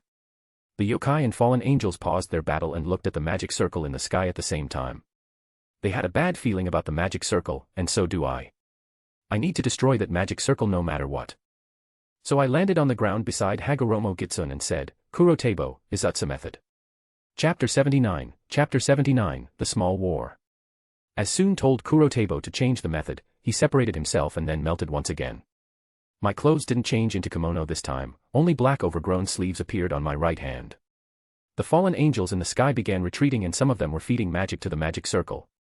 Hagoromo Gitsun approached me and jumped from the top of Gasadokuro. She landed right beside me and asked, "What is that?" "A ritual." She looked at Kokobeel in the sky that reaching his hands out to the magic circle. Tsuchigumo also made his way towards me with Kuroka and Chiron, while Tsura was making an ice barrier on top of the injured yokai and healing the yokai that was injured with senjutsu in the back line. "Rikusama. That thing is bad, Naya," shouted Kuroka as she pointed to the sky. "Riku-senpai," Kaneko said worriedly while looking at me. However, I didn't answer any of their questions. I was concentrating to bring my sacred gear's power to the fullest, and then I was ready. Shrouding myself with fear and senjutsu aura, the yokai around me took a step back from me. That yokai was including Hagoromo Gitsun and Tsuchigumo. They were surprised by the amount of fear that I used this time and were looking at me without saying anything. I relaxed my hand that held Nenekarimaru to my side and touched Nenekarimaru's blade with my left hand. Any attack launched from this blade will sever anything. My energy was suddenly drained after I said those words while drawing the power from my sacred gear. It was a simple probability change, but the effect is immense. Will sever anything, that means the dimension could be severed with my blade.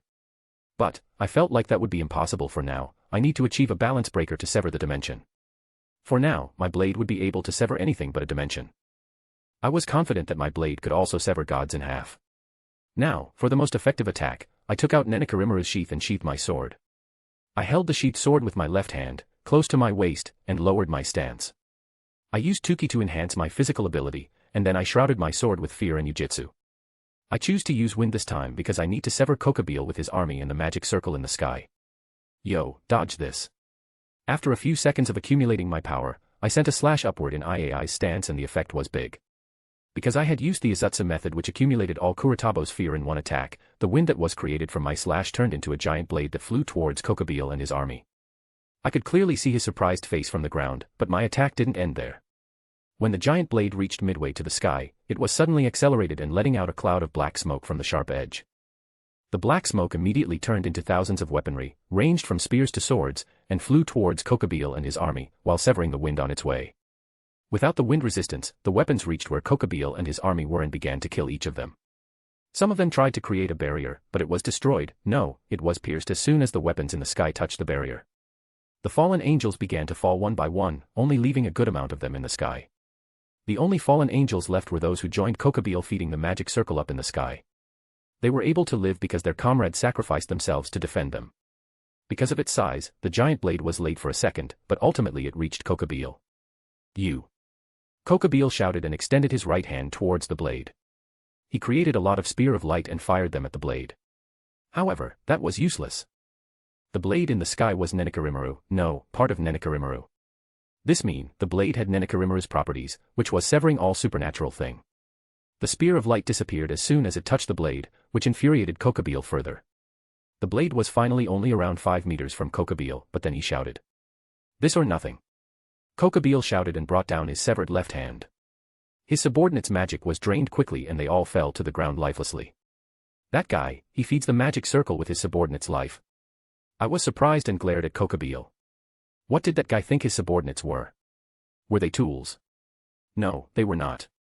Kurotebo was separated from me at this moment and he had a rough breath. Matoi did make a yokai tired too easily, it even cost me a lot. It's coming, said Hagoromo Gitsune as she looked at the sky. From the magic circle, a giant light spear that easily covered the whole city appeared. All the yokai looked at the giant light spear and were afraid. They didn't need to though, the blade finally reached Kokabil, and then he was severed in half because he didn't even move to dodge the blade. Ha ha ha ha ha, you are all going to get killed. With his blood and supernatural energy gushing out from his severed body, he maniacally laughed, and then he looked at the light spear behind him for the last time. Surely, he will die in under a minute if he didn't receive an amazing treatment, but he was willing to look at the spear instead of me at his last moment. That was his mistake though. If only he died right there, he won't experience the despair that come a second later. The blade was still flying and it met the giant light spear that began to fall to the town. As soon as the blade touched the light spear, the spear disappeared into a burst of light particles. The blade disappeared soon after because it had lost its energy after canceling the light spear. I could feel Kokabil's energy disappear as soon as the light spear disappeared. His body fell to the ground and landed right in front of me. His face had the expression of utter disbelief, but he was smiling. Strange man, could it be that he was satisfied because he was defeated by me? Now, the only enemies left were the 6-winged fallen angels that fought Ayatabo and Kubanashi. Because Gasadokuro and Hagoromo Gitsune were here, they must have finished the fallen angels that fell to Gasadokuro's hand. In the distance, it seems the fight had reached its climax. Oh, they are still at it, I said while watching Kubanashi and Ayatabo in the distance that was fighting with the fallen angels. The fallen that fought Ayatabo had a hard time, while Ayatabo was smiling all the time. From behind, Tsura approached me and asked, Rikusama, are you going to help them?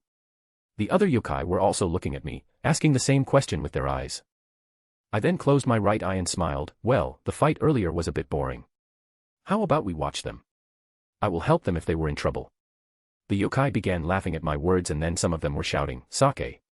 Bring the sake here. Where is the snack? We need a snack. Kyoto yokai also joined the shout and then Tsura and Kuroka teleported back to my mansion to get a drink and snack.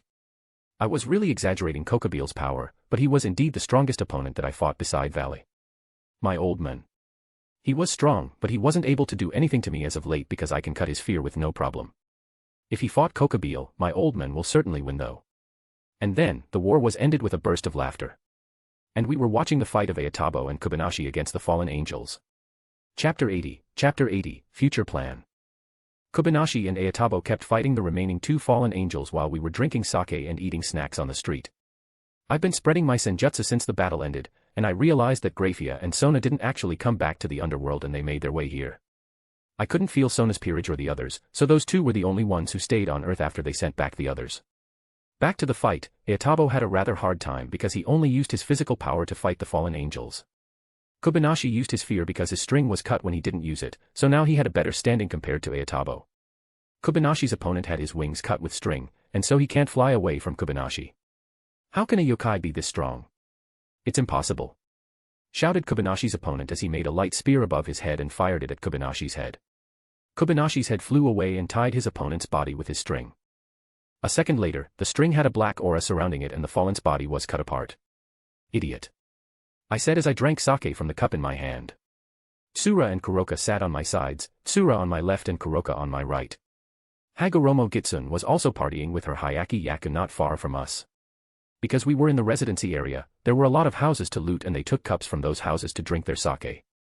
They were also having a drink while pouring sake on my cup occasionally. Indeed Naya, he's an idiot. Exclaimed Kuroka as she raised the cup in her hand. Her face had reddened, it was the sign that she was drunk. Fortunately, she was wearing Kuo uniform. If she wore her kimono, I bet her clothes were now in disarray, and her breast will be visible. Tsura, who drank silently on my left, just nodded her head and then she looked at Ayatabo's fight. Tsura had a higher tolerance of alcohol compared to Kuroka, so she was not drunk from the yokai sake. As we were drinking and watching Ayatabo punching the fallen angel, Kobayashi made his way over to us while cleaning the blood that was sticking on his face. Rikusama, I'm done. He's stronger than I thought, but not as strong as yokai that mastered fear. Kajoro approached Kobayashi from the crowd and brought him a towel that she got from the mansion. Kobayashi thanked Kajoro and they sat right behind me. I looked over my shoulder and said, he's just 6-winged fallen angels, wait until you meet someone with strong power.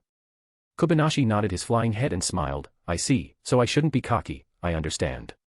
Kajoro served him with a cup of sake and poured the sake from the bottle on his side. I smiled in understanding looking at them like that, having my subordinates having their time made me smile too. I have been blessed with 2 lovers myself, and I am happy with that. Well, it would be better if she agreed to join though. I looked at Hagoromo Gitsune as I thought that. The fight between Ayatabo and the fallen had reached its climax. At the same time, Grafia and Sona arrived and they were looking around in surprise. I didn't blame them. They were expecting a war going on, but what they see was a yokai having a party while shouting loudly. Not only that, one yokai was fighting a 6-winged fallen angel with a feral smile on his face. What's going on here? What about the war? Asked Grafia. She was half shouting because she was still surprised, but she was able to hide it well under her stoic expression. They approached me and I looked at them with my chin raised. Oh, it's over. Look at there. I turned my gaze towards Kokabiel's body. Grafia and Sona followed my gaze and Grafia's eyes narrowed while Sona was surprised to the point her glasses slid down her face. She was able to catch it with her hand, but her mouth was opened wide. Kokabiel. The cadre of Grigori. Exclaimed Sona as she put her glasses back on her face. I was a little bit offended when she recognized Kokabiel immediately.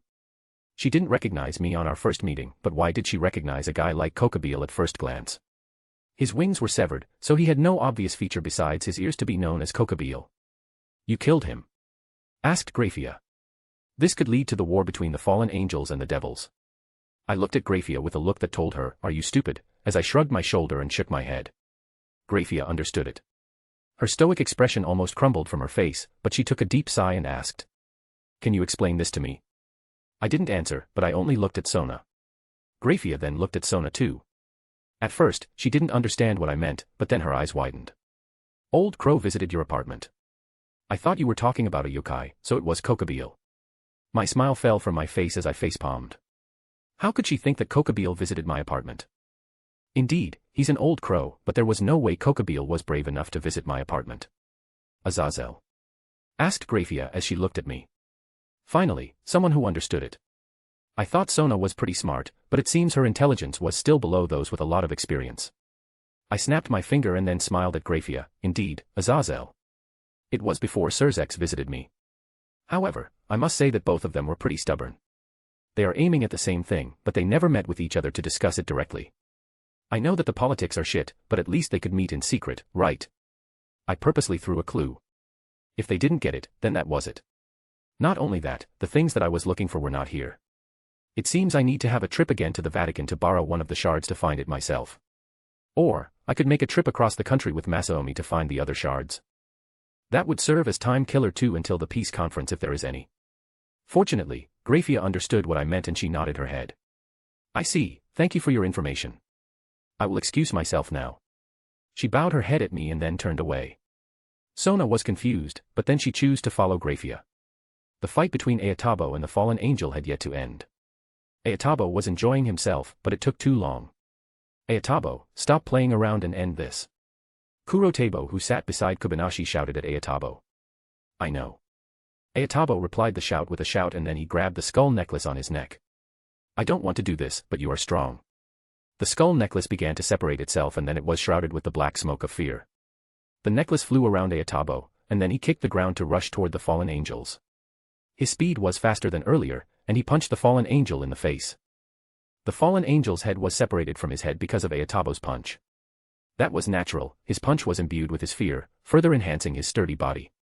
Ayatabo made his way towards us with a smile on his face as his necklace turned back to a normal skull necklace. We then continued our party until the sunset. The war, or rather a small war, was settled with our victory. I got Graphia understood that Azazel wanted peace, and it went well than I had expected. Now, I will make a trip around the country and the world to find the shards. I had promised Vasco after all. And I hate someone who broke a promise. Chapter 81, Meeting, Future or Problem. After partying until we were satisfied, we left Kuo Town and went back to our mansion. The yokai under me wanted to walk back to Kanto instead of teleporting ourselves. I agreed with the suggestion as it was our first time celebrating our victory. Kuroka undoes the barrier and she went back to the mansion by teleporting with Tsura and Chiron first. The sky had become normal again, the normal night sky, and the citizens of Kuo Town regained their consciousness. I felt bad for those who had an emergency for today, but it can't be helped. Alright, you folks. I stood up and my haori was blown to the wind on my back. I held the collar part of my haori with my right hand and then started walking. Let's go.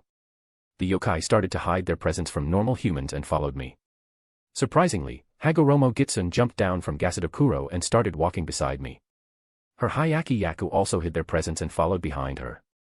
It's been a long time since I had a walk with my Hayaki Yaku, allow me to walk back to the mansion too, said Hagoromo Gitsun as she tilted her head to look at me.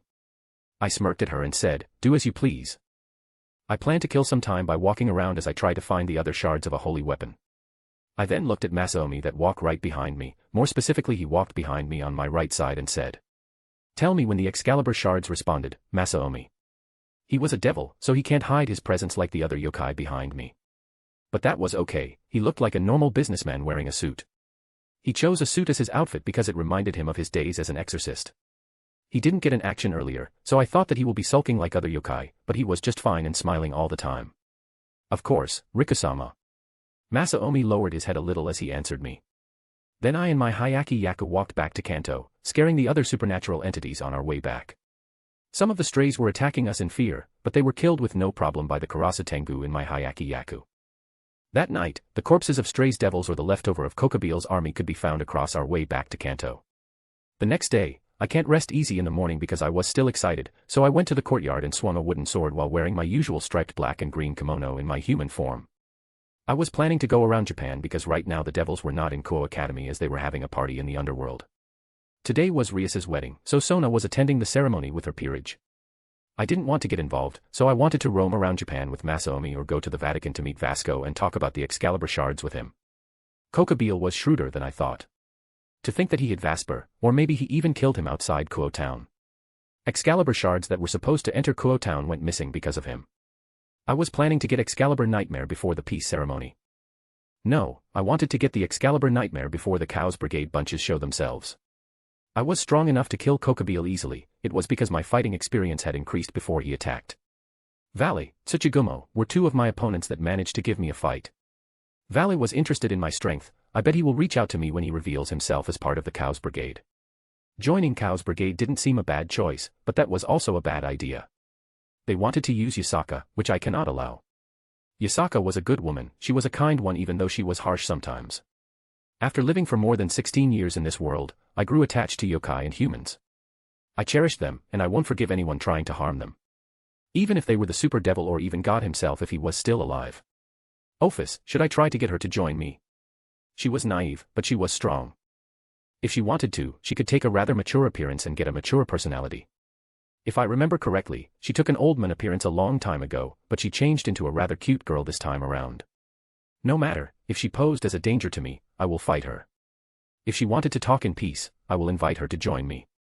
As I was thinking about such a thing, my old man approached me from behind and sent a flying kick towards me, aiming at my head. I immediately tilted my head to the left to dodge the kick and struck his leg with the wooden sword that I held.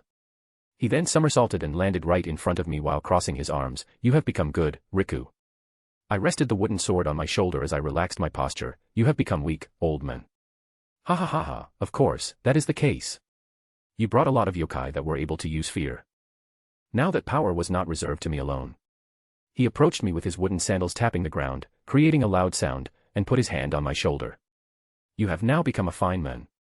How is it, want to inherit my position right now? Tonight, there is a meeting in this mansion. I invited all leaders of their own clan in this East Territory. I will announce the next leader of the East Youkai faction in that meeting, the second Lord of Pandemonium. How is that? Make sure to come with that friend of yours, Hagoromo Gitsun. My old man walked away after he told me that. He wanted me to come with Hagoromo Gitsun. I looked over my shoulder and looked at the back of my old man that made his way to the mansion. A meeting at a time like this. That old man, what is he planning? The meeting is tonight, I need to prepare myself for it. Chapter 82, Guest and Nurarihyon's Plan. In the afternoon, a lot of yokai arrived at our mansion while riding some kind of yokai-drawn carriage. Not all of them though, because some of them arrived in their human form while riding a car or motorbike. The yokai was too free for their own amusement, but that was what made a yokai. A free creature, full of freedom, not chained with anything. Even our position in the supernatural world, we are free from the other influence. Our relationship with Shinto gods was like an alliance that relied upon each other rather than what the other thought. The other supernatural faction believed that we were Shinto's subordinate, but that was wrong. At least Amaterasu saw us as a collaborator, an alliance that defend Japan together, not as subordinate, but more like a friend. The yokai that arrived at our mansion was a leader of their own clan. Nikomata leader was Magari. There was also a Yukiana that was typical for this world, in other words, a yeti. There was a yokai that looked like a carriage with a big face and fire wheel, a yokai that looked like a goblin, and more. Race, yokai can't be called a race because of our different appearances to each other. There was something that could define us, a creature. Right now I sat on the roof of our mansion looking at the traffic at the front gate of our mansion. The members of my Hayaki Yaku were helping in the mansion and welcoming the guest at the entrance of our mansion. I had informed Hagoromo Gitsun about the meeting tonight, and she was interested in it. Right now she was in Kuo Town like usual, enjoying school. I can't understand why a yokai like her enjoys the school that much.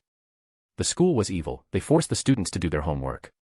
In my time at Kuo Academy, I proudly declare that I never did my homework even once. Rikusama, do you have a plan for your outfits for the meeting later? While I have useless thoughts as usual, Tsura called me from below.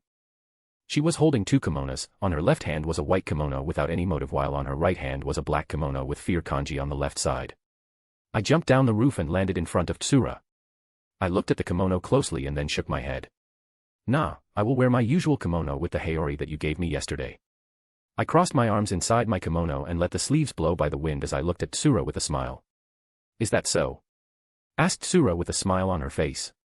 She then hugged the two kimonos in her arms and closed her eyes. If that's the case, then I will help Kajoro and my mom to prepare for the meeting tonight.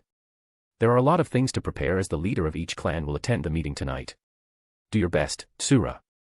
Sorry I can't help with the kitchen. I said to Tsura as I put my right hand on her head. She looked up at me and tilted her head a little as she smiled. It's my job, Rikusama. Thank you for your encouragement. I pulled my hand away from Tsura's head.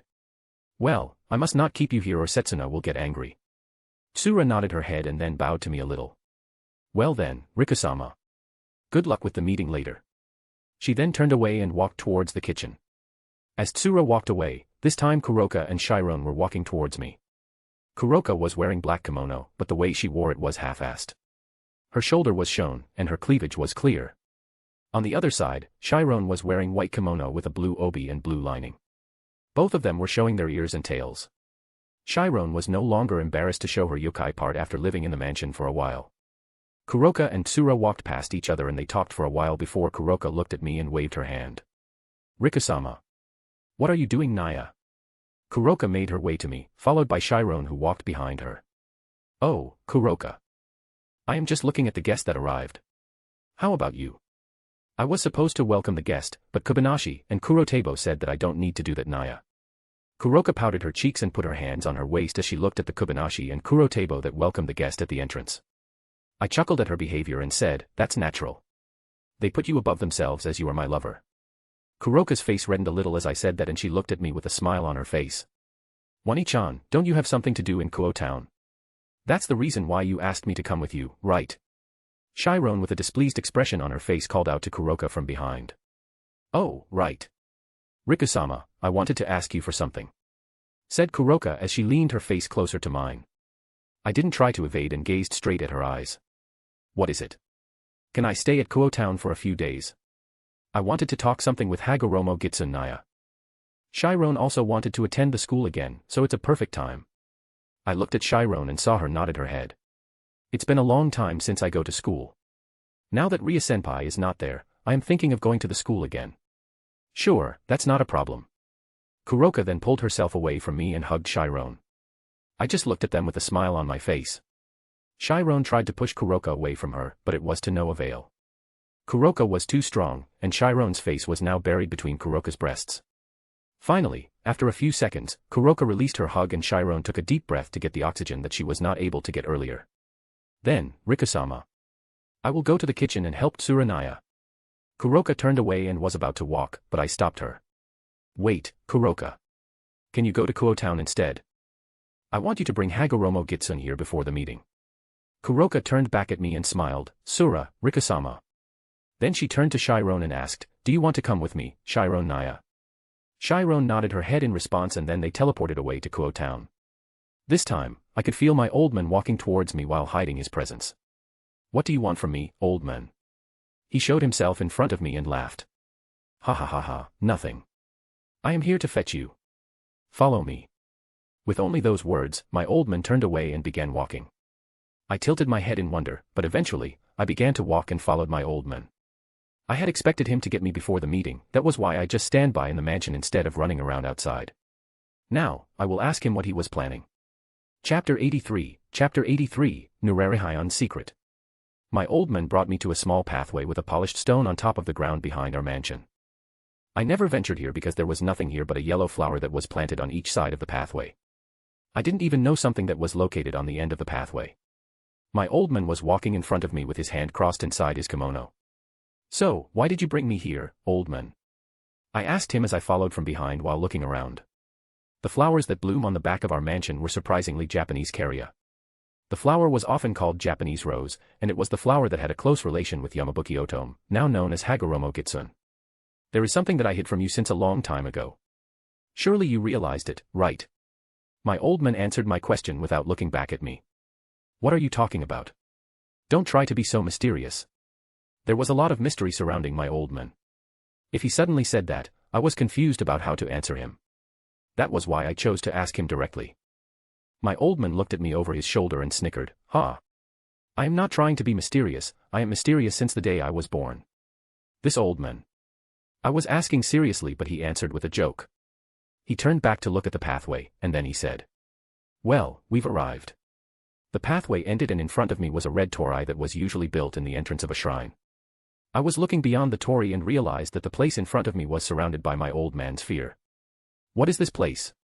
I asked him with a serious tone. "Why did you layer the place in front of us with such a thick fear, old man?" He looked up at the top of the torii and let out a long sigh. "You know how I run around the world and do as I please when I was young. That day there was only one person that I looked forward to meeting with. I brought a lot of things from my young days, some of them were filling the storage, while I hid the most important item on this place." I listened to my old man while having a serious look.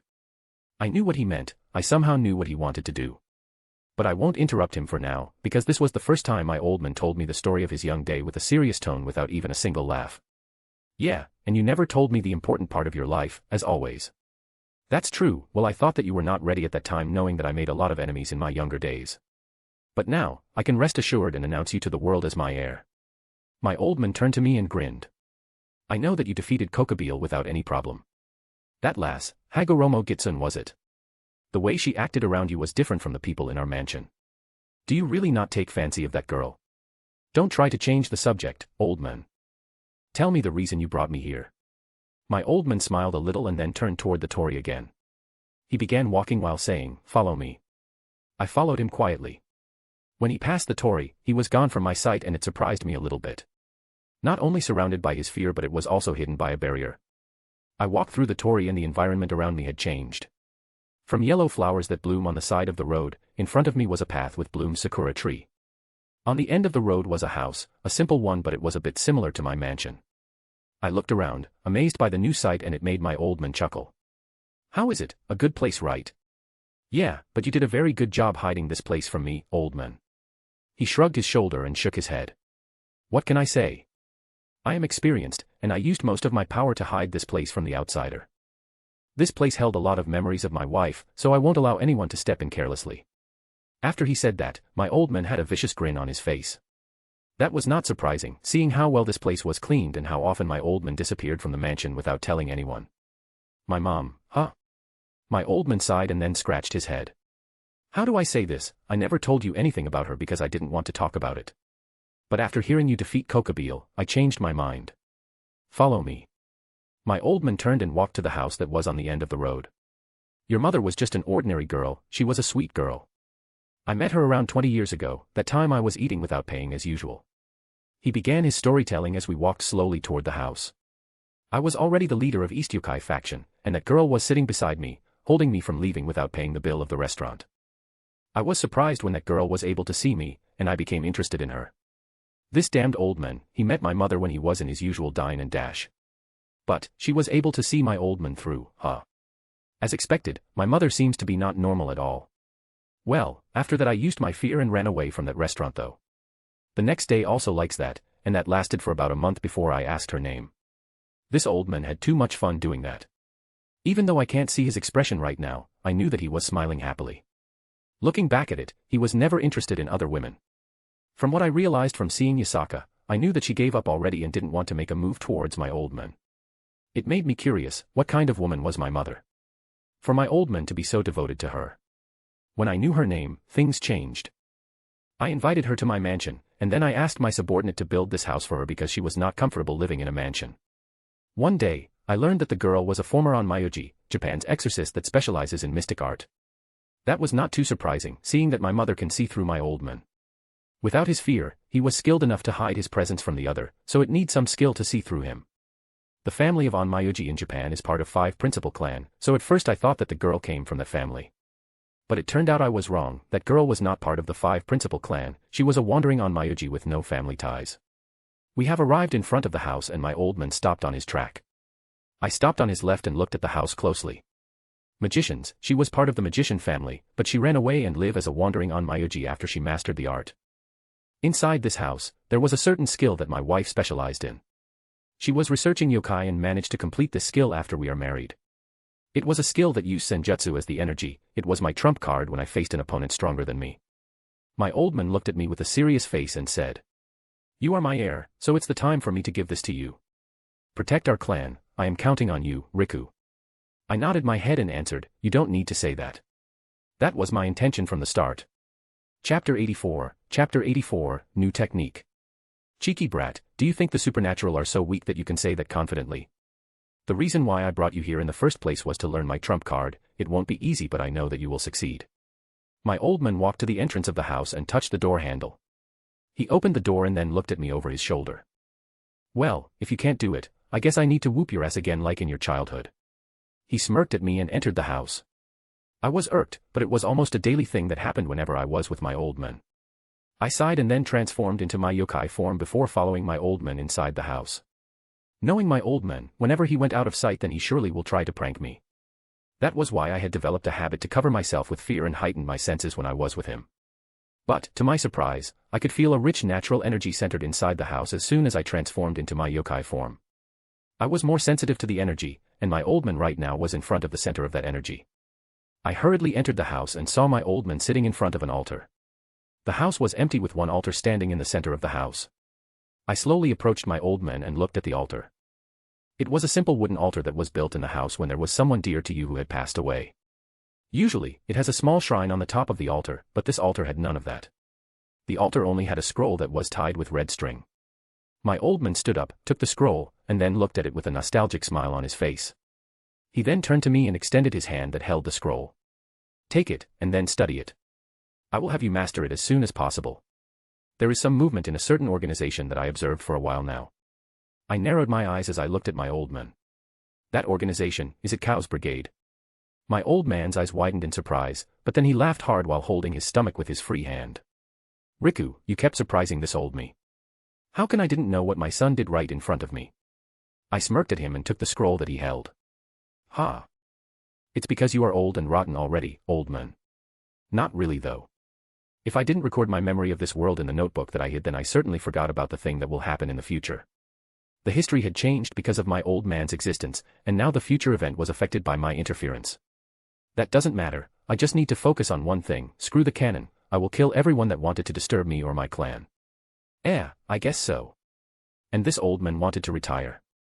With you having a Hyaki Yaku of your own, this old man can rest assured and go on a trip. A trip, where are you going? I put the scroll inside my kimono and asked my old man. Just visiting an old monkey that became a Buddha somehow. That old monkey had his descendant infiltrating that cow's brigade and gave him info. Old monkey. Could it be Sun Wukong? You know him. I was surprised that my old man knew Sun Wukong to the point he called him an old monkey. Ha ha ha ha, of course, I know him. I had my share of dining and dash with him in my younger day. He hate evil, but he didn't hate an innocent prank that I did. More importantly, we had a great affinity with each other. Bad, this is bad. I can't imagine their youth, moreover the victim of their prank. Nurarihyon was bad enough, but if you add Sun Wukong, the Monkey King, then I can't imagine their mischief anymore. By the way, I slipped my subordinate inside Cow's brigade too. Said my old man with a smirk on his face. I became interested in my old man's story and listened to it seriously. If he slipped his subordinate inside the Cow's brigade, then it will be beneficial for us.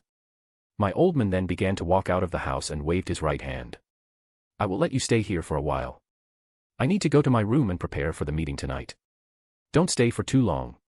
He closed the door and left me alone inside the house. This place indeed had abundant natural energy, but I don't need them for now. My old man knew that I defeated Kokobeel, but I bet he didn't know that I had a technique called Matoi. But since I was in this place, I used this chance to open the scroll that my old man gave me earlier. I took out the scroll from my kimono again and then untied the string. I then opened the scroll. The scroll was over 10 years old, that was why I opened it slowly. After the scroll was opened, I read the content that was written in kanji and katakana. It was about a technique that my old man called Tsukigiri, talking about a lame name. It was a technique that was similar to Matoi, where I concentrated senjutsu energy to send a flying slash toward my opponent. But then it was strange, Magari said that my old man was not talented in senjutsu. I will think about that later. More importantly, this technique, I can see it used alongside my Matoi. The energy used in the attack is different, but I had used senjutsu energy to imbue my Matoi attack when I killed Kokobeel. This is good, I can use this. Chapter 85, Nura Clan Meeting. The sun had set and the night had arrived. Every guest that will attend tonight's meeting had arrived, they were ready in the meeting room, waiting for me and my old man. Hagoromo Gitsun also arrived with Kuroka. She was wearing a black kimono with white lining instead of the usual school uniform. Right now I was sitting in the courtyard, looking at the sakura tree above the pond with Hagoromo Gitsun sitting beside me. So, I heard from Kuroka that Nurarihyon wanted me to attend this meeting with you. Hagoromo Gitsun asked me without even glancing at me. Her gaze was focused on the sakura tree that had yet to bloom. The tree was filled with green leaves without a single pink color from the flower. Yeah, I don't know his intention, but he wanted to announce to his subordinate that I will be his heir in the future. I see, so he will be stepping down from his position. But that doesn't concern me. That's true. Hagoromo Gitsun was an outsider, she was the being from another world for my old man. Why did he specifically want her to attend the meeting, not Tsuchigumo that went back to Kyoto or Kurotebo who had a close tie with me in these past days? That old man has something in his mind for sure. He never did anything useless, or he did it several times. But in the end, he planned something in this meeting. Surely so. Does the time arrive yet for the meeting?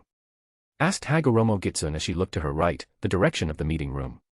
I smiled and looked in the same direction as Hagoromo Gitsun. I could feel a lot of yokai inside the room, while the yokai from our mansion was running around, preparing everything with all their energy. Not yet, my old man had yet to leave his room. He will fetch us when it's time for the meeting. I will enjoy the moment of silence because I will leave to take a trip after the meeting is over. A trip? You wanted to find that sword, didn't you? Asked Hagoromo Gitsun as she turned to me and smiled. I shook my head in response. Nay, I'm not trying to find those swords. I wanted to look at the situation of the world before it plunged into turmoils because of some terrorists. Terrorists? And you are afraid of them? Asked Hagoromo Gitsun in a curious tone. Did you hear about the dragon god in this world? I asked Hagoromo Gitsun as I crossed my arms inside my kimono. Hagoromo Gitsun nodded his head a little. I have heard about them. It seems they had the power to destroy this world if they wanted to.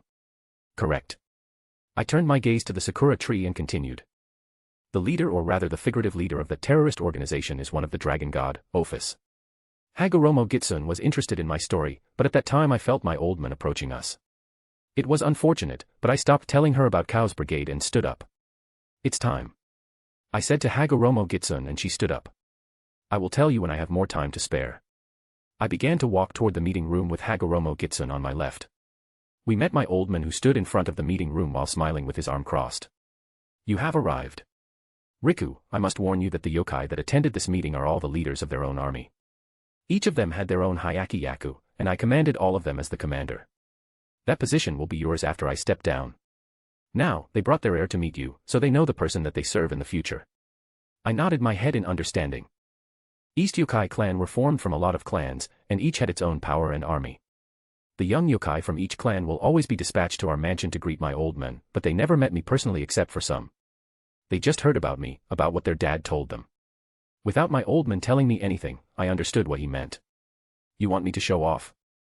Nurarihyon yokai was lurking in the shadow of the moon, that was our existence. Showing off will only be done in front of the ally after the battle was over. I followed those since I was a little, and only used my fear to threaten my enemy when they underestimated me. My old man turned his gaze to Hagoromo Gitsun and put on a serious face. Yes, I wanted the young lady beside you to show her power too. No, showing her tails are enough, can you do that for me? I must ask, why? Asked Hagoromo Gitsun in a displeased tone. Your existence was discovered by the other yokai when you trashed Satan's little sister. And now, doubt began to rise that you were a rogue, a dangerous yokai that wanted to inflict war against the devils. Hagoromo Gitsun narrowed her eyes at my old man and began to let out a dangerous aura around her body. Are you trying to threaten me? My old man smirked at Hagoromo Gitsun and said. Nah, why? I don't need to threaten you, I just told you the opinion of other yokai. Hagoromo Gitsun calmed down a little after she heard what my old man said and her aura disappeared. That was close, I bet the yokai inside the meeting room who mastered Senjutsu had felt that aura. At that moment, I looked at my old man who still had a smirk on his face. Sly old man. He laughed a little and then put his hand on the door handle. Well, let's enter. You can just sit silently beside Riku and let me handle everything. Riku, I believe in your ability to make a speech. He opened the door and the other yokai who sat on the left and right turned their gaze at us. My old man walked between the yokai who sat on the left and right to the front row with 3 zabuton that was prepared for us.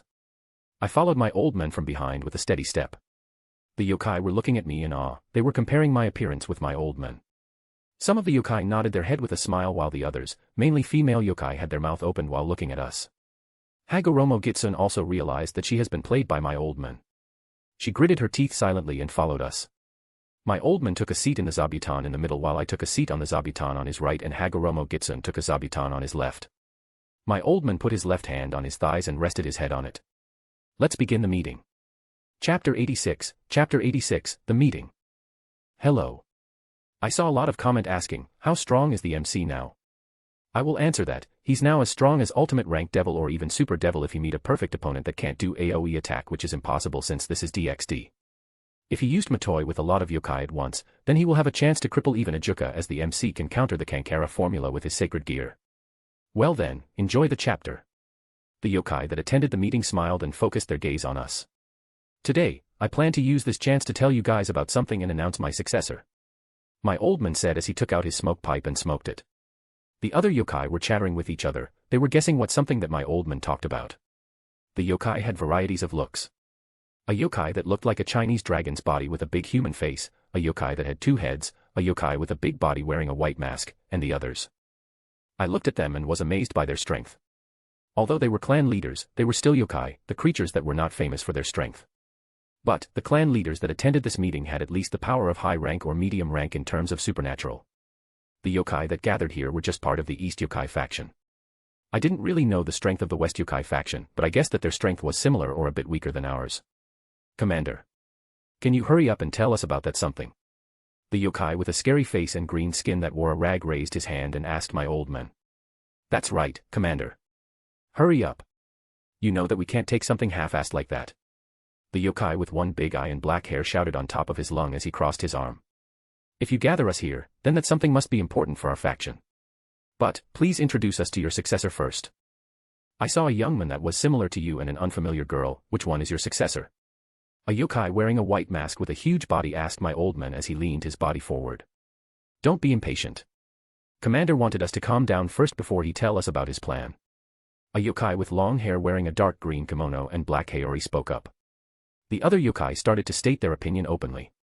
Some of them even fought each other to prove that their opinion was the correct one. My old man just smiled while watching the yokai bickering with each other. I also found this sight of yokai bickering with each other as something pleasant, something that was natural for it to happen between yokai. They are a noisy bunch, different from the Ayakashi from my place. Hagoromo Gitsune said as she opened her fan in front of her mouth. She was looking at the yokai with narrowed eyes. Lively, ain't it? I love the way they stated their opinions openly instead of kicking each other in the back like other factions. I said to Hagoromo Gitsune as I looked at the yokai. I really like the way yokai does their things. Unlike devils who plan behind each other back or angels who followed the order from Seraph, the yokai will state their displeasure right in front of each other face so they know each other opinions and finally they will settle it without any bloodbath. Some yokai retorted to bloodbath though, but it will not to the point of the war. At most, they will duel each other and get satisfied after the duel before drinking with each other again. Lively, but foolish. As expected of yokai under Nurarihyon. Said Hagoromo Gitsune with a tone filled with ridicule. Even so, they are united under his banner, none of them will defy him or me. I answered Hagoromo Gitsune with a smirk on my face. Don't be too impatient. I will tell you about it. My old man finally spoke up and the other yokai went silent immediately as they turned their gaze to my old man. With my old men spoken, the atmosphere tensed all of a sudden. They were anticipating what my old man said with a smile on their face. The terrorist organization that I kept my eyes on was on the move. They began to move when my son, Riku, killed Kokobeel. Ha ha ha ha, so that long-haired ugly fallen angel has been killed by young master. Shouted one of the yokai that attended the meeting. No one can beat us. Long live East Yokai faction. The atmosphere had turned lively once again, such change often happened in the meeting of yokai. Be quiet. My old man shouted and the yokai shut their mouth instantly. Don't focus on Kokobeel, the organization that I tracked is more dangerous than him. They targeted all supernatural, the most annoying bunch among them were the ones who called themselves Hero Faction and a faction that was led by someone we all hate. My old man narrowed his eyes and dropped his smile. The other yokai also put on a serious face as their aura spilled over their body. Old Devil's faction, am I correct, Commander? The yokai with long hair gritted his teeth as he said that. I also put on a serious face after I heard my old man. Indeed, even if I didn't meet them yet, hearing their name made me disgusted.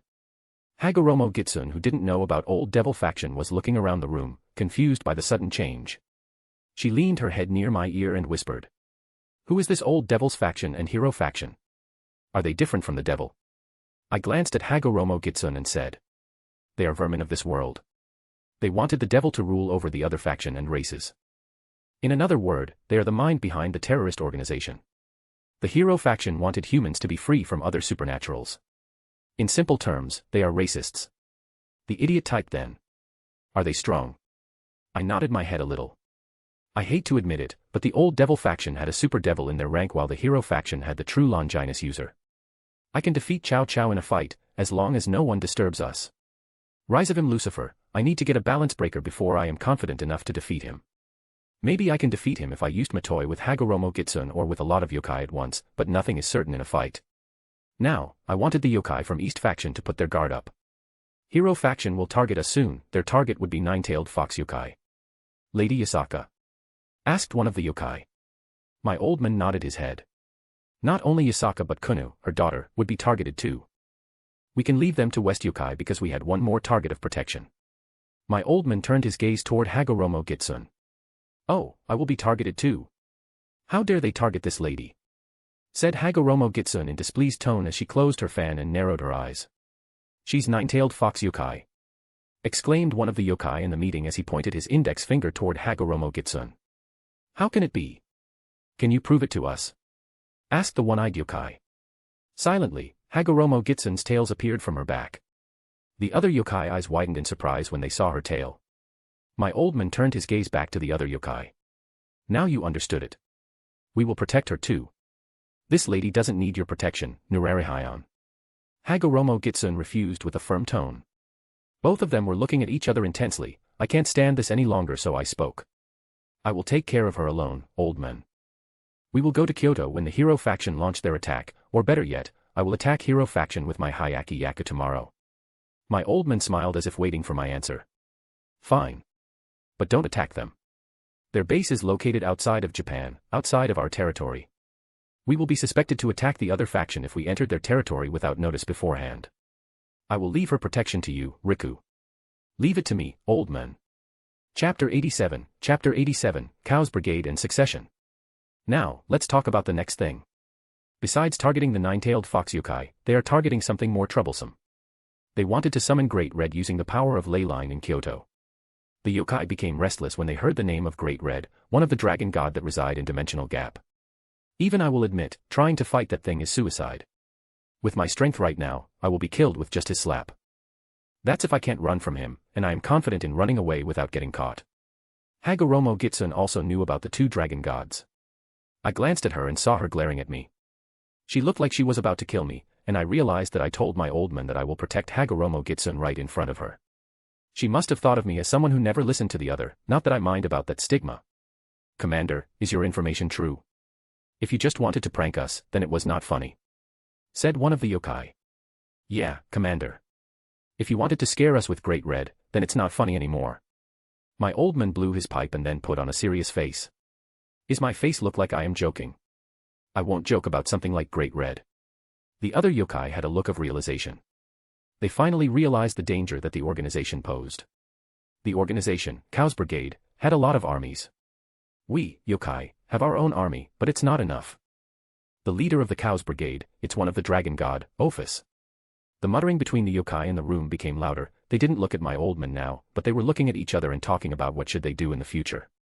That's not quite right, old man. I said to my old man as I crossed my arms. The attention of everyone in the room instantly focused on me. Ophis is a leader in name only, the real leader of Chaos Brigade is Rizavim Levon Lucifer.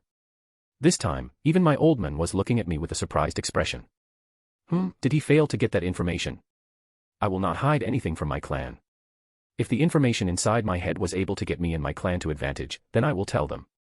Ophis's goal is to chase Great Red away from Dimensional Gap. She wanted to gain her silence back, which is easy to do with my power, or we just need to let her enter that place, old man.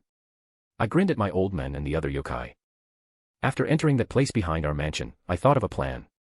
If Ophis wanted silence, then the place that was surrounded by my old man's fear is perfect. There was no disturbing sound, and the place was concealed perfectly.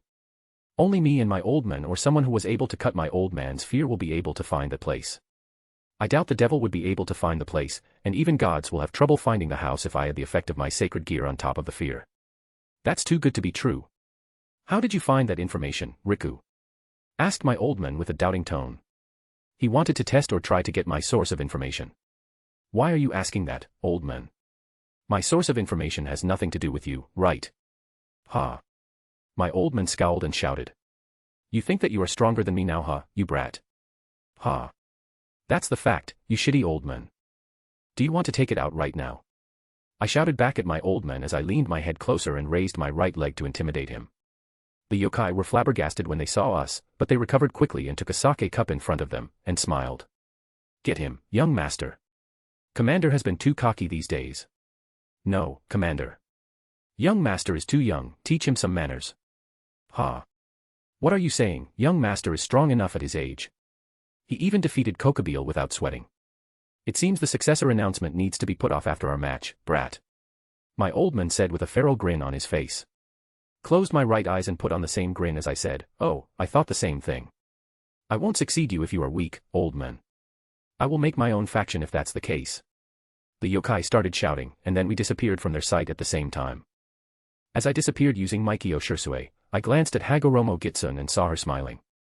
As soon as I saw my old man disappear, I called my Nenekarimaru and imbued it with fear, slashing the place in front of me. His fear was cut rather easily and his body reappeared from thin air. His kimono was slashed a little bit, but it left no scar on his body. Ha ha ha ha, is that it, old man? I shouted while dispersing my voice so it would be heard from various places. My old man grinned and then imbued his right hand with a spear as he made a swing motion. He swung his right hand from the left to the right, aiming at my stomach. It's a mysterious thing, we Nurarihyon yokai will never be felt by the others, but my old man somehow can pinpoint my place. But unfortunately, his fear was a bit weaker than mine right now. I finally realized that my old man used most or at least half of his power to hide the house where my mother lived a long time ago. So, he can't cut my fear and raised his hands in defeat. I showed up again, and the yokai clapped their hands for me. Young master. Long live Commander. Long live young master. The yokai went into a lively mood as if the information about Cow's brigade was just a passing wind. I knew this from the start, that was why I followed my old man's lead and showed my power. This also worked to show my power to the leader of the clan, so they will approve my position as the heir, the successor as the leader of the East Yokai clan. Well, it seems that I am not wrong to appoint you as my successor, Riku, said my old man as he took his seat again. I took a seat again, ignoring the fact that we just had a quick exchange earlier, and smiled. As if there is anyone other than me to be your successor in the first place. We laughed at the same time, and then the meeting proceeded to a drinking contest as usual. Chapter 88, Visiting Vatican again. Are you sure, Riku? You won't be back for at least a week? Asked my old man. We were standing at the entrance of my mansion. My old man was looking at me in front of me with Setsuna on his side while I stood with Masaomi and Kobayashi. Both of them will follow me wherever I went from now on. At first, I just wanted to bring Masaomi with me, but then Kobayashi asked to follow me because he can help with securing anything with his string. I didn't mind, so I allowed him to tag along. I wanted to get an Excalibur shard to further enhance my strength, but after learning the technique that my old man gave me, I have enough power to cut my opponent. And so my goal had changed. I wanted to find Cow's brigade's base. It could be in Dimensional Gap, but the hero faction would surely have a base on Earth, and that's my goal. I had read something alongside their base was in Japan from the series, but I forgot the exact place.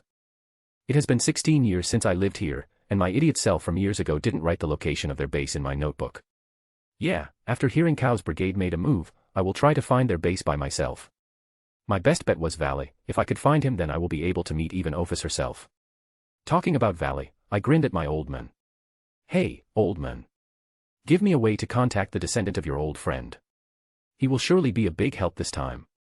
Setsuna covered her mouth with her kimono sleeves, seemed to understand what I talked about. Masaomi and Kobayashi were in the dark because they didn't know anything about my old man. You have planned this since I brought you to that place, huh? Said my old man as he scratched the back of his head. As expected of young master, he resembled you, Commander. Said Setsuna as she chuckled in amusement with closed eyes. Damn, why did I raise him to be such a sly brat? Grumbled my old man before he looked up to the sky. We were just smiling while looking at my old man until he finally lowered his head. Fine, his name is Biko. He's a monkey yokai and he also has a weapon that looked like that old monkey's weapon, Rui Jinku Bang. Biko, huh? I expected it to be him, but he was leaking information about Cow's brigade for Sun Wukong. My old man said that he also had some insiders. I looked at him with a sly smile on my face, telling him with my expression that he can't fool me. Ha dash, my old man sighed and crossed his arms. I had some insider, but they were killed after they conveyed the information to me. It's unfortunate to lose him, but it can't be helped. My old man had a sad expression as he said that. His informant was killed. So that was why he held that meeting yesterday. I nodded my head and then turned around. I walked away and raised my right hand.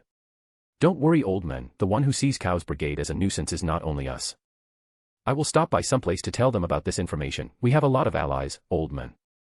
I glanced over my shoulder with a smirk on my face. Kobayashi and Masaomi bowed their head to my old man and followed me. After both of them caught up to me, I teleported the three of us to Vatican City. We arrived right in front of their church, and we were immediately surrounded by a lot of exorcists. Stop where you are and identify yourself. One of the exorcists with the typical exorcist's robe stepped forward and pointed his sword at us. He was a man in his 30s with brown hair. The other exorcists took out their light sword and pointed its tip to us too. When he saw us, when he saw Masaomi who stood beside me, he was surprised. Masaomi? Asked the exorcist. I glanced at Masaomi and saw him smiling a little, but he had a sad expression on his face. It's been a long time, Shido-san. I never expected you to be in Vatican City when your post was in England. I heard you stopped being exorcist and became a pastor of the Protestant Church of England. After realizing Masaomi's identity, the man with brown hair, which I guessed as Shido Tuji, the father of Shido Irina, lowered his sword and gestured the other exorcists to lower their sword with his hand. I was called here by Vasco Stratasama. He said that he had some interesting information. Imagine my surprise knowing the subordinate that I killed myself was in fact still alive and visited Vatican Church a few days ago. I was lucky, but I still can't forgive you. You know the reason without me telling you, right? Masaomi narrowed his eyes and glared at Tuji. Well, this is bad.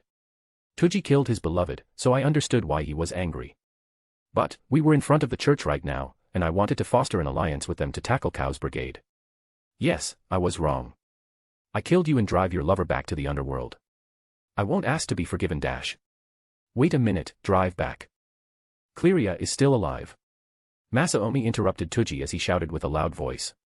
His expression turned into that of someone who hoping for something. I also didn't hear it wrong. Tuji said, drive away, not kill. So that meant, Cleria Belial was still alive. So that was why Kuo Town was leased to Devil for Satan's siblings. Cleria Belial was never an overseer of Kuo Town. Yes. We drove her away to the underworld because we wanted to maintain the status quo of the three factions. If we killed her, it will become a war and we wanted to avoid that. Masaomi had a big smile on his face as he lowered his head. Is that so? So she's alive? He muttered in a low voice, and after clearing the misunderstanding, I spoke. So, can I meet Vasco right away? Tuji looked at me and nodded his head. Yes, please this way, said Tuji as he gestured to follow him with his hand. The exorcists made way for us and we followed Tuji. Chapter 89, Gabriel. To answer that, I know. I know that Cleria was killed because of king pieces. But, this is fanfiction. The history has changed, and did you forget that I mentioned Daihauser ran after seeing Nurarihyon? Also, Tuji just say to Masaomi that he drive away Cleria. Our MC also just said that Cleria was never an overseer of Kuo Town. Just wait until I release the part where I revealed that. For now, just enjoy Gabriel's boobs. Adios. We were led by Tuji to a grand room inside the church. The room was empty, but there was a big table in the middle of the room and 3 chairs on each side of the table. Tuji asked us to sit on the left side of the table while he called Vasco Strata and the other that wanted to meet me directly. He went out of the room and closed the big white door that was decorated in gold. Rikasama, do you think I will be able to meet her again? Asked Masaomi after the door closed. Let's talk about that later, Masaomi.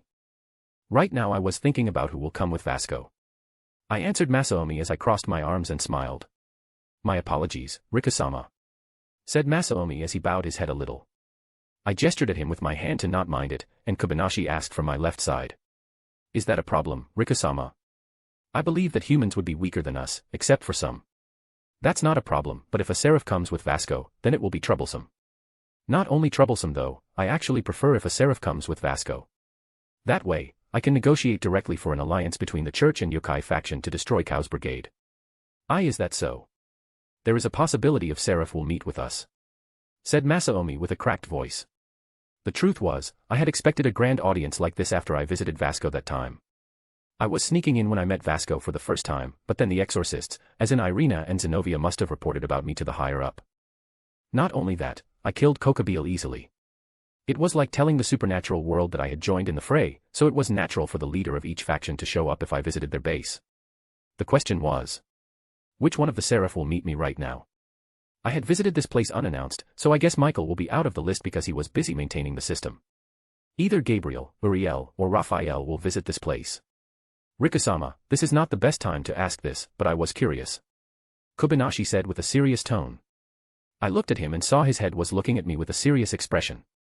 What did humans think of us, yokai, in this world? Do they believe us as a myth or as a ghost? That's a good question, but really out of place to be asked in this place. Also, what does the church think of us, yokai in general? The gaze that I received earlier, they were different from the gaze that I got from the Kikane family. The humans in this place just looked at me like any other supernatural entity without having a look of hatred. So that's how it is. Certainly, the church had nothing to do with us. So that was why they didn't have any hatred towards us. We, the yokai, was standing between the lines of neutrality. The other factions thought of yokai as Shinto faction subordinates, but that was far from the truth.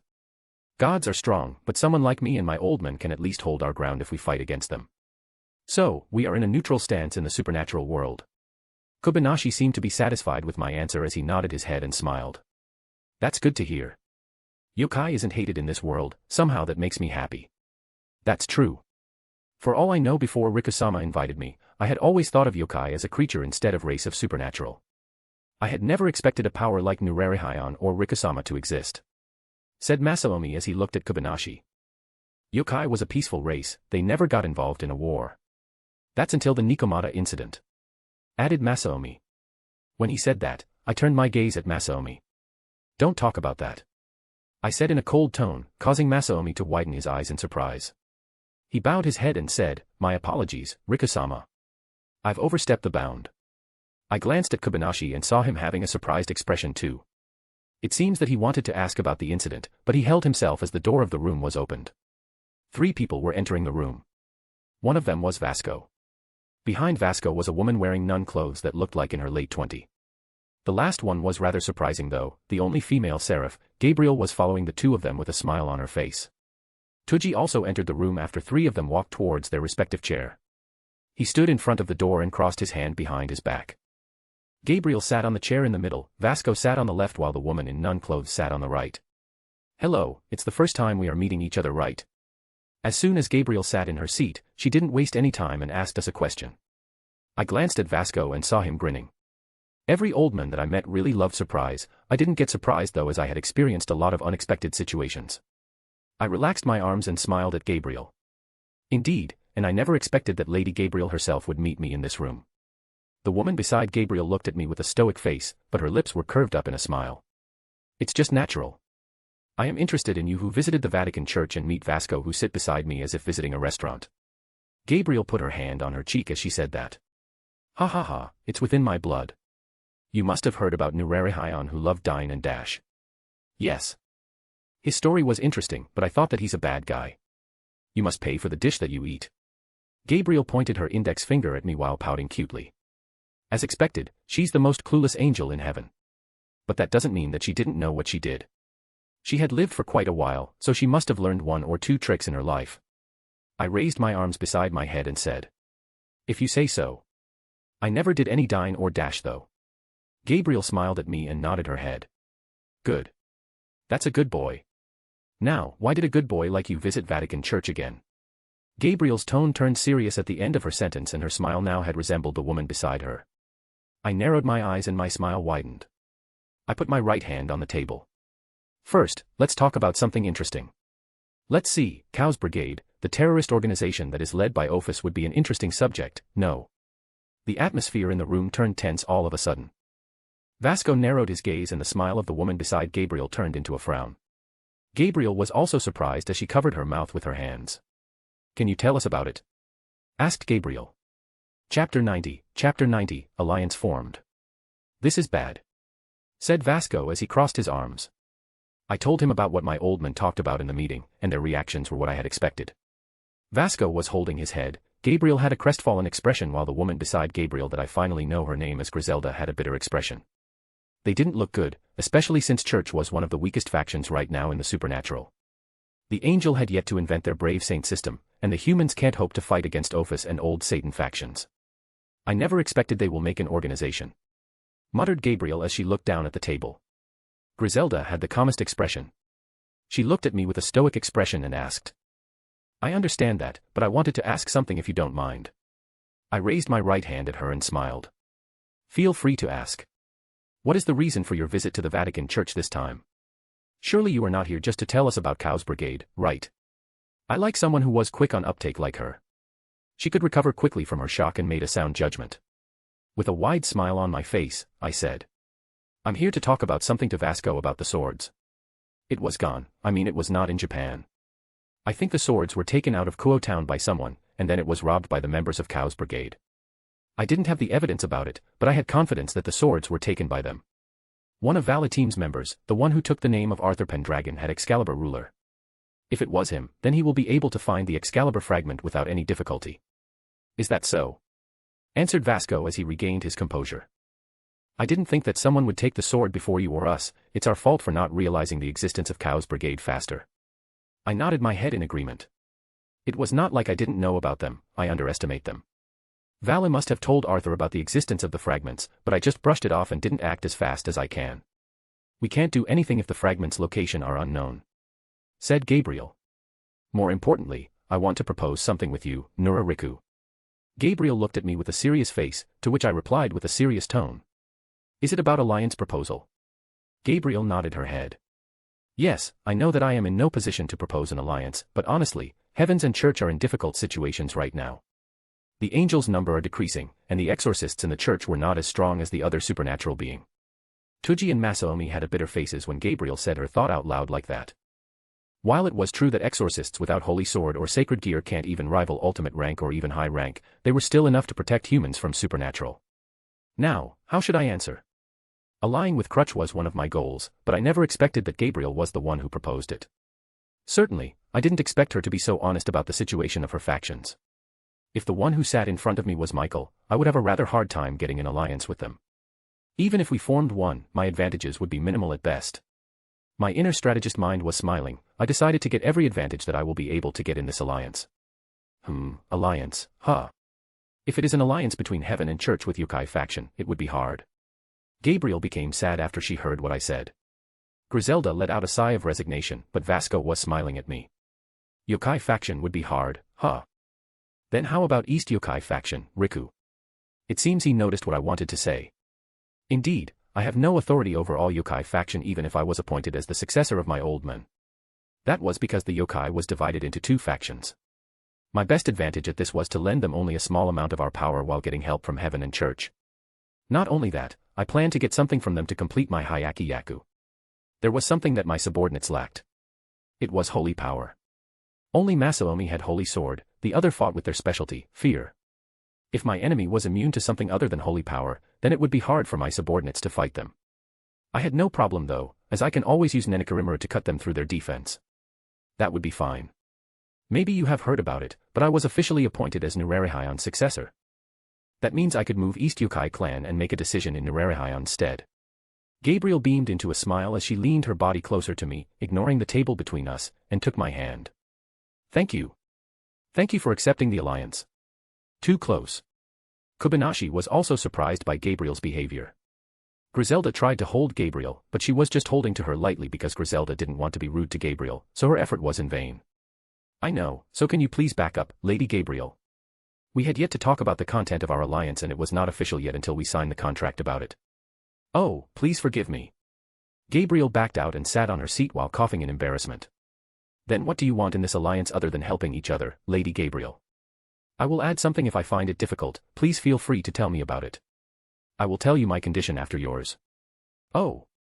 I never think about our conditions. Well, how about something like information sharing between us? Information sharing, getting more information would help us as well. I don't mind about that, are you sure that's all that you wanted? I asked Gabriel with a smile on my face. That condition will help the two of us, and I had a hard time trusting those who never asked for an advantage for themselves. I thought that was a good idea. Was it not, Griselda? Griselda closed her eyes and said, I believe that was a wonderful idea, milady. Ah, I forgot about it. Gabriel was naive, unlike her brother Michael. I laughed in front of them. They were surprised and Gabriel tilted her head. Ha ha ha ha, sorry about that. Well then to my conditions. I put on a serious expression but still smiled as I said that. I wanted to get a light sword and gun from church. They were a weak weapon, but if it was utilized correctly then it will become a plus to our power. I can ask that old crow to analyze the weapon to make a new one for my army too because he still has debt to me. I don't mind. If that could make you help us then I don't mind giving you the light weapon from church. Said Gabriel. Hearing her answer, my smile deepened. It's nice to have an alliance with you. Likewise. Answered Gabriel with an honest smile. Chapter 91, A Clue About Cow's Brigade. After talking about the details of the alliance, Tuji exited the room and brought us the parchment to sign on. The alliance between us could be summarized in 4 clauses. First, each faction will help the other if the faction is attacked. Second, we will share information and provide any information if the other faction asked about it. This only includes the information that was already known to the faction. Third, Church and Heaven will provide light sword and gun to East Youkai faction in a reasonable amount. This will be active immediately and the Church will be allowed to keep the manufacturing method of those weapons a secret from the yokai. 4. If there is any betrayer from each side, both factions will deal with them together. This is implemented to forge trust with each other and keep misinformation to minimal. The ones who signed the alliance were me as the representative of yokai, Gabriel as the representative of Heaven, and Vasco as the representative of the Church. It was a small alliance between yokai and the holy factions, and this was enough. After signing the alliance, I added some bonuses to them. Grigori and Surzex wanted to form peace with the 3 factions. I think that they will agree to a peace conference if one of the leaders brought it up and invited the others. Clause 2, Information Sharing. I gave them the information that I held in this meeting because I didn't want them to change their mind. Now that the alliance between us was official, I didn't need to hide this information anymore. Really? I must tell my brother quickly. Exclaimed Gabriel with a happy face. Vasco smiled wryly while looking at me. You deliberately hid that information on purpose, didn't you? Griselda also looked at me suspiciously, but I just shrugged my shoulder without answering them. Tuji approached Masaomi and was talking with him for a while. When he was done, Masaomi's complexion was better and he was smiling all the time. Because our goal in the church was reached, I told them that we had something that we need to do. Gabriel thanked me for the information that I told them and we left the church. We teleported to Kyoto to continue our purpose of finding Chaos Brigade's base. Kobayashi was curious why I choose to teleport to Kyoto instead of Kanto. I told him that we might as well tell Yasaka about Chaos Brigade so she could prepare herself. We boldly entered Yasaka's residence as I hid Kobayashi, Masaomi, and my presence with fear. I didn't want any old yokai in the West faction to find us, as that will cause something troublesome. I had found Yasaka's location. She was in the yard with Kunu, so I made my way to the yard without stopping in some random place. When we arrived at the yard, Yasaka was sitting on the terrace while watching Kunu practicing her senjutsu. She held a teacup in her hand and a tray full of snacks was available on her right. I gestured Kobayashi and Masaomi to stay a bit away from Yasaka as I walked to her and sat on her right. As I sat, I took the snack on the tray. It was dorayaki and brought it to my mouth as I dispelled my fear. This is good. Yasaka was surprised by my sudden appearance, but she recovered rather quickly. It was not polite, you know, taking other people's snacks without telling them, said Yasaka as she looked at me with a small smile on her face. Kunu has also noticed my presence. She stopped her training, turned to me, and waved her hand. I waved my hand back and told her to continue her training as I only stay here for a while. She nodded her head and continued her training, which was good. So, Rikuhan, why are you here? Asked Yasaka as she tilted her head. You see. I then told Yasaka about the meeting of my old men yesterday. About Chaos Brigade and finally, I told her about the alliance that I forged with the church earlier. She was surprised, but as a leader of the West Yokai faction, she chose to keep silent about this matter for a while. Except for that alliance, what are you planning? Yasaka asked me in a worried tone. I guess I made her worried about me, huh? For now, I will visit a lot of places to find the base of the Chaos Brigade.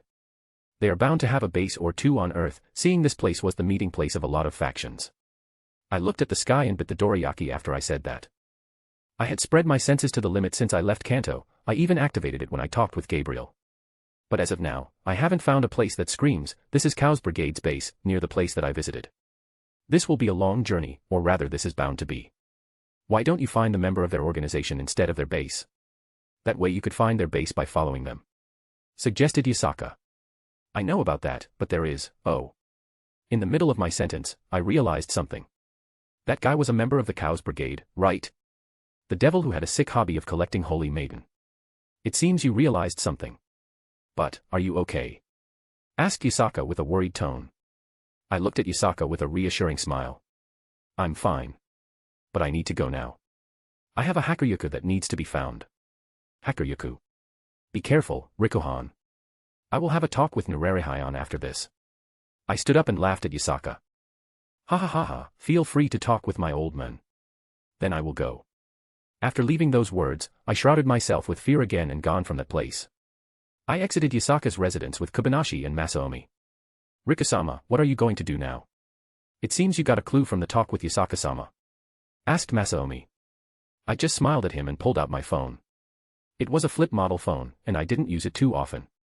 This time, I need to make a call to someone as a debt collector. I dialed his number and put the phone near my ear. Yo, old crow. I need to take the compensation now. A second later, the voice of someone with as much freedom as my old man sounded from my phone. Oh, do tell me about it. Chapter 92, The Black Dog. After contacting Azazel, we made a plan to meet each other tomorrow. I asked him to bring Valley with him, and he agreed because he said Valley has been pestering him to meet me. Because we had free time, I decided to go to Tokyo, the capital of Japan. This area was our territory, and I wanted to at least see it with my own eyes as I had never really visited the heart of Tokyo. Tokyo was big. We teleported to Shibuya and acted like normal humans. I was wearing my kimono though, so we kind of gathered the attention of the people around us. Not to mention, we are three handsome men without the company of a girl. The curious one even talked to us and asked for my phone number. Kobayashi was fluttered and his head retreated back to the scarf that he wore to hide his neck area. Masaomi refused the advance of the girls because he said that he had a lover that was waiting for him. I rather felt bad toward Masaomi after I knew Cleria was still in Underworld, but that red-haired Satan still owed me something. I plan to visit the Underworld eventually to find the hidden base of the Chaos Brigade in the Underworld. I will use that chance to meet with Cleria Belial. If I remembered correctly, Daihazer once retreated from the war after seeing my old man. This will be interesting. What would his reaction be when he saw me who resembled my old man? We were able to shake the girls who followed us off, and Kobayashi said, "Riku-sama, why are we visiting this place? I doubt that the base of the terrorist will be located in a big city like this." I looked at Kobayashi with my arms crossed inside my kimono. To be honest, I never expected something like that. But, now that we are here, there is some suspicious place in the city that was unable to be reached by my senjutsu. "So that means?" exclaimed Kobayashi with widened eyes. "I think it is a place where a supernatural resident resides," said Masaomi. "That's true, we can't be sure if that place was the base of Kao's brigade. Even so, let's visit it," I said with a grin on my face. My right eye was closed, and I covered Kobayashi and Masaomi with my fear so no one could see them. "There will be two places, let's visit the closest one first." "This is it," I said as I looked at the place in front of us. I had dispelled the fear around Masaomi and Kobayashi as I arrived in this place. "A bar?" asked Masaomi as he looked at the sign that was hung above the door. This place was located near the heart of Tokyo, more specifically, it was located in the red light district of Tokyo. "Black Dog Bar. Are you sure it's here, Riku-sama?" asked Kobayashi as he looked around the area. "There is nothing special here." While both of them were confused, I had a grin on my face. That old crow must have never expected this. To think that this place was in this city, I was lucky. "Let's enter, this place is one of our stop." I had planned to meet him after I meet Azazel, but I found his place first, so I will visit him right now. The sign that was hung on the door was indicating that this place had opened. It was still midday, so this bar didn't serve any alcohol yet. Even so, the restaurant on the first floor of this place also served as a restaurant. I opened the door while being followed by Kobayashi and Masaomi, who looked around suspiciously. When we entered, a girl with brown light hair greeted us from the counter. "Welcome." That girl was wearing the waitress clothes, a white shirt, and a black skirt with a white apron on top of the shirt. She also had big boobs, as expected of this world. When she saw us, or rather me, she stopped for a while before approaching us with a smile. "Table for 3 people?" asked the girl. I nodded my head at her. "Yeah, also can you call the dog for me? I wanted to talk with him." As usual, when I meet with new people I love to show off. I closed my right eye and raised my chin a little. Kobayashi and Masaomi didn't understand what I meant by dog, but they kept their mouth shut and put on a calm face. "For 4 people then, please follow me." The girl gestured with her hand and began to walk towards the stairs that led to the second floor. The second floor of this place was a bar, like the sign above the door signified. But, it was no ordinary bar. This bar was built by that old crow for the agents of Grigory, formerly Heimjima clan's member. This bar was supposedly located in another city, I forgot the specific place, but it was around Kyoto. For some reason, this bar was built in Tokyo instead of Kyoto, not that I minded as I was able to find this place faster than I had planned. While we were following the girl to the second floor, Masaomi used this chance to ask me in a low voice. "Riku-sama, could it be that dog that you refer to, that sacred gear?" As a former exorcist, it would be strange if Masaomi didn't know about sacred gear. His question was on point, so I nodded my head to answer him. He let out a surprised gasp, which was natural for someone who knew it. One of the 13 Longinus, Canis Lycaon. The Longinus sacred gears were powerful, even a human, the current owner of the Longinus was regarded as a top fighter in Grigori. On the second floor, there was only a simple bar with a young man standing behind the counter. A blonde woman with magician robes sat on the counter with a smile on her face as she looked at the young man. The young man had nothing impressive, the usual black hair of Japanese and ordinary face. But, he was the current user of Canis Lycaon, Tobio Accuse. Welcome to Black Dog Bar," said Tobio Accuse from the bar with a smile on his face as he looked at me. The girl that escorted us bowed her head at me and then ran back to the first floor through the stairs. I looked at Tobio Accuse with a big grin. Chapter 93, The Princess and Black Dog. We sat on the counter after Tobio welcomed us. I took a seat before the blonde who wore magician robes and greeted her. "Nice to meet you. I was expecting to meet a dog today, but I never thought that I will be able to meet a beautiful princess too." Kobayashi and Masaomi took a seat on my right and they greeted Tobio too. The blonde chuckled cutely with her hand covering her mouth and looked at me. "You overpraise me. I was here for a drink, but I also never expected to meet a person who recently became a hot topic in Supernatural for defeating Kokabeel. Ha ha ha, I am not that great. / dog team had made a lot of achievements in Japan, you are more famous than this jokester of a yokai. My, you are a funny guy. Can I call you Rikuin?" asked the blonde as she tilted her head a little. "This is my first time getting a nickname." I don't mind, but can I call you Rennie too? Sure. You are Vakuin's friend, so feel free to call me with whatever you want. Exclaimed the girl, Lavinia Rennie, happily as she clapped her hand. Ahem. Suddenly, Tobio coughed hard as if trying to interrupt our conversation. He looked at me with a smile, but his eyes were not smiling, and said, Excuse me, this is a bar, but don't you want to order anything? Oh, I forgot. You are underage. Oh, are you jealous by any chance? I smirked at Tobio and put my hand on the counter. Also, give me a sake. Is age really a concern when we, yokai, were never following Japan's law? Well, that's true. How about the two guys on your right? Asked Tobio as he looked at Kobayashi and Masaomi. Sake for me too. Answered Kobayashi. I will take a glass of wine, please. Answered Masaomi. All right, 2 sakes and a glass of wine. Tobio began to prepare our order and I continued to chat with Rennie. Was Vala visited this place after he lost to me? I bet he wanted to fight me again, right? Yes, he visited me and Toby right after he had his duel with you. He told us about how he found a rival that was able to beat him even though he dueled a boy who was younger than him. Oh, that seems interesting. He didn't get mad, but he was happy. What a strange guy. You can't blame Vakuin. Although he's reckless, he's a good boy deep inside. I hope you can become his friend, Rikuin. I don't mind, I was about to meet him tomorrow after I'm done with my business. I want to ask something if you don't mind. Sure, feel free to ask. As Rennie said that, Tobio put our order in front of us.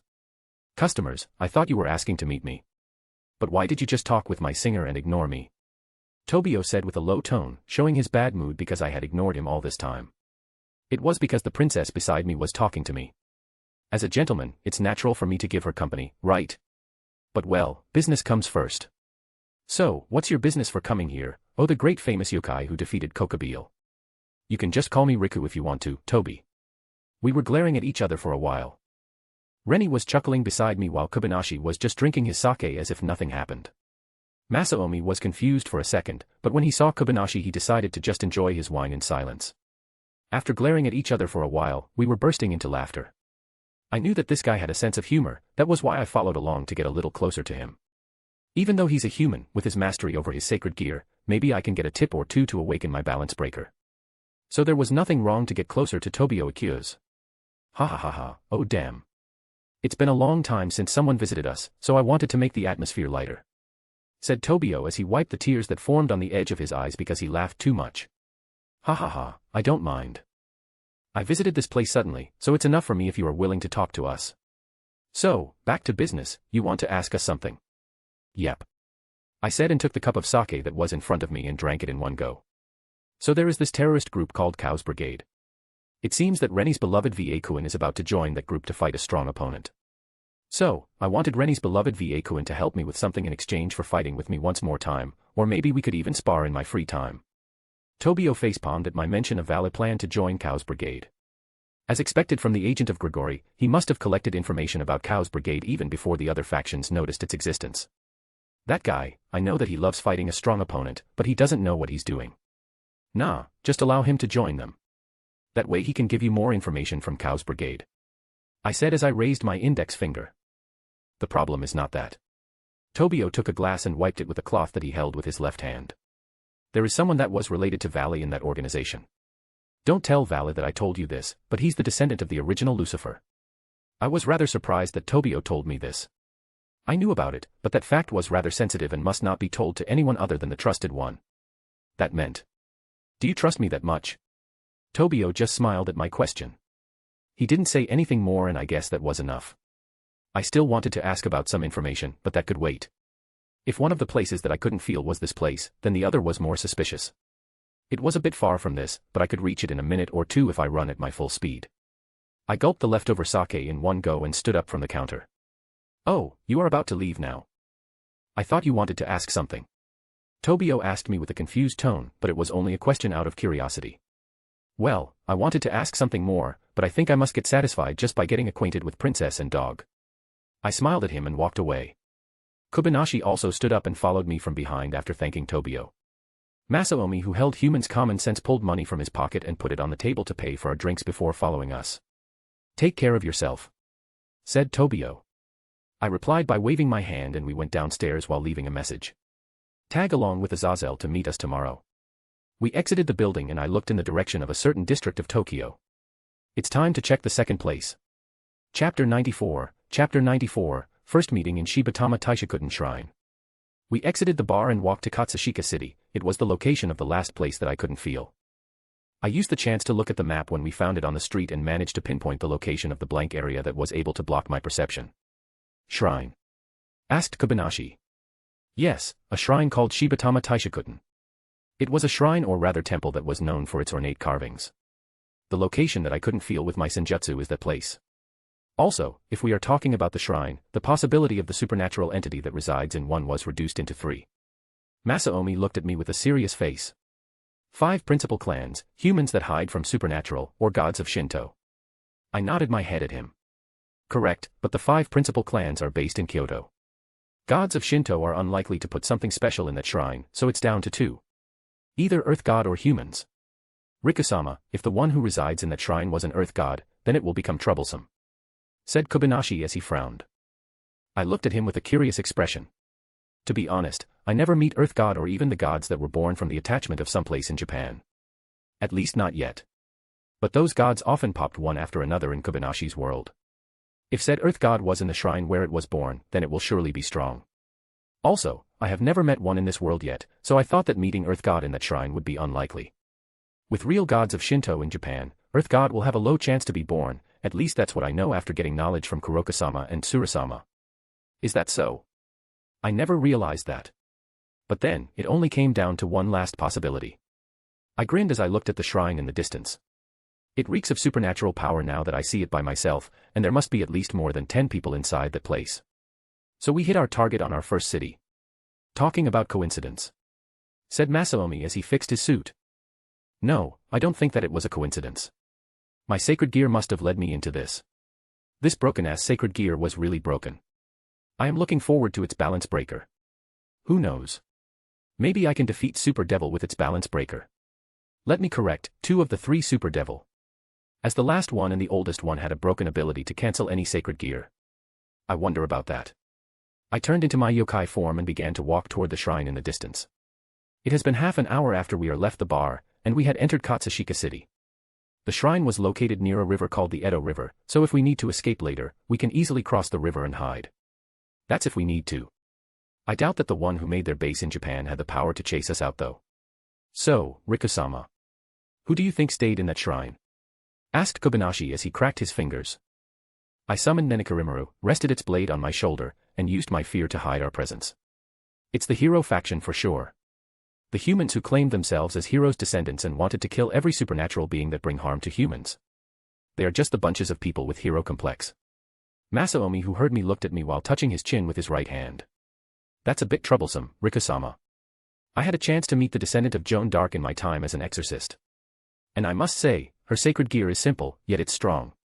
Not on the level of Longinus, but at least she can kill mid-rank devil by herself. As a human, that's impressive. Mid-rank devil. If you compare it with the 6-winged crow that I killed at that time, how strong is mid-rank devil? Asked Kobayashi as he looked at Masaomi. I don't really know. But, mid-rank devil should have been able to fight 6-winged fallen angels. Not in the equal ground, but they can give them a long fight depending on the devil. Then I will have no problem. Said Kobayashi with a grin.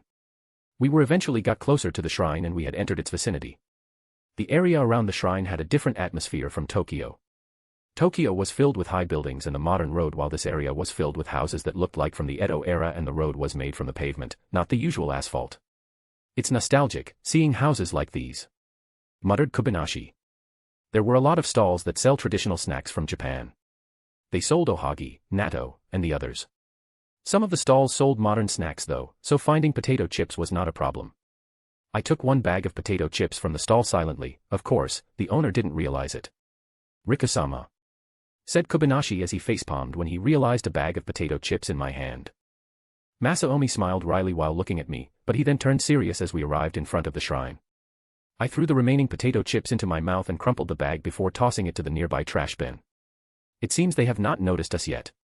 I licked my lips and lowered my hand that held Nurarihyon to the side. Masaomi pulled out a light sword that was used by exorcists and held it in his right hand while Kobayashi tightened his string. I erased the fear that surrounded us and let out a pressure toward the shrine. No matter how much I love to sneak around the enemy's base, this time I wanted to know who was inside the shrine before entering. A few seconds later, a rather strange boy walked out of the shrine. He had blue hair and wearing a blue school uniform. But the strange thing was he also wore an ancient Chinese robe on top of his school uniform. He held a spear in his right hand and looked at us calmly. "Who are you?" the boy asked us with no hint of fear. This is exceeding my expectation. To think I made a hit on my first try. I put my left hand inside my kimono, raised my chin, and looked at the boy in front of me with a fearless smile. "I am from a waste management agency, and I am here to dispose of trash." The boy in front of me narrowed his eyes and glared at me. "Is that so? Then you come in the wrong place." He pointed his spear at me and the spear let out a holy aura that was even thicker than Excalibur fragment. "Because this place is cleaner than a garbage dump. As this place is the base of Hero." Thus was my first conversation with the leader of the Hero faction, Cao Cao. Chapter 95, Tsukigiri. Puffed. I laughed so hard when he said that this was the base of Heroes. It looked like he was just wanted to justify his position. More importantly, this place was not the base of the Hero, Tokyo was still our territory. Base of Hero, you said? Why have I never heard of it? This is still my territory, the territory of East Youkai faction. Now I felt like an idiot. I just denied his claim and then I claimed this place for my faction. Am I actually an idiot? Nah, no. This was our territory. I don't mind if he make a bar or something, but this was a shrine. If he just built his territory in a building or so, and he didn't affiliate his faction to Cao's brigade, then I will let it slip with some conditions. Cao Cao narrowed his eyes. Are you here to chase us out? I don't think you have the permission to do that. Now, what makes you say that? I do have permission to exterminate pests, especially a pest that affiliated themselves with Cao's brigade. At my mention of the Cao's brigade, Cao Cao's eyes widened and then narrowed again. He then glanced at his right. A second later, a loud voice was booming from my left, and a person that almost looked like Freed appeared. Yo. I heard what you said. How dare a lowly yokai as you order us around? Know your place. The boy wore something like priest clothes. But instead of white color, the one that he wore was black. I heard there is some yokai who want to order us around. Who is he? This time a girl's voice was heard from behind Cao Cao. A blonde girl with armor on her upper body was peeking from behind Cao Cao. Hoi, Jean. If the yokai was that arrogant, let me crush him. Appeared from the gate of the shrine was a 2-meter-tall gray-haired man. He was huge, but not that huge. Now that the key members were here, the last one must be hiding somewhere. The vice leader of Hero faction, another Longinus user. The thing was, the core members had the same school uniform, so it was easy to distinguish them. But, even if he was hiding, he will not be able to fool me. I was able to feel everything in this area now that I had entered the barrier that surrounded this shrine. Rikusama, it's a little bit troublesome. Masaomi looked at 4 humans in front of us with caution. Kobayashi was smiling though. It seems he was pumped up trying to fight the human in this world. Meanwhile, I was a little bit amused. Those guys dare to call me lowly yokai, in my territory no less. Are they have that much confidence and power, or do they just barging like a dog without real power? I really wanted to test it out. I grinned and purposely let out my senjutsu to oppress them. In an instant, the girl, Jean, and the boy, Siegfried, kneeled on the ground because of the pressure while Heracles was still able to stand with Cao Cao. The location where the last core member, George, was hiding was now filled with purple fog and it slowly made its way toward us. That fog was bad, to think that he will use the Longinus at this point where I just trying to test him. What an impatient man. I called Nenekarimaru's scabbard, held it with my left hand, and put Nenekarimaru into my scabbard before erasing my senjutsu. Those who had been oppressed by my senjutsu regained their power to stand up. The result was as expected, but the fog was still coming at us. The guys in front of me were also glaring hard at me, while Cao Cao still had his confident smile on his face. I ignored them for a second and looked at the fog. Black smoke began to form around Nenekarimaru. I also put senjutsu aura around it, making it even stronger. It was the technique in that scroll, Tsukigiri. This was the best time to test it. But, I added something more to my weapon. Any attack using Nenekarimaru will be able to slash anything. I said in a clear voice and lowered my stance. This is bad, jump. Cao Cao shouted and jumped up to the sky and looked at me before turning back to look at the fog of dimensional lost. Without asking what happened, his comrade also jumped to the sky. Kobayashi, who saw them jump away, used his string to try to bind them, but it was cut by Jean's rapier that she held in her left hand. I don't mind it, as my concern right now was that fog. After I was done collecting senjutsu and ready to attack, I glanced at Masaomi and Kobayashi. Both of them nodded their head a little before jumping backward, giving me space to cut the dimensional lost. Tsukigiri, I said in a low voice and draw Nenekarimaru at a fast speed. It didn't create any giant blade, wind pressure, or flying blade. But everything in front of me was just cut cleanly. It was including the fog of dimensional lost. The fog was cut, as Longinus also counted as a supernatural thing, so Nenekarimaru was able to cut it. I aimed at the user of the Longinus, George. But, to my surprise, he was able to dodge the attack because I still feel his energy from the distance. A second later, the shrine that was cut into two started crumbling down. We are inside the barrier, and I had double-checked the area with my senjutsu to make sure that no ordinary human was involved. The four that jumped earlier landed in front of us. Their look had changed, they were now full of hostility and fighting spirit. I fixed my posture and stood straight as I tapped Nenekarimaru's blade on my shoulder. If you still treat me with disrespect, then I won't hold my next attack back. I bet they had realized by now that I am strong, and I seriously wanted to kill them. Chapter 96, Raiding Hero Faction. So this means I can go all wild, right? Heracles cracked his fingers and walked towards us. If I must say, he was similar to Aetabo in terms of fighting style and strength. He had a big body, and his strength was immense. Each of his steps was embedded on the ground, and I know that he finally turned serious now. Unfortunately for him, there was someone who can even hold Aetabo's full strength here. When Heracles took a step forward, he immediately stopped moving. No, he can't move. Try it and let's see if you can take a step forward. Kobayashi held a lot of strings in his hands and bit two strands of strings with his teeth. Heracles' body was bound by red strings and he can't move a muscle. Heracles. That's just string, why don't you just snap it and kill them? Shouted Jean from behind. Even though it was just a string, if one looked closely, the string had a tiny layer of black smoke surrounding it. It was Kobayashi's fear, to turn his string as strong as steel and as sharp as a blade. Heracles' vein was visible on his face. He was trying hard to free himself from the strings, but he can't. But it looked like I was wrong about something. The humans moved rather fast. When Siegfried saw Heracles can't move, two swords appeared in his hands and he rushed towards us while slashing horizontally. This time Masaomi was the one who blocked him. He leaped towards Siegfried and blocked his slash with the light sword. The swords that Siegfried held were demon swords Gram and Bamong. These swords would be proven useful for me, especially Gram with its Dragon Slayer characteristic. It would help me kill those evil dragon without any problem. You. How can a devil like you use that light sword? Siegfried shouted at Masaomi as he tried to push him away. And why would someone who wears a priest robe wield demon swords? Asked Masaomi back. It's because I am powerful. Siegfried shouted and put more strength on his slash, sending Masaomi's slash away. They then exchanged sword slashes one after another while I still looking at their boss, Chow Chow. Yo, isn't it boring just watching them? How about you dance with me? Unsurprisingly, the one who answered me wasn't Chow Chow, but Jean. You. I will fight you instead of him, prepare yourself. Jean leaped towards me while pointing her rapier at me. Her speed was fast, but it was not enough to harm me. I didn't even need my fear to dodge her attack. When she reached me, she thrust her rapier aiming at my heart. I just stepped to the right and put my left hand in my kimono. Wow, you have a flexible hand. How about it, want to be a dancer in my Hayaki Yaku? I touched her hand and she went mad. She sent a series of thrusts towards me, but I just dodged it easily without moving my hands. Maybe because she reached her boiling point, she now used her sacred gear and a lot of holy swords appeared under my feet, trying to stab me. I jumped to the sky and made some distance between us and pointed my Nenekarimaru at her. Sword blacksmith, truly a convenient sacred gear. Even I just use this my old trusty katana to fight someone, and you can just make a lot of swords. But, you. I rested Nenekarimaru's blade on my shoulder and raised my chin. You are weak, huh? Her fuse was lit, and she gritted her teeth in anger. She jumped to the air and slashed her rapier from the left to the right. At the same time, she swung her rapier, a dozen of holy swords appeared on the ground and made their way towards me. The holy swords were advancing at fast speed, and when they almost reached me, they suddenly spread out and made a mountain of swords and stabbed the place I was in. Jean landed on the ground and made a smug smile. That's the consequences of trying to fight me. Hearing my enemy getting satisfied after they have done nothing always amuses me. I put my head on her shoulder and cancelled my technique, Maikyo Shirsue, and appeared behind her. Are you sure?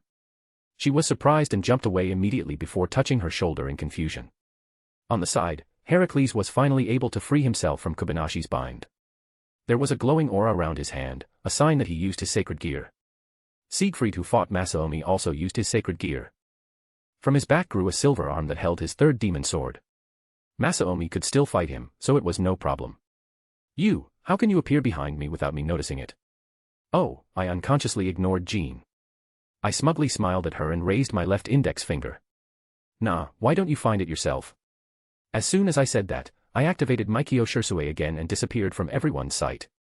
I really hate someone who just watching the fight, so I made my way towards Cao Cao and strike him using my Nurarihyon. I slashed him on his neck, but surprisingly he was able to respond and blocked my attack with his spear. Oh. You can block it? Interesting, how about you work for me instead of Cao's brigade? Cao Cao responded to me with a smile.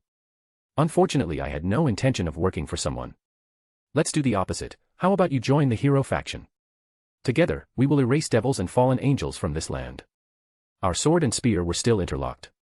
If we made a wrong move, the other side would definitely use that chance to attack. Erase the devils and fallen angels. Nah, I am not interested. I am more interested in your plan that targeted yokai, that's why I come here you know. That was a lie though. There was no reason to tell him everything I know and a lie could serve as a weapon to shake our opponents. Is that so? Then I will kill you here. Magic circle appeared behind Cao Cao and a beam was shot to me at a fast speed. I ignored it, as I had moved since earlier and used Kyukasuajetsu. The thing that hold Cao Cao was just my fake that was given mass with my sacred gear. I found out that I was able to do this in our training, and it was good. The beam hit my fake and it dissolved in a black cloud of smoke. At that moment, Cao Cao was surprised and I slashed his left arm with Nurarihyon. My slash was connected, and Cao Cao's left was injured. He was lucky because he realized something was wrong at the last moment and moved his arm slightly. He jumped backward and landed beside Jean before holding his left arm. Now, shall we begin round 2? I said as I pointed Nurarihyon to the ground and black smoke gushed out of my body. Chapter 97, True Longinus. Cao Cao was glaring at me while holding his arm. He must have never expected my move, as I could feel his anger toward me. Jean, who stood idly earlier, was enraged too. She jumped toward me and swung her rapier a few times, using her sacred gear to make a mountain of holy swords that attacked me. This time I purposely didn't dodge the attack. I swung Nurarihyon from the left to the right, cutting the holy swords, and jumped toward Jean before swinging my blade from the top of my head. Jean was able to block my attack, but she couldn't block the force behind it. She was blown to the ground and the ground was cracked from her land. Because she was trained, she was able to land on her feet, lessening the damage. It seems I need to get serious, said Jean as she lowered her rapier. I landed safely in front of her and waited for her next move excitedly. I know what she meant by getting serious. She was planning to use her balance breaker, which means this will be my second time seeing balance breaker directly. You know, my sacred gear, Blade Blacksmith, has a rather strange balance breaker. This is what they called subspecies. And I guarantee that you will not be able to defeat my balance breaker. The usual speech of villains before they were defeated. Cliché, but I didn't disturb her. I looked at her with an uninterested gaze. Yes, just hurry up and use your balance breaker, I said in a mocking tone, and the effect was effective immediately. I will shut that mouth of yours. Holy swords began to appear behind Jean. It slowly climbed and made a mountain that stood more than 5 meters tall. It was big, but not too big. If I compare it with someone that I knew, then it was as big as Tsuchigumo. I can kill it with Tsukigiri without amplifying it with fear. If I added my fear to Tsukigiri, the flying slashes that should be visible to naked eyes turned invisible like earlier. I was not able to look cool because I didn't expect it, but it was fine. Not to mention, Jean Balance Breaker would be useless right now. The mountain of holy swords finally stopped moving, and Jean had a smile on her face. Stake Victim Dragoon. Jean shouted the name of her balance breaker, and the mountain of swords behind her shattered to pieces. I grinned at that and Jean was confused. I used this chance to close our distance and I looked at her straight in her eyes with a smug smile on my face. What's wrong? Cat got your tongue. Jean jumped backward to Cao Cao, who had recovered the wound on his arm. What did you do? Why did my balance breaker shatter before it was done? And I had no reason to answer your question, I said and rushed towards the two of them. I slashed Nurarihyon, aiming at Jean's neck, but it was blocked by Cao Cao's spear. You use a sacred gear, said Cao Cao as he glared at me. I grinned at him and used Tuki to enhance my strength. Is that so? I never know about it. Cao Cao was unable to hold the force behind my attack and was blown away in the direction of Siegfried. Siegfried, who saw Cao Cao blown towards him, was quick in his decision. He caught Cao Cao and stopped him. It made him vulnerable for a second, and Masaomi used the chance to attack both of them. TCH. Siegfried clicked his tongue and threw Chow Chow to the side before blocking Masaomi's slash with the silver arm. But he was not able to stop it. Masaomi's slash connected to Siegfried's shoulder and blood gushed out from it. "It hurts," shouted Siegfried as he slashed both swords in his hand, forcing Masaomi to jump back. Jean, who stood in front of me, was still shocked by the fact that her balance breaker was cancelled. I don't care though, because I was the one who caused it. Since we arrived at this place, I had always used Tellus Karma. First, I made it that the sacred gear that I cut will not be able to activate their balance breaker. This was for Jean and Heracles. Their sacred gear was easy to cut, especially Heracles just used aura, which I can cut with Nurarihyon. Second, Kobanashi's string will not be able to be cut by sword or spear. I never expected Heracles to be able to free himself, so it was my fault. Third, as long as I used my fear, no one will be able to touch me. And so I rushed towards Jean with my Kyuka Suigetsu activated. My fake was running towards Chow Chow while my real body was rushing toward Jean. Jean was fooled by my fake and followed him with her eyes. And so, I cancelled Kyuka Suigetsu when I reached Jean. My fake disappeared, and Jean now was able to notice my presence behind her. Sneak attack isn't honorable, but I don't care. I am not a knight or someone that seeks honor in battle. I am Nurarihyon's youkai, the sneaky bastard. I used Tsukigiri and swung Nurarihyon at a close distance. But then, their leader was nothing to scoff of. Chow Chow appeared in front of me and swung his spear, True Longinus, and met my attack head-on. There was unknown energy radiated from the spear, and it was able to block my attack head-on. Tsukigiri was cancelled, but it was able to leave a little nick on True Longinus. Jean, back off. Help Heracles over there, I will fight this man by myself. But Jean tried to argue with Chow Chow, but he just looked at her. Jean. I will fight him seriously. Fine. Jean jumped towards Heracles. This was bad, Kobanashi would have a hard time fighting both of them. But I had no time to feel relieved either. As Chow Chow finally fought me seriously, I pulled my sword and sent another slash toward him, but he was able to block it using the shaft of his spear. Another slash, and blocked again. This time he attacked me with his spear, from the top aiming at my neck, but I was able to dodge it by stepping into the right and sending another slash. We exchanged slashes and thrusts for a while before I jumped away and gained distance from him. I had used Tuki, but it was not my full power. To think that a human would be able to fight me while activating Tuki was the first. As expected of him, he was able to fight Valley and Azazel at the same time. It seems I need to get serious. My body was surrounded by black smoke, and blue Haori appeared on my back, strapped over my shoulder. I used Tellus Karma to the limit, and I used the true technique of my fear. Shin, Kyuka Suigetsu. But it was not only me who turned serious.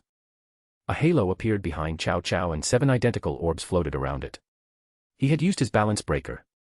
I wasn't able to stop it, because I didn't cut his sacred gear. I only left a nick, which was unexpected for me. Because the one that Chow Chow held was called the strongest Longinus, True Longinus. Polar Knight Longinus Chakravartin. Now, round 3 has begun. Chapter 98, Retreating Hero Faction. Kobanashi, Masaomi. I shouted at both of them and lowered Nurarihyon as my body became hazy. Don't hold back and kill them. As soon as I said that, my body melted into thin air. I ran towards Chow Chow, who held his spear in the distance. As I ran toward him, Chow Chow's spear blade emitted light and he swept it in front of him, creating a flying slash. I ducked to dodge it and made my way toward him. When I reached his back, I raised Nurarihyon above my head and swung it down with both of my hands. However, my attack created a wind that was able to be felt by Chow Chow. He instantly turned back and blocked my attack with his spear. When our weapon interlocked, Chow Chow said, Kakaratana. I had a bad feeling about his technique, so I used my sacred gear almost at the same time on my blade. My blade will be unbreakable. Our power clashes, creating a tremor to the area of our surroundings. Chow Chow seemed to be surprised when he saw that my blade wasn't destroyed. I grinned and pulled my hands before sending a kick aimed at his stomach. He wasn't able to react to my kick and was blown away a few meters. I didn't miss this chance and accumulate Senjutsu energy on my blade and used Tsukigiri. A horizontal flying slash was sent towards Chow Chow, who was blown away. But, he was somehow able to stop himself mid-air and then block the flying slash with his spear. Unlike earlier when he blocked my slash with his spear, this time the flying slash was sent back to me. Damn it. Fucking cheat sacred gear. I cursed in my mind and cut the flying slash with Nurarihyon. Chow Chow was prepared for that. He hid behind the flying slash that was sent back to me and thrust his spear as soon as I cut the flying slash. His spear impaled my body, but it just melted in a black cloud of smoke. My real body has long since moved. I had predicted his move and moved behind him. I thrust my Nurarihyon, aiming at his back, and was able to injure him slightly before he moved away at fast speed. He stood in the sky, levitating without any wings. I mustn't let him rest, so I kicked the ground and approached Cao Cao as I created fireballs using my jujitsu. The fireballs flew faster than me and reached Cao Cao first. He spun his spear and blocked all the fireballs, but I just used these fireballs to stall him for a while. To increase my speed, I created a foothold in the sky using my jujitsu and kicked it once again. This time, on top of using Shin, Kyukusoi Jetsu, I used Tuki-2 to further enhance my strength. Die. I said in a cold tone and sent another slash at Cao Cao. Once again, True Longinus's tip was emitting light and Cao Cao pointed it at me. A white beam of light was shot from the tip of the spear. It reached me in less than a second, but that was it. It hit my fake body and just shot towards the ground, creating a large explosion. My real body appeared right beside Cao Cao and I focused all my Senjutsu aura on my blade. Tsukigiri. I swung Nurarihyon from the left to the right, aiming at Cao Cao's arm. My slash was connected this time as he had no time to pull his spear. Cao Cao's right arm was severed and he shouted in pain. He was not able to hold his position and fell from the sky. From the ground, I saw Jean shout and jump to the sky. Kobayashi was about to stop her, but Heracles punched him away and blocked his vision. They looked like they were about to run, so I rushed towards Cao Cao and concentrated Senjutsu on my blade once again. Tsukigiri. I sent another slash, but this time purple fog appeared in front of me and my slash disappeared into nothingness. The fog surrounded me and blocked my vision. My fear somehow didn't affect the fog, so I cut the fog with Nurarihyon a few times until finally the fog wasn't able to retain its power and disappeared. But, when I was able to escape from the fog, I couldn't feel any energy from the hero faction's members. Damn it, they escaped. They escaped from me. I looked around the area and clicked my tongue. How, why, more importantly, that Longinus was troublesome. My senses were a mess inside that fog, and my Senjutsu wasn't able to detect anything. The story was different if I was outside the fog. I could cut it without any problem. Coward. A hero never escapes from their enemy, and they called themselves heroes. I cancelled my technique and landed on the ground. Kobayashi approached me as he held his cheek that was punched by Heracles earlier. I'm sorry, Riku-sama. I am at fault for not being able to stop that girl. I looked at Kobayashi and placed my right hand on his shoulder. No, it was my fault. I underestimate the power of that sacred gear and I thought I had cancelled it. To think that he was able to recover it that fast, it's my miscalculation. Masaomi who fought Siegfried earlier approached us while holding another sword in his hand. I looked at him and smiled when I saw the sword that was in his hand. He escaped, Riku-sama. But, I think I was able to deal something to him, said Masaomi as he smiled. He extended his left hand that held an unknown sword to give it to me. I took the sword and raised it to the sky. Well, at least we got a demon sword. Graham was it, a sword with dragon slayer properties. This will be useful to us. I dismissed Nurarihyon and give Graham back to Masaomi. Hold on to it for now. I will try to bond with it later. I think they escaped to the underworld, and I know someone who had a lot of information about underworld. I grinned as I looked at Masaomi and Kobayashi. I see. So, Riku-sama, what should we do for now? Asked Kobayashi as he looked around the area. Because I think we destroyed more than we thought. Right, the shrine was cut in half, the ground was gouged here and there. I touched my chin and looked at the sky. Well, let's go to a bar. Let's ignore this. We can put the blame to hero faction later. And my raid towards the hero faction was over with me cutting Cao Cao's right arm. At least we were able to decrease their fighting power and got Graham on top of that. Wait boys. Hold your horses. No one said that he can't chase after them if they run away. Who dare to run away from Nurarihyon? Wait for the next chapters. Chapter 99, adding someone into the fray. So, why are you here again? Tobio asked me from behind the counter as he took a bottle of wine from the shelf behind him. We visited Black Dog Bar again after the hero faction retreated. I was a bit angry at myself for letting them retreat, but I won't let them rest until I destroy them. Kobayashi and Masaomi were a little bit tired from fighting the sacred gear user, so they were sitting beside me while having a wry smile on their face. When I was about to go home, I remembered that there was a nice free lodging around here.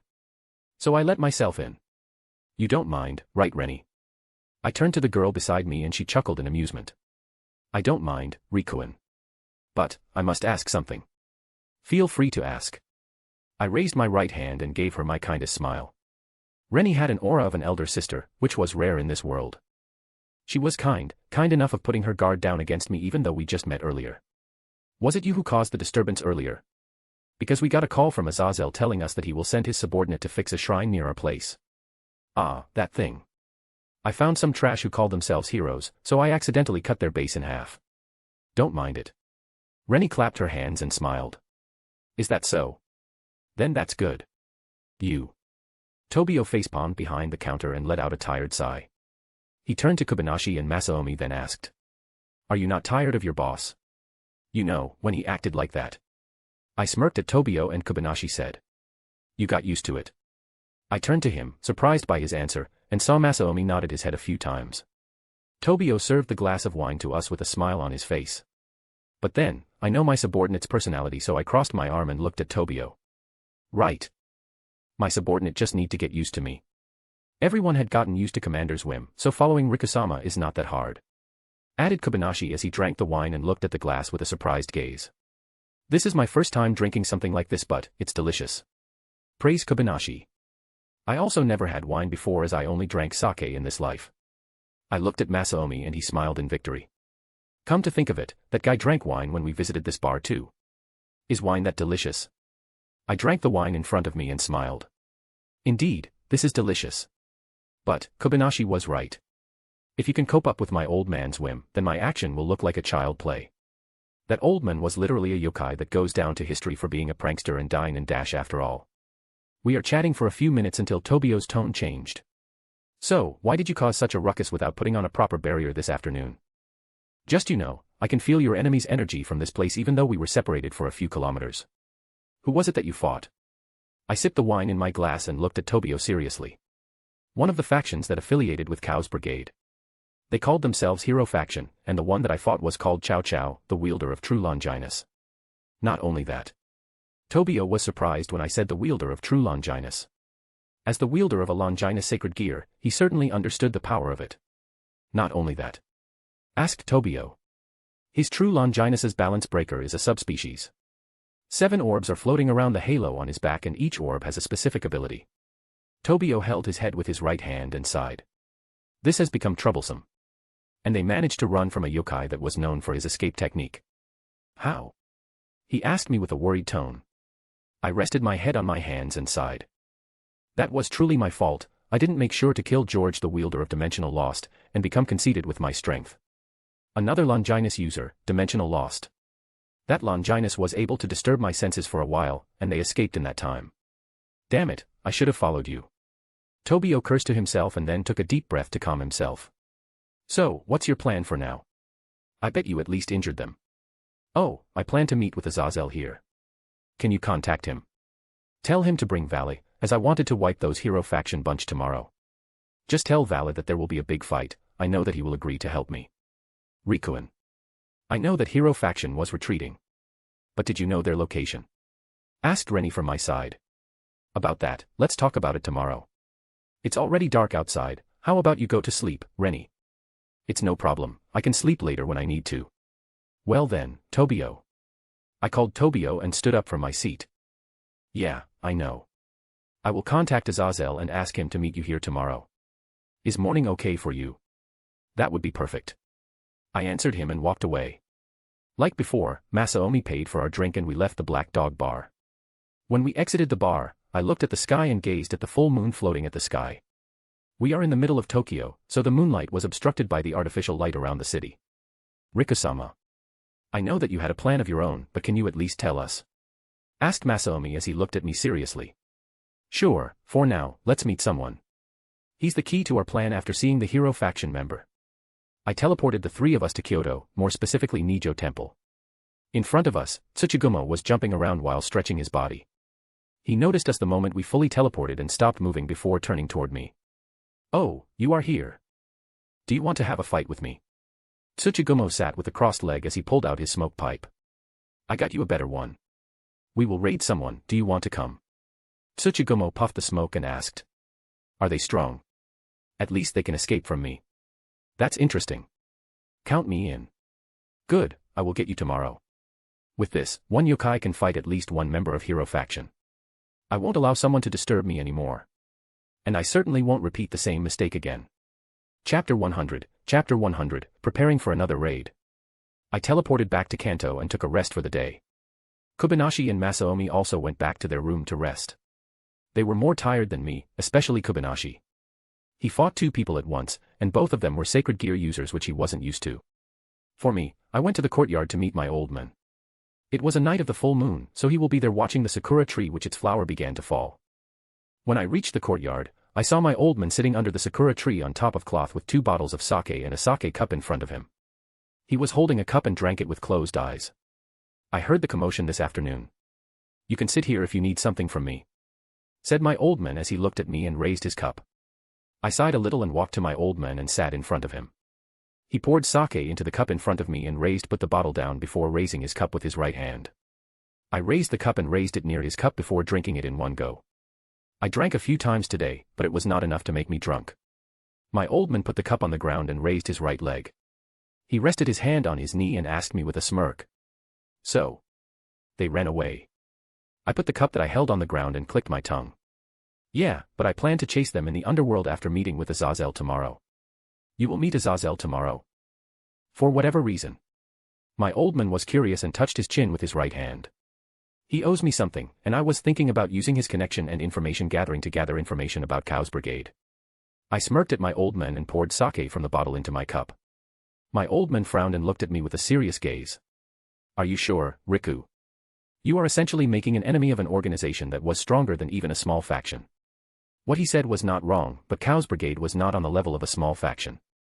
It could fight the 3 factions before losing because of the usual plot armor of the protagonist. Old man. I drank the sake in my cup in one gulp and looked at him seriously. They are targeting Youkai, Yasaka, Kunu, and Hagoromo Gitsune. Do you think that I will stay quiet? We were looking at each other for a while before my old man sighed and lowered his leg. If you are that determined, then I won't stop you. But, don't overdo it. I won't be here for long as I will start my journey with Setsuna. You can ask Magari if you need something. Don't worry. I bet that girl will not stay quiet after what we said in the meeting. I smiled and poured the sake again into my cup. Oh ho, so that was why you said that loudly. You want her to tag along from the start, huh? My old man poured sake into his cup and raised it toward me. I also raised my cup and then drank it slowly. It was a peaceful night, a good night to rest my mind and prepare for another raid tomorrow. The next morning, I was standing in front of the entrance of my mansion waiting for Kobayashi and Masaomi.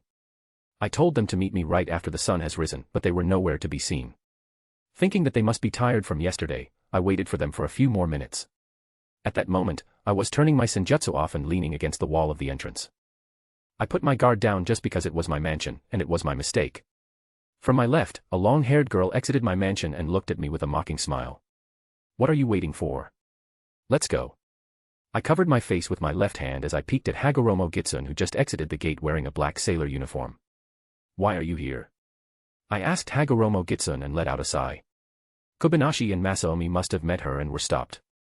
She was the target of their organization, but she said let's go while knowing that I will attack them. Even though I know that she was not the type to hide, I hope she can stay still for now and let me handle all of it. Naturally, to kill somebody who targeted me. Do you think I will stay still? And you plan to follow me raiding their base? That's right. I sighed again and then crossed my arms.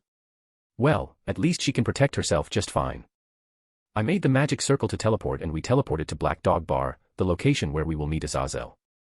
When we arrived, I was greeted by the gaze of Azazel drinking at the counter with Vala beside him. Tobio was serving them while Rennie was nowhere to be seen. They noticed us and Azazel raised his glass that was full of golden liquid. Yo, you've arrived. He looked at me over his shoulder and Vala turned to us. And I saw you brought a different companion. I thought you were going to bring the 2 subordinates that were with you yesterday. I went and sat beside Azazel before ordering a sake. Hagoromo Gitsune sat beside me and asked for the same sake as me. Well, she wanted to tag along and root the one who targeted her by herself. More importantly, about why I called you here. Azazel took a brown envelope from his suit and put it on the counter. I know, this is the location of their base in the underworld. I heard that you wanted Vala to tag along too. Vala smiled when he heard that. It seems you have an interesting fight for me. That's why I decided to tag along. I smiled back and took the brown envelope. I opened it and my smile deepened. Yeah, why don't we visit them directly after I finished my drink? There is something that I wanted to talk about with you too, Valley. Yeah, why not? Chapter 101, Chapter 101, To the Underworld. Before we start the chapter, I wanted to say something. Happy Chinese New Year. Well then, enjoy the chapter. My conversation with Azazel only lasted that long. Valley agreed to help me to attack the hero faction because, as I had expected, he thought it was interesting. Valley moved his seat to the one beside me and Azazel just shrugged his shoulder before he changed his seat. So, are we going to the underworld now? Valley asked me with a small grin on his face. Nah, we will meet someone else after this. He's a battle maniac like you, so I think you will get along with him. I drank the sake that I ordered and sat from my seat. Hagoromo Gitsun glanced at me and then she stood up. You will bring that guy? I nodded my head at Hagoromo Gitsun. Yeah, I asked him yesterday and he agreed. Hagoromo Gitsun went silent and just nodded her head a little. Valley was confused, but at the same time, I can see the excited look on his face. I grinned at Valley, who had an excited look on his face. This guy is strong, you know. I bet he'll agree to fight you if you ask him. Oh. That's reassuring. I will look forward to it. I made a magic circle teleport us and it appeared under the three of us.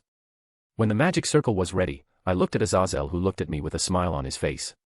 I suggest that you contact Sirzex and Gabriel if you want your piece to come faster. Azazel's smile fell from his face, then he scratched the back of his head with his right hand and let out a sigh. I just paid my debt, and you make me owe you something again. Damn sly boy. I smirked at him and then the magic circle that I made engulfed us entirely, teleporting us to Nijo Castle. When I opened my eyes again, in front of me stood two people and one giant. I understand the giant as he was Tsuchigumo, but... Why are you here, Kuna-chan, Yasaka? When I said their name, Hagoromo Gitsun, who sat beside me, narrowed her eyes. Right now Yasaka and Kuna were not hiding their tails, and so it was apparent that they were the nine-tailed fox yokai. Rikuhan, I heard from Nurarihyon yesterday. It seems you are planning to attack a faction by yourself. Yasaka narrowed her eyes and crossed her arms under her boobs as she looked at me. She then glanced at Valley, who was on my right, and Hagoromo Gitsun, who was on my left. Let me change it. You are planning to attack a faction with two Longinus sacred gear wielder amongst them, with just 4 people. 4 people with 2 Longinus sacred gear wielder, 1 nine-tailed fox yokai, and Tsuchigumo. Don't you think that's enough to throw a small faction like Hero faction? I could have destroyed them yesterday if they didn't run to the underworld. Yasaka has still narrowed her eyes, but she eventually gave up and let out a sigh. Really? You are really his son, all right. Yasaka put on a smile on her face and walked towards us. I glanced at Tsuchigumo and saw he didn't give a fuck of what happened and smoked from his pipe. Yasaka stopped in front of Hagoromo Gitsun and extended her right hand. I never expected that our first meeting would be like this. But, it's nice to meet you. My name is Yasaka, a nine-tailed golden fox yokai. Hagoromo Gitsun also smiled and her eyes were narrowed. That was the sign that she was amused. I had seen that look on her a few times before. Yeah. It's nice to meet you too. Hagoromo Gitsun extended her right hand and shook Yasaka's hand. I am Hagoromo Gitsun, a reincarnation fox yokai. Yasaka must have never expected that response. Her eyes went wide in surprise, and Kuna, who stood behind Yasaka, was also surprised. I didn't take a look at Valley's reaction as I focused on their exchange. Reincarnation yokai? Asked Yasaka as she recovered from her surprise. That's correct. But let's not talk about that for now, just think of me as a nine-tailed fox yokai. 9 white tails appeared from the back of Hagoromo Gitsun. Her tails were bigger and longer than Yasaka, it was even bigger than her body. Yasaka smiled when she saw the tails behind Hagoromo Gitsun. Although I am curious, let's let that slide for now. The important thing here right now is Rikuhan. Yasaka pulled her hand away and approached me this time. She leaned closer and her face was right in front of me, her eyes were peering right into my eyes. I was surprised by her sudden move, and my smile fell from my face for a second. What? I asked Yasaka in a relaxed manner. She then pulled away and nodded her head. I wanted to come, but I can't leave Kyoto right now. So I will just ask you to be careful, Rikuhan. Yasaka gave me a warm smile and she touched my cheek with her right hand for a second before pulling it again and crossing her arms. I raised my chin a little and grinned. Of course. I will bring a piece of good news after we came back.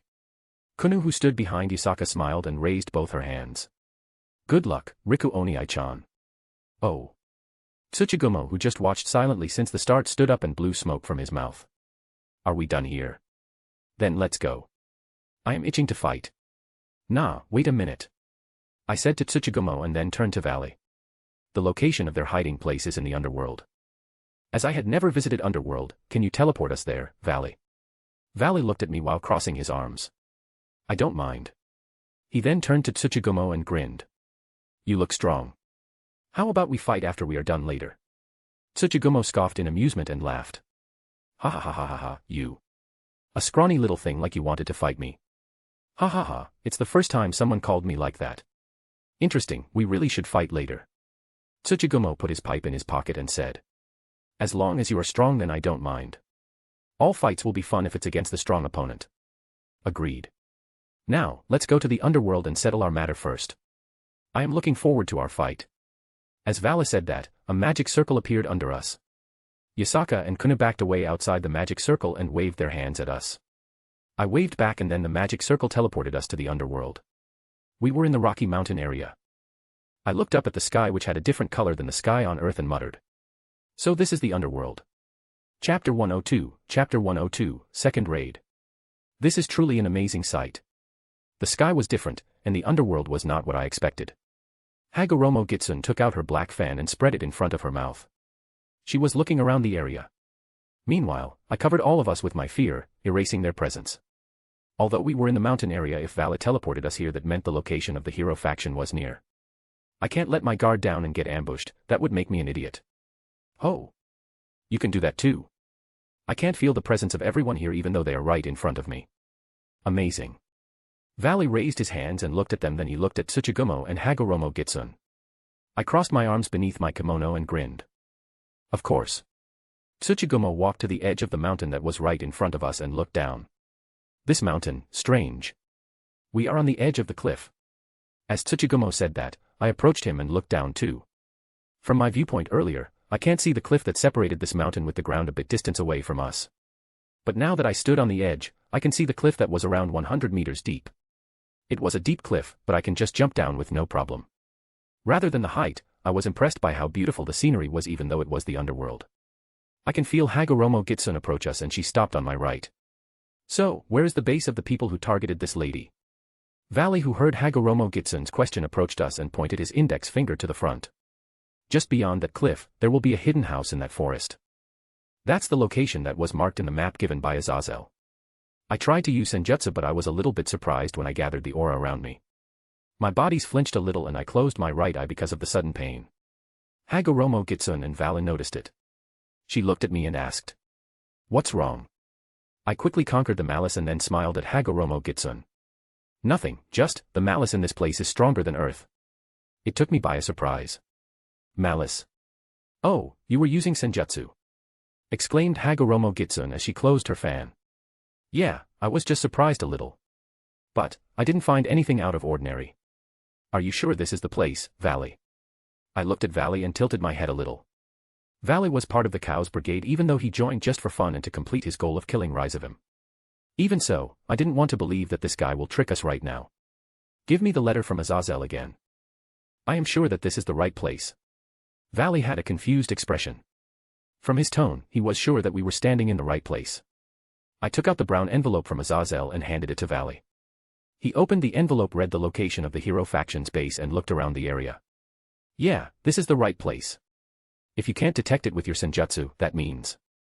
If this was the right place and I can't detect it with Senjutsu. It's that guy, huh? I grinned and then spread my fear to the area around us. If they wanted to have a hide and seek with me, that meant they were underestimating me. They wanted to have a hide and seek with Nurarihyon yokai. Are they an idiot? My fear covered an area around us and spread until it reached 200 meters in front of me. The area was covered with white fog that was made from my yokai aura. It was the phenomenon when a lot of yokai aura gathered in one place. The aura turned into white smoke that covered the area and hid the yokai from a normal human. Hagoromo Gitsune saw what I did and began to spread her fear too. Finding them in a traditional way, huh? Let me help. She smiled and pointed her fan forward. Tsuchigumo, who was standing on my left, began to crouch and jump to the sky. We were still not on the peak of the mountain we were in, so Tsuchigumo jumped on the rock to reach the peak of the mountain. He arrived at the peak in just 3 jumps, grabbed the peak of the mountain with his right hand and observed the area from the vantage point. After a while, I saw Tsuchigumo grin and then he jumped down the mountain. He landed on the area a bit away from us, creating a crater with him in the center. He dusted his body and approached us. Found it. A kilometer from here, there is an area covered with rock. The fog avoided that rock, southwest that place is a hit. Tsuchigumo pointed at a rock that was as big as a house in the distance. I put my right hand above my eyes, narrowed my eyes, and I noticed that the fog was avoiding the rock, like what Tsuchigumo said. Valley also looked at the rock that was pointed at by Tsuchigumo and he narrowed his eyes. Oh, that's it. So the wielder of dimensional loss just made an illusion around their base. I thought he was going to put the base in another dimension. I looked at the rock again and thought. That will be the case if the sacred gear is still in the normal condition. But it was fortunate for us that the wielder was not strong enough. He can send the base to another dimension, but I guess his sacred gear was still unstable after I cut it with Nenekarimaru. I grinned after knowing that my action was not useless. I summoned Nenekarimaru and strapped it on my waist before jumping to the forest in front of me. When I was in the sky, I looked over my shoulder and shouted. What are you waiting for? Let's go. Vala's divine dividing appeared from his back and he flew down and matched my pace. Hagoromo Gitsun jumped at Tsuchigumo's shoulder and he jumped down, following me. I will destroy them completely this time. Chapter 103, Chapter 103, A Surprise Visit. We went through the forest by walking. I didn't want the hero faction to notice our presence and ran away, that was why I suggested walking to the rock where they hid their base. This forest is strange. I don't recognize any plants here. Hagoromo Gitsun looked around the trees that stood more than Tsuchigumo. He was 3 to 4 meters tall, and the trees were even taller than him. Talking about Tsuchigumo, he walked leisurely while smoking from his pipe. Their leaves' color is also strange, said Tsuchigumo as he plucked one of the leaves from the tree. The trees had purplish-black trunks and leaves, it was a strange color for the trees that big. I can understand that some trees had a strange purple color, but I can't remember the tree with such color that grew as tall as these trees. They are the trees that grew in this place. The reason why they have such strange colors is that they absorb the demonic energy in the atmosphere. Valley explained the reason to us and both of my companions nodded their heads in understanding. Demonic energy, huh? Is that similar to the one that yokai use? Hagoromo Gitsun played with her fan and inhaled some air through her nose. She also opened her palm in front of her chest. What are you doing? I asked Hagoromo Gitsun because I was curious about her weird movement. I tried to feel those so-called demonic energy. Why? I looked at Hagoromo Gitsun with an expression that tell her, are you an idiot, and then looked to the front again. Nothing. Ha ha ha ha, Hagoromo Gitsun. Tsuchigumo laughed and blew smokes from his mouth. Hagoromo Gitsun turned to Tsuchigumo with a displeased expression and asked. What? Don't you notice it? The so-called demonic energy is similar to what Nu used when he opened that cursed gate. When Tsuchigumo said that, I turned to him instantly. We were stopped on our track, and Vala looked at us weirdly. Hagoromo Gitsun looked bewildered, while I was honestly surprised. What's wrong? Valley asked us and pointed his thumbs toward the rock that was now visible from our place. We must move. I turned at Valley and nodded my head. We then continued our track, but Hagoromo Gitsun and Tsuchigumo were not following us. A second later, Hagoromo Gitsun began to walk again. I will ask you about this later, Tsuchigumo. Ha ha ha ha, it seems that I will have more fun. This is so nostalgic. Our group moved toward the hidden base without much talk. We arrived right in front of the rock and now I can see clearly the base that was hidden behind the illusion. I grinned and looked at Valley. I will take Chow Chow.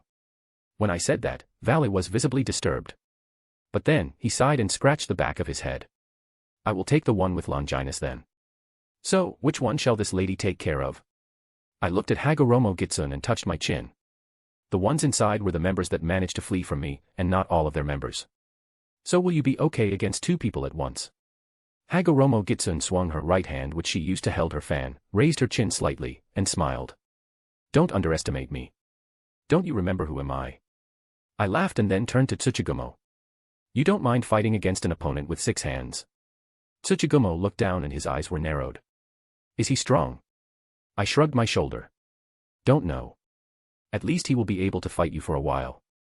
You can take on a guy with monstrous strength who will fight Hagoromo Gitsun after you are done though. Gahahaha, I will take 2 of them at the same time. Then Hagoromo Gitsun, I ask you to blow the one with monstrous strength that Nura talked about to me later. I don't mind. As much as I want to kill them, I prefer to avoid dirtying my hand directly. Good then, are you ready? I asked all of them and looked at the base that was hidden by the rock in front of me. Anytime. Valley answered and activated his divine dividing. His sacred gear appeared on his back and he has an excited smile on his face. Let's not wait any more. Hagoromo Gitsun's tails appeared from her back and she held a black school bag that was chained to her right hand. Tsuchigumo crouched and began to stretch his legs and then he clenched his fist. First strike to win. Tsukuhigimo shouted and then punched the base hidden by the rock with his 3 right hands. The rock's illusion was shattered and a small house appeared. Tsuchigumo's fist hit a wall that was surrounded the small house and shattered it to pieces. It created a shockwave that fluttered our hairs and Hagoromo Gitsun's tail. Because of the commotion caused by Tsuchigumo, the members of the hero faction exited the house and looked at us. There were only 4 of them who exited the house, and Cao Cao was nowhere to be seen. When they saw us, the expression of the only girl amongst them turned into an angry face and she shouted, "You again." She waved her right hand and a wave of the holy sword appeared from the ground, rushing towards us at a fast speed. I stepped back a little and said, "I'll leave it to you." Hagoromo Gitsun took her fan from the bag and it became bigger instantly. No need to ask me. She waved the fan that was now bigger than her body and the holy swords that rushed towards us were shattered in instant. I spread my senjutsu and tried to find Cao Cao. I found him inside the house, but his energy was not as strong as when I met him. Valle must have noticed it too, so he said, "It seems that your prey has weakened. Don't mind me for taking the one who wears the glasses." Valle flew up after he said that and shoot towards the boy who wore glasses. He picked him up with his right hand and they flew away from us. "George!" shouted Jean as she looked at the sky. "Why are you looking away in a fight?" Tsuchigumo, who just stood beside me, jumped towards the 3 of the hero faction members and punched them. The hero faction members were able to avoid the punch, but Tsuchigumo's fist hit the ground and made a big crater around 5 meters. The destructive power behind his punch was no joke, and he just used one hand this time. One of them, Siegfried, was not able to dodge the debris that flew toward him and he was forced to land inside the crater with Tsuchigumo in front of him. "Oh, it seems you are my opponent," said Tsuchigumo as he looked at Siegfried. "But it's strange, Nura said you have 6 arms. Show it to me, or you will die before you can move." Tsuchigumo began engaging with Siegfried at a fast speed. The other 2 members landed in front of us. Jean was looking at me with a gaze full of hatred, while Heracles was still as haughty as ever. He looked down at us, but I don't care about that. As I said earlier, I leave them to you. I said to Hagoromo Gitsun and disappear from their sight. I used my Kyo Shursui and was about to enter the house to find Cao Cao when I heard a shout. "Where is he?" That trick again. Jean waved her hands in a few directions, and each wave created a rush of holy swords. One of that waves was approaching Hagoromo Gitsun, but she just stood without even interested in that wave. She just waved her fan slightly, and a gust of wind that was strong enough to destroy the holy sword hit the area in front of Hagoromo Gitsun. The holy sword shattered. Jean and Heracles, who stood right in front of Hagoromo Gitsun, were hit by the shattered holy sword's piece that was blown by the wind. Even though I hate dirtying my hand directly, I will make an exception for the 2 of you because you look down on this lady. Chapter 104, versus Cao Cao. The space inside the house was bigger than I thought. As soon as I entered it, I was greeted with 3 hallways and there is a rather exquisite door in front of me. From the outside, the house was just as big as a normal house. But when I entered the house, it expanded 2 times its size. Surely it's the work of a magician. I spent no time admiring it and spread my senjutsu. I can feel Cao Cao right in the room that was in front of me. His energy was still lower than yesterday, but I can feel true Longinus on his side. So he's ready to fight me. But attacking from the front was not my style. I used Kyuka Suigetsu and then opened the door in front of me. The room was an arena. The wall was white, and the ceiling was high with a simple light. Cao Cao stood in the middle of the room while holding his spear with his left hand. He wore a long-sleeved shirt, so his right sleeve was hanging in the air without his arm. His closed eyes opened when he heard the door open. "So you've come." "I was expecting it, but not this soon," Cao Cao said in a calm tone, but I can tell from his expression that he was a bit afraid of me. Not only that, my fear has gotten stronger since I met those guys. Just from the sight of me, I can tell that those guys were afraid of me. "You underestimated me then," I answered Cao Cao and unsheathed Nenakirimo. A black aura came out from my body, and I pointed my blade to Cao Cao. "I got your right arm yesterday. Today, I will take your head." It was not a threat, I just told him that I will take his head. Cao Cao didn't seem disturbed, but with the lack of arm, using a spear must have been a hassle for him. Spear worked best when used with both hands. Having one hand will only decrease the variety of the attack. Even so, Cao Cao pointed his spear at me while holding its shaft with his left hand. His right leg stepped forward and he turned his body to the left, leaving his right side open. Without asking why he left his right side open, I understood it from my experience with my old man. He wanted me to strike his right side. He purposely left an opening to make my attack easy to guess. "It seems you are ready. Don't die too soon." I kicked the ground and rushed towards Cao Cao at a fast speed. With one kick, I managed to close our distance in half. At that moment, I let my fake rush toward him and I jumped up. My fake attack will have a probability to injure my opponent. Tell us karma activated and the probability has changed. There was a low chance for my fake from fear to injure my opponent. It was weaker than me after all. All it can do was strike the opponent with the energy that was left, a portion of my real strength. My fake reached Chow Chow in a second and sent a horizontal slash. Chow Chow didn't bother to block the slash, he thrust his spear toward the fake body with all of his strength. His thrust was sharp and fast, it almost pierced the fake body. But I had arrived from above and sent a downward slash with all my strength. My fake melted in a cloud of black smoke and I appeared right before my slash connected to Chow Chow's neck. If I must choose anything troublesome about Chow Chow, then it was his reaction speed. He managed to detect any danger before it reached him. He sidestepped to the left and my slash wasn't connected. It hit the ground, and I looked up immediately and saw Chow Chow's spear was pointed at me. My blade was still on the ground, but I used its recoil to change the direction of my slash to above. Nenekarimaru meet True Longinus and both of our weapons bounced back. I quickly fixed my posture and sent a barrage of slashes towards Chow Chow. His expression turned into a frown and he had a hard time blocking my slashes with his spear. I used both of my hands to enhance the power behind my slash and keep pushing Chow Chow. Finally, his back meets with the wall. I imbued my blade with senjutsu and used jujitsu to add fire to my blade. I slashed to the right with all my strength. To my surprise, Chow Chow managed to dodge my slash by ducking and jumping to the left. He then jumped again to distance himself away from me. His breath was still normal, and he didn't use any technique other than his pure spearmanship. At that moment, I feel energy accumulated on the tip of his spear and he pointed his spear at me.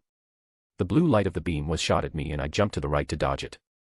I looked at Chow Chow's location, and I didn't see him. I quickly turned my head to the right and saw him preparing another attack. I was still in the sky, and he shot another beam at me.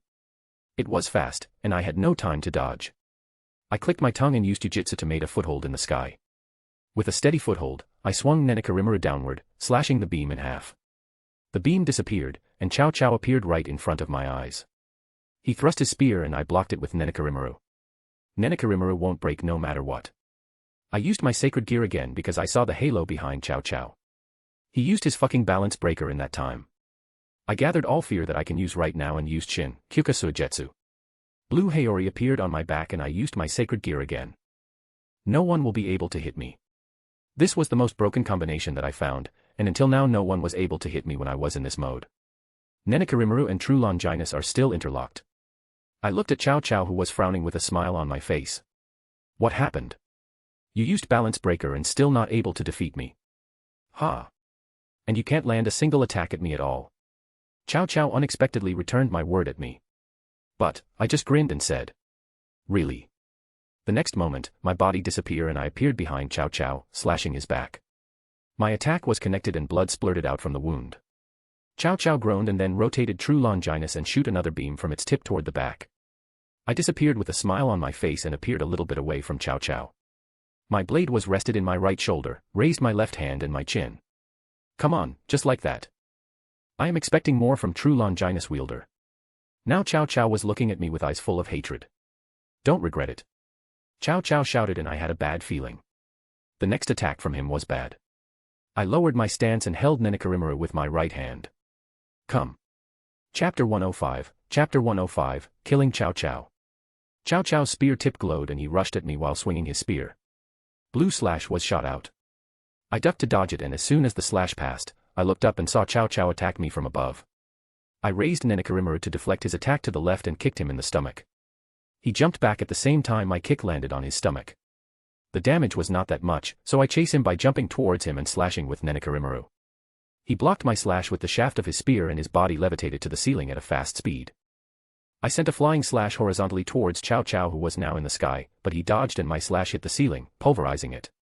With no ceiling on top of us, Chow Chow flew out and I chased him through the hole that I made earlier. As soon as I chased him, a blue beam was sent from above. I cut it into two and the rest of the beam that didn't hit me made contact with the ground. As soon as it hit the ground, the beam created an explosion that was strong enough to destroy the house. I made a foothold with Jujitsu and chased Chow Chow who had a smug smile in the sky. With my fear, I created a fake that rushed straight towards him while I took a little detour and attacked him from his left side. Although his right side was open because he didn't have an arm, I purposely attacked his left side in order to take his remaining arm. However, because I had attacked him like this a few times, he instantly knew that I who was in front of him was a fake. he purposely ignored the fake and blocked my real attack. It was his mistake. My fake carried weight, and it can injure him too. When he blocked my real attack, my real body has yet to appear. So my fake still rushed and swung Nurarihyon downward, injuring Cao Cao's left shoulder alongside his body. Cao Cao screamed in pain and he jumped away to make distance again. His scream was unexpectedly loud. Cao Cao. I heard a shout and I saw that it was Siegfried who shouted. I glanced at the ground and saw Siegfried used his balance breaker already, wielding 6 swords at the same time while blocking Tsuchigomo's attack. Ha ha ha ha, is this the extent of your power? You are weak. Tsuchigomo shouted as he sent another punch with his 3 right hands. His hands were covered with a black cloud of smoke, indicating that he used his fear to enhance his attack. Guh. Siegfried tried to block his attack, but he was blown away by Tsuchigomo's punch. I ignored them now, and I looked at Cao Cao again. It seems I have no choice but to use that. Cao Cao said in a serious tone and he raised his spear in front of him. Oh damn, it's time for a big attack. I muttered as I looked at the spear that began to let out a bright glow. However, I didn't stand idly while looking at him. I began to use Tuki and concentrated my aura in Nurarihyon. I sheathed again and lowered my stance as I made my foothold stronger. This was not enough. I put all my fear that was amplified to Nurarihyon too, making a cloud of black smoke seep through the gap of Nurarihyon's scabbard and levitated to the sky before vanishing into thin air. With all my energy, I used Jiu-Jitsu to give my attack a fire element. I was most proficient in fire, maybe because one of the skills that I didn't use yet was creating a fire. When I felt Cao Cao's energy nearing the peak, he looked at me with steeled gaze and shouted. You guys. Use your chaos break. Kill them. I grinned when Cao Cao ordered the others to use their chaos break. I can feel the one who wore glasses' energy in the distance suddenly spiked down. Valley, that guy ended his fight faster than I am. I grinned and without waiting for Cao Cao, I sent my strongest attack without Matoi. Tsukigiri. Fire flying slash was sent towards Cao Cao before he managed to send out his attack. His eyes widened in surprise because my attack this time was the strongest one that I showed to him. But, he kept his calm and his mouth moved. Truth idea. As soon as Cao Cao said that, my attack disappeared in an instant. No, it didn't disappear. My attack that almost hit Cao Cao was sent back to me. I can't see it, but it was there. My Kyuka Soijetsu was still active, so I made a fake and jumped upwards before kicking the air to rush at Cao Cao. Not only that, I had used my sacred gear, so even if he created a miracle that saved him, I won't be affected by any kind of attack. The invisible attack that was sent back to me hit my fake and it melted in a cloud of black smoke. Cao Cao breathed roughly after he used his move, and I saw this as my chance to end him. So I gathered Senjutsu energy from the atmosphere around me. Even though it was my second time gathering Senjutsu energy from the air in the underworld, I was still able to feel their malice. My body was assaulted by pain, but it didn't matter. I raised my Nurarihyon and sent a downward slash that was imbued with Senjutsu. Tsukigiri. This time the flying slash had a white color and it traveled towards Cao Cao at a fast speed. He must have never imagined that I was able to dodge his strongest trump card, an ability to create miracle. Even though that's a broken ability, my Telos Karma is also a broken sacred gear in terms of ability. He looked at me who just appeared above him and then the flying slash that I sent towards him beheaded him in an instant. The look on his eyes was that of disbelief. The fight also took tolls on my body, and I turned back into my usual yokai form without my blue Haori. I slowly jumped down to the ground and looked at the fight of Hagoromo Gitsun against Heracles and Jean. They were in a settlement, but I saw Hagoromo Gitsun was still smiling confidently. There was a silver dragon behind Jean and there was something like a missile head in Heracles' hands. Yo, you are not done yet? I asked Hagoromo Gitsun in a mocking tone. Heracles and Jean were surprised when they saw me. They then looked back at the house and Jean's expression changed. She was furious and looked at me with a deep frown on her face. Hagoromo Gitsun glanced at me over her shoulder and said. Just wait a minute, it will be over immediately. Chapter 106, Hagoromo Gitsun vs. Jean. Hagoromo Gitsun held her fan tightly in her left hand and then swung it a little. The black metal fan immediately became bigger in her hand. That's a dragon. But why does it feel so weak? Hagoromo Gitsun asked me while looking at the dragon behind Jean. You. Jean shouted and rushed towards me, ignoring Hagoromo Gitsun who stood in front of me. She raised her rapier and sent a thrust when she was about to reach me. I just stood there with a smile on my face. Because I know that her rapier won't reach me. Hagoromo Gitsun made a displeased expression because she was ignored. When Jean was about to pass her, her 3 out of 9 tails moved at a fast speed and 2 of her tails blocked Jean's thrust. One of Hagoromo Gitsun's tails caught Jean's neck and swung her away. Gah! Jean, who was swung by Hagoromo Gitsun's tail, crashed into the ground and rolled around a few times before she was stopped by the silver dragon. That dragon was Jean's balance breaker, stake victim dragon. There was one thing that I was confused about yesterday. Why did Chow Chow didn't use Phoenix Tears to heal his wound? They must have something like that, but he didn't use it. Why?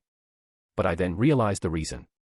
He can't heal his wound because I cut it while imbuing Nenekarimaru with my sacred gear power. It must have disturbed the healing of his wound. Not only that, I remembered that he didn't bring his severed arm with him when I cut it. HAAA. When I was thinking about that, I heard Heracles' shout, and the missiles that were in his hand were shot towards Hagoromo Gitsun. It flew at a fast speed and it reached Hagoromo Gitsun in a second. Child play. Hagoromo Gitsun said in a relaxed tone and swung her fan. Her fan made contact with the missiles. The missiles exploded right in front of the fan, creating a cloud of dust from the explosion that surrounded Hagoromo Gitsun. Heracles then rushed at Hagoromo Gitsun, thinking that she must be wounded from the attack. However, Hagoromo Gitsun was not that weak. I saw her smiling when the cloud of dust began to disappear. Heracles have no way to know about that because Hagoromo Gitsun's body was hidden by her fan. When he reached her, he punched with his right hand that was covered in glowing yellow aura. It was at that moment Hagoromo Gitsun's tails moved. From one of the tails, a spear with 3 blades was shot at a high speed. What? Heracles was put off guard from the surprise attack and he can't dodge it. He immediately changed his position and crossed his arms in front of his body, trying to block the spear. That's useless. I muttered in disappointment when I saw the action that Heracles took. Blocking that spear is useless, that spear was able to pierce anything. My prediction proved to be correct. As the spear's blade made a contact with Heracles' hand, it pierced it and pushed Heracles' body until it crashed to trees in the distance. The trees were destroyed when Heracles' body crashed into them. The force behind the spear kept pushing Heracles until I can't see him anymore. All that left in front of Hagoromo Gitsun was the injured Jean and her balance breaker. The stake victim dragon raised its head and let out a roar. Graya. I plugged my ears because his roar made me uncomfortable. Hagoromo Gitsun seems fine with the roar, but she turned a little wary. Annoying. Let me destroy you first. Hagoromo Gitsun jumped towards the stake victim dragon and swung her fan towards it. The stake victim dragon tried to block the attack with its hand. Hagoromo Gitsun grinned when she saw what the dragon did. Hagoromo Gitsun's fan was made of an unknown metal, it was even stronger than most swords in the world. Even if the dragon was made of holy swords from Blade Blacksmith's balance breaker, it will still be no match against her fan.